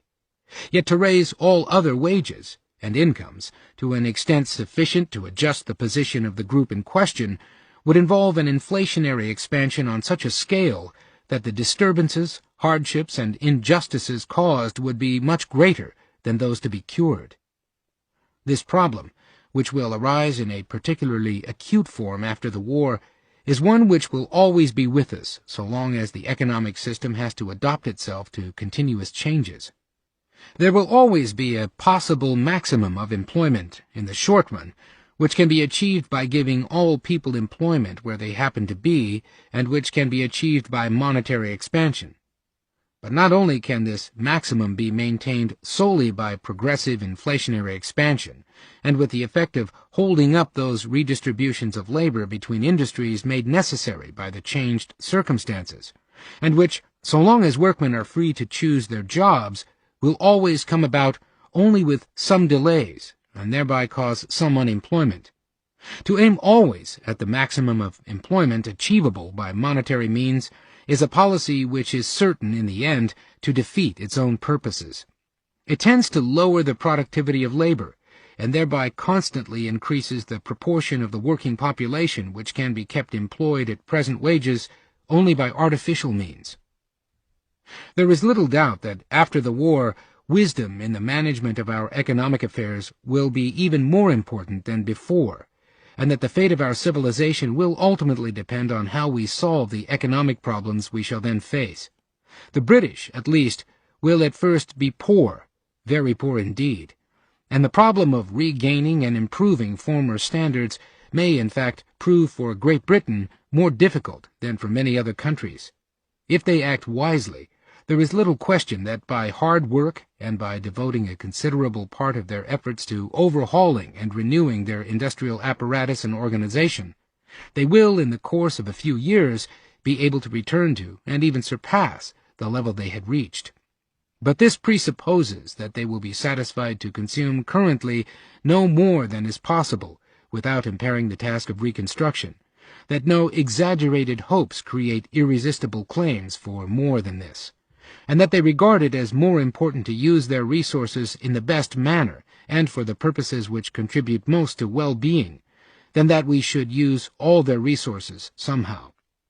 This is perhaps the place to emphasize that, however much one may wish a speedy return to a free economy, this cannot mean the removal at one stroke of most of the wartime restrictions. Nothing would discredit the system of free enterprise more than the acute, though probably short-lived, dislocation and instability such an attempt would produce. The problem is at what kind of system we should aim in the process of demobilization, not whether the wartime system should be transformed into more permanent arrangements by a carefully thought-out policy of gradual relaxation of controls, which may have to extend over several years.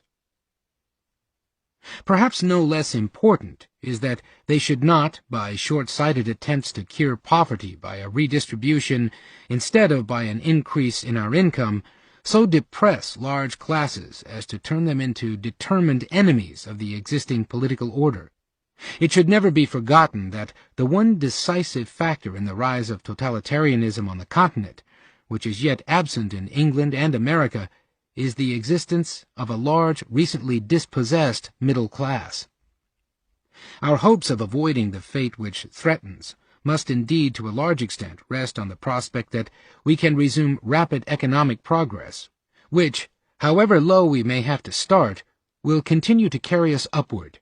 And the main condition for such progress is that we should all be ready to adapt ourselves quickly to a very much changed world, that no considerations for the accustomed standard of particular groups must be allowed to obstruct this adaptation, and that we learn once more to turn all our resources to wherever they contribute most to make us all richer. The adjustments that will be needed if we are to recover and surpass our former standards will be greater than any similar adjustments we had to make in the past, and only if every one of us is ready individually to obey the necessities of this readjustment shall we be able to get through a difficult period as free men who can choose their own way of life. Let a uniform minimum be secured to everybody by all means, but let us admit at the same time that with this assurance of a basic minimum, all claims for a privileged security of particular classes must lapse, that all excuses disappear for allowing groups to exclude newcomers from sharing their relative prosperity in order to maintain a special standard of their own. It may sound noble to say, "Damn economics, let us build up a decent world," but it is, in fact, merely irresponsible. With our world as it is, with everyone convinced that the material conditions here or there must be improved, our only chance of building a decent world is that we can continue to improve the general level of wealth.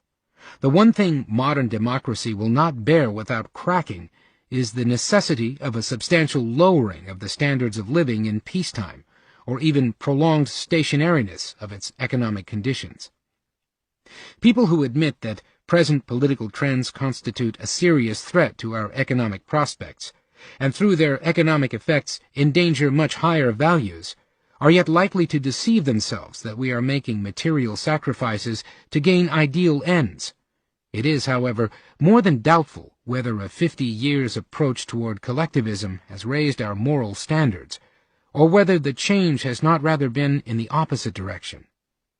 Though we are in the habit of priding ourselves on our more sensitive social conscience, it is by no means clear that this is justified by the practice of our individual conduct. On the negative side, in its indignation about the inequities of the existing social order, our generation probably surpasses most of its predecessors. But the effect of that movement on our positive standards in the proper field of morals, individual conduct, and on the seriousness with which we uphold moral principles against the expediencies and exigencies of social machinery is a very different matter. Issues in this field have become so confused that it is necessary to go back to fundamentals. What our generation is in danger of forgetting is not only that morals are of necessity a phenomenon of individual conduct, but also that they can exist only in the sphere in which the individual is free to decide for himself and is called upon voluntarily to sacrifice personal advantage to the observance of a moral rule. Outside the sphere of individual responsibility, there is neither goodness nor badness, neither opportunity for moral merit, nor the chance of proving one's conviction by sacrificing one's desires to what one thinks right. Only where we ourselves are responsible for our own interests, and are free to sacrifice them, has our decision moral value. We are neither entitled to be unselfish at someone else's expense, nor is there any merit in being unselfish if we have no choice. The members of a society who in all respects are made to do the good thing have no title to praise. As Milton said, if every action which is good or evil in a man of ripe years were under pittance and prescription and compulsion, what were virtue but a name? What praise should then be due to well-doing? What gramercy to be sober, just, or continent? Freedom to order our own conduct in the sphere where material circumstances force a choice upon us, and responsibility for the arrangement of our own life according to our own conscience, is the air in which alone moral sense grows, and in which moral values are daily recreated in the free decision of the individual. Responsibility, not to a superior, but to one's conscience, the awareness of a duty not exacted by compulsion, the necessity to decide which of the things one values are to be sacrificed to others, and to bear the consequences of one's own decision, are the very essence of any morals which deserve the name. That in this sphere of individual conduct the effect of collectivism has been almost entirely destructive is both inevitable and undeniable. A movement whose main promise is the relief from responsibility cannot but be anti-moral in its effect, however lofty the ideals to which it owes its birth. This becomes more and more clearly expressed as socialism approaches totalitarianism, and in England is most explicitly stated in the program of that latest and most totalitarian form of English socialism, Sir Richard Ackland's Commonwealth movement. The main feature of the new order he promises is that in it the community will say to the individual, "Don't you bother about the business of getting your own living." In consequence, of course, it must be the community as a whole which must decide whether or not a man shall be employed upon our resources, and how and when and in what manner he shall work, and that the community will have to run camps for shirkers in very tolerable conditions. Is it surprising that the author discovers that Hitler has stumbled across, or has needed to make use of, a small part, or perhaps one should say one particular aspect of, what will ultimately be required of humanity? Sir Richard Ackland, The Forward March, 1941, pages 127, 126, 135, and 32. Can there be much doubt that the feeling of personal obligation to remedy inequities, where our individual power permits, has been weakened rather than strengthened, that both the willingness to bear responsibility and the consciousness that it is our own individual duty to know how to choose have been perceptibly impaired? There is all the difference between demanding that a desirable state of affairs should be brought about by the authorities, or even being willing to submit, provided everyone else is made to do the same, and the readiness to do what one thinks right oneself, at the sacrifice of one's own desires, and perhaps in the face of hostile public opinion. There is much to suggest that we have in fact become more tolerant toward particular abuses, and much more indifferent to inequities in individual cases, since we have fixed our eyes on an entirely different system in which the state will set everything right. It may even be, as has been suggested, that the passion for collective action is a way in which we now, without compunction, collectively indulge in that selfishness which, as individuals, we had learned a little to restrain. It is true that the virtues which are less esteemed and practiced now, independence, self-reliance, and the willingness to bear risks, the readiness to back one's own conviction against a majority, and the willingness to voluntary cooperation with one's neighbors, are essentially those on which the working of an individualist society rests.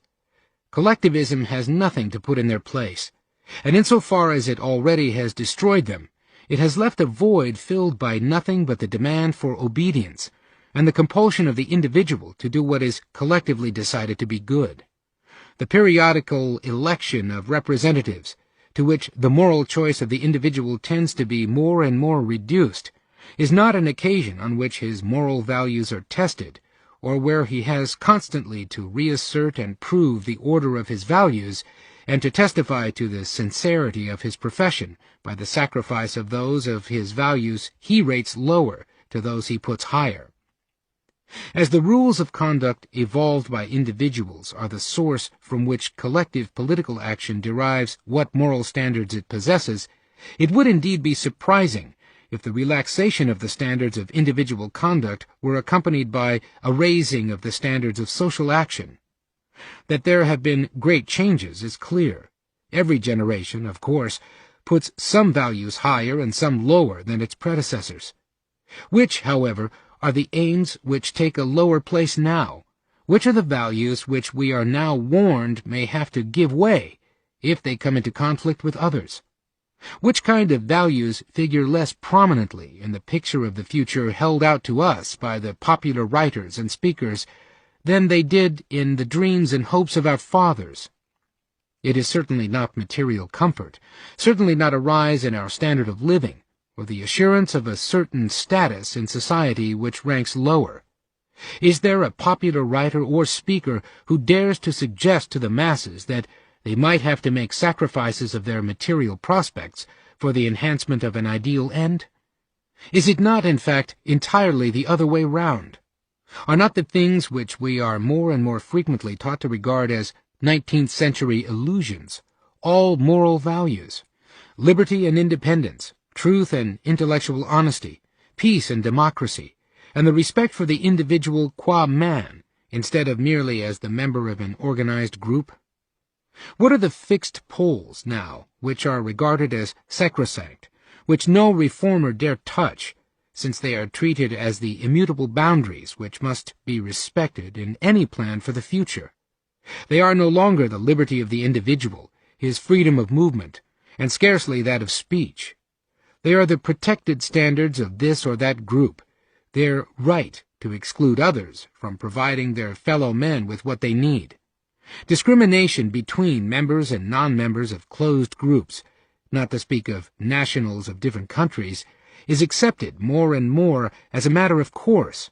Injustices inflicted on individuals by government action in the interest of a group are disregarded with an indifference hardly distinguishable from callousness, and the grossest violations of the most elementary rights of the individual, such as are involved in the compulsory transfer of populations, are more and more often countenanced, even by supposed liberals. All this surely indicates that our moral sense has been blunted rather than sharpened. When we are reminded, as more and more frequently happens, that one cannot make omelettes without breaking eggs, the eggs which are broken are almost all of the kind which a generation or two ago were regarded as the essential bases of civilized life. And what atrocities committed by powers with whose professed principles they sympathize have not been readily condoned by many of our so-called liberals. There is one aspect of the change in moral values brought about by the advance of collectivism which at the present time provides special food for thought. It is that the virtues which are held less and less in esteem, and which consequently become rarer, are precisely those on which Anglo-Saxons justly prided themselves, and in which they were generally recognized to excel. The virtues these people possessed, in a higher degree than most other people, excepting only a few of the smaller nations, like the Swiss and the Dutch, were independence and self-reliance, individual initiative and local responsibility, the successful reliance on voluntary activity, non-interference with one's neighbor, and tolerance of the different and queer, respect for custom and tradition, and a healthy suspicion of power and authority. Almost all the traditions and institutions in which democratic moral genius has found its most characteristic expression, and which, in turn, have molded the national character and the whole moral climate of England and America, are those which the progress of collectivism and its inherently centralistic tendencies are progressively destroying. A foreign background is sometimes helpful in seeing more clearly to what circumstances the peculiar excellencies of the moral atmosphere of a nation are due.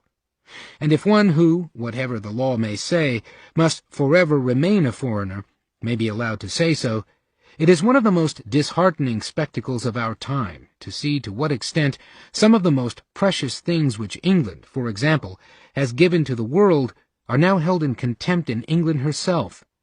The English hardly know to what degree they differ from most other people in that they all, irrespective of party, hold to a greater or less extent the ideas which, in their most pronounced form, are known as liberalism. Compared with most other peoples, only 20 years ago, almost all Englishmen were liberals, however much they may have differed from party liberalism. And even today, the English conservative or socialist, no less than the liberal, if he travels abroad, though he may find the ideas and writings of Carlyle or Disraeli, of the Webbs or H.G. Wells, exceedingly popular in circles with which he has little in common, among Nazis and other totalitarians, if he finds an intellectual island where the tradition of Macaulay and Gladstone, of J.S. Mill or John Morley lives, will find kindred spirits who talk the same language as himself, however much he himself may differ from the ideals for which these men specifically stood. Nowhere is the loss of the belief in the specific values of British civilization more manifest, and nowhere has it had a more paralyzing effect on the pursuit of our immediate great purpose than in the fatuous ineffectiveness of most British propaganda. The first prerequisite for success in propaganda directed to other people is the proud acknowledgement of the characteristic values and distinguishing traits for which the country attempting it is known to the other peoples. The main cause of the ineffectiveness of British propaganda is that those directing it seem to have lost their own belief in the peculiar values of English civilization, or to be completely ignorant of the main points on which it differs from that of other people.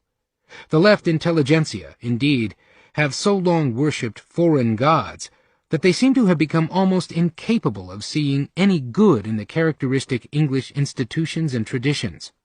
That the moral values on which most of them pride themselves are largely the product of the institutions they are out to destroy, these socialists cannot, of course, admit.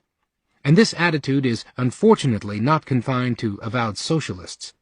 Though one must hope that this is not true of the less vocal but more numerous cultivated Englishmen, if one were to judge by the ideas which find expression in current political discussion and propaganda, the Englishmen who not only the language speak that Shakespeare spake, but also the faith and morals hold that Milton held, seem to have almost vanished.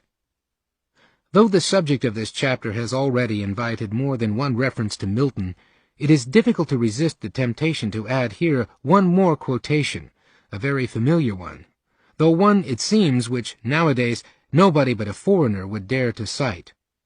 Let not England forget her precedence of teaching nations how to live. It is, perhaps, significant that our generation has seen a host of American and English detractors of Milton, and that the first of them, Ezra Pound, was, during this war, broadcasting from Italy. To believe, however, that the kind of propaganda produced by this attitude can have the desired effect on our enemies, and particularly on the Germans, is a fatal blunder.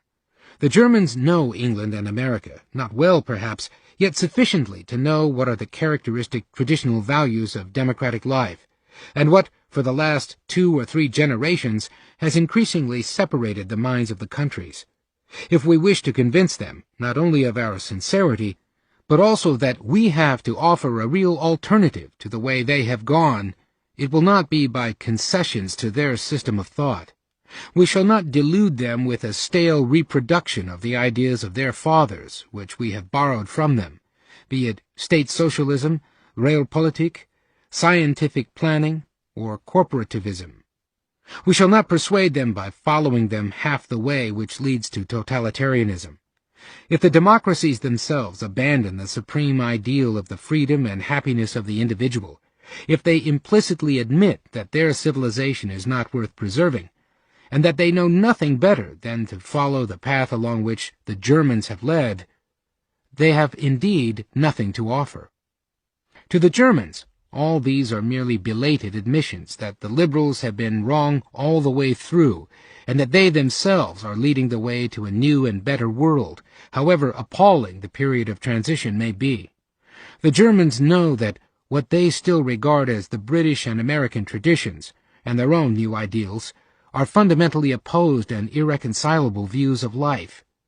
They might be convinced that the way they have chosen was wrong, but nothing will ever convince them that the British or Americans will be better guides on the German path. Least of all will that type of propaganda appeal to those Germans on whose help we must ultimately count in rebuilding Europe, because their values are nearest to our own. For experience has made them wiser and sadder men. They have learned that neither good intentions nor efficiency of organization can preserve decency in a system in which personal freedom and individual responsibility are destroyed. What the German and Italian who have learned the lesson want above all is protection against the monster state, not grandiose schemes for organization on a colossal scale, but opportunity peacefully and in freedom to build up once more their own little worlds. It is not because they believe that to be ordered about by British or Americans is preferable to being ordered about by the Prussians, but because they believe that in a world where democratic ideals have been victorious, they will be less ordered about and left in peace to pursue their own concerns, that we can hope for support from some of the nationals of the enemy countries.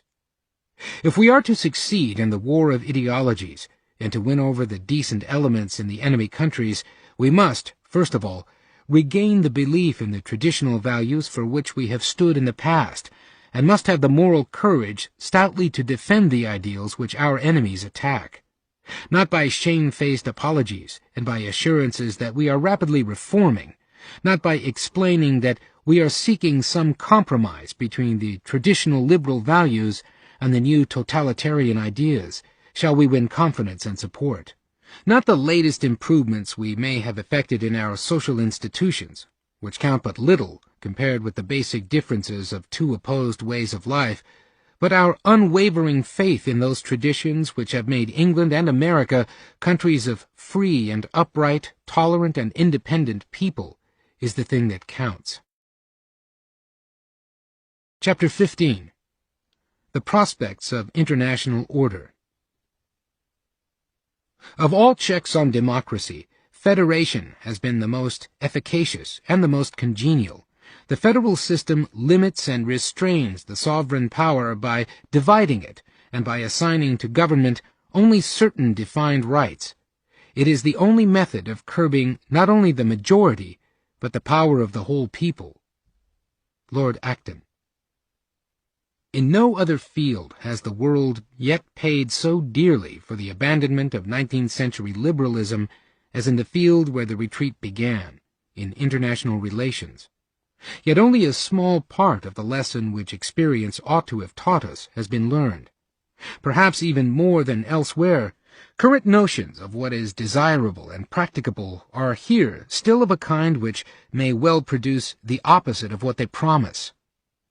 The part of the lesson of the recent past which is slowly and gradually being appreciated is that many kinds of economic planning, conducted independently on a national scale, are bound in their aggregate effect to be harmful even from a purely economic point of view, and, in addition, to produce serious international friction.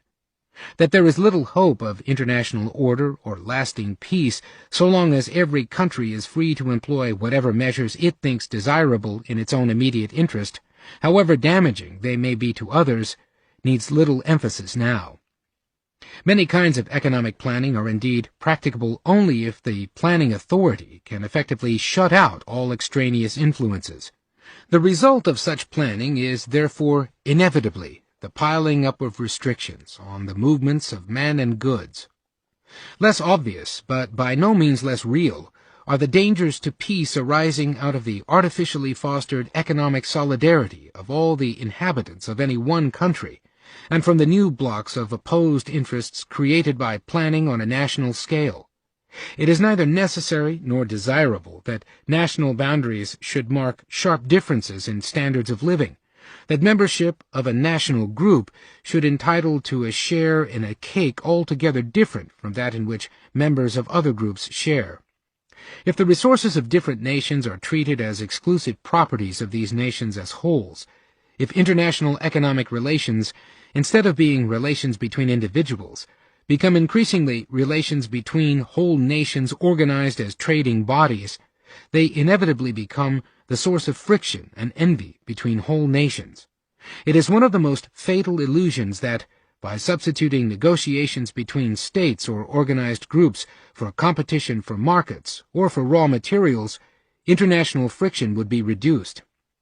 This would merely put a contest of force in the place of what can only metaphorically be called the struggle of competition, and would transfer to powerful and armed states, subject to no superior law, the rivalries which, between individuals, had to be decided without recourse to force.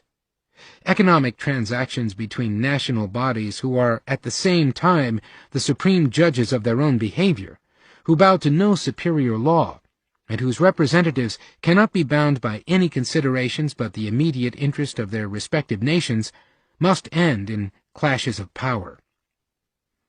On all these, and on the following points, which can be touched upon only very briefly, see Professor Lionel Robbins's Economic Planning and International Order, 1937, Passim.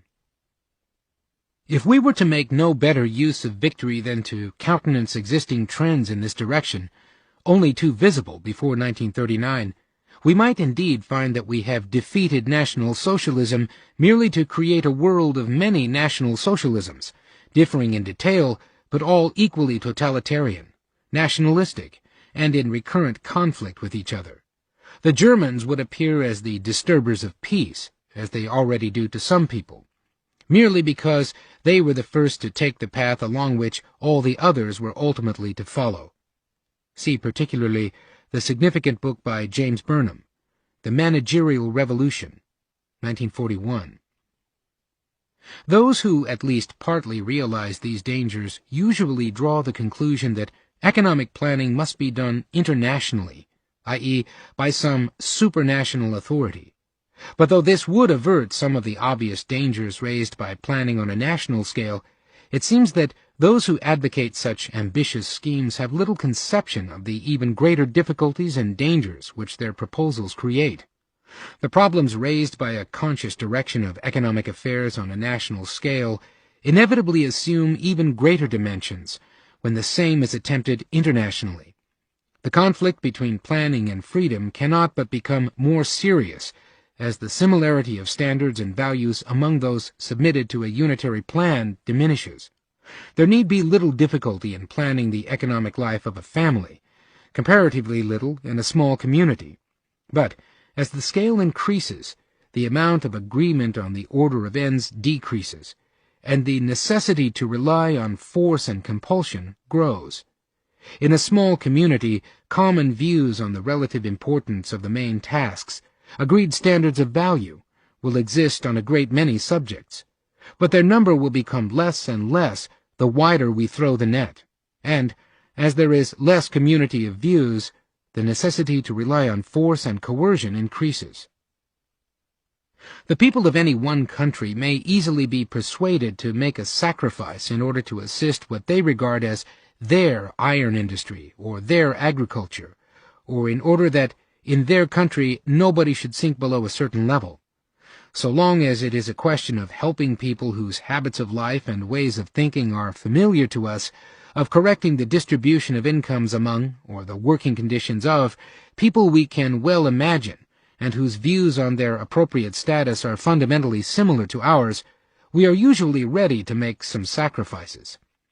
But one has only to visualize the problems raised by economic planning of even an area such as Western Europe to see that the moral bases for such an undertaking are completely lacking.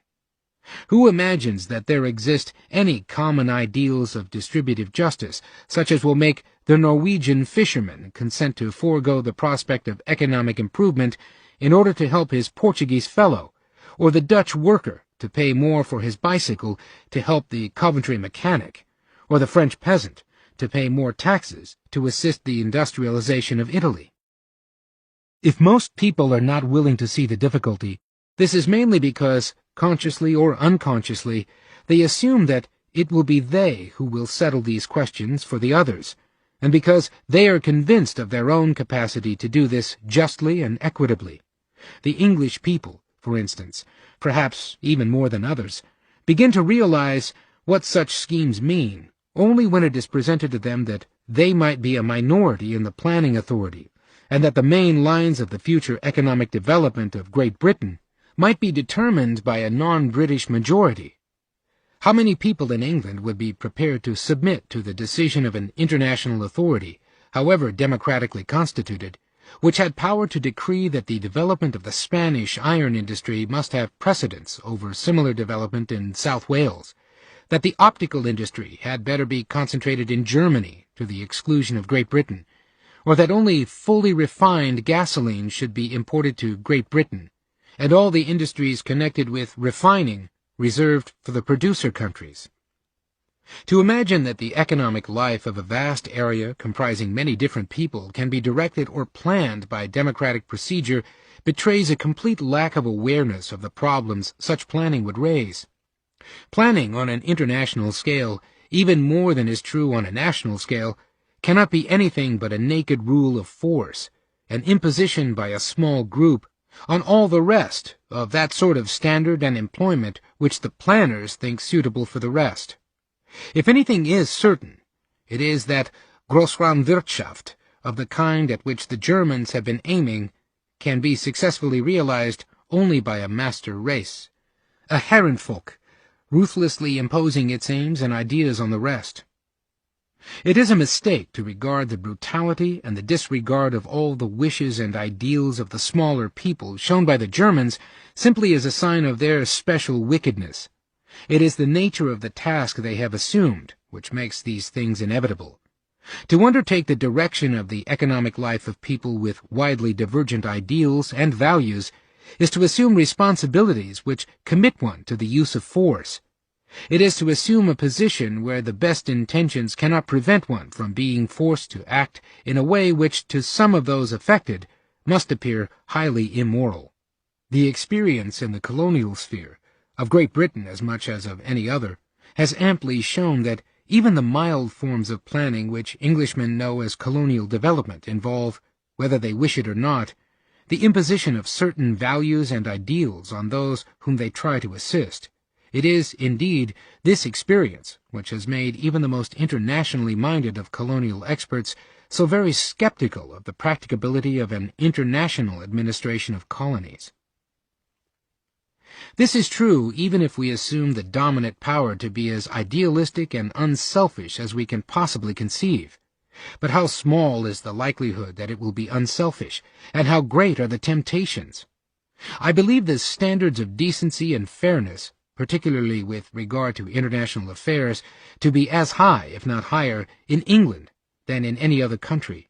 Yet even now we can hear people in England arguing that victory must be used to create conditions in which British industry will be able to utilize to the full the particular equipment which it has built up during the war, that the reconstruction of Europe must be so directed as to fit in with the special requirements of the industries of England, and to secure to everybody in the country the kind of employment for which he thinks himself most fit. The alarming thing about these suggestions is not that they are made, but that they are made in all innocence and regarded as a matter of course by decent people who are completely unaware of the moral enormity which the use of force for such purposes involves. If anyone should still fail to see the difficulties or cherish the belief that, with a little goodwill, they can all be overcome, it will help if he tries to follow the implications of central direction of economic activity applied on a world scale. Can there be much doubt that this would mean a more or less conscious endeavor to secure the dominance of the white man, and would rightly be so regarded by all other races? Until I find a sane person who seriously believes that the European races will voluntarily submit to their standard of life and rate of progress being determined by a world parliament, I cannot regard such plans as anything but absurd. But this does unfortunately not preclude that particular measures, which could be justified only if the principle of world direction were a feasible ideal, are seriously advocated. Perhaps the most powerful agent in creating the belief in the possibility of a single central direction by democratic means of the economic life of many different peoples is the fatal delusion that, if the decisions were left to the people, the community of interest of the working classes would readily overcome the differences which exist between the ruling classes. There is every reason to expect that, with world planning, the clash of economic interests which arises now about the economic policy of any one nation would in fact appear in even fiercer form as a clash of interests between whole peoples, which could be decided only by force. On the questions which an international planning authority would have to decide, the interests and opinions of the working classes of the different people will inevitably be as much in conflict, and there will be even less of a commonly accepted basis for an equitable settlement than there is with respect to different classes in any one country. To the worker in a poor country, the demand of his more fortunate colleague to be protected against his low-wage competition by minimum-wage legislation, supposedly in his interest, is frequently no more than a means to deprive him of his only chance to better his conditions, by overcoming natural disadvantages by working at wages lower than his fellows in other countries. And to him, the fact that he has to give the product of 10 hours of his labor for the product of 5 hours of the man elsewhere who is better equipped with machinery is as much exploitation as that practiced by any capitalist. It is fairly certain that in a planned international system, the wealthier and therefore most powerful nations would, to a very much greater degree than in a free economy, become the object of hatred and envy of the poorer ones, and the latter, rightly or wrongly, would all be convinced that their position could be improved much more quickly if they were only free to do what they wished. Indeed, if it comes to be regarded as the duty of the international authority to bring about distributive justice between the different peoples, it is no more than a consistent and inevitable development of socialist doctrine that class strife would become a struggle between the working classes of the different countries. There is at present a great deal of muddle-headed talk about planning to equalize standards of life. It is instructive to consider in a little more detail one of these proposals, to see what precisely it involves. The area for which, at the present moment, our planners are particularly fond of drawing up such schemes is the Danube Basin and southeastern Europe. There can be no doubt about the urgent need for amelioration of economic conditions in this region, from humanitarian and economic considerations, as well as in the interest of the future peace of Europe, nor that this can be achieved only in a political setting different from that of the past.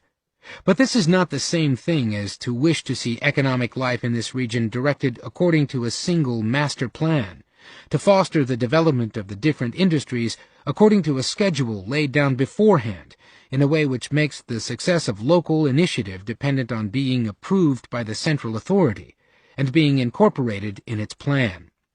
One cannot, for example, create a kind of Tennessee Valley Authority for the Danube Basin without thereby determining beforehand, for many years to come, the relative rate of progress of the different races inhabiting this area, or without subordinating all their individual aspirations and wishes to this task. Planning of this kind must of necessity begin by fixing an order of priorities of the different claims. To plan for the deliberate equalization of standards of living means that the different claims must be ranked according to merit, that some must be given precedence over others, and that the latter must wait their turn, even though those whose interests are thus relegated may be convinced not only of their better right, but also of their ability to reach their goal sooner, if they were only given freedom to act on their own devices. There exists no basis which allows us to decide whether the claims of the poor Romanian peasant are more or less urgent than those of the still poorer Albanian, or the needs of the Slovakian mountain shepherd greater than those of his Slovenian colleague. But if the raising of their standards of life is to be effected according to a unitary plan, somebody must deliberately balance the merits of all these claims and decide between them. And once such a plan is put into execution, all the resources of the planned area must serve that plan. There can be no exemption for those who feel they could do better for themselves. Once their claim has been given a lower rank, they will have to work for the prior satisfaction of the needs of those who have been given preference.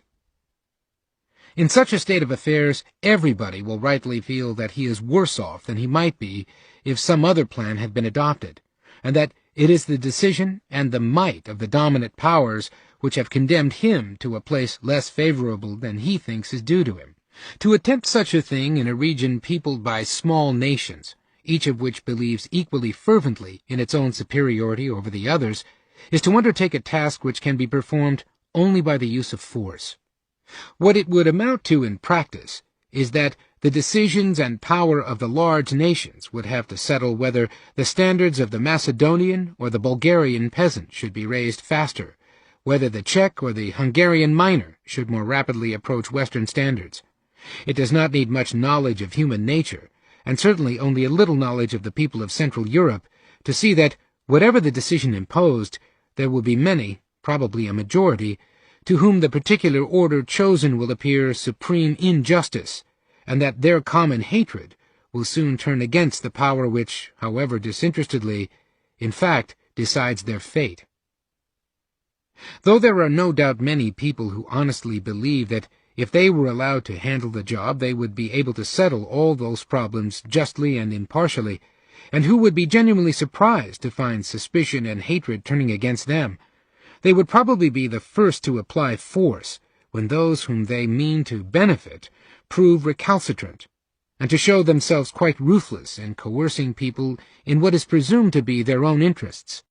What these dangerous idealists do not see is that where the assumption of a moral responsibility involves that one's moral views should by force be made to prevail over those dominant in other communities, the assumption of such responsibility may place one in a position in which it becomes impossible to act morally. To impose such an impossible moral task on the victorious nations is a certain way morally to corrupt and discredit them. By all means, let us assist the poorer people as much as we can in their own efforts to build up their lives and to raise their standards of living. An international authority can be very just and contribute enormously to economic prosperity if it merely keeps order and creates conditions in which the people can develop their own life. But it is impossible to be just or to let people live their own life if the central authority doles out raw materials and allocates markets, if every spontaneous effort has to be approved, and nothing can be done without the sanction of the central authority. After the discussions in earlier chapters, it is hardly necessary to stress that these difficulties cannot be met by conferring on the various international authorities merely specific economic powers. The belief that this is a practical solution rests on the fallacy that economic planning is merely a technical task, which can be solved in a strictly objective manner by experts, and that the really vital things would still be left in the hands of the political authorities. Any international economic authority, not subject to a superior political power, even if strictly confined to a particular field, could easily exercise the most tyrannical and irresponsible power imaginable. Exclusive control of an essential commodity or service, as for example air transport, is, in effect, one of the most far-reaching powers which can be conferred on any authority. And as there is scarcely anything which could not be justified by technical necessities which no outsider could effectively question, or even by humanitarian and possibly entirely sincere arguments about the needs of some specially ill-favored group which could not be helped in any other way, there is little possibility of controlling that power. The kind of organization of the resources of the world under more or less autonomous bodies, which now so often finds favor in the most surprising quarters, a system of comprehensive monopolies recognized by all the national governments, but subject to none, would inevitably become the worst of all conceivable rackets, even if those entrusted with their administration should prove the most faithful guardians of the particular interests placed in their care. One need only seriously consider the full implications of such apparently innocuous proposals, widely regarded as the essential basis of the future economic order, such as the conscious control and distribution of the supply of essential raw materials, in order to see what appalling political difficulties and moral dangers they create. The controller of the supply of any such raw material as gasoline or timber, rubber or tin, would be the master of the fate of whole industries and countries. In deciding whether to allow the supply to increase and the price or the income of the producers to fall, he would decide whether some country is to be allowed to start some new industry or whether it is to be precluded from doing so. While he protects the standards of life of those he regards as specially entrusted to his care, he will deprive many who are in a much worse position of their best and perhaps only chance to improve it. If all essential raw materials were thus controlled, there would indeed be no new industry, no new venture on which the people of a country could embark without the permission of the controllers, no plan for development or improvement which could not be frustrated by their veto. The same is true of international arrangement for sharing of markets, and even more so of the control of investment and the development of natural resources. It is curious to observe how those who pose as the most hard-boiled realists and who lose no opportunity of casting ridicule on the utopianism of those who believe in the possibility of an international political order, yet regard as more practicable the much more intimate and irresponsible interference with the lives of the different peoples which economic planning involves, and believe that, once hitherto undreamed of power is given to an international government, which has just been represented as not even capable of enforcing a simple rule of law, this greater power will be used in so unselfish and so obviously just a manner as to command general consent. If anything is evident, it should be that, while nations might abide by formal rules on which they have agreed, they will never submit to the direction which international economic planning involves. That while they may agree on the rules of the game, they will never agree on the order of preference in which the rank of their own needs and the rate at which they are allowed to advance is fixed by majority vote. Even if, at first, the peoples should, under some illusion about the meaning of such proposals, agree to transfer such powers to an international authority, they would soon find out that what they have delegated is not merely a technical task, but the most comprehensive power over their very lives. What is evidently at the back of the minds of the not altogether unpracticable realists who advocate these schemes is that, while the great powers will be unwilling to submit to any superior authority, they will be able to use those international authorities to impose their will on the smaller nations within the area in which they exercise hegemony. There is so much realism in this that, by thus camouflaging the planning authorities as international, it might be easier to achieve the condition under which international planning is alone practicable, namely, that it is, in effect, done by one single predominant power. This disguise would, however, not alter the fact that, for all the smaller states, it would mean a much more complete subjection to an external power, to which no real resistance would any longer be possible, than would be involved in the renunciation of a clearly defined part of political sovereignty. It is significant that the most passionate advocates of a centrally directed economic new order for Europe should display, like their Fabian and German prototypes, the most complete disregard of the individuality and of the rights of small nations. The views of Professor Carr, who in this sphere, even more than in that of internal policy, is representative of the trend toward totalitarianism in England, have already made one of his professional colleagues ask the very pertinent question, if the Nazi way with small sovereign states is indeed to become the common form, what is the war about? Professor C.A.W. Manning, in a review of Professor Carr's Conditions of Peace, in the International Affairs Review Supplement, June, 1942. Those who have observed how much disquiet and alarm some recent utterances on these questions in papers as different as the London Times and the New Statesman have caused among our smaller allies will have little doubt how much this attitude is even now resented among our closest friends, and how easy it will be to dissipate the stock of goodwill which has been laid up during the war, if these advisers are followed. It is significant in more than one respect that, as was once observed in one of the weekly journals, one had already begun to expect a touch of the Carr flavor in the New Statesman pages, as well as in those of the Times. Four Winds, in Time and Tide, February 20th, 1943. Those who are so ready to ride roughshod over the rights of small states are, of course, right in one thing.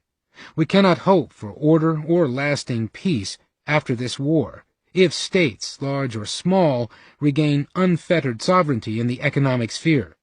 But this does not mean that a new superstate must be given powers which we have not learned to use intelligently even on a national scale, that an international authority ought to be given power to direct individual nations how to use their resources. It means merely that there must be a power which can restrain the different nations from action harmful to their neighbors, a set of rules which defines what a state may do, and an authority capable of enforcing these rules. The powers which such an authority would need are mainly of a negative kind. It must, above all, be able to say no to all sorts of restrictive measures. Far from its being true that, as is now widely believed, We need an international economic authority while the states can at the same time retain their unrestricted political sovereignty. Almost exactly the opposite is true. What we need and can hope to achieve is not more power in the hands of irresponsible international economic authorities, but, on the contrary, a superior political power which can hold the economic interests in check, and in the conflict between them can truly hold the scales, because it is itself not mixed up in the economic game. The need is for an international political authority which, without power to direct the different people what they must do, must be able to restrain them from action which will damage others. The powers which must devolve on an international authority are not the new powers assumed by the states in recent times, but that minimum of powers without which it is impossible to preserve peaceful relationships, i.e., essentially, the powers of the ultra-liberal laissez-faire state. And even more than in the national sphere, it is essential that these powers of the international authority should be strictly circumscribed by the rule of law. The need for such a supranational authority becomes indeed greater as the individual states more and more become units of economic administration, the actors rather than merely the supervisors of the economic scene, and as, therefore, any friction is likely to arise not between individuals, but between states as such. The form of international government under which certain strictly defined powers are transferred to an international authority, while in all other respects the individual countries remain responsible for their internal affairs, is, of course, that of federation. We must not allow the numerous ill-considered and often extremely silly claims made on behalf of a federal organization of the whole world during the height of the propaganda for federal union to obscure the fact that the principle of federation is the only form of association of different peoples which will create an international order without putting an undue strain on their legitimate desire for independence. It is a great pity that the flood of federalist publications which in recent years has descended upon us has deprived the few important and thoughtful works among them of the attention they deserved. One which in particular ought to be carefully consulted when the time comes for the framing of a new political structure of Europe, is Dr. W. Ivor Jennings' small book on A Federation for Western Europe, 1940. Federalism is, of course, nothing but the application to international affairs of democracy, the only method of peaceful change man has yet invented. But it is a democracy with definitely limited powers. Apart from the more impracticable ideal of fusing different countries into a single centralized state, the desirability of which is far from obvious, it is the only way in which the ideal of international law can be made a reality. We must not deceive ourselves that, in the past, in calling the rules of international behavior international law, we were doing more than expressing a pious wish. When we want to prevent people from killing each other, we are not content to issue a declaration that killing is undesirable, but we give an authority power to prevent it. In the same way, there can be no international law without a power to enforce it. The obstacle to the creation of such an international power was very largely the idea that it need command all the practically unlimited powers which the modern state possesses. But with the division of power under the federal system, this is by no means necessary. This division of power would inevitably act at the same time also as a limitation of the power of the whole, as well as of the individual state. Indeed, many of the kinds of planning which are now fashionable would probably become altogether impossible. See on this the author's article on Economic Conditions of Interstate Federation, New Commonwealth Quarterly, Volume 5, September 1939. But it would by no means constitute an obstacle to all planning. It is, in fact, one of the main advantages of federation that it can be so devised as to make most of the harmful planning difficult, while leaving the way free for all desirable planning. It prevents, or can be made to prevent, most forms of restrictionism, and it confines international planning to the fields where true agreement can be reached, not only between the interests immediately concerned, but among all those affected. The desirable forms of planning, which can be effected locally and without the need of restrictive measures, are left free and in the hands of those best qualified to undertake it. It is even to be hoped that within a federation, where there will no longer exist the same reasons for making the individual states as strong as possible, the process of centralization of the past may in some measure be reversed, and some devolution of powers from the state to the local authorities become possible. It is worth recalling that the idea of the world at last finding peace through the absorption of the separate states in large federated groups, and ultimately perhaps in one single federation, far from being new, was indeed the ideal of almost all the liberal thinkers of the 19th century, from Tennyson, whose much-quoted vision of the Battle of the Air is followed by a vision of the federation of the people which will follow their last great fight, right down to the end of the century. The final achievement of a federal organization remained the ever-recurring hope of a next great step in the advance of civilization. 19th-century liberals may not have been fully aware how essential a complement of their principles a federal organization of the different states formed. See on this Professor Robbins's already quoted book, opposite pages 240 to 257. But there were few among them who did not express their belief in it as an ultimate goal. As late as the closing years of the 19th century, Henry Sidgwick thought it not beyond the limits of a sober forecast to conjecture that some future integration may take place in the West European states, and if it should take place, it seems probable that the example of America will be followed, and that the new political aggregate will be formed on the basis of a federal polity. The Development of European Polity, published posthumously in 1903, page 439. It was only with the approach of our 20th century that, before the triumphant rise of realpolitik, these hopes came to be regarded as unpracticable and utopian. We shall not rebuild civilization on the large scale.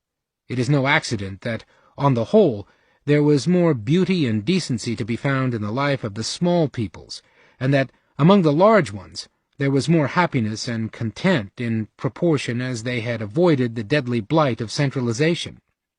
Least of all shall we preserve democracy or foster its growth if all the power and most of the important decisions rest with an organization far too big for the common man to survey or comprehend.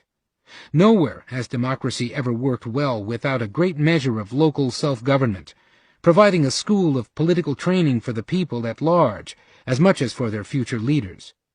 It is only where responsibility can be learned and practiced in affairs with which most people are familiar, where it is the awareness of one's neighbor, rather than some theoretical knowledge of the needs of other people, which guides action, that the ordinary man can take a real part in public affairs, because they concern the world he knows.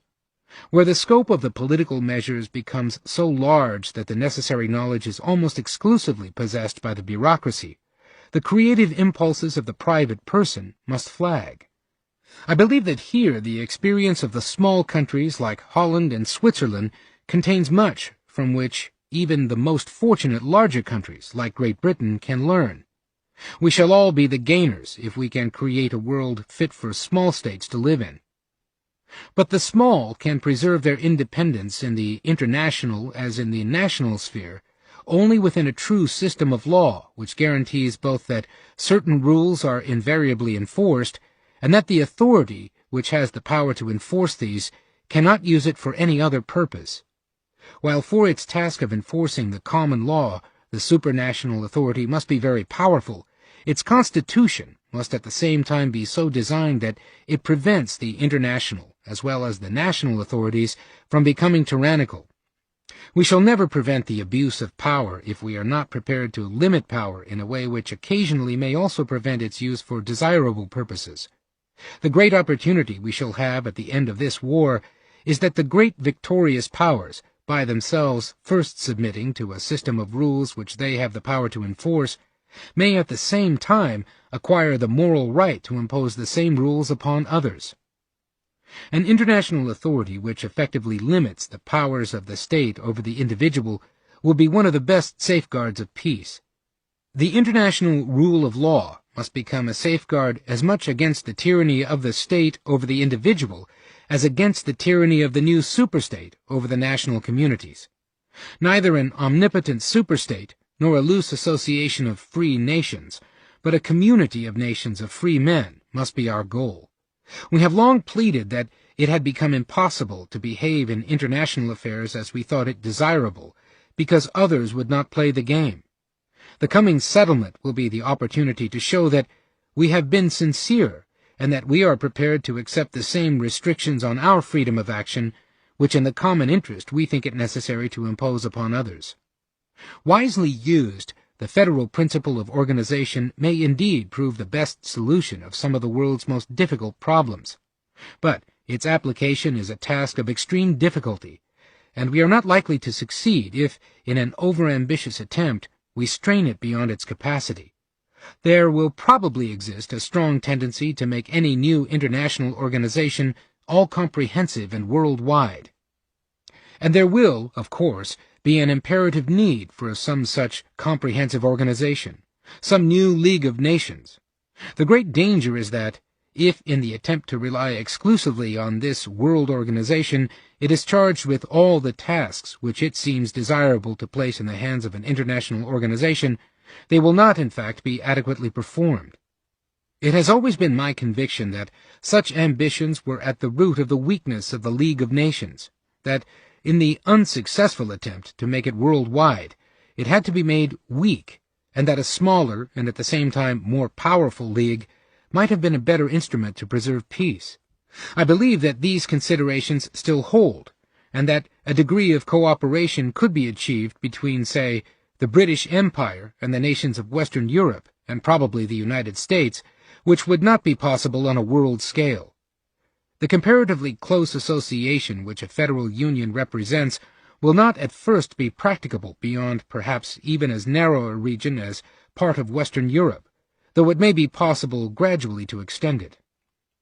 It is true that with the formation of such regional federations, the possibility of war between the different blocs still remains, and that, to reduce this risk as much as possible, we must rely on a larger and looser association. My point is that the need for some such other organization should not form an obstacle to a closer association of those countries which are more similar in their civilization, outlook, and standards. While we must aim at preventing future wars as much as possible, we must not believe that we can at one stroke create a permanent organization which will make all war in any part of the world entirely impossible. Not only would we be unsuccessful in such an attempt, but we would thereby probably spoil our chances of achieving success in a more limited sphere. As is true with respect to other great evils, the measures by which war might be made altogether impossible for the future may well be worse than even war itself. If we can reduce the risk of friction likely to lead to war, this is probably all we can reasonably hope to achieve. Chapter 16. Conclusion. The purpose of this book has not been to sketch a detailed program of a desirable future order of society. If with regard to international affairs we have gone a little beyond its essentially critical task, it was because, in this field, we may soon be called upon to create a framework within which future growth may have to proceed for a long time to come. A great deal will depend on how we use the opportunity we shall then have. But whatever we do, it can only be the beginning of a new, long, and arduous process, in which we all hope we shall gradually create a world very different from that which we knew during the last quarter of a century. It is at least doubtful whether at this stage a detailed blueprint of a desirable internal order of society would be of much use, or whether anyone is competent to furnish it. The important thing now is that we shall come to agree on certain principles and free ourselves from some of the errors which have governed us in the recent past. However distasteful such an admission may be, we must recognize that we had before this war once again reached a stage where it is more important to clear away the obstacles with which human folly has encumbered our path, and to release the creative energy of individuals, than to devise further machinery for guiding and directing them, to create conditions favorable to progress rather than to plan progress.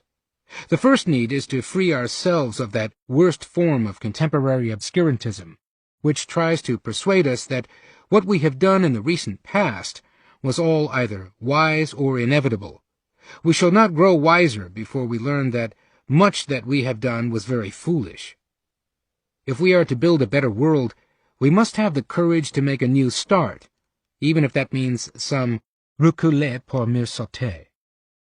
It is not those who believe in inevitable tendencies who show this courage, not those who preach a new order, which is no more than a projection of the tendencies of the last 40 years, and who can think of nothing better than to imitate Hitler. It is, indeed, those who cry loudest for the new order who are most completely under the sway of the ideas which have created this war, and most of the evils from which we suffer. The young are right if they have little confidence in the ideas which rule most of their elders, but they are mistaken or misled when they believe that these are still the liberal ideas of the 19th century, which, in fact, the younger generation hardly knows. Though we neither can wish nor possess the power to go back to the reality of the 19th century, we have the opportunity to realize its ideals, and they were not mean. We have little right to feel in this respect superior to our grandfathers, and we should never forget that it is we, the 20th century, and not they, who have made a mess of things. If they had not yet fully learned what was necessary to create the world they wanted, the experience we have since gained ought to have equipped us better for the task. If in the first attempt to create a world of free men we have failed, we must try again. The guiding principle that a policy of freedom for the individual is the only truly progressive policy remains as true today as it was in the 19th century. This concludes the reading of The Road to Serfdom by Friedrich Hayek, copyright 1944 by the University of Chicago.